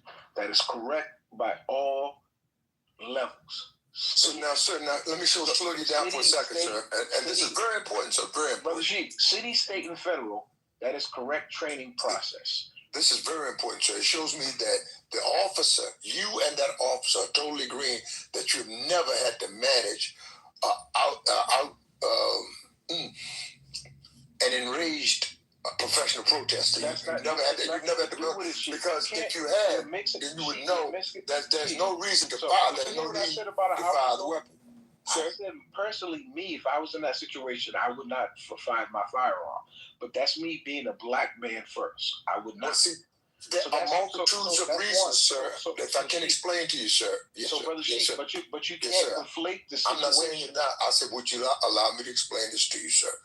And this is very clear. This is very clear. I'm talking now, though, sir. Yes, sir. I have a right to speak on what I'm telling you. And I'm telling you what I know, because I've been in Minnesota, been right there with it at Brooklyn, when the lady fired on the young man unarmed as well. Not disagreeing with that, Brother Sheik. That video did Okay, not so show can you allow me to speak, sir, if you don't mind? I have a little green bonnet around here somewhere, so I have a right to tell you the facts as I know them to be, sir.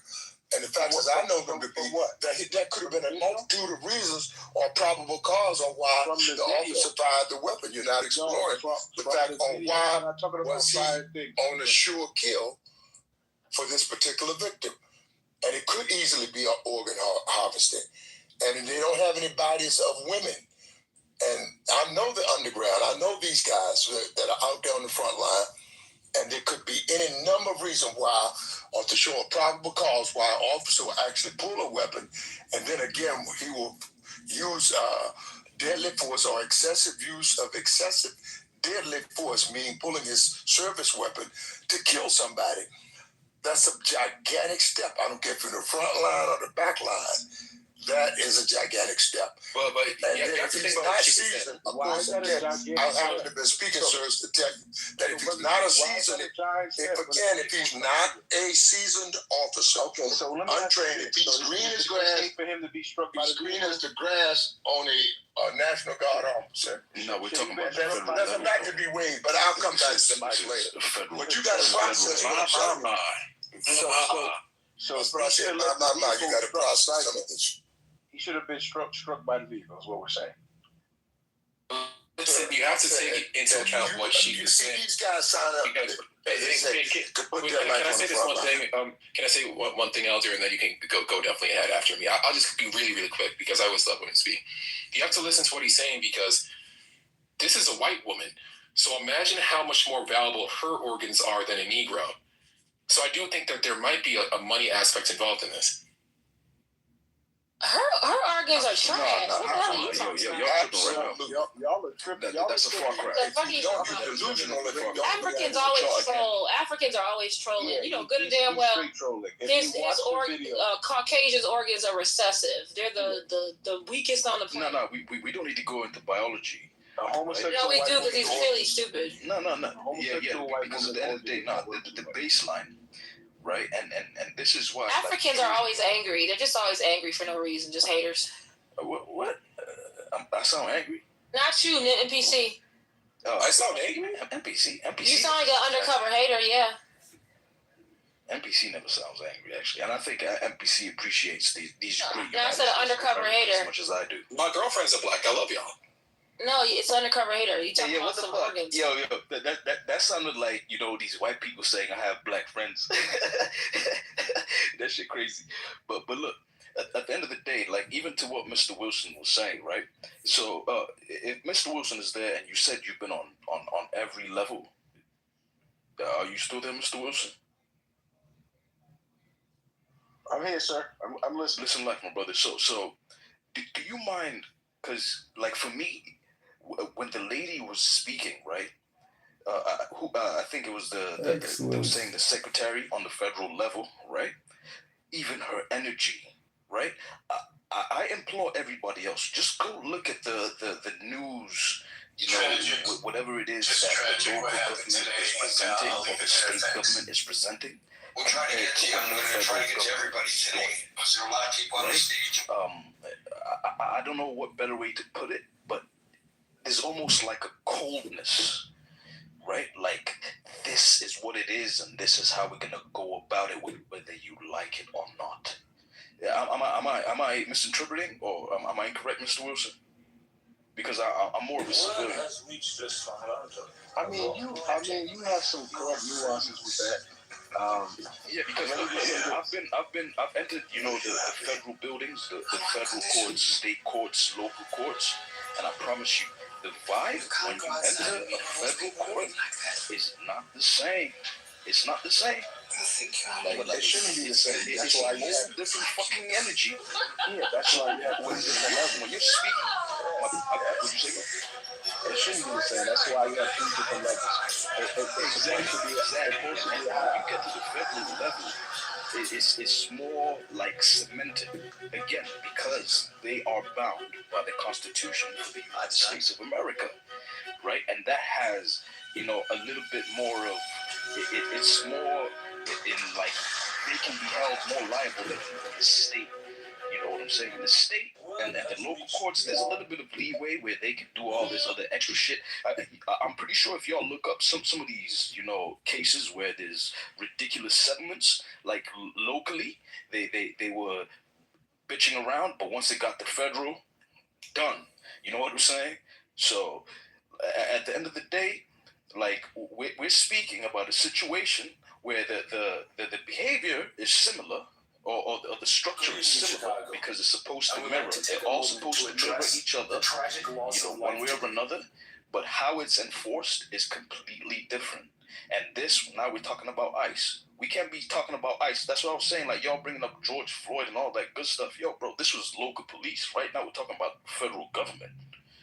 Like, well, so you have to examine where you are geographically, and then that brings in different elements when you examine exactly where you are. States of America, have you been to Rochester or Minneapolis, Minnesota, or Texas? Hold on, OG. Hold on, Pops. So you could, like, geographically in America, right? You could be in Minnesota, you could be in California, you could be in Texas, you could be in Kansas, Kentucky. It doesn't matter where the fuck you are, right? When you're dealing with federal agents, right, it's uniform, right? I wouldn't necessarily agree with that.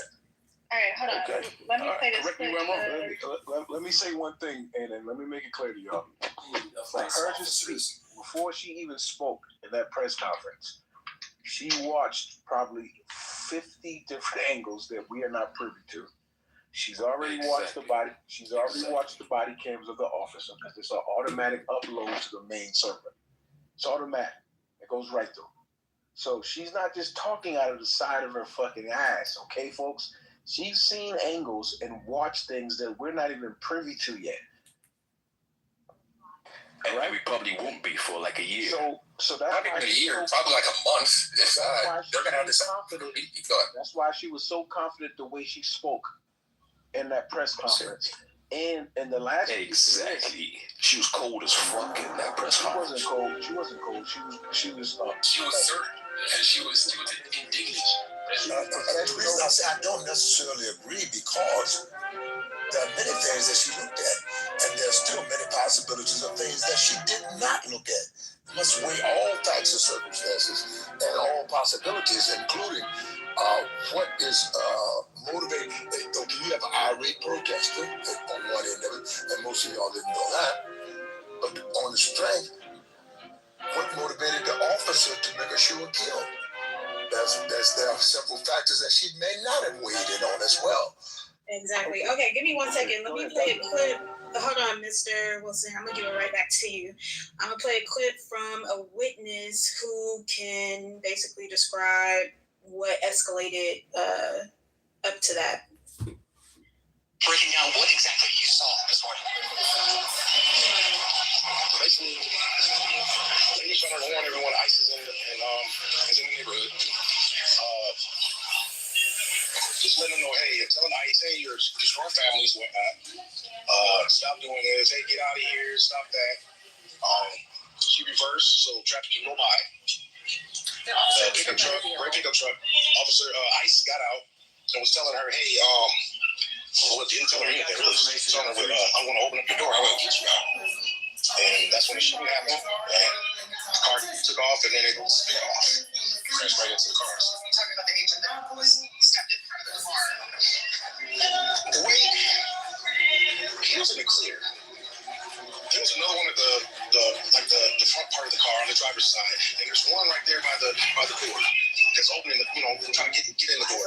Then you had one that's in front of the car that was already coming from the side, and he was just getting clear because he already seen that, hey, this person can take off.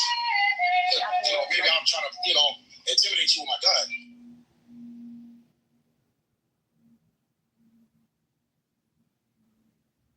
I don't know, man.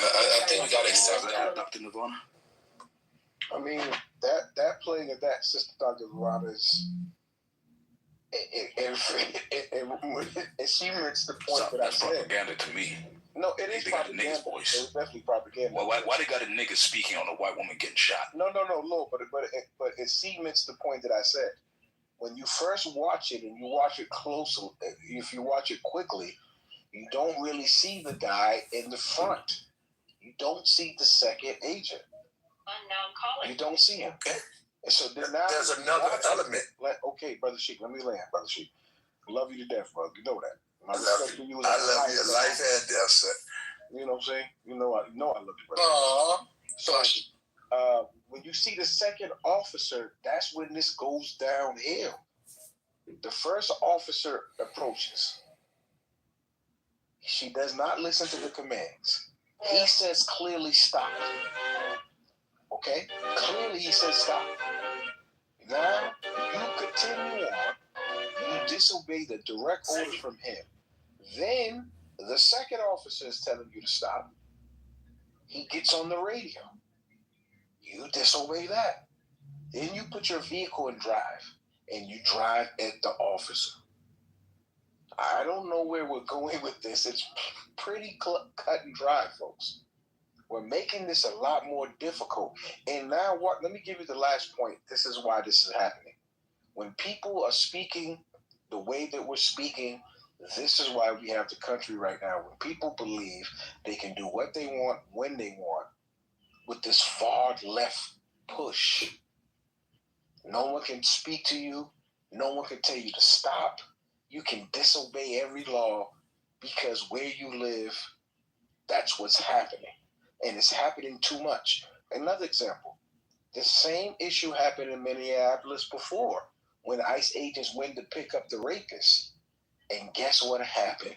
The local folks told everyone to wait for them outside and block. Do y'all remember that? That was much worse than LA. Y'all didn't speak on that when they was going to get rapists. Confirmed rapists they were working under the table in all the restaurants. But of course, we want those folks on the street. So when those ladies and gentlemen came outside with that arrest, there was thousands of people waiting for them, right? Thousands. And I don't understand why y'all continue to, say this is okay. But I guess you know what? You don't have any of these loved ones doing this, doing the right thing, getting up every day, making sure that you're safe and that you can get up every day and go to work without any issues. That's the problem. But go ahead, Brother Sheik, one mic on you and I'm done. Well, bottom line, that she's there doing what these professional protesters do at protests. She's challenging the, they're representatives of government. They're,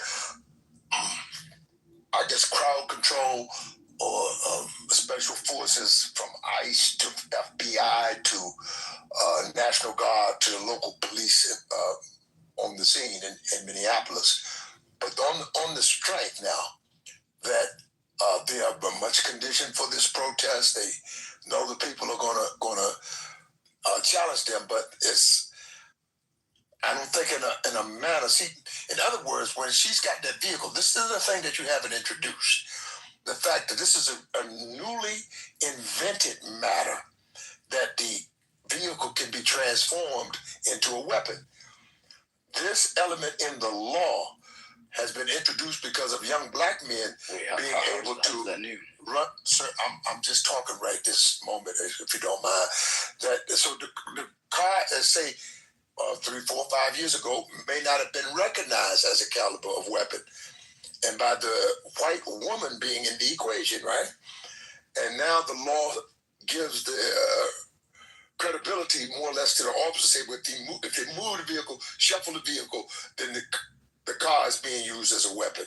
That was not introduced in law. That was not in law just a short time ago. So with those new parameters, the officer, again, I'm almost assuring you, is green that does not know how to manage the public, and much less a trained professional protester. You got to weigh in on who you're dealing with. She's there thinking she's doing something for the people. Hey, ICE is coming. Hey, we are resisting. We are against your presence here. And I'm doing my duty as a citizen, exercising the right to say I'm against this, that I have the right to do a certain amount of protesting here. So I'm going to get in that shaded area, and I'm going to test the flexibility in the law. I'm going to test what the government says that I can do about me not wanting you here, and they say the government sent you here. But this is my right to express my constitutional right to say, no, I object to this. This is her objection being transformed into an execution, basically. Ambassador, she was doing right ahead. I want to say so quick. She put the car in the drive. What do you think she was doing at that point in her mind? At that point in her mind, she had made a decision that she didn't give a fuck. She was going to pull off and flee. She had to, at some point in her mind, make the decision. I don't care what the police are asking me. I'm not going to honor them. I'm going to get the hell out of here. Because none of us were there, sir. Hold on. But we can't talk about her presence of mind. This is the reason why I asked you that. We can't speak to that. But what we can speak to is, was her license valid? That's number one. Was she driving with a valid license and valid insurance? Was she even licensed to be on the road at all? Was she legal? Well, as soon as you find that out, you're going to break a lot of this off wide open. Because if you weren't even authorized, the driver is not being questioned. You weren't authorized to be on the road, period. But she was authorized. He was authorized to kill her. Wait a minute. That doesn't make sense. That's yet to be seen. Because the only reason why you would drive away from the scene is because you weren't licensed, you weren't insured. So were you insured? Well, hold on, wait a minute. This is the mindset of someone who's not licensed or insured. Other than that, you have no reason to flee the police at a traffic stop unless you're not licensed and you're not insured. Now, if you're I think they'll have no future bearing on the case. That's my opinion. Let me touch another piece. If you're not licensed and you're not insured, you shouldn't be behind the wheel of a car in the beginning. Now, if you're not licensed and you're not insured, you're not trained to drive a vehicle and you're driving it into a police officer who's doing his job, and you're not licensed and you're not insured. Everybody walks on this one. There are many on this network that have said that he threw himself out in front of it to invite the idea that he could use excessive deadly force. So Ambassador, can I just say this? From my understanding, she was blocking the road. So she was first wrong in blocking the road when they were trying to pursue someone. Okay, so she put herself in the way. So this isn't a situation where he was just going after her. They were telling her to move. She did not move her vehicle. Then at that point, because she was in the way, I don't know the legal term for being in the way of what they're trying to do. Justice or whatever. Yeah, aiding and abetting, whatever it's called, right? In that particular situation, now they're saying, okay, we're about to get you because you're in the way. Lawfully, you're in the way. At that point, she was still going against what they were saying. Okay? So at that point, she is now backing her vehicle, putting in reverse, moving forward, or whatever the case may be, and that is when she made the contact with the officers. So she is completely in the wrong. If you're going to be appropriate, if she's going to be a protester, her little white ass should have been on the side of the road. If she was going to be a protester, she should have had her little picket sign up, and she should have been yelling and screaming out the way. Okay. That's why her vehicle was sideways. She's no longer with us. There's she can do that on a regular sideways. You can see that. And she lived to tell it, but she didn't live to tell it. So. Yeah, but we saw it though. We saw it go down. It's recorded. We watched the vehicle being sideways as she blocked the street. You didn't see that, brother? And see, the real issue, Ambassador, is that the liberals are guiding protesters the wrong way. That's not how you protest. You do not protest by getting in the way. You do not scream and yell at ICE agents or any other authoritative legal agency, and you don't touch them. You don't use your vehicle. It is just ignorant people who do not understand what it means to protest. It's called a peaceful protest, not get in the fucking way. Okay, so if you can do a simple Twitter search, you can do a simple Facebook search, you can do anything, type in ICE arrest agents, and you see people are out of control. So eventually someone is going to die, because I get it, 2025, everybody was getting used to this new way of being, right? They sworn Trump in, so it was, it was a shock value, and people were confused. But if you think that these ICE agents and these government agencies are going to put up with this bullshit for the next 3 years, you are sadly mistaken, and there's going to be more deaths. So people need to be taught and to be informed to get the fuck out the way. That is what needs to happen at this point. Okay, I want to share something with you. People that has blocked a police officer.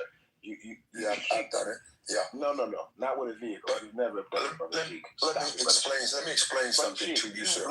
You took your vehicle and went listen, that's not really what this is all about. But let me explain this to you. What I have done, so I'm trying to let the room grow. Let the room grow a little bit now. There's a thing called the victim's rights. I work for the Black Lawyers for Justice. 4 of those 12 lawyers are what you call victims' rights specialists. They've earned that title, meaning they have won many cases for victims in maybe similar other circumstances, and especially where this is concerned, meaning the victim has some rights, and many times the victim wins for the fact that if they are dead or they could be severely injured, then we respond to that. I am an investigator for that, sir. So I'm going to look at things that you probably wouldn't look at. And being that type of an investigative type person, the victim has rights. And you might decide it's not a right, but if it gets before a jury, the jury or a judge may decide that that person had the right. You had no right to kill them, and everything is awarded to the plaintiff. I agree with everything you're saying. So I'm not saying anything that you don't agree with. I'm just explaining a little bit about who I am to show you that the victim does have some rights. I agree. And they can prove now that she was using that vehicle to say, well, she was trying to shield her man to get the other vehicle. Someone telling us that they were using that vehicle to shield and protect, to allow another vehicle to leave. And if the protest, if they can prove that she was of enough sound mind to believe that she was doing the right thing, then she gets awarded to the plaintiff. I'm just saying to you. She was unfortunately, she was misinformed. And again, this is a lesson to all protesters. Okay. Get your ass out the way and move on the side with your paid picket thing that the left has given you, because apparently the whole nation has been equipped with these lefty posters and banners and shit. All in all, don't get killed. The last time Trump was in here, we lit a fire at the fire on all sides of the White House. They took the statue of Albert Pike and soaked it in a flammable liquid and burned it, basically destroying it. And then they about 20 police bomb rushed the statue of Albert Pike, and they put it out. They put fire extinguishers and all kind of fire stopping material or whatever they had, and they put the fire out. And then they ran on back in the station or something like that. God damn it, within 10 minutes, they had found that statue and re-soaked it in flammable liquid and lit that shit back on fire again.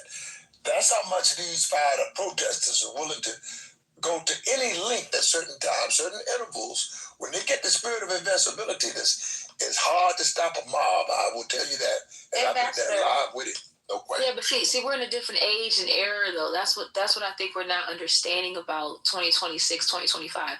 This is not 1965. This is not 1981. This ain't 1990. Okay, we are no longer in the same state of mind. So we have to shift. We have to shift. We have to the same orange toupee guy. Now, nothing off, but I'm just stating that. I'm just saying, there's a reason why. Orange toupee guy presided. John Trump was presiding then, and he is presiding now. But there is a reason why that it is no longer a Department of Defense. Hold on, Ambassador, you gotta let y'all land. Yeah, but there's a reason why this is called the Department of War now. It's not the Department of Defense. They have changed the name. This means there is aggression, there is decisiveness, there is a YN mentality going on right now, okay? This is a YN shoot at the hip situation. What's a YN? Okay, so that means ain't nobody playing games. Nobody's playing games. This is not like there's not a lot of negotiating going on. If you paid attention to 2025, it's not a negotiating situation anymore. Okay, he's not performing, he's acting out. He is acting it out with decisive execution. All right, so all this like playing around, all this fluff that a lot of these other presidents did, that's not the energy that Trump is on. Neither are the people that he's dealing with. The people that he put in office, the people that he put to carry this shit out, they are absolute in what they're doing. So I think people in America need to shift their brain and understand this is not the same presidency, and you are going to fuck around and find out in so many different ways if you think you can buck the way you thought you could buck before when everybody was pretending to leave, but they were really letting all these people in, causing fraud and drugs and all these other things into the country. That's not what's happening right now. Allah subhanahu wa ta'ala, the Most High, said he's never given the upper hand of the wicked over the righteous. And if it's on some theme of wrongdoing, it would not prevail over righteousness. I will assure you of that. The divine right, nothing Trump or any other bigot can do to enforce wickedness over righteousness. It may stand for a minute, but it will not stand long. So I will assure you of that. That's idiotic thinking to think that you will come and push your wicked plan in. Julius Caesar thought like that. The Emperor of London said, and never let it be said that the sun was set on the British Empire. The sun set on the British Empire and waved by and moved on. I don't see this being any form of prominence. It's just a wicked man flexing the muscles because he has a few guns and a few more bombs, but that is not the established way of right conduct for human beings on this earth. And I'll land my plane on the facts as you know them to be and say, my. Yeah, this ain't a kumbaya situation, though. I think everybody has to respectfully go back to their different corners of the world. I think that's where we're at. That's where we're at. We're not in a kumbaya situation anymore. So, like, when no one's kumbayaing, people are saying, go and get the going. Go and get the hell about. Well, let's fix your country. Well, in the spirit of the Black Revolution, I'll just say, don't just talk about it. Let's get it on. Well, the far left strongholds across the country have been, pushing this for the last 5 years and have so many people thinking this is the best way to move. This is the best way to protest. You don't have to listen. You don't have to comply. You can do what you want. And now that somebody else is in power, he's doing the opposite. So you have to learn. But the number one problem is this that we keep overlooking, is that we allow our former president to flood our country with a whole bunch of people that ain't from here. You combine that with a far left agenda And this is what you have. This is the child. This is the bastard child of the far left agenda, and then letting millions of people come into your country unchecked. And Mr. Go ahead, Cynthia. And Mr. The crazy part is this, real quick. The crazy part is in the UK right now, right? Let's take UK, let's take Canada. They are all dealing with the same infiltration. All these people come in refugee status, blah, blah, blah. And they fucking around, they finding out the hard way, right? The difference with America is we are locked and loaded, okay? Because one thing that white Americans and black Americans got is we got guns. I got one, okay? So we not playing that shit. It's a different, we have to understand what's going on. We have to understand what's going on. People are on guard. Very quick, I just had a question. What they wanted to happen before I disappeared for a while.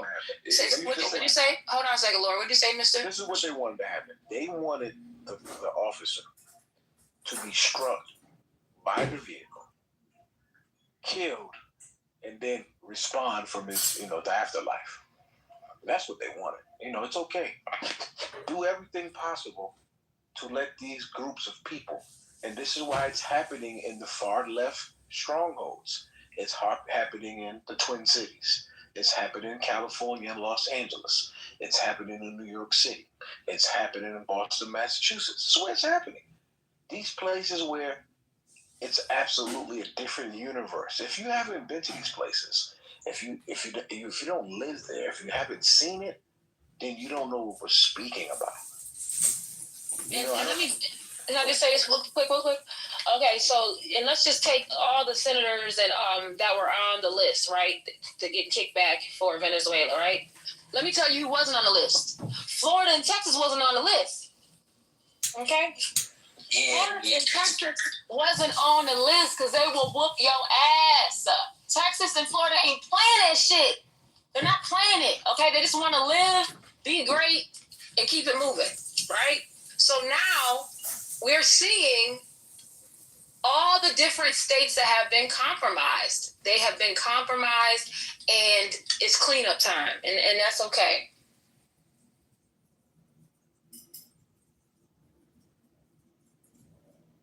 Okay, so I had a question for Shay. I don't know. It looks on my joint is showing that he's on the phone. Is he online? If he's not available, I could yield the mic. Okay. Brother Sheik, he has a question for you, Brother Sheik.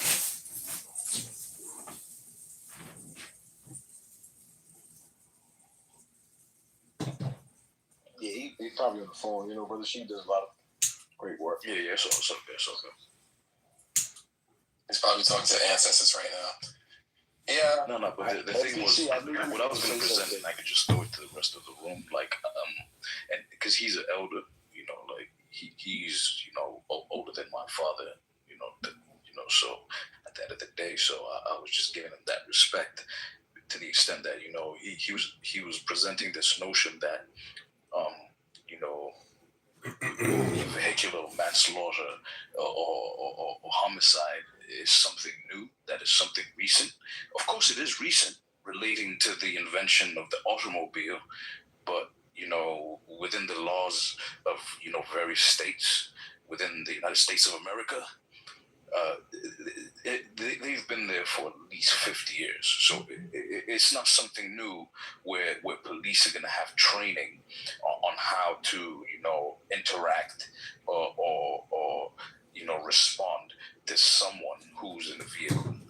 So yeah, that was my only thing. So I was just trying to gauge his time frame when he presented that fact earlier. But I'll leave it there.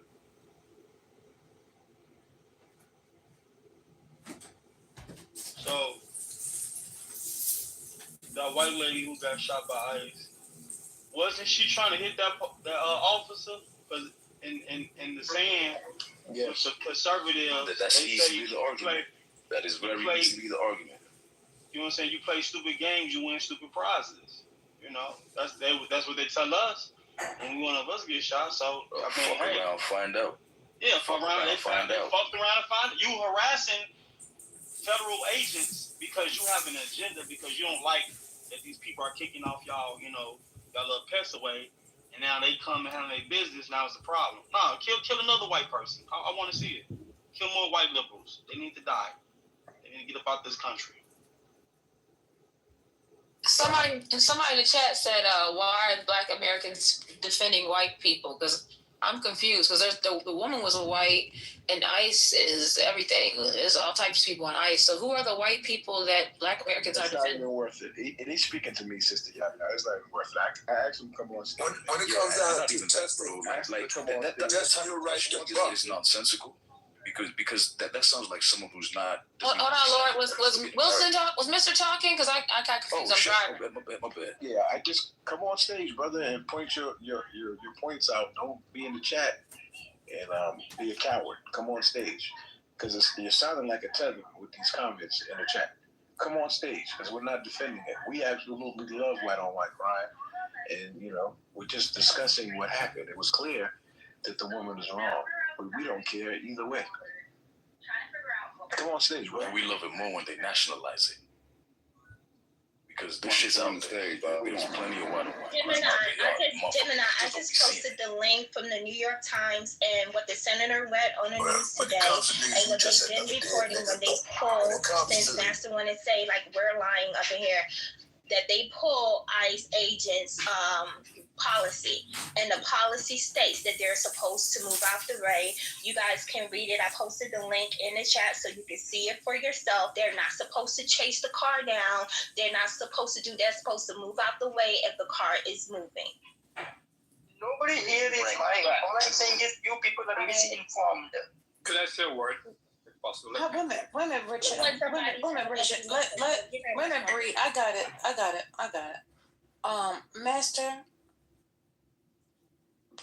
Master P. You said that who's misinformed? Like most people in this panel are misinformed when they say that like there was no protocol followed. But it's not. So you're getting your information. Why is your information more superior than the information that we're providing when we have actual information and links? What have you provided? I have read the news and did my research on this. Oh, as if we haven't? As if we haven't? So you think that yours is more superior than ours? Is that what it is? I never said that. Well, clearly you did when you just said that people are in here misinformed. Better question. Yeah. Where is your research? Hey, Fly, I don't need help. Do I sound like I need help? People here are coming up with different conclusions. That's clearly misinformation. I'm sorry? What? What I'm saying is people in this panel are coming up with different conclusions, and that is misinformation. Okay, well, guess what? You can misinform in the go. Who's next? Richard, go ahead. Hey, guys. Yeah. No, I just wanted to point out that maybe an important question hasn't been discussed here at ICE anyway, because it has kind of really bothered me that there are a lot of black and brown people, carrying out these acts. And I don't know what happened in this particular case. I'm in Jamaica, so I'm really, up to date on the latest. But, this harkens back to slavery, harkens back to a lot of people's, here and there. And I just, wonder what you guys think about that. Because, I get it. There are some people who are just going for the money, etc. But, when you see the activities that they carry out, the kind of anger and, the extremeness of their behavior, it's part and parcel of what you're inviting people in. It's the same way, pedophiles ended up in the Catholic Church. It's the same reason, police tend to over-police people of color, et cetera, et cetera. And I think by lowering the standards, they just made it even more possible for the worst types to be able to get the license, weapons and the protection of the state to go after people in the ways they seem fit. So whether they followed protocol or not, I wouldn't even waste time arguing over that. The question is, the government has unleashed animals on the citizens. And what are we going to do about it? All the ICE not bad, bro. It was one bad guy, bro. Well, you're asking me, you think the general activities they've performed against children, women, innocent people who have not been the so-called criminals they claim to go after. I don't know if you've been following me. I was in the States. I left America because I was not going to sit there and have anybody abuse me, right? And I am a U.S. citizen, naturalized though. And even I realize that there's an imminent danger coming, and they're turning it on the immigrants and building a machine on the easy targets, which I suspect they're then going to turn against you. So bear in mind, authoritarianism doesn't happen in a day. It's a slow build-up, like cooking that frog in the pot, right? Until by the time you realize the fire's too hot, you get cooked. You may not be able to get out of it. So, some serious action needs to happen, and I don't know what that takes. And I think they're baiting people. And when it happens, everybody's a terrorist, and it's going to be police state. So consider. But what do you think about the personality types that join ICE? I don't think they're quote-unquote good people, because we've seen what ICE is doing. Anybody in here, let's just put the question to the audience, you guys. How many of you knew would join ICE, knowing what they do and how they do, and who's leading it? Richard, I'm going to answer your question, but I think you, to your point. And first of all, man, I can sympathize with your sentiments and what Bolshevik is here. Oh, the Bolshevik. Hey, Grace, did you want me to read your tarot cards? Because I wasn't even thinking you'd, pop in a tarot card room because you wanted a tarot card reading, but.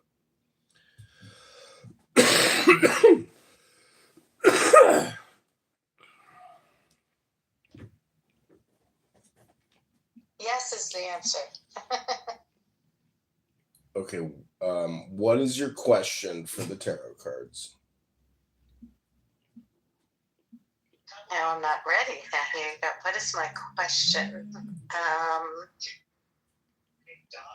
think I have health questions. Am my husband and I going to be okay with our health issues?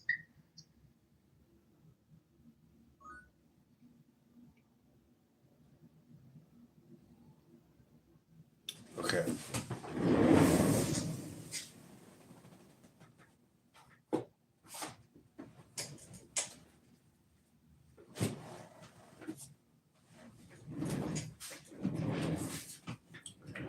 Okay, I have this really good book. It's called Amor et Psyche Oracle. And it's a tarot card deck with an accompanying book. But it has affirmations in it. So I will just read you the affirmations, and you can repeat the affirmation. And that's basically the same thing as like your tarot card draw. It's not specific to your question, but basically this is, if I were to give you anything, through a conference call, this would be how you could address your question. So the first affirmation is, let me see here. Okay, I am patient. I am patient. I am fulfilled. I am fulfilled. I am love. I am love. And manifest love in my life. And manifest love in my life. I dream. I dream. I visualize. I visualize. And I manifest. And I manifest. What I long for. What I long for. My life. My life. Is filled with love. Is filled with love. Proclaiming love. Proclaiming love. Affirmation. Affirmation. I am beautiful. I am beautiful. In every single way. In every single way. I see my ideal vision. I see my ideal vision. Of love in my mind's eye. And love in my mind's eye. I manifest harmony. I manifest harmony. In my life. In my life. I play the game of life. I play the game of life. And love with ease. And love with ease. I am light. I am light. And full of joy. And full of joy. I see love. I see love. I express love. I express love. I am love. I am love. I speak softly, I speak softly, and my voice is filled with love. and my voice is filled with love. I say all the right things I say all the right things and make the world melt. and make the world melt. I love myself wholly and completely. I love myself wholly and completely. I am whole. I am whole. I am safe. I am safe. Everything I need is within my own heart. Everything I need is in my own heart. And of this I am sure. And of this I am sure. I manifest a beautiful life. I manifest a beautiful life. I am strong. I am strong. Relentless. Relentless. And fierce warrior of love. And a fierce warrior of love. I am deep. I didn't hear that part. I am deep. I am deep. And I dive within. And I dive within. To explore a treasure to behold. To explore a treasure to behold. Beauty is within me. Beauty is within me. I feel the excitement and jubilation. I feel the excitement and jubilation. Of love, energy, rejuvenating. And love. What was the rest of it? I was doing something. Of love, energy, rejuvenating. Love, energy, and rejuvenating. And enriching my life. And enriching my life. I indulge in my passions and follow my heart. I indulge in my passions and follow my heart. I am filled with love and boundlessness. I am filled with love and boundlessness. I accept and indulge in pleasure. I accept and indulge in pleasure. I am loved. I am loved. I am free to love wildly.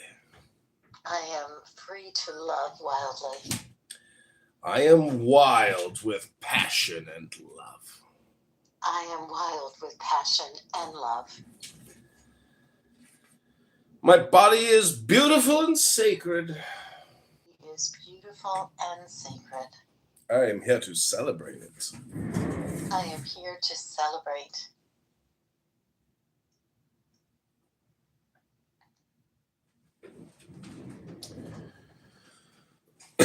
My life is orgasmic. My life is orgasmic. I live in bliss and harmony. I live in bliss and harmony. Life is easy and simple. Life is easy and simple. Love has found me. Love has found me. I am content. I am content. I make beautiful. I make beautiful. Astounding. Astounding. Intimate. Intimate. And perfect. And perfect. Connections. Connections. My relationships are harmonious. My relationships are harmonious. And balanced. And balanced.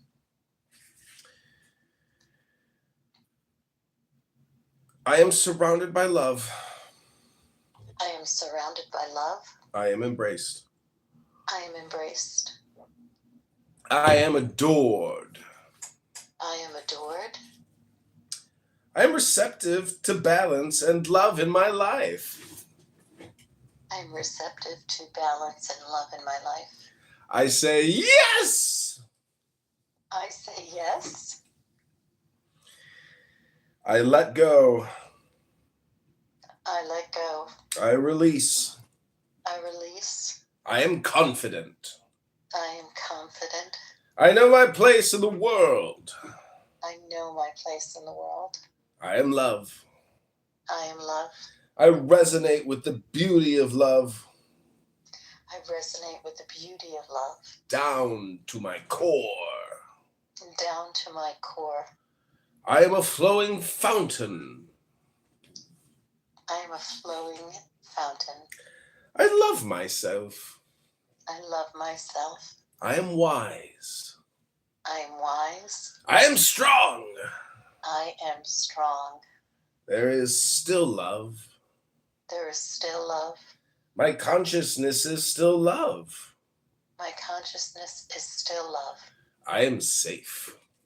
I am safe. I treasure my sweetest memories. I treasure my sweetest memories. As a source of power and love. As a source of power and love. I am beautiful. I am beautiful. I love my body. I love my body. I love my mind and spirit. I love my mind and spirit. I love myself. I love myself. I surrender. I surrender. To the infinity. To the infinity. Of love. Of love. I find love.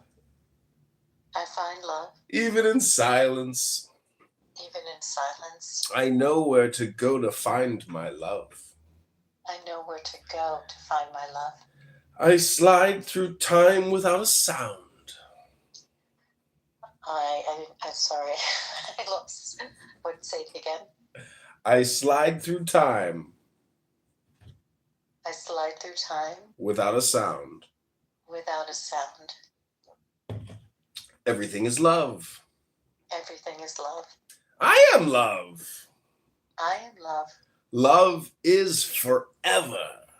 Love is forever. Beyond the shadow of time.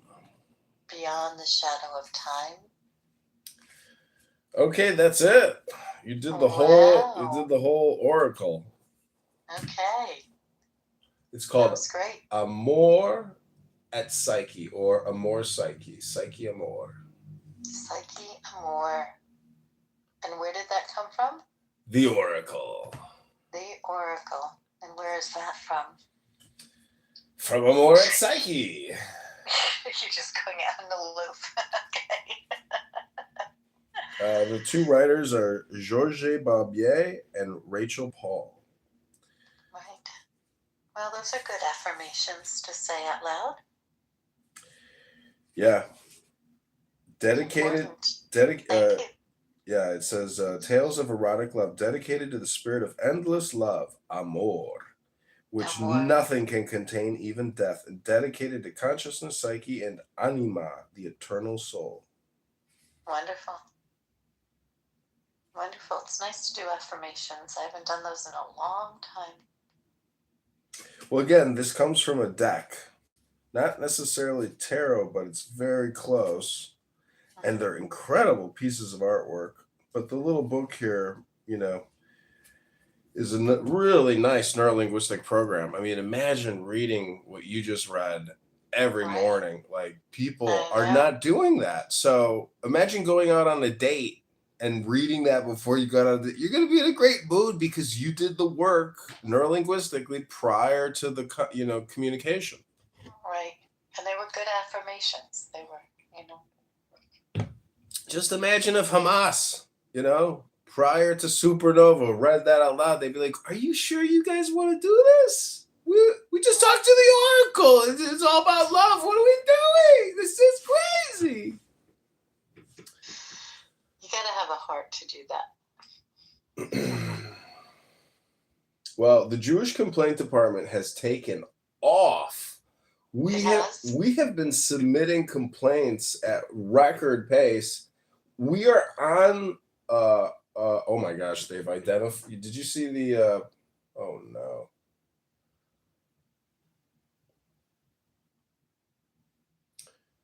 Anyways, just saying, it's been fun and funny using that JCD room. Okay, well, I hope you liked your tarot reading, you know. I can't thank you enough. That was lovely. Thank you for making my affirmations of the day. Haven't done that in a very long time. Yeah, it has to do with your question, though. You know, health and love, it's like an equation. So that was the answer to your question, those affirmations. Because even if I drew your tarot cards and then I read to you what the meanings of the cards are, or if there's some type of, you know, tarot deals with position and influence. So if you draw 3 cards, there's, you know, 3 variables.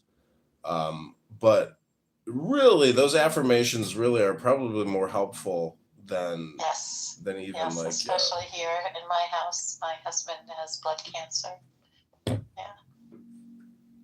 Yeah, you know, affirmations are really important. So I thank you so much. Yeah, we are all going to the same, you know, point A to point B. Everybody's going through the same door. That's the, you know, that's the one thing about life is like, if you're really salty about life, you know, it's just, you know, anyways. Okay, Rabbana Shalom. Rav Dude is here. Rob, he left? What was that about? Okay, I'm going to live stream some of these response rooms to the ICE shooting. Oh, I've got to go to bed. But I can't thank you enough. That was wonderful. It was a great way to finally go to sleep. Oh, let me help you with the last part then. Just take the deepest breath of the day and hold it for 10 seconds. This is your health bell. Here you go.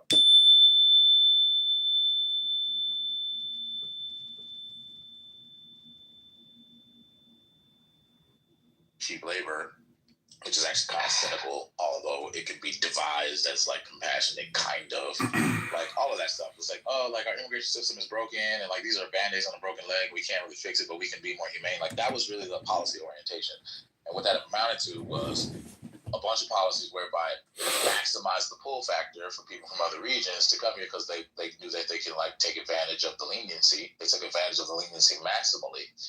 And then it was like a oh shit moment because there was a lot of deleterious effects that started happening in the country, and a lot of people realized this is not a good idea. This is not sustainable, and it's bringing a whole bunch of like moral hazards with it, and we're not cool with it. It also reinvigorated a whole bunch of xenophobia and demonization of people. And I don't like it. I gotta go, but thank you so much. With the right wingers, but like, okay, good night. All of that is like the moral hazard of like, if you want to adopt some of these policies, what comes with those policies are precisely these effects that were perhaps unintended, but deleterious nonetheless. And ironically, these policies negatively impacted the most vulnerable populations the most. Those are the very people that liberals pretend to care about, or some of them actually do care about. But it's like, you can't ignore that, bro. Like, black people who've been living in places like the south side of Chicago for the longest time, all of a sudden are competing for jobs with random motherfucking foreigners that were bused there by the no good even very bad Republicans, but as a statement of like, well, how do y'all like it? Because you guys don't give a fuck when you're there in these border towns. Like, all of that sophisticated shit. Like, that's what I'm saying. Like that was bad policy. It was well intended, ostensibly, but it was terrible policy. Like that policy orientation is not a good policy, not because liberals made it up, but because of all the deleterious impacts that it has. It's well intended, but it's so that's what's complicated about all of that, bro. Like I feel like we should be focused on that as opposed to like red team, blue team. Yeah, and you know, and to that point, man. To be fair, Marshall, like I don't like the idea of ICE, and I want to see if you agree with me on this. This is the reason why I don't the idea of ICE, because it's a new arm of the government, right? It's a new agency.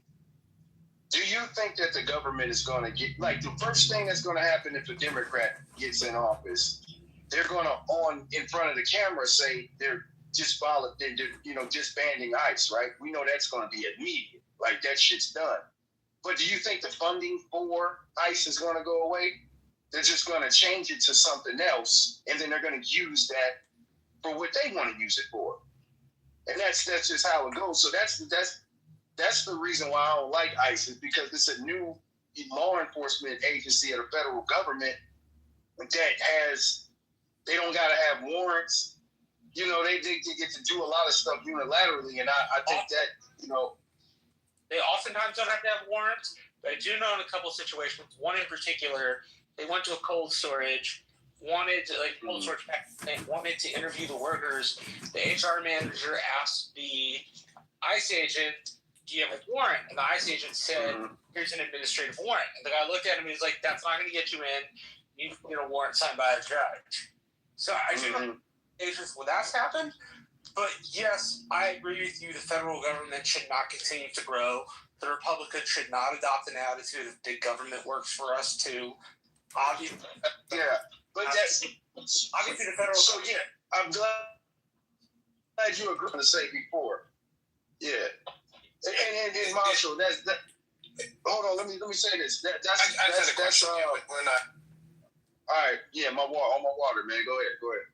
I'm just wondering, a 22-year-old government agency, I'm confused how that qualifies as new. Looking up, bro. As I understood, I think he meant new in the context of the last 20 or 30 years. I think that's what he meant by new. That's not exactly new, but for a lot of people in the public, that they would consider that relatively new. Yeah, I mean, they're not as old as like the FBI, I suppose, and their level of involvement in enforcing, you know, what they're intended to enforce is ebbed and flowed depending on, you know, the administration in power at that given time. But yeah, I mean, I wouldn't say a 22-year-old federal agency is new. I mean, in immediate terms, no, it's not. Well, the one big beautiful bill here maximize funding for ICE. So I don't know how easily that can be undone by the next administration. But Congress could undo it. But I think because it was passed by Congress, I don't know that it'd be that easy. But I don't know the details. So that just summed it. No, that's what I'm saying. I don't think they're gonna just get rid of it, like actually get rid of it. I think it'll be a show to the public if the Democratic administration came in and they use it. Because, I mean, if it's been around for 22 years, I give you that, but it's never been used in this way. And the other point I was trying to make and get Marshall to understand when he was saying, like, talking about Obama, is like, the sad thing is these unprecedented times due to weird-ass policies from the same states that are sanctuary states and sanctuary cities. Like this, people saying like the Republicans were busing them but they were already busing, you know, illegals all over the place. I think one structural adjustment to the criticism. It's really bad hygienically for governance to think of towns as red towns and blue towns. Now, some towns actually have partisan elections. Mine does not hold. The more we think about cities as for one party, the more we think of the us and the team red team. What it does is it stops us from thinking about stoplights, potholes, education, updating infrastructure, right? And you don't end up having a conversation about what you need to govern once you're elected. You end up having a conversation about how you can get back at the people on the other side. So that's the one structural adjustment. That's the one structural adjustment would make. Everything else I agree with.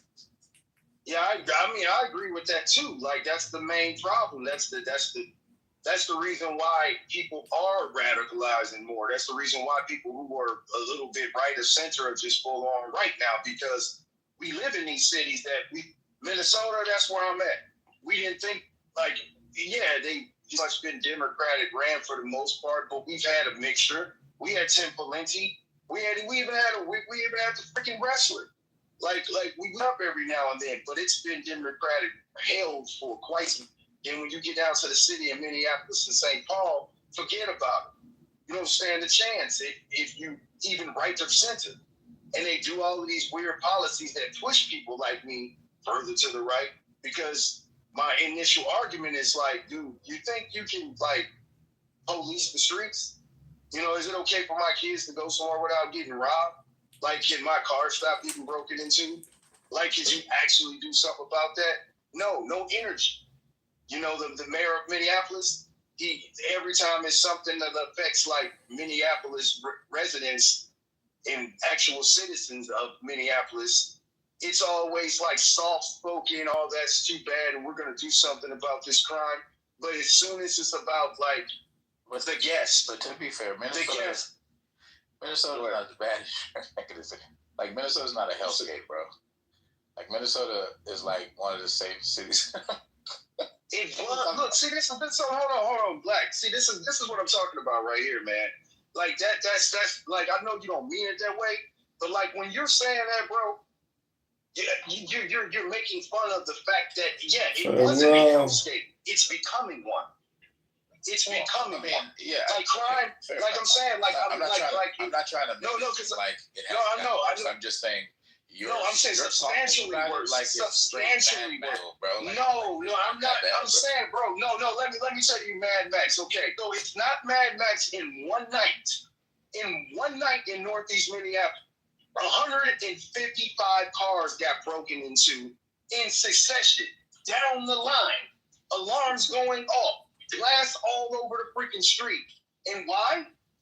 You think that the Minneapolis police got enough time to show up to stop it at about 67 cars, at 55 cars? And I'll make it fair. Do you think that they could have stopped it at maybe fucking 58 cars? No. Why? Because they're not present. They don't care. And then they turn right around. But look who's Johnny on the spot. No, look who's Johnny on the spot. I know you aren't. I'm describing. No. If you want to, the worst of probably among the worst times in that area was during the George Floyd riots.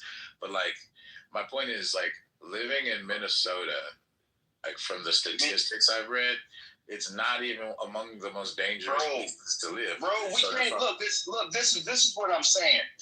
When you call the police in St. Paul, and the police don't show up, there's no record of a crime. When you arrest a suspect for a crime that they're caught red-handed doing, you got enough evidence to prosecute, and you don't prosecute, that doesn't go on record as a filed crime that has been prosecuted. I know, I'm aware. So what I'm saying is, when people, I'm not trying to stick, but I had the same discussion in Ghost Room, and they was talking about crime is down. And it's like, bro, you can talk about crime is down all you want, but Minneapolis has had a spike, and it's been substantial. And especially, absolutely.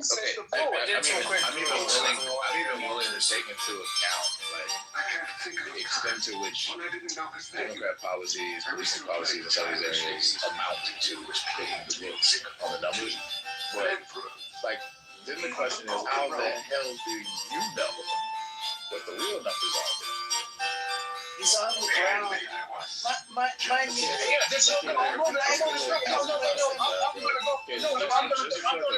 gonna give you an example.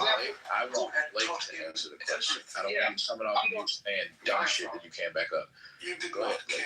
I'm gonna give you an answer that you're gonna automatically throw out and use as ammunition in the courts of weirdo reason. No, it's not reason. It's not reason. So here, this is objective. This is objective. Here are numbers that I can gather from my own. So it's anecdotal. Business. Yeah, it's anecdotal. So let's throw that out. Right, here we go. So there was a time where a certain car I typically work. Yep. You would typically work on this car, and all of a sudden I'm working on more of that same car for only one reason. Not because the vehicle's broken, not because it doesn't run, it's because the front window is broken out and the ignition is completely ravaged. And the customers are coming to me. No, listen, the customers are coming to me because I do this kind of work on the side in addition to my day job. I'm a shade tree mechanic who's been doing it for about 15 years. Got a wide customer base. This is how pay the bills by having a second job doing this. Now I got trustworthy customers coming to me because I'm a trustworthy, affordable mechanic. Now they're coming to me because they would have had to spend $1,500 to $2,500 to get this done. They can get it done in 5 or 6 with me. But I'm having more often that this is happening. All of a sudden, I'm getting 3 to 4 calls of this almost every other month. What is the correlation? The correlation is you're more affordable. No, the correlation is that my customers are getting their cars broken into more often, depending on what side of town they're on. When they on my side of town where I live versus where I work, they don't get this ain't really happening at that rate. But all of a sudden, when my St. Paul and Minneapolis customers, these are the kind of calls I'm getting more often. I can go by my ledger and look at all the jobs I did the year previous before Floyd riots, and then I can go to the year after and see that I've had a spike in this. But I guess what I'm saying is like, how would you know the difference? Like, what if the reason why is not because car break-ins? Because people are breaking into cars, bro. Because you're just making assumptions and you don't even realize it. Like, what if it turned out that the amount of car break-ins per capita didn't even increase, but the amount of people who had their car broken into who came to you increased, and the reason why is because you were okay. So I got some more. I got some more for you. I'm saying, how would you know whether or not your explanation was the explanation that's correct versus the alternative one that I just gave?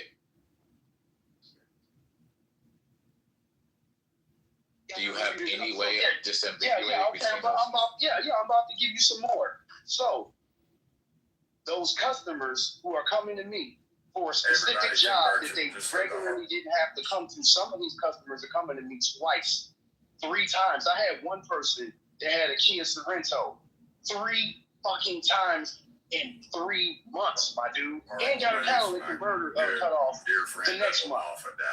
Bro. That doesn't. Okay. I mean, I don't know which one more. Like objectively, that to prove what you think it proves. So that's why I'm like kind of. No, because you're disproving it. You're proving it with this naivety, this naive skepticism. You have a. The reason why I'm skeptical is not because I'm naive. You're trying to be careful. You're trying to be careful. But if I'm having customers, if I'm having a customer who didn't have their car broken into, there are standards in terms of researching these things for a reason. It's to prevent you from drawing the wrong conclusion from a data set.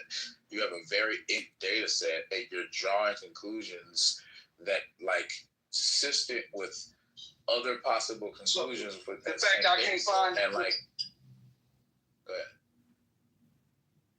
There are parts that I'm finding out while talking to all of the parts stores that I talk to regularly. I'm hearing that you can't get that window for another month because we're running yards don't have them live because there's an uptick in people buying these windows because they're being broken. Wait a minute. Why is it a coincidence? Sorry. Why is it a coincidence? Is it a pure coincidence alone? Hold on. You're just uncareful, okay? I'm not even trying to like demonize you or like I'm not shit. Because like consistent with what you described, right? We've had a whole bunch of supply chain issues. And so your inability to get inventory actually might be by that, or it might be both the uptick and that, but we don't know to what degree it's either. Like there's just so many other possible reasonable explanations that you haven't like disambiguated enough from to where it's not clear that the conclusion you're drawing is the right one. That's really the main thing I'm trying to tell. And like, you might be right. Like, I'm not saying you're wrong, but possibly be right, because that would be a mistake in the other direction. My point is, I don't think you have sufficient evidence for the conclusion you're drawing, right? That's all I'm saying. Like, is that fair? Am I in the Matrix? You were, but did you? Okay. No, I didn't hear what you did. You just said something just now. I did. Before you said, "Am I in the Matrix?" That's when I stopped. Oh, okay. So what I was saying was, look, it's anything but being able to look at the fact that It's the same window across the board. It's the same. It's the same window. It's a damn window everything on numerous cars, and then other mechanics. I know. Yeah, I understand what you're saying, but I understand what you're saying, but you're continually pressing a point why people are saying why things are getting extreme, because people are listening to people keep trying to pacify them with numbers that don't apply to what's actually going on the ground. The fact that I'm not giving you numbers. I'm saying the conclusions you're drawing from the numbers that your incomplete data set are not valid. They are, dude. It's valid when you know the fucking police. When you know the police aren't showing them. You know it's bad. You know it's fucking analysis. Dude. It's up right now, bro. No, yeah. It's not emotional. It's people are pissed because you care and you're upset. There's emotions involved. I care and I'm upset, and I objectively can see that there's been an uptick, and there's been an uptick in a very specific kind of crime. There's no way that you can see, bro. There's no way you can see. Oh my God! Anecdotally, an uptick in crime. You can see certain things that are correlated with an uptick in crime, but the way you would verify it isn't to buy what you specifically experience in your car workshop or whatever. Like the way you verify that, you have to get like objective data points that are a little bit more comprehensive than what you right now. And then that would verify your hypothesis. Right now you have a hypothesis and an incomplete data set, and you're drawing conclusions from that incomplete data set based on a whole bunch of presuppositions you have. And what I'm saying is that's not careful reasoning. So for me to just take you at your word would be uncareful on my part. That's cool. That's why I admitted from the get-go. Anecdotally, it's going to be, it's unadmissible evidence in the court. No, it's not unadmissible. It's incomplete. It's incomplete. But here's the deal. I was going to give you some more. So what would also give me that hypothesis is, okay, I'm talking to other mechanics. They telling me they dealing with the same damn thing. Yeah. So at what point can't a person correlate?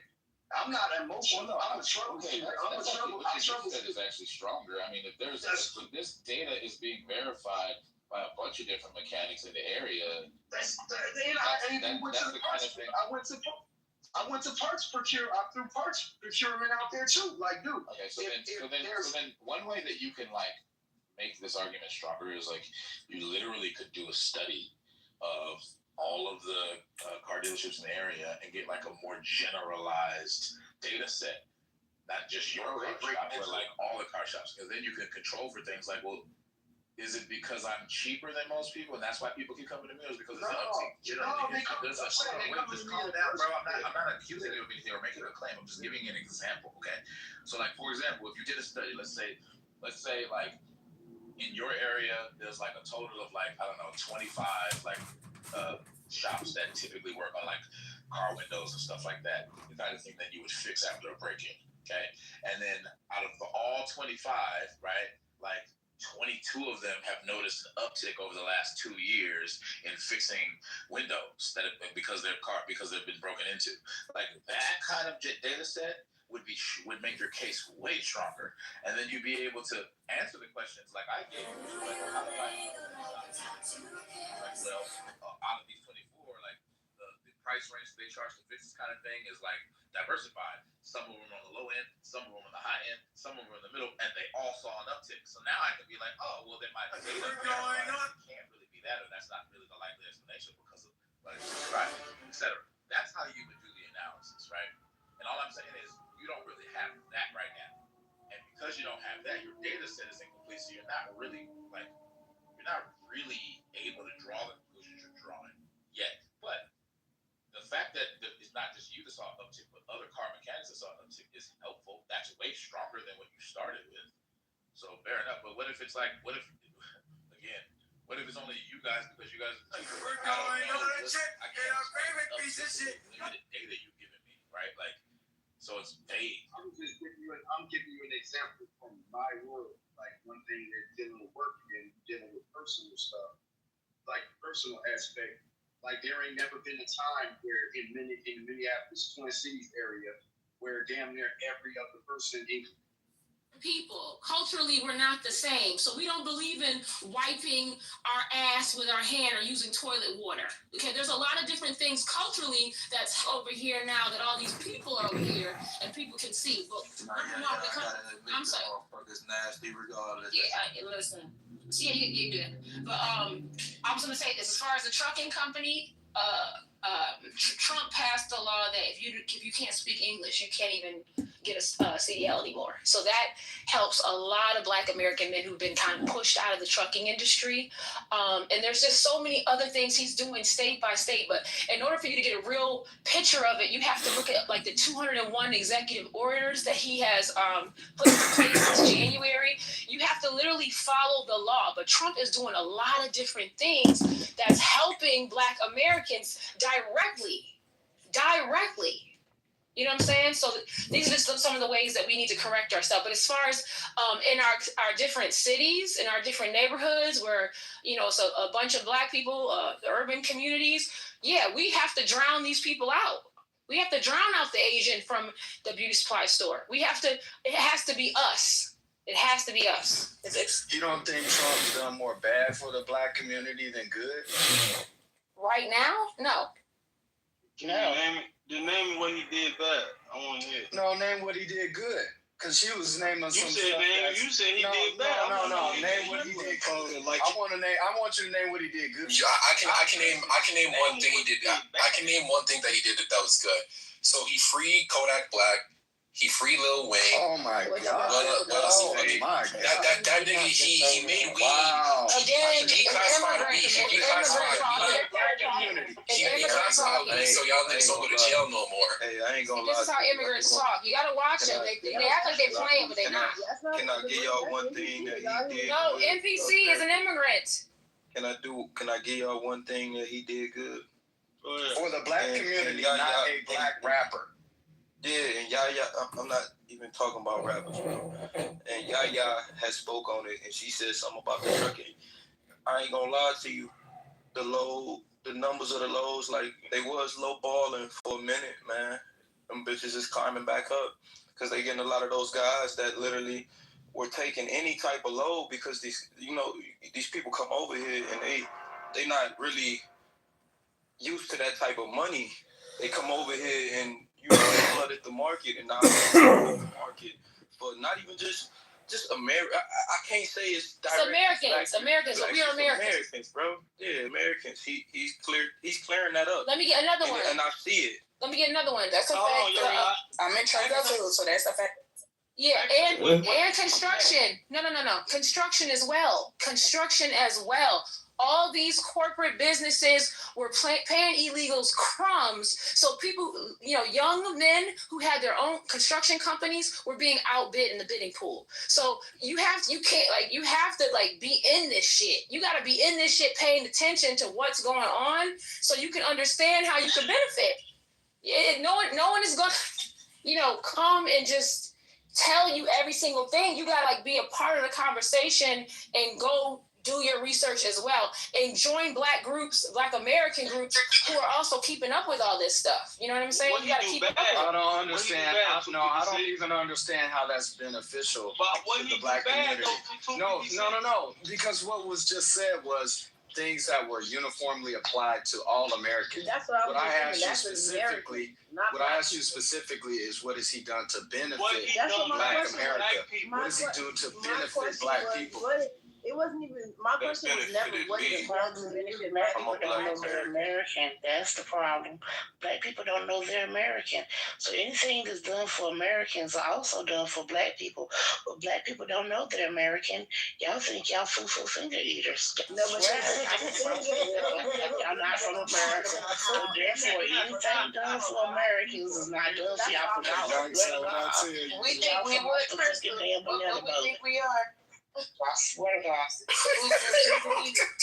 Yo, you gotta know who you are to know how the fuck you benefiting. Like, everything he's doing is to benefit us. Everything. If you go when you travel outside the United States to Latin America, they call you Americano, Gringo. When you travel to Nigeria, where NPC is from, they would call you American. Every other place in the world you travel to, they won't even call you Black, they would call you American. So Crystal is right. The NPC knows what I'm talking about too. I mean, nobody. Yo, I'm not gonna lie. Food refrigerators, the funny shit I've heard all year. Yo, all these people know who the fuck you are. All of them know, and they get over off the ignorance of you not knowing. That's the bottom line. In law, by aligning with you in law, that's how they are able to get what they get. And so now, by your black vote, and all these people are over here, you signed off for them to get benefits too, because y'all all the same, and don't make the illegals go home, and we all minority, and we BIPOC, and all this other fucking fake-ass bullshit that if you were going to their country, you wouldn't get a goddamn thing. But they can only get shit off your ass. They get shit off of you because you don't know that you're giving it to them, thinking you're the same. Because you shout out to the nation. Hold on. Like very quickly. Lord, please, can you let Mr. Wilson go? Go ahead, Mr. And if we listen closely to what everybody's been saying, first of all, the question from Sister Lux and Sister Alpha Bobby were great questions because a lot of people can't explain it. Y'all, shout out to Sister Yaya for breaking it down. So the problem is this: we remove ourselves from the American construct to put ourselves into the black construct, and then when we put ourselves in the black construct, that construct is connected to all the other constructs that benefit all these make-believe minorities that we do the work and fight for. The bigger picture, as y'all described, is perfect. That global white supremacy and racism decided they wanted two things. Listen closely. This is the game. They wanted two things. They wanted a new political class because they saw that Americans and Black Americans are waking up, and they wanted a free labor force. So what they did was they opened up the borders to everyone. They put these people in our neighborhoods, and this is what we have now: is that we have the baby being born with all these other things. When you say DEI, when you say minority, when you say person of color, when you say BIPOC, none of these things have anything to do with you. But when you sign up on the dotted line with the contract to say that is you and you're fighting for them, you have put the noose around your own neck. So in 2026, not just Black Americans, but every other group in this country is now delineating, separating, and fighting for their rights because everyone now can see the game. As my grandfather used to say, if you want to hide it from a nigga, put it in the book. A lot of people are reading now. They got the information, and they're giving the information to everyone. I'm going to say it again. Listen closely. Global white supremacy and racism has controlled our government for a while. That's what the white boys are telling you in MAGA. They're saying that they now know that the United States government is owned, right? Now, since it's owned now, it's not the old United States government. These corporations said, we're going to take your country. We're going to allow everyone to come in here, and those people will follow us blindly like zombies because we took them out of their desperate situations. And now they're going to follow us like blind zombies. They're going to be our political dummies, but they will always also be the cheapest workforce. And the number one thing we can do is when we do this project, we can put them in the Black neighborhoods. That's what's happening. And now we're sitting back fighting amongst each other, not knowing what the play was and who the true enemy is. Yeah, it's the one that people aren't willing to go after. That's what I'm saying. If we look at it, the immigrants are the feet, and the white country rulers are the head. So why are we attacking the feet? The head is the one doing this. I'm trying to understand. I agree, Sister Lux. Seems like the English misdirected at the immigrant and not the ones who bring the immigrant in. No, it's not. Tell you why. So your breakdown is great. We already tried what you're saying, Lux. We already tried to say we said we want all blacks on this planet to come here and let's fight this motherfucker here. If we cut his head off here, it'd be very easy to do it everywhere else. But now who is it? No, I just described who it was, Sister Lux. Can I just finish? Can I finish? And I'll be quiet for another 2-3 hours, I promise. when Pan-Africanism was at the height, we thought that we brought everyone here and kumbaya with everybody. We could beat this here. That was the goal. If we beat them here, we can beat them everywhere.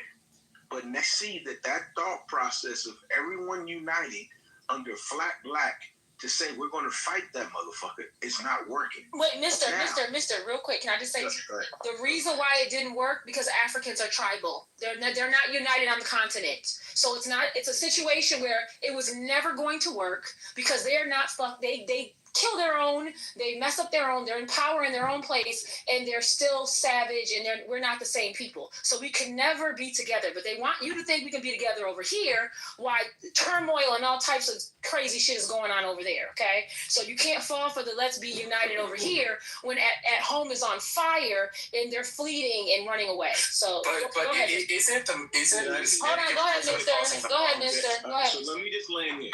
I'm not even talking about Africans. I'm talking about all black people on the planet.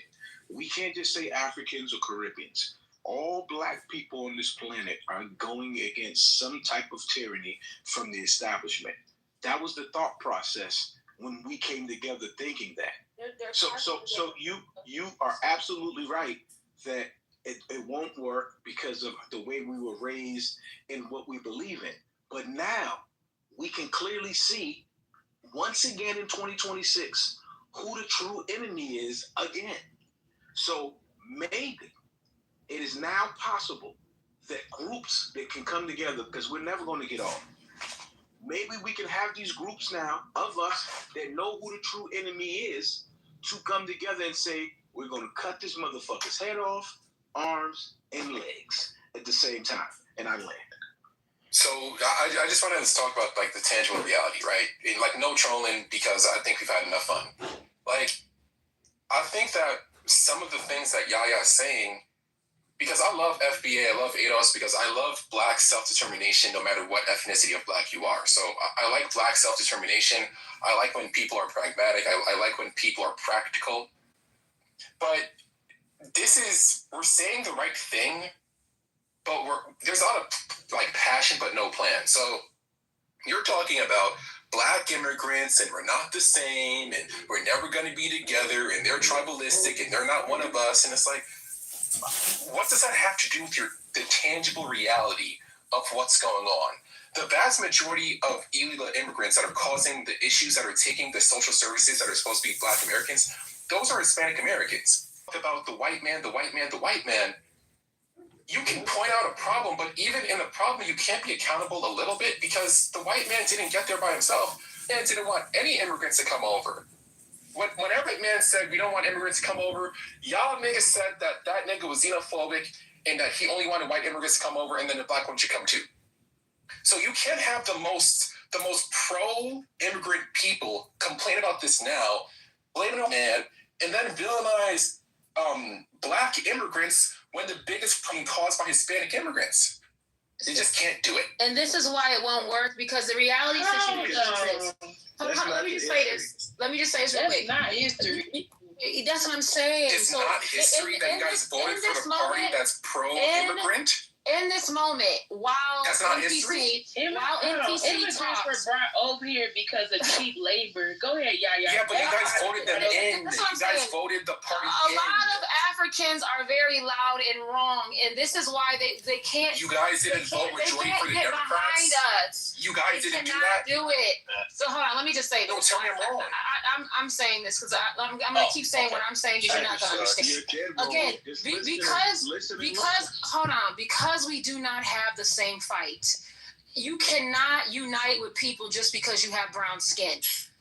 As I stated before, we are over here living side by side with Caucasians.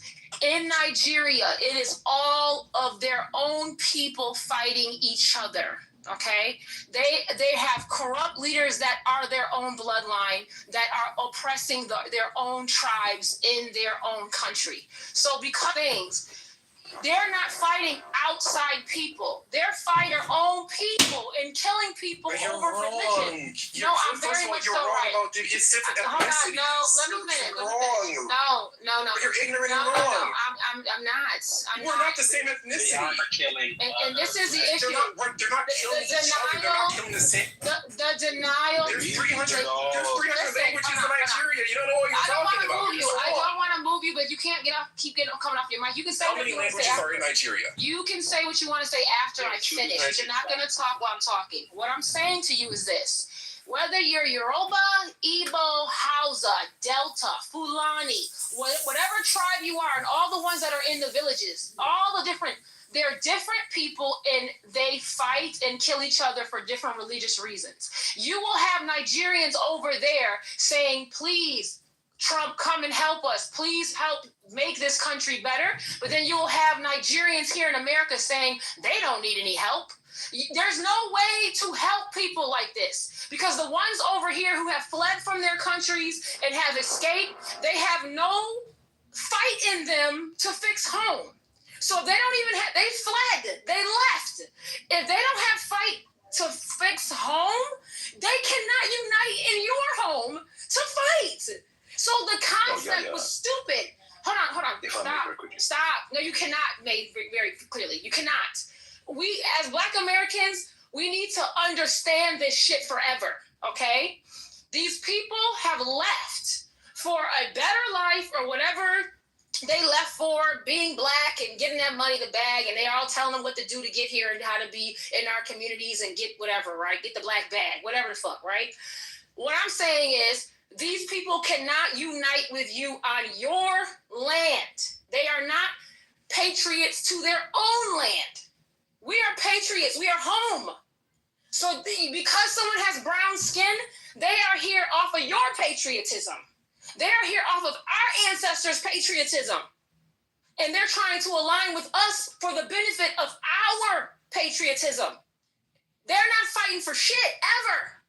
So until they go home and fight, ain't shit to talk about. So even having people on this stage talking that are not Black American about what's going on in America and fighting, please get that out of your head, Black Americans. It ain't happening because these people are in turmoil in their own countries. And only a person with a low IQ would think you're cooking. Every single thing that you said was a crock of shit. You're lying. She has a point. Like nothing you said made any sense. First of all, in Nigeria. First of all, you said that we're the same people. No, I said you're different tribes. You're different tribes. NBC, if I may.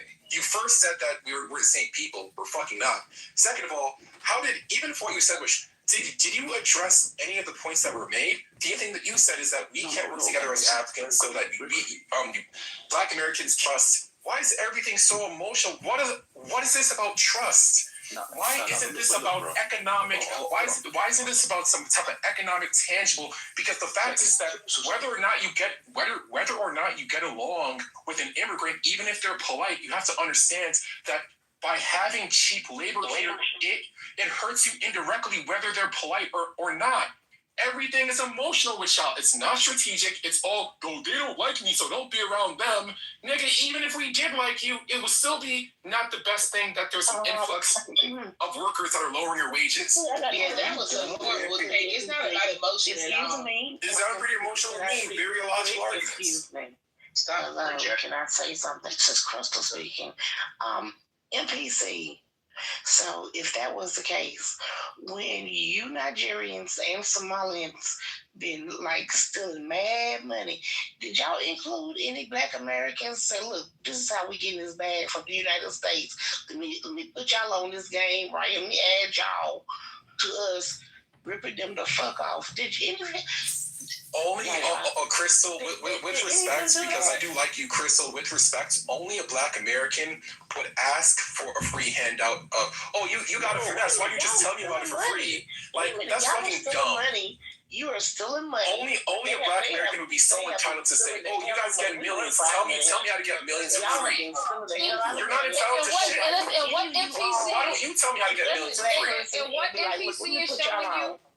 What Since you said it's about economics. Listen, and what NPC is showing you, it is a one-sided relationship. We can be here and fake align with you, but we ain't helping y'all with shit. That's what the fuck is going on. It's been going on this whole time. So when you see all these people, listen, Nigerians gonna always tell the truth about how ridiculous they are. Like they gonna always show their ass because they don't even know how loud and obnoxious and arrogantly wrong they are. It's not a free thing. If it wasn't for us, you niggas wouldn't be over here getting the money that you talking about. I'm not giving out for free. What the fuck? I just don't. Hey, I ain't gonna lie to you. I've been preaching that shit, and I done got kicked out the room before for preaching that shit. All types of shit. And I try and tell my people all the time, like, I ain't got nothing against immigrants, bro. But we can't help them niggas until we help ourselves. That's what it's down to right then. Like, fuck all the other shit. We cannot help them niggas until we help ourselves. Because obviously they don't want to help us until they help themselves. So you have to adapt. So all that kumbaya shit don't work, man. Real quick. Can we all just definitively say that the immigrants who we're talking about, who we're complaining about, irrespective of who we are and what we have been in this country, have found a way to get some money? See, it didn't matter about. We're not complaining though. We're just speaking the facts. 1 second. So that's why I'm confused as fuck. Because we speaking as if we gotta get the immigrants out of here. We gotta push them out of here. They've been doing this shit irrespective of where the fuck we was at. Loads of us, everywhere, all around, every fucking state. And they've been getting their money no matter where we was at. So I'm trying to understand what's this, why we blaming everybody else? It ain't nobody else to blame. Lux, hold on. We're not blaming nobody for nothing, Lux. We not. We all is. Go ahead, Lux. Hold on. Let's let Lux finish, and then we're gonna go to Nathan. Thank you. I'm just saying, like, the conversation, I get it. It's like, but first and foremost, the question I asked earlier, nobody answered it. Just because y'all gave long answers didn't mean that y'all answered it. The answer is no. The American government did not put anything into place to specifically help Black people recoup the interest. I gave you answers. 1 second. Damn. Lux, I gave you answers. Okay. Go ahead, Luke. Go. I'm just saying, I gave you answers, man. Lux, I get why you feel. I don't know what you're talking about. You didn't give me answers. Because the only answer is fucking no. Lux, I get why you feel the way you do, and please don't get mad at me when I wake this shit up. But we know that your baby daddy is a nigga from out the country, man. Hold on.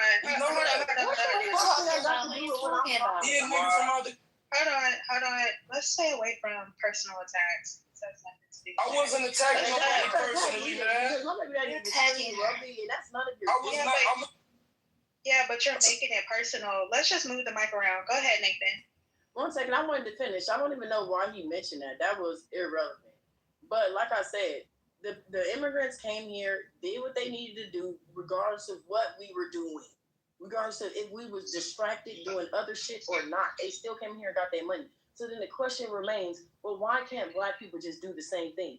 Why can't Black people build infrastructure and everything these other immigrants have been doing? Because wait, earlier Yaya said that the government made it possible for these people to have these things. They gave them 7 years, free money or whatever to do with it. But then I asked, did the government do this for y'all now? No. So what is this? What? Just get to the job.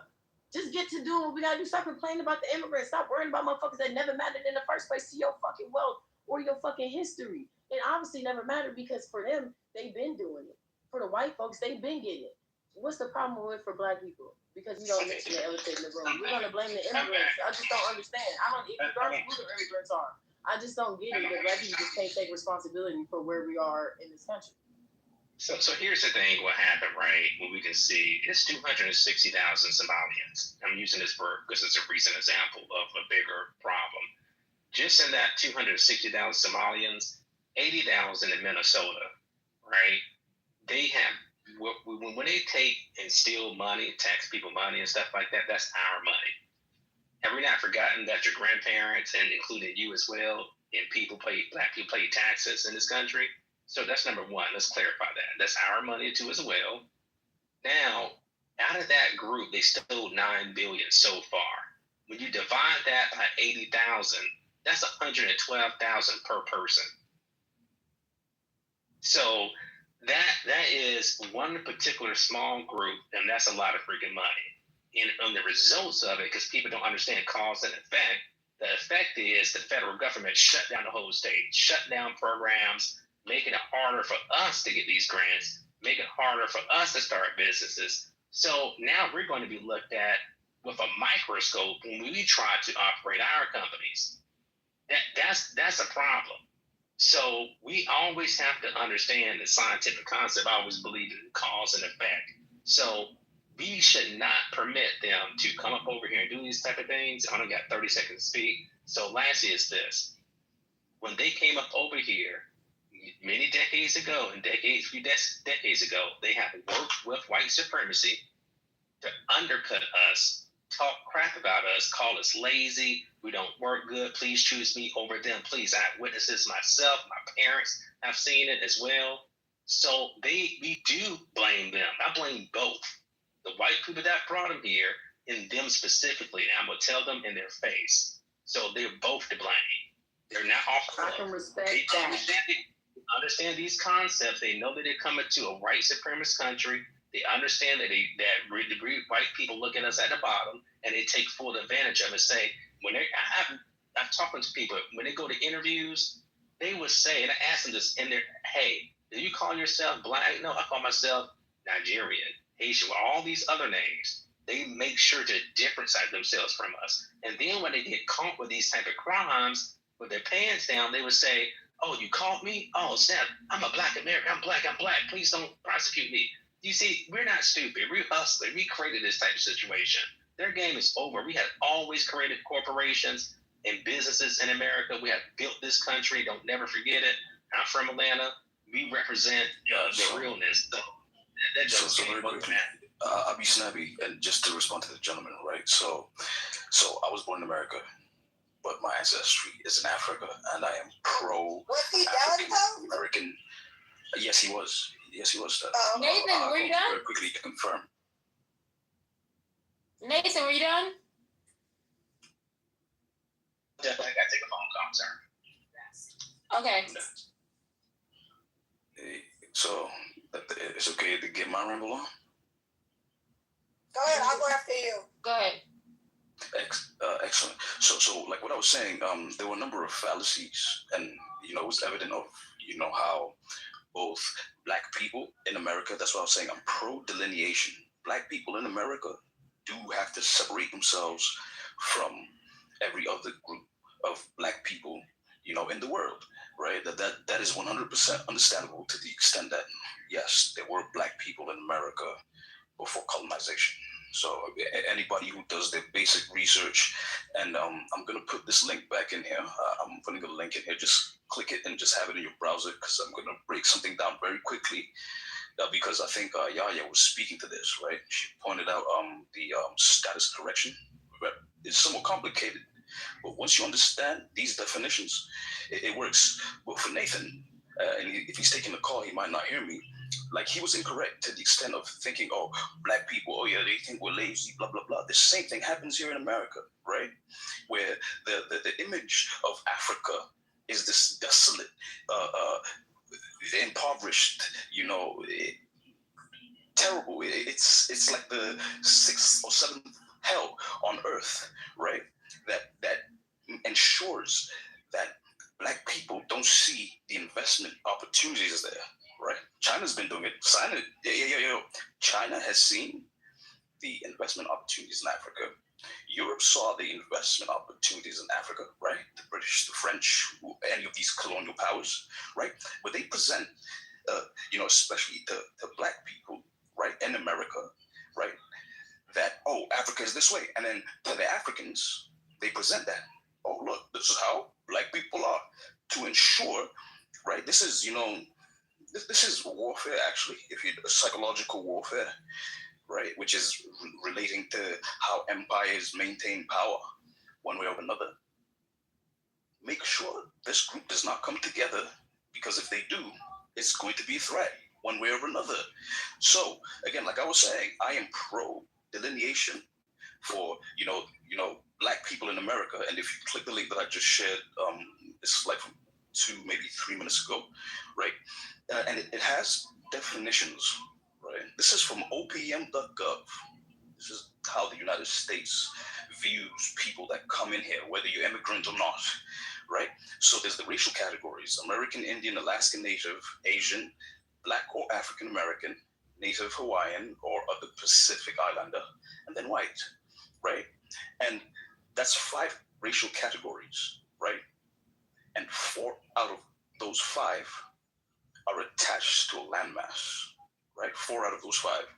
So the Asian, American Indian, Native Hawaiian, and white, they're all attached to a landmass. A person having origins in any of the original peoples of, and then it's a landmass that is described. But for Black or African American, right, it person having origins in any of the Black racial groups of Africa. Just look at this. Like what the fuck? Everybody else's has a person having origins in any of the original peoples of North, South, and South America, because America, it has in, parentheses, including Central America, right? Because the Western Hemisphere, this is the Americas, right? North, Central, and South America, this is America, right? But speaking, exclusively to the United States of America, based on, the governmental borders, right? And who maintains tribal affiliation or community attachment. And that's for to Yaya's point, right? So because also, maintaining a tribal affiliation or community attachment is key to your nation, one way or another. But Asian, any person having origins in any of the original peoples of Far East, right? Southeast Asia or the Indian subcontinent, including, for example, hold on, I'm going to. What are we doing? This is the problem. Can I say something? Okay, wait. I'm almost done. Okay, I'll be done here. I will finish it here. Look. Can I ask a question after this brother I'll finish it here. I will finish it here. Okay. That's my point is, real fast. Right? I just said I'm going after him. Before you ask your question, and I go after you, sister. Yeah, that's great. Now go ahead, Lord. Fucking hell. All right, I'm just speaking to and this is why also for Yaya, this is why status correction is going to be very difficult. But anyway, at the end of the day, status correction isn't going to be difficult, and that's what you're talking about is not what I'm talking about. So again, another foreigner talking, you don't know what you're talking about. Hold on. You don't know what you're talking about, sir. The last thing that I'm mentioning. You try to get in a conversation that has nothing to do with you, and then you try to teach someone, you have no idea what you're talking about. What you're talking about is just a simple form that has nothing to do with what I'm talking about. So stop okay. I don't get it. I don't get it. Yo, look. Order in here or not?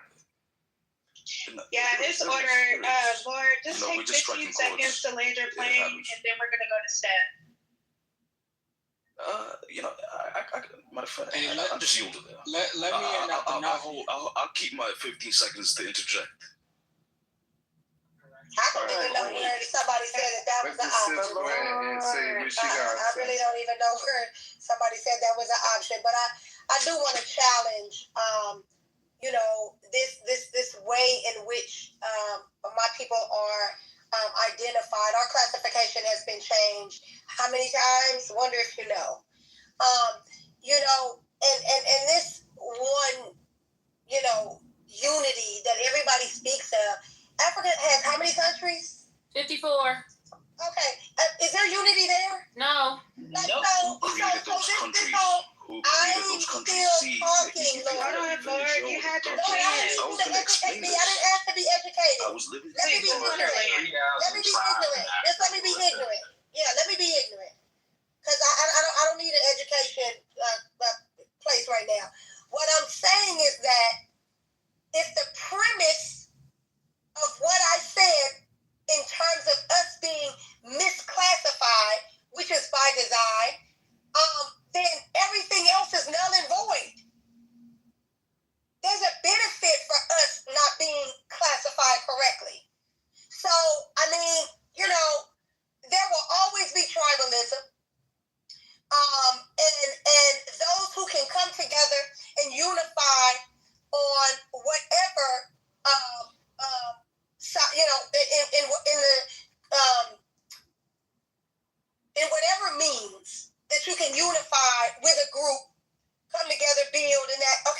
wonderful. But this whole notion, this utopia that, all black people unite, that doesn't exist anywhere. It doesn't. And so it's just a fallacy. I just, that should be out of there. And then I just want to say to Lux, I appreciated your submission in terms of, why are we worried about, but if something impacts me, then I should be concerned. If something impacts my bottom line, my family, I should be concerned about that. And then lastly, I didn't know anything about, the origin of your child's father, but to suggest that doesn't matter, Lux, it could. I'm not saying it does. It doesn't. It could show a bias. To the conversation at all. It could show a bias. That's all I'm saying. So that part could be. I'm asking why me as a black American with two black fucking parents who've been raised in America my entire fucking life is wondering why black people can't do what the fuck they need to do, irrespective of any immigrants being around. That has nothing to do with anyone. My child or anyone else. It has to do with the doesn't have to stop no motion. Doesn't have to stop no motion, Love. But it is impactful. It is impactful. I didn't hear your question, Love. I didn't hear your question. I wasn't in the room. You see what I mean? You see why? Yeah, I didn't hear your question. You see why? I didn't hear your question. Let's let that finish right quick. Hold on. Yeah, but I still spoke to what your submission was. Do you see why what I'm saying matters? Because you're saying that my son's father mattered when that wasn't even a fucking conversation. Why he was responding wasn't even why what I said. I said that black people could have did these things irrespective of immigrants. That has nothing to do with my son's father. Now, if you're willing to say that it does, that's just dumb. I said that you could have a bias because of how could I have a bias because I'm a black person wondering why black people aren't doing things? That's a reality. What's the reality? What is the reality? Could be a bias, and that's all that the judge saying. What's a bias? Could be a bias. What could be a bias? You being biased towards immigrants to the benefit because of your affiliation. That's what do you mean? How? In which way? Your disposition. What disposition? The one that you were submitting. What that they don't have anything to do with anything. What they do, we shouldn't be worried about that disposition.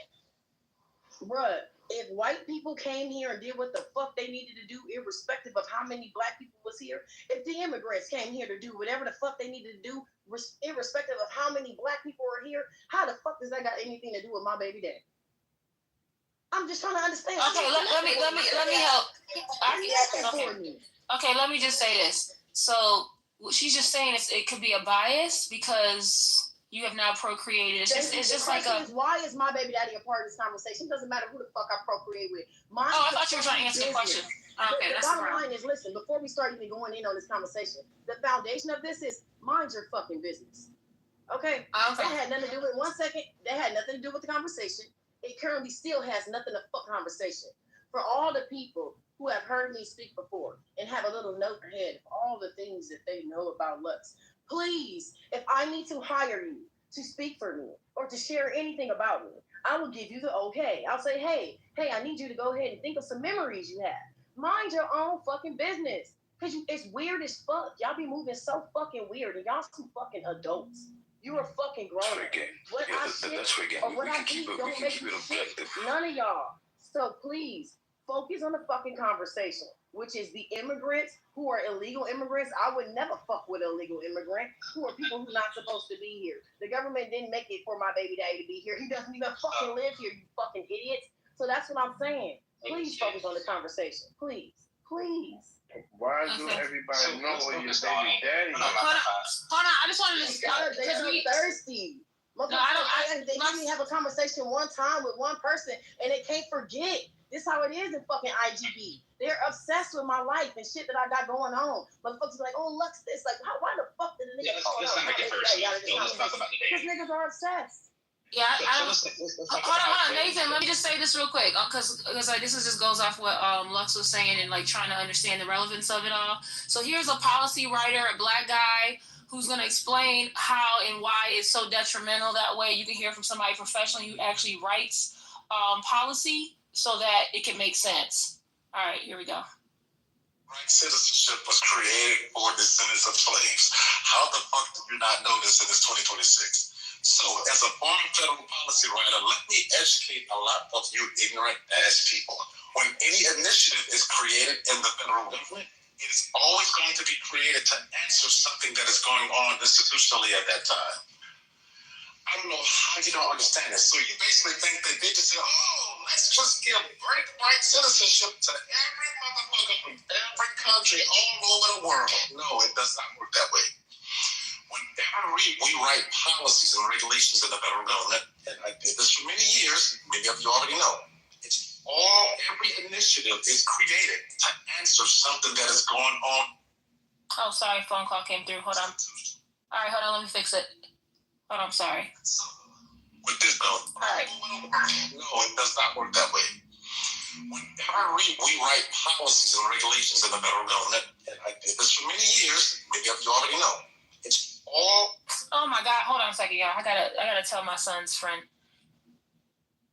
Hey, sweetheart, who's this? I gotta call you. Charles gonna call you right back when you get out the shower. Okay. All right. Bye, sweet.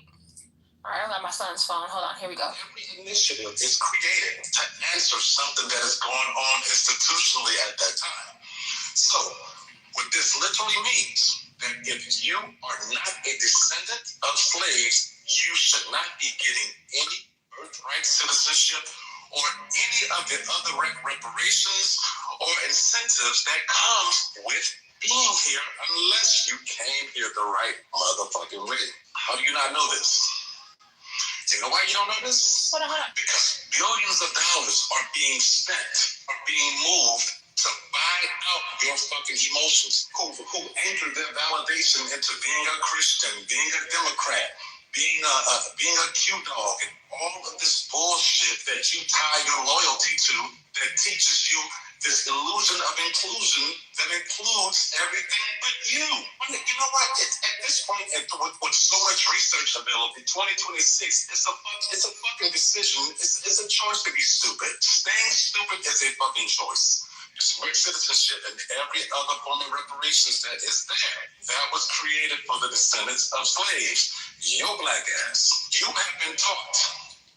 You have been taught to sit here and fight and create an argument for all of these other so-called underprivileged groups, all of these so-called minority groups who come here and benefit from the shit that your ancestors been through. Oh, that includes the Africans who were not born here too. They are included in that. If you are not a descendant of black slaves, birthright citizenship, every other form of reparations and incentives that comes with, it does not apply to you.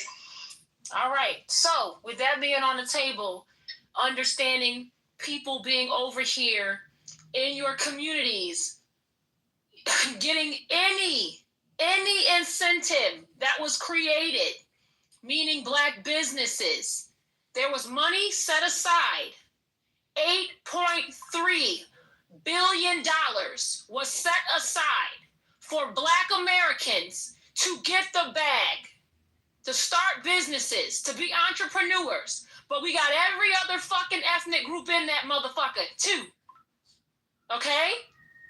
So this is the real issue. As a black American, you need to understand that. Walk by and you see that foo-foo restaurant and they started that fucking business. When you see that hair braid up, when you see that Mexican restaurant, when you see that Hajib, Indian this and Indian that and blah, blah, blah, blah, all these different people in your motherfucking neighborhood that's getting all this money and getting that bag, and you're broke and your family's broke, and you seeing black men bums on the street and they ain't got no job and they're homeless, and you see people in poverty and they don't have shit and they can't get hired nowhere. This is what this is about.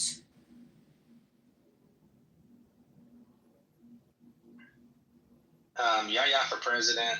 I understand what you're saying, but what about the shit that we already had established and they bombed the shit and tore that up? I'm just asking a question. I'm asking her a question. I'm asking you a question. You're asking me what? What about the shit that we already had established before they bombed it? Black Wall Street, Tulsa, Oklahoma. The immigrants like did that, not the white people. Like, I'm just asking a question. I don't want nobody to. Hold on, Crystal's trying to answer you, sweetheart. Crystal's trying to answer you, sweetheart. I'm asking a question, though. That's She's trying to answer it. All right. Go ahead, Crystal. That was actually me. I was saying, I'm sorry. Somebody else was saying I didn't say nothing. It's actually me. It's actually Nathan. Here's the thing. Listen. Can the simp sit down and let the woman that I was asking a question to answer the question? People jumped in. Okay, go ahead. Is it Nafi? What are you, African? What's up? No, I'm not African. So what do you want? What do you want? I asked a question. I just need an answer. That's all. You said what happened to it?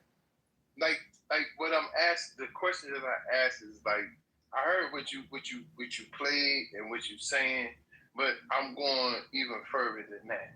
And I'm saying, like, we had Black Wall Streets all over the country. We had Tulsa, Oklahoma, all types of shit, Rosewood, different things like that we had as Black people. It was our shit. It was us. And they destroyed that. So what I'm asking is, like, what's your response to that? That's it. Yeah, it was bombed. I mean, that should make you know more than anything that you're American Indian. If they bombed and tore up all your cities and your towns, or built dams everywhere, why would you think you from West Africa? That, if anything, that should just validate even more what he's saying about birthright citizenship.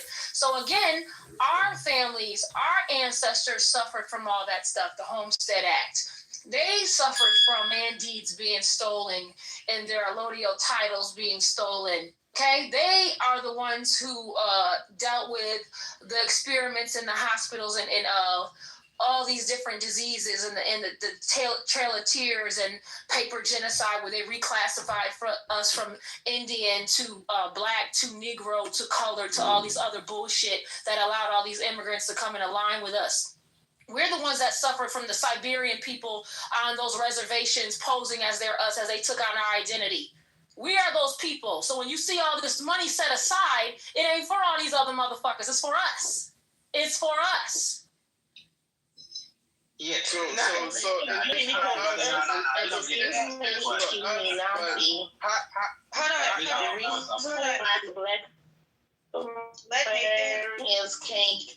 Somebody's in the Matrix. Crystal, you're in the Matrix. But let Nathan respond, and then let's try to get back to the title. Yeah, I'm sorry about that. Yeah, I didn't want to take too long because it's part two what I had to say. So, listen, we have demands of this country. They owe us money, right? So we're in line to get resources. And we shouldn't allow other groups to jump in front of us to get those type of resources on stuff that you said, Wilmington, North Carolina, Black Wall Street.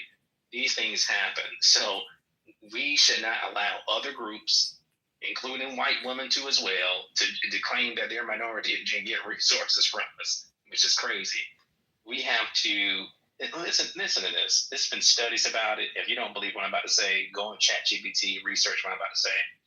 Whenever you have mass immigration into this country, whether it's illegal or legal, the negative side effects will be what? The answer would be Black Americans. There have been studies about this. You can ask ChatGPT, whatever you want to ask.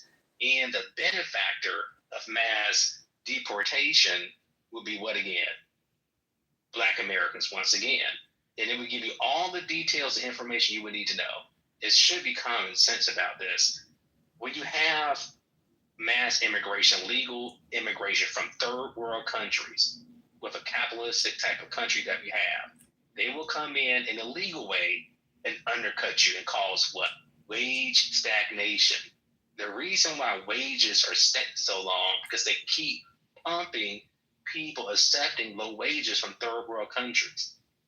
Also, too, as we speak right now, Tim Walz has over 600 illegals that committed crimes in his community that he refused to release to ICE, right? They're releasing criminals that committed crimes in our neighborhoods and back into our society. and preventing ICE from picking them up and deporting them. Guess who that affects? That affects also, too, the amount of drugs and fentanyl that's been pumped in our communities are coming from, countries like Latin American countries, Mexico with a cartel. These people do not give a flip about your kids that's taking these drugs. When we talk about weed, unfortunately, about 4 years ago, my colleague of mine in North Carolina, to be specifically in Charlotte, he invited me over to his house. We became friends. His family, his daughters, and everything, right? He called me one day and said, my daughter passed away from smoking a joint.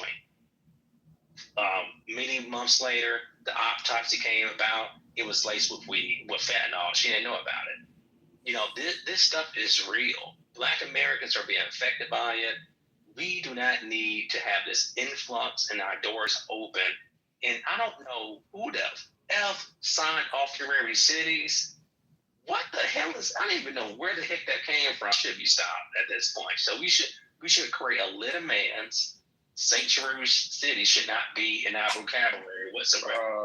You're flying real long right now. All right, brother, but you didn't have nothing intelligent to say. But I'm playing on that. No, okay, so you talking about weed with the fentanyl shit. My nigga, like, what about the alcohol, the tobacco? If you want to be on that type of time, like, what about that shit? Alcohol, tobacco. Niggas smoking cigarettes and getting drunk, getting liver cancer and shit like that. Like, what is you talking about? I'm trying to two things to be true at the same time. You talking about marijuana? You talking about motherfuckers smoking weed? Let's get back on the topic. forever. Yeah, because I really did want to ask y'all a question because I've been listening to y'all, right? Because I initially asked the question because I really wanted to get a full breakdown. But now that I'm listening, I hear the history, I understand the mission. But I still don't understand what are the guarantees that specifically this will benefit Black Americans, because I haven't heard that. I've heard the executive orders that Trump has done that will benefit. Hold on. None of that shit. Sister Alpha, I think. Hold on, y'all gotta let her get the question out. Hold on. Let her get the question. Because I've heard what you're saying, but I haven't heard anything specifically, because Yaya kept saying this is for us, right? And I want to believe that, and I'm cool with that. I do get, yes, we got to go get it. But what I'm saying is I haven't heard a single thing that has specifically been designed for Black Americans. That to me is an issue, because how do we know, just as much as we bought into what you were talking about, Mr. earlier, about just how much we bought into BIPOC, just as much as we bought into Pan-Africanism, how do we know that buying into this idea of getting rid of immigrants is not another trick bag for Black Americans? That they are not going to use this to still benefit them at the end of the day? That is my question. I'm just trying to I thought I tried my best to break it down. The shit that they say is designed for Americans. It's designed for Americans, but when Black Americans go for it, hold on, I thought she was asking Yaya. All right, come on. Is she talking to me? Do your research. I thought she said, go ahead. I mean, I can talk. I can say. That's okay. I thought she was asking you. Go ahead, Nafi.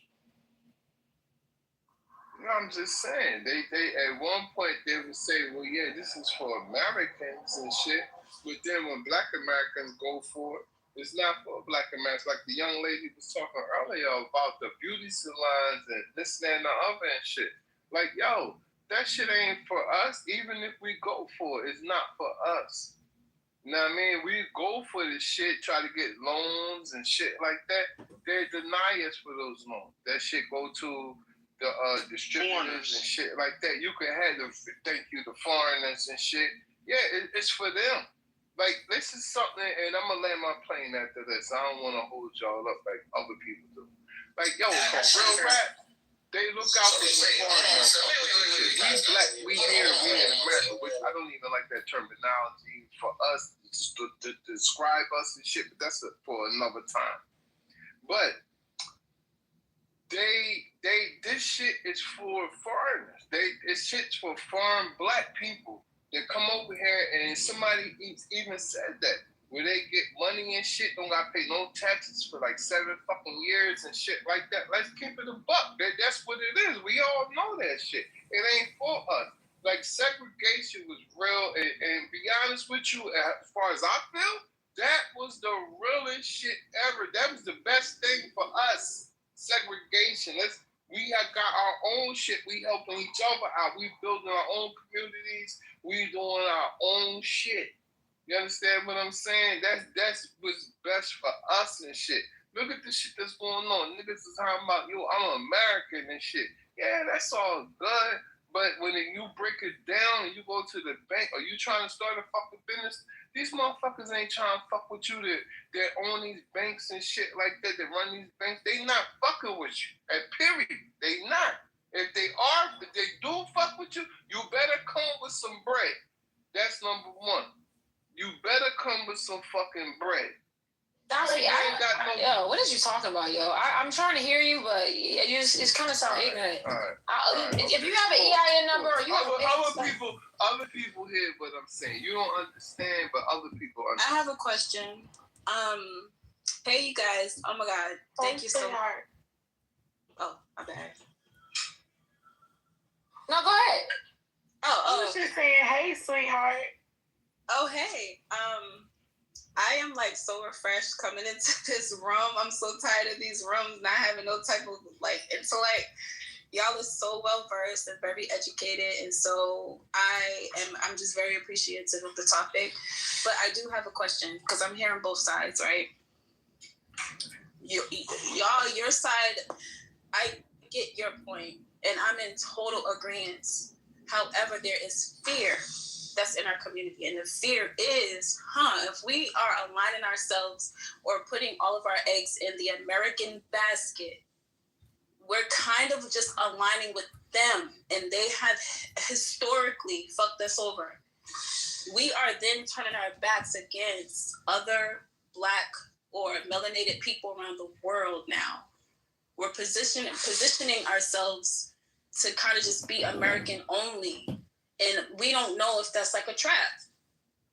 We just don't know. Listen, we're already on an island by ourselves, honey. These other people have their own churches, have their own communities, have their own stores, have their own everything. What are we talking about? I want to respond to that too, Pink, because this is the thing. I hear what you're saying, and I think your question is valid. Maybe if it was like 50 years ago when things was first starting out, people was coming over here, when we thought it was going to be some type of unity, it was giving everybody a black pass and saying, yeah, come on into the community. But we have had decades of data now to see that people do not integrate within Black America. They come to Black America, they use Black America as a launching pad, they make money off of us, they put businesses in our community, that many businesses that harm our community, things like that, they exploit us, and then they end up, funneling all that money back into their own community. They don't hire us. There's no real camaraderie. So the reality of it is, it's very clear at this point, this does not affect us. And you know what? Maybe, again, a few decades ago, they would have an argument here, but now everything is just so clear. It's very clear. So the immigrants, unfortunately, because they did not do right by us, the people that fought for them to get here, the people that fought alongside them, and I understand they all got a story about being called African beauties. I get it. I understand. Everybody goes through it. But at the end of the day, we have been more loyal to non-Americans than any other group. But they have been disloyal to us. They've given us their asses to kiss. And so now's the first time, I think, in our lifetime that we're seeing Black Americans, we're not the ones going on and hunting you down and sending you back and all that. We're just remaining indifferent. That's what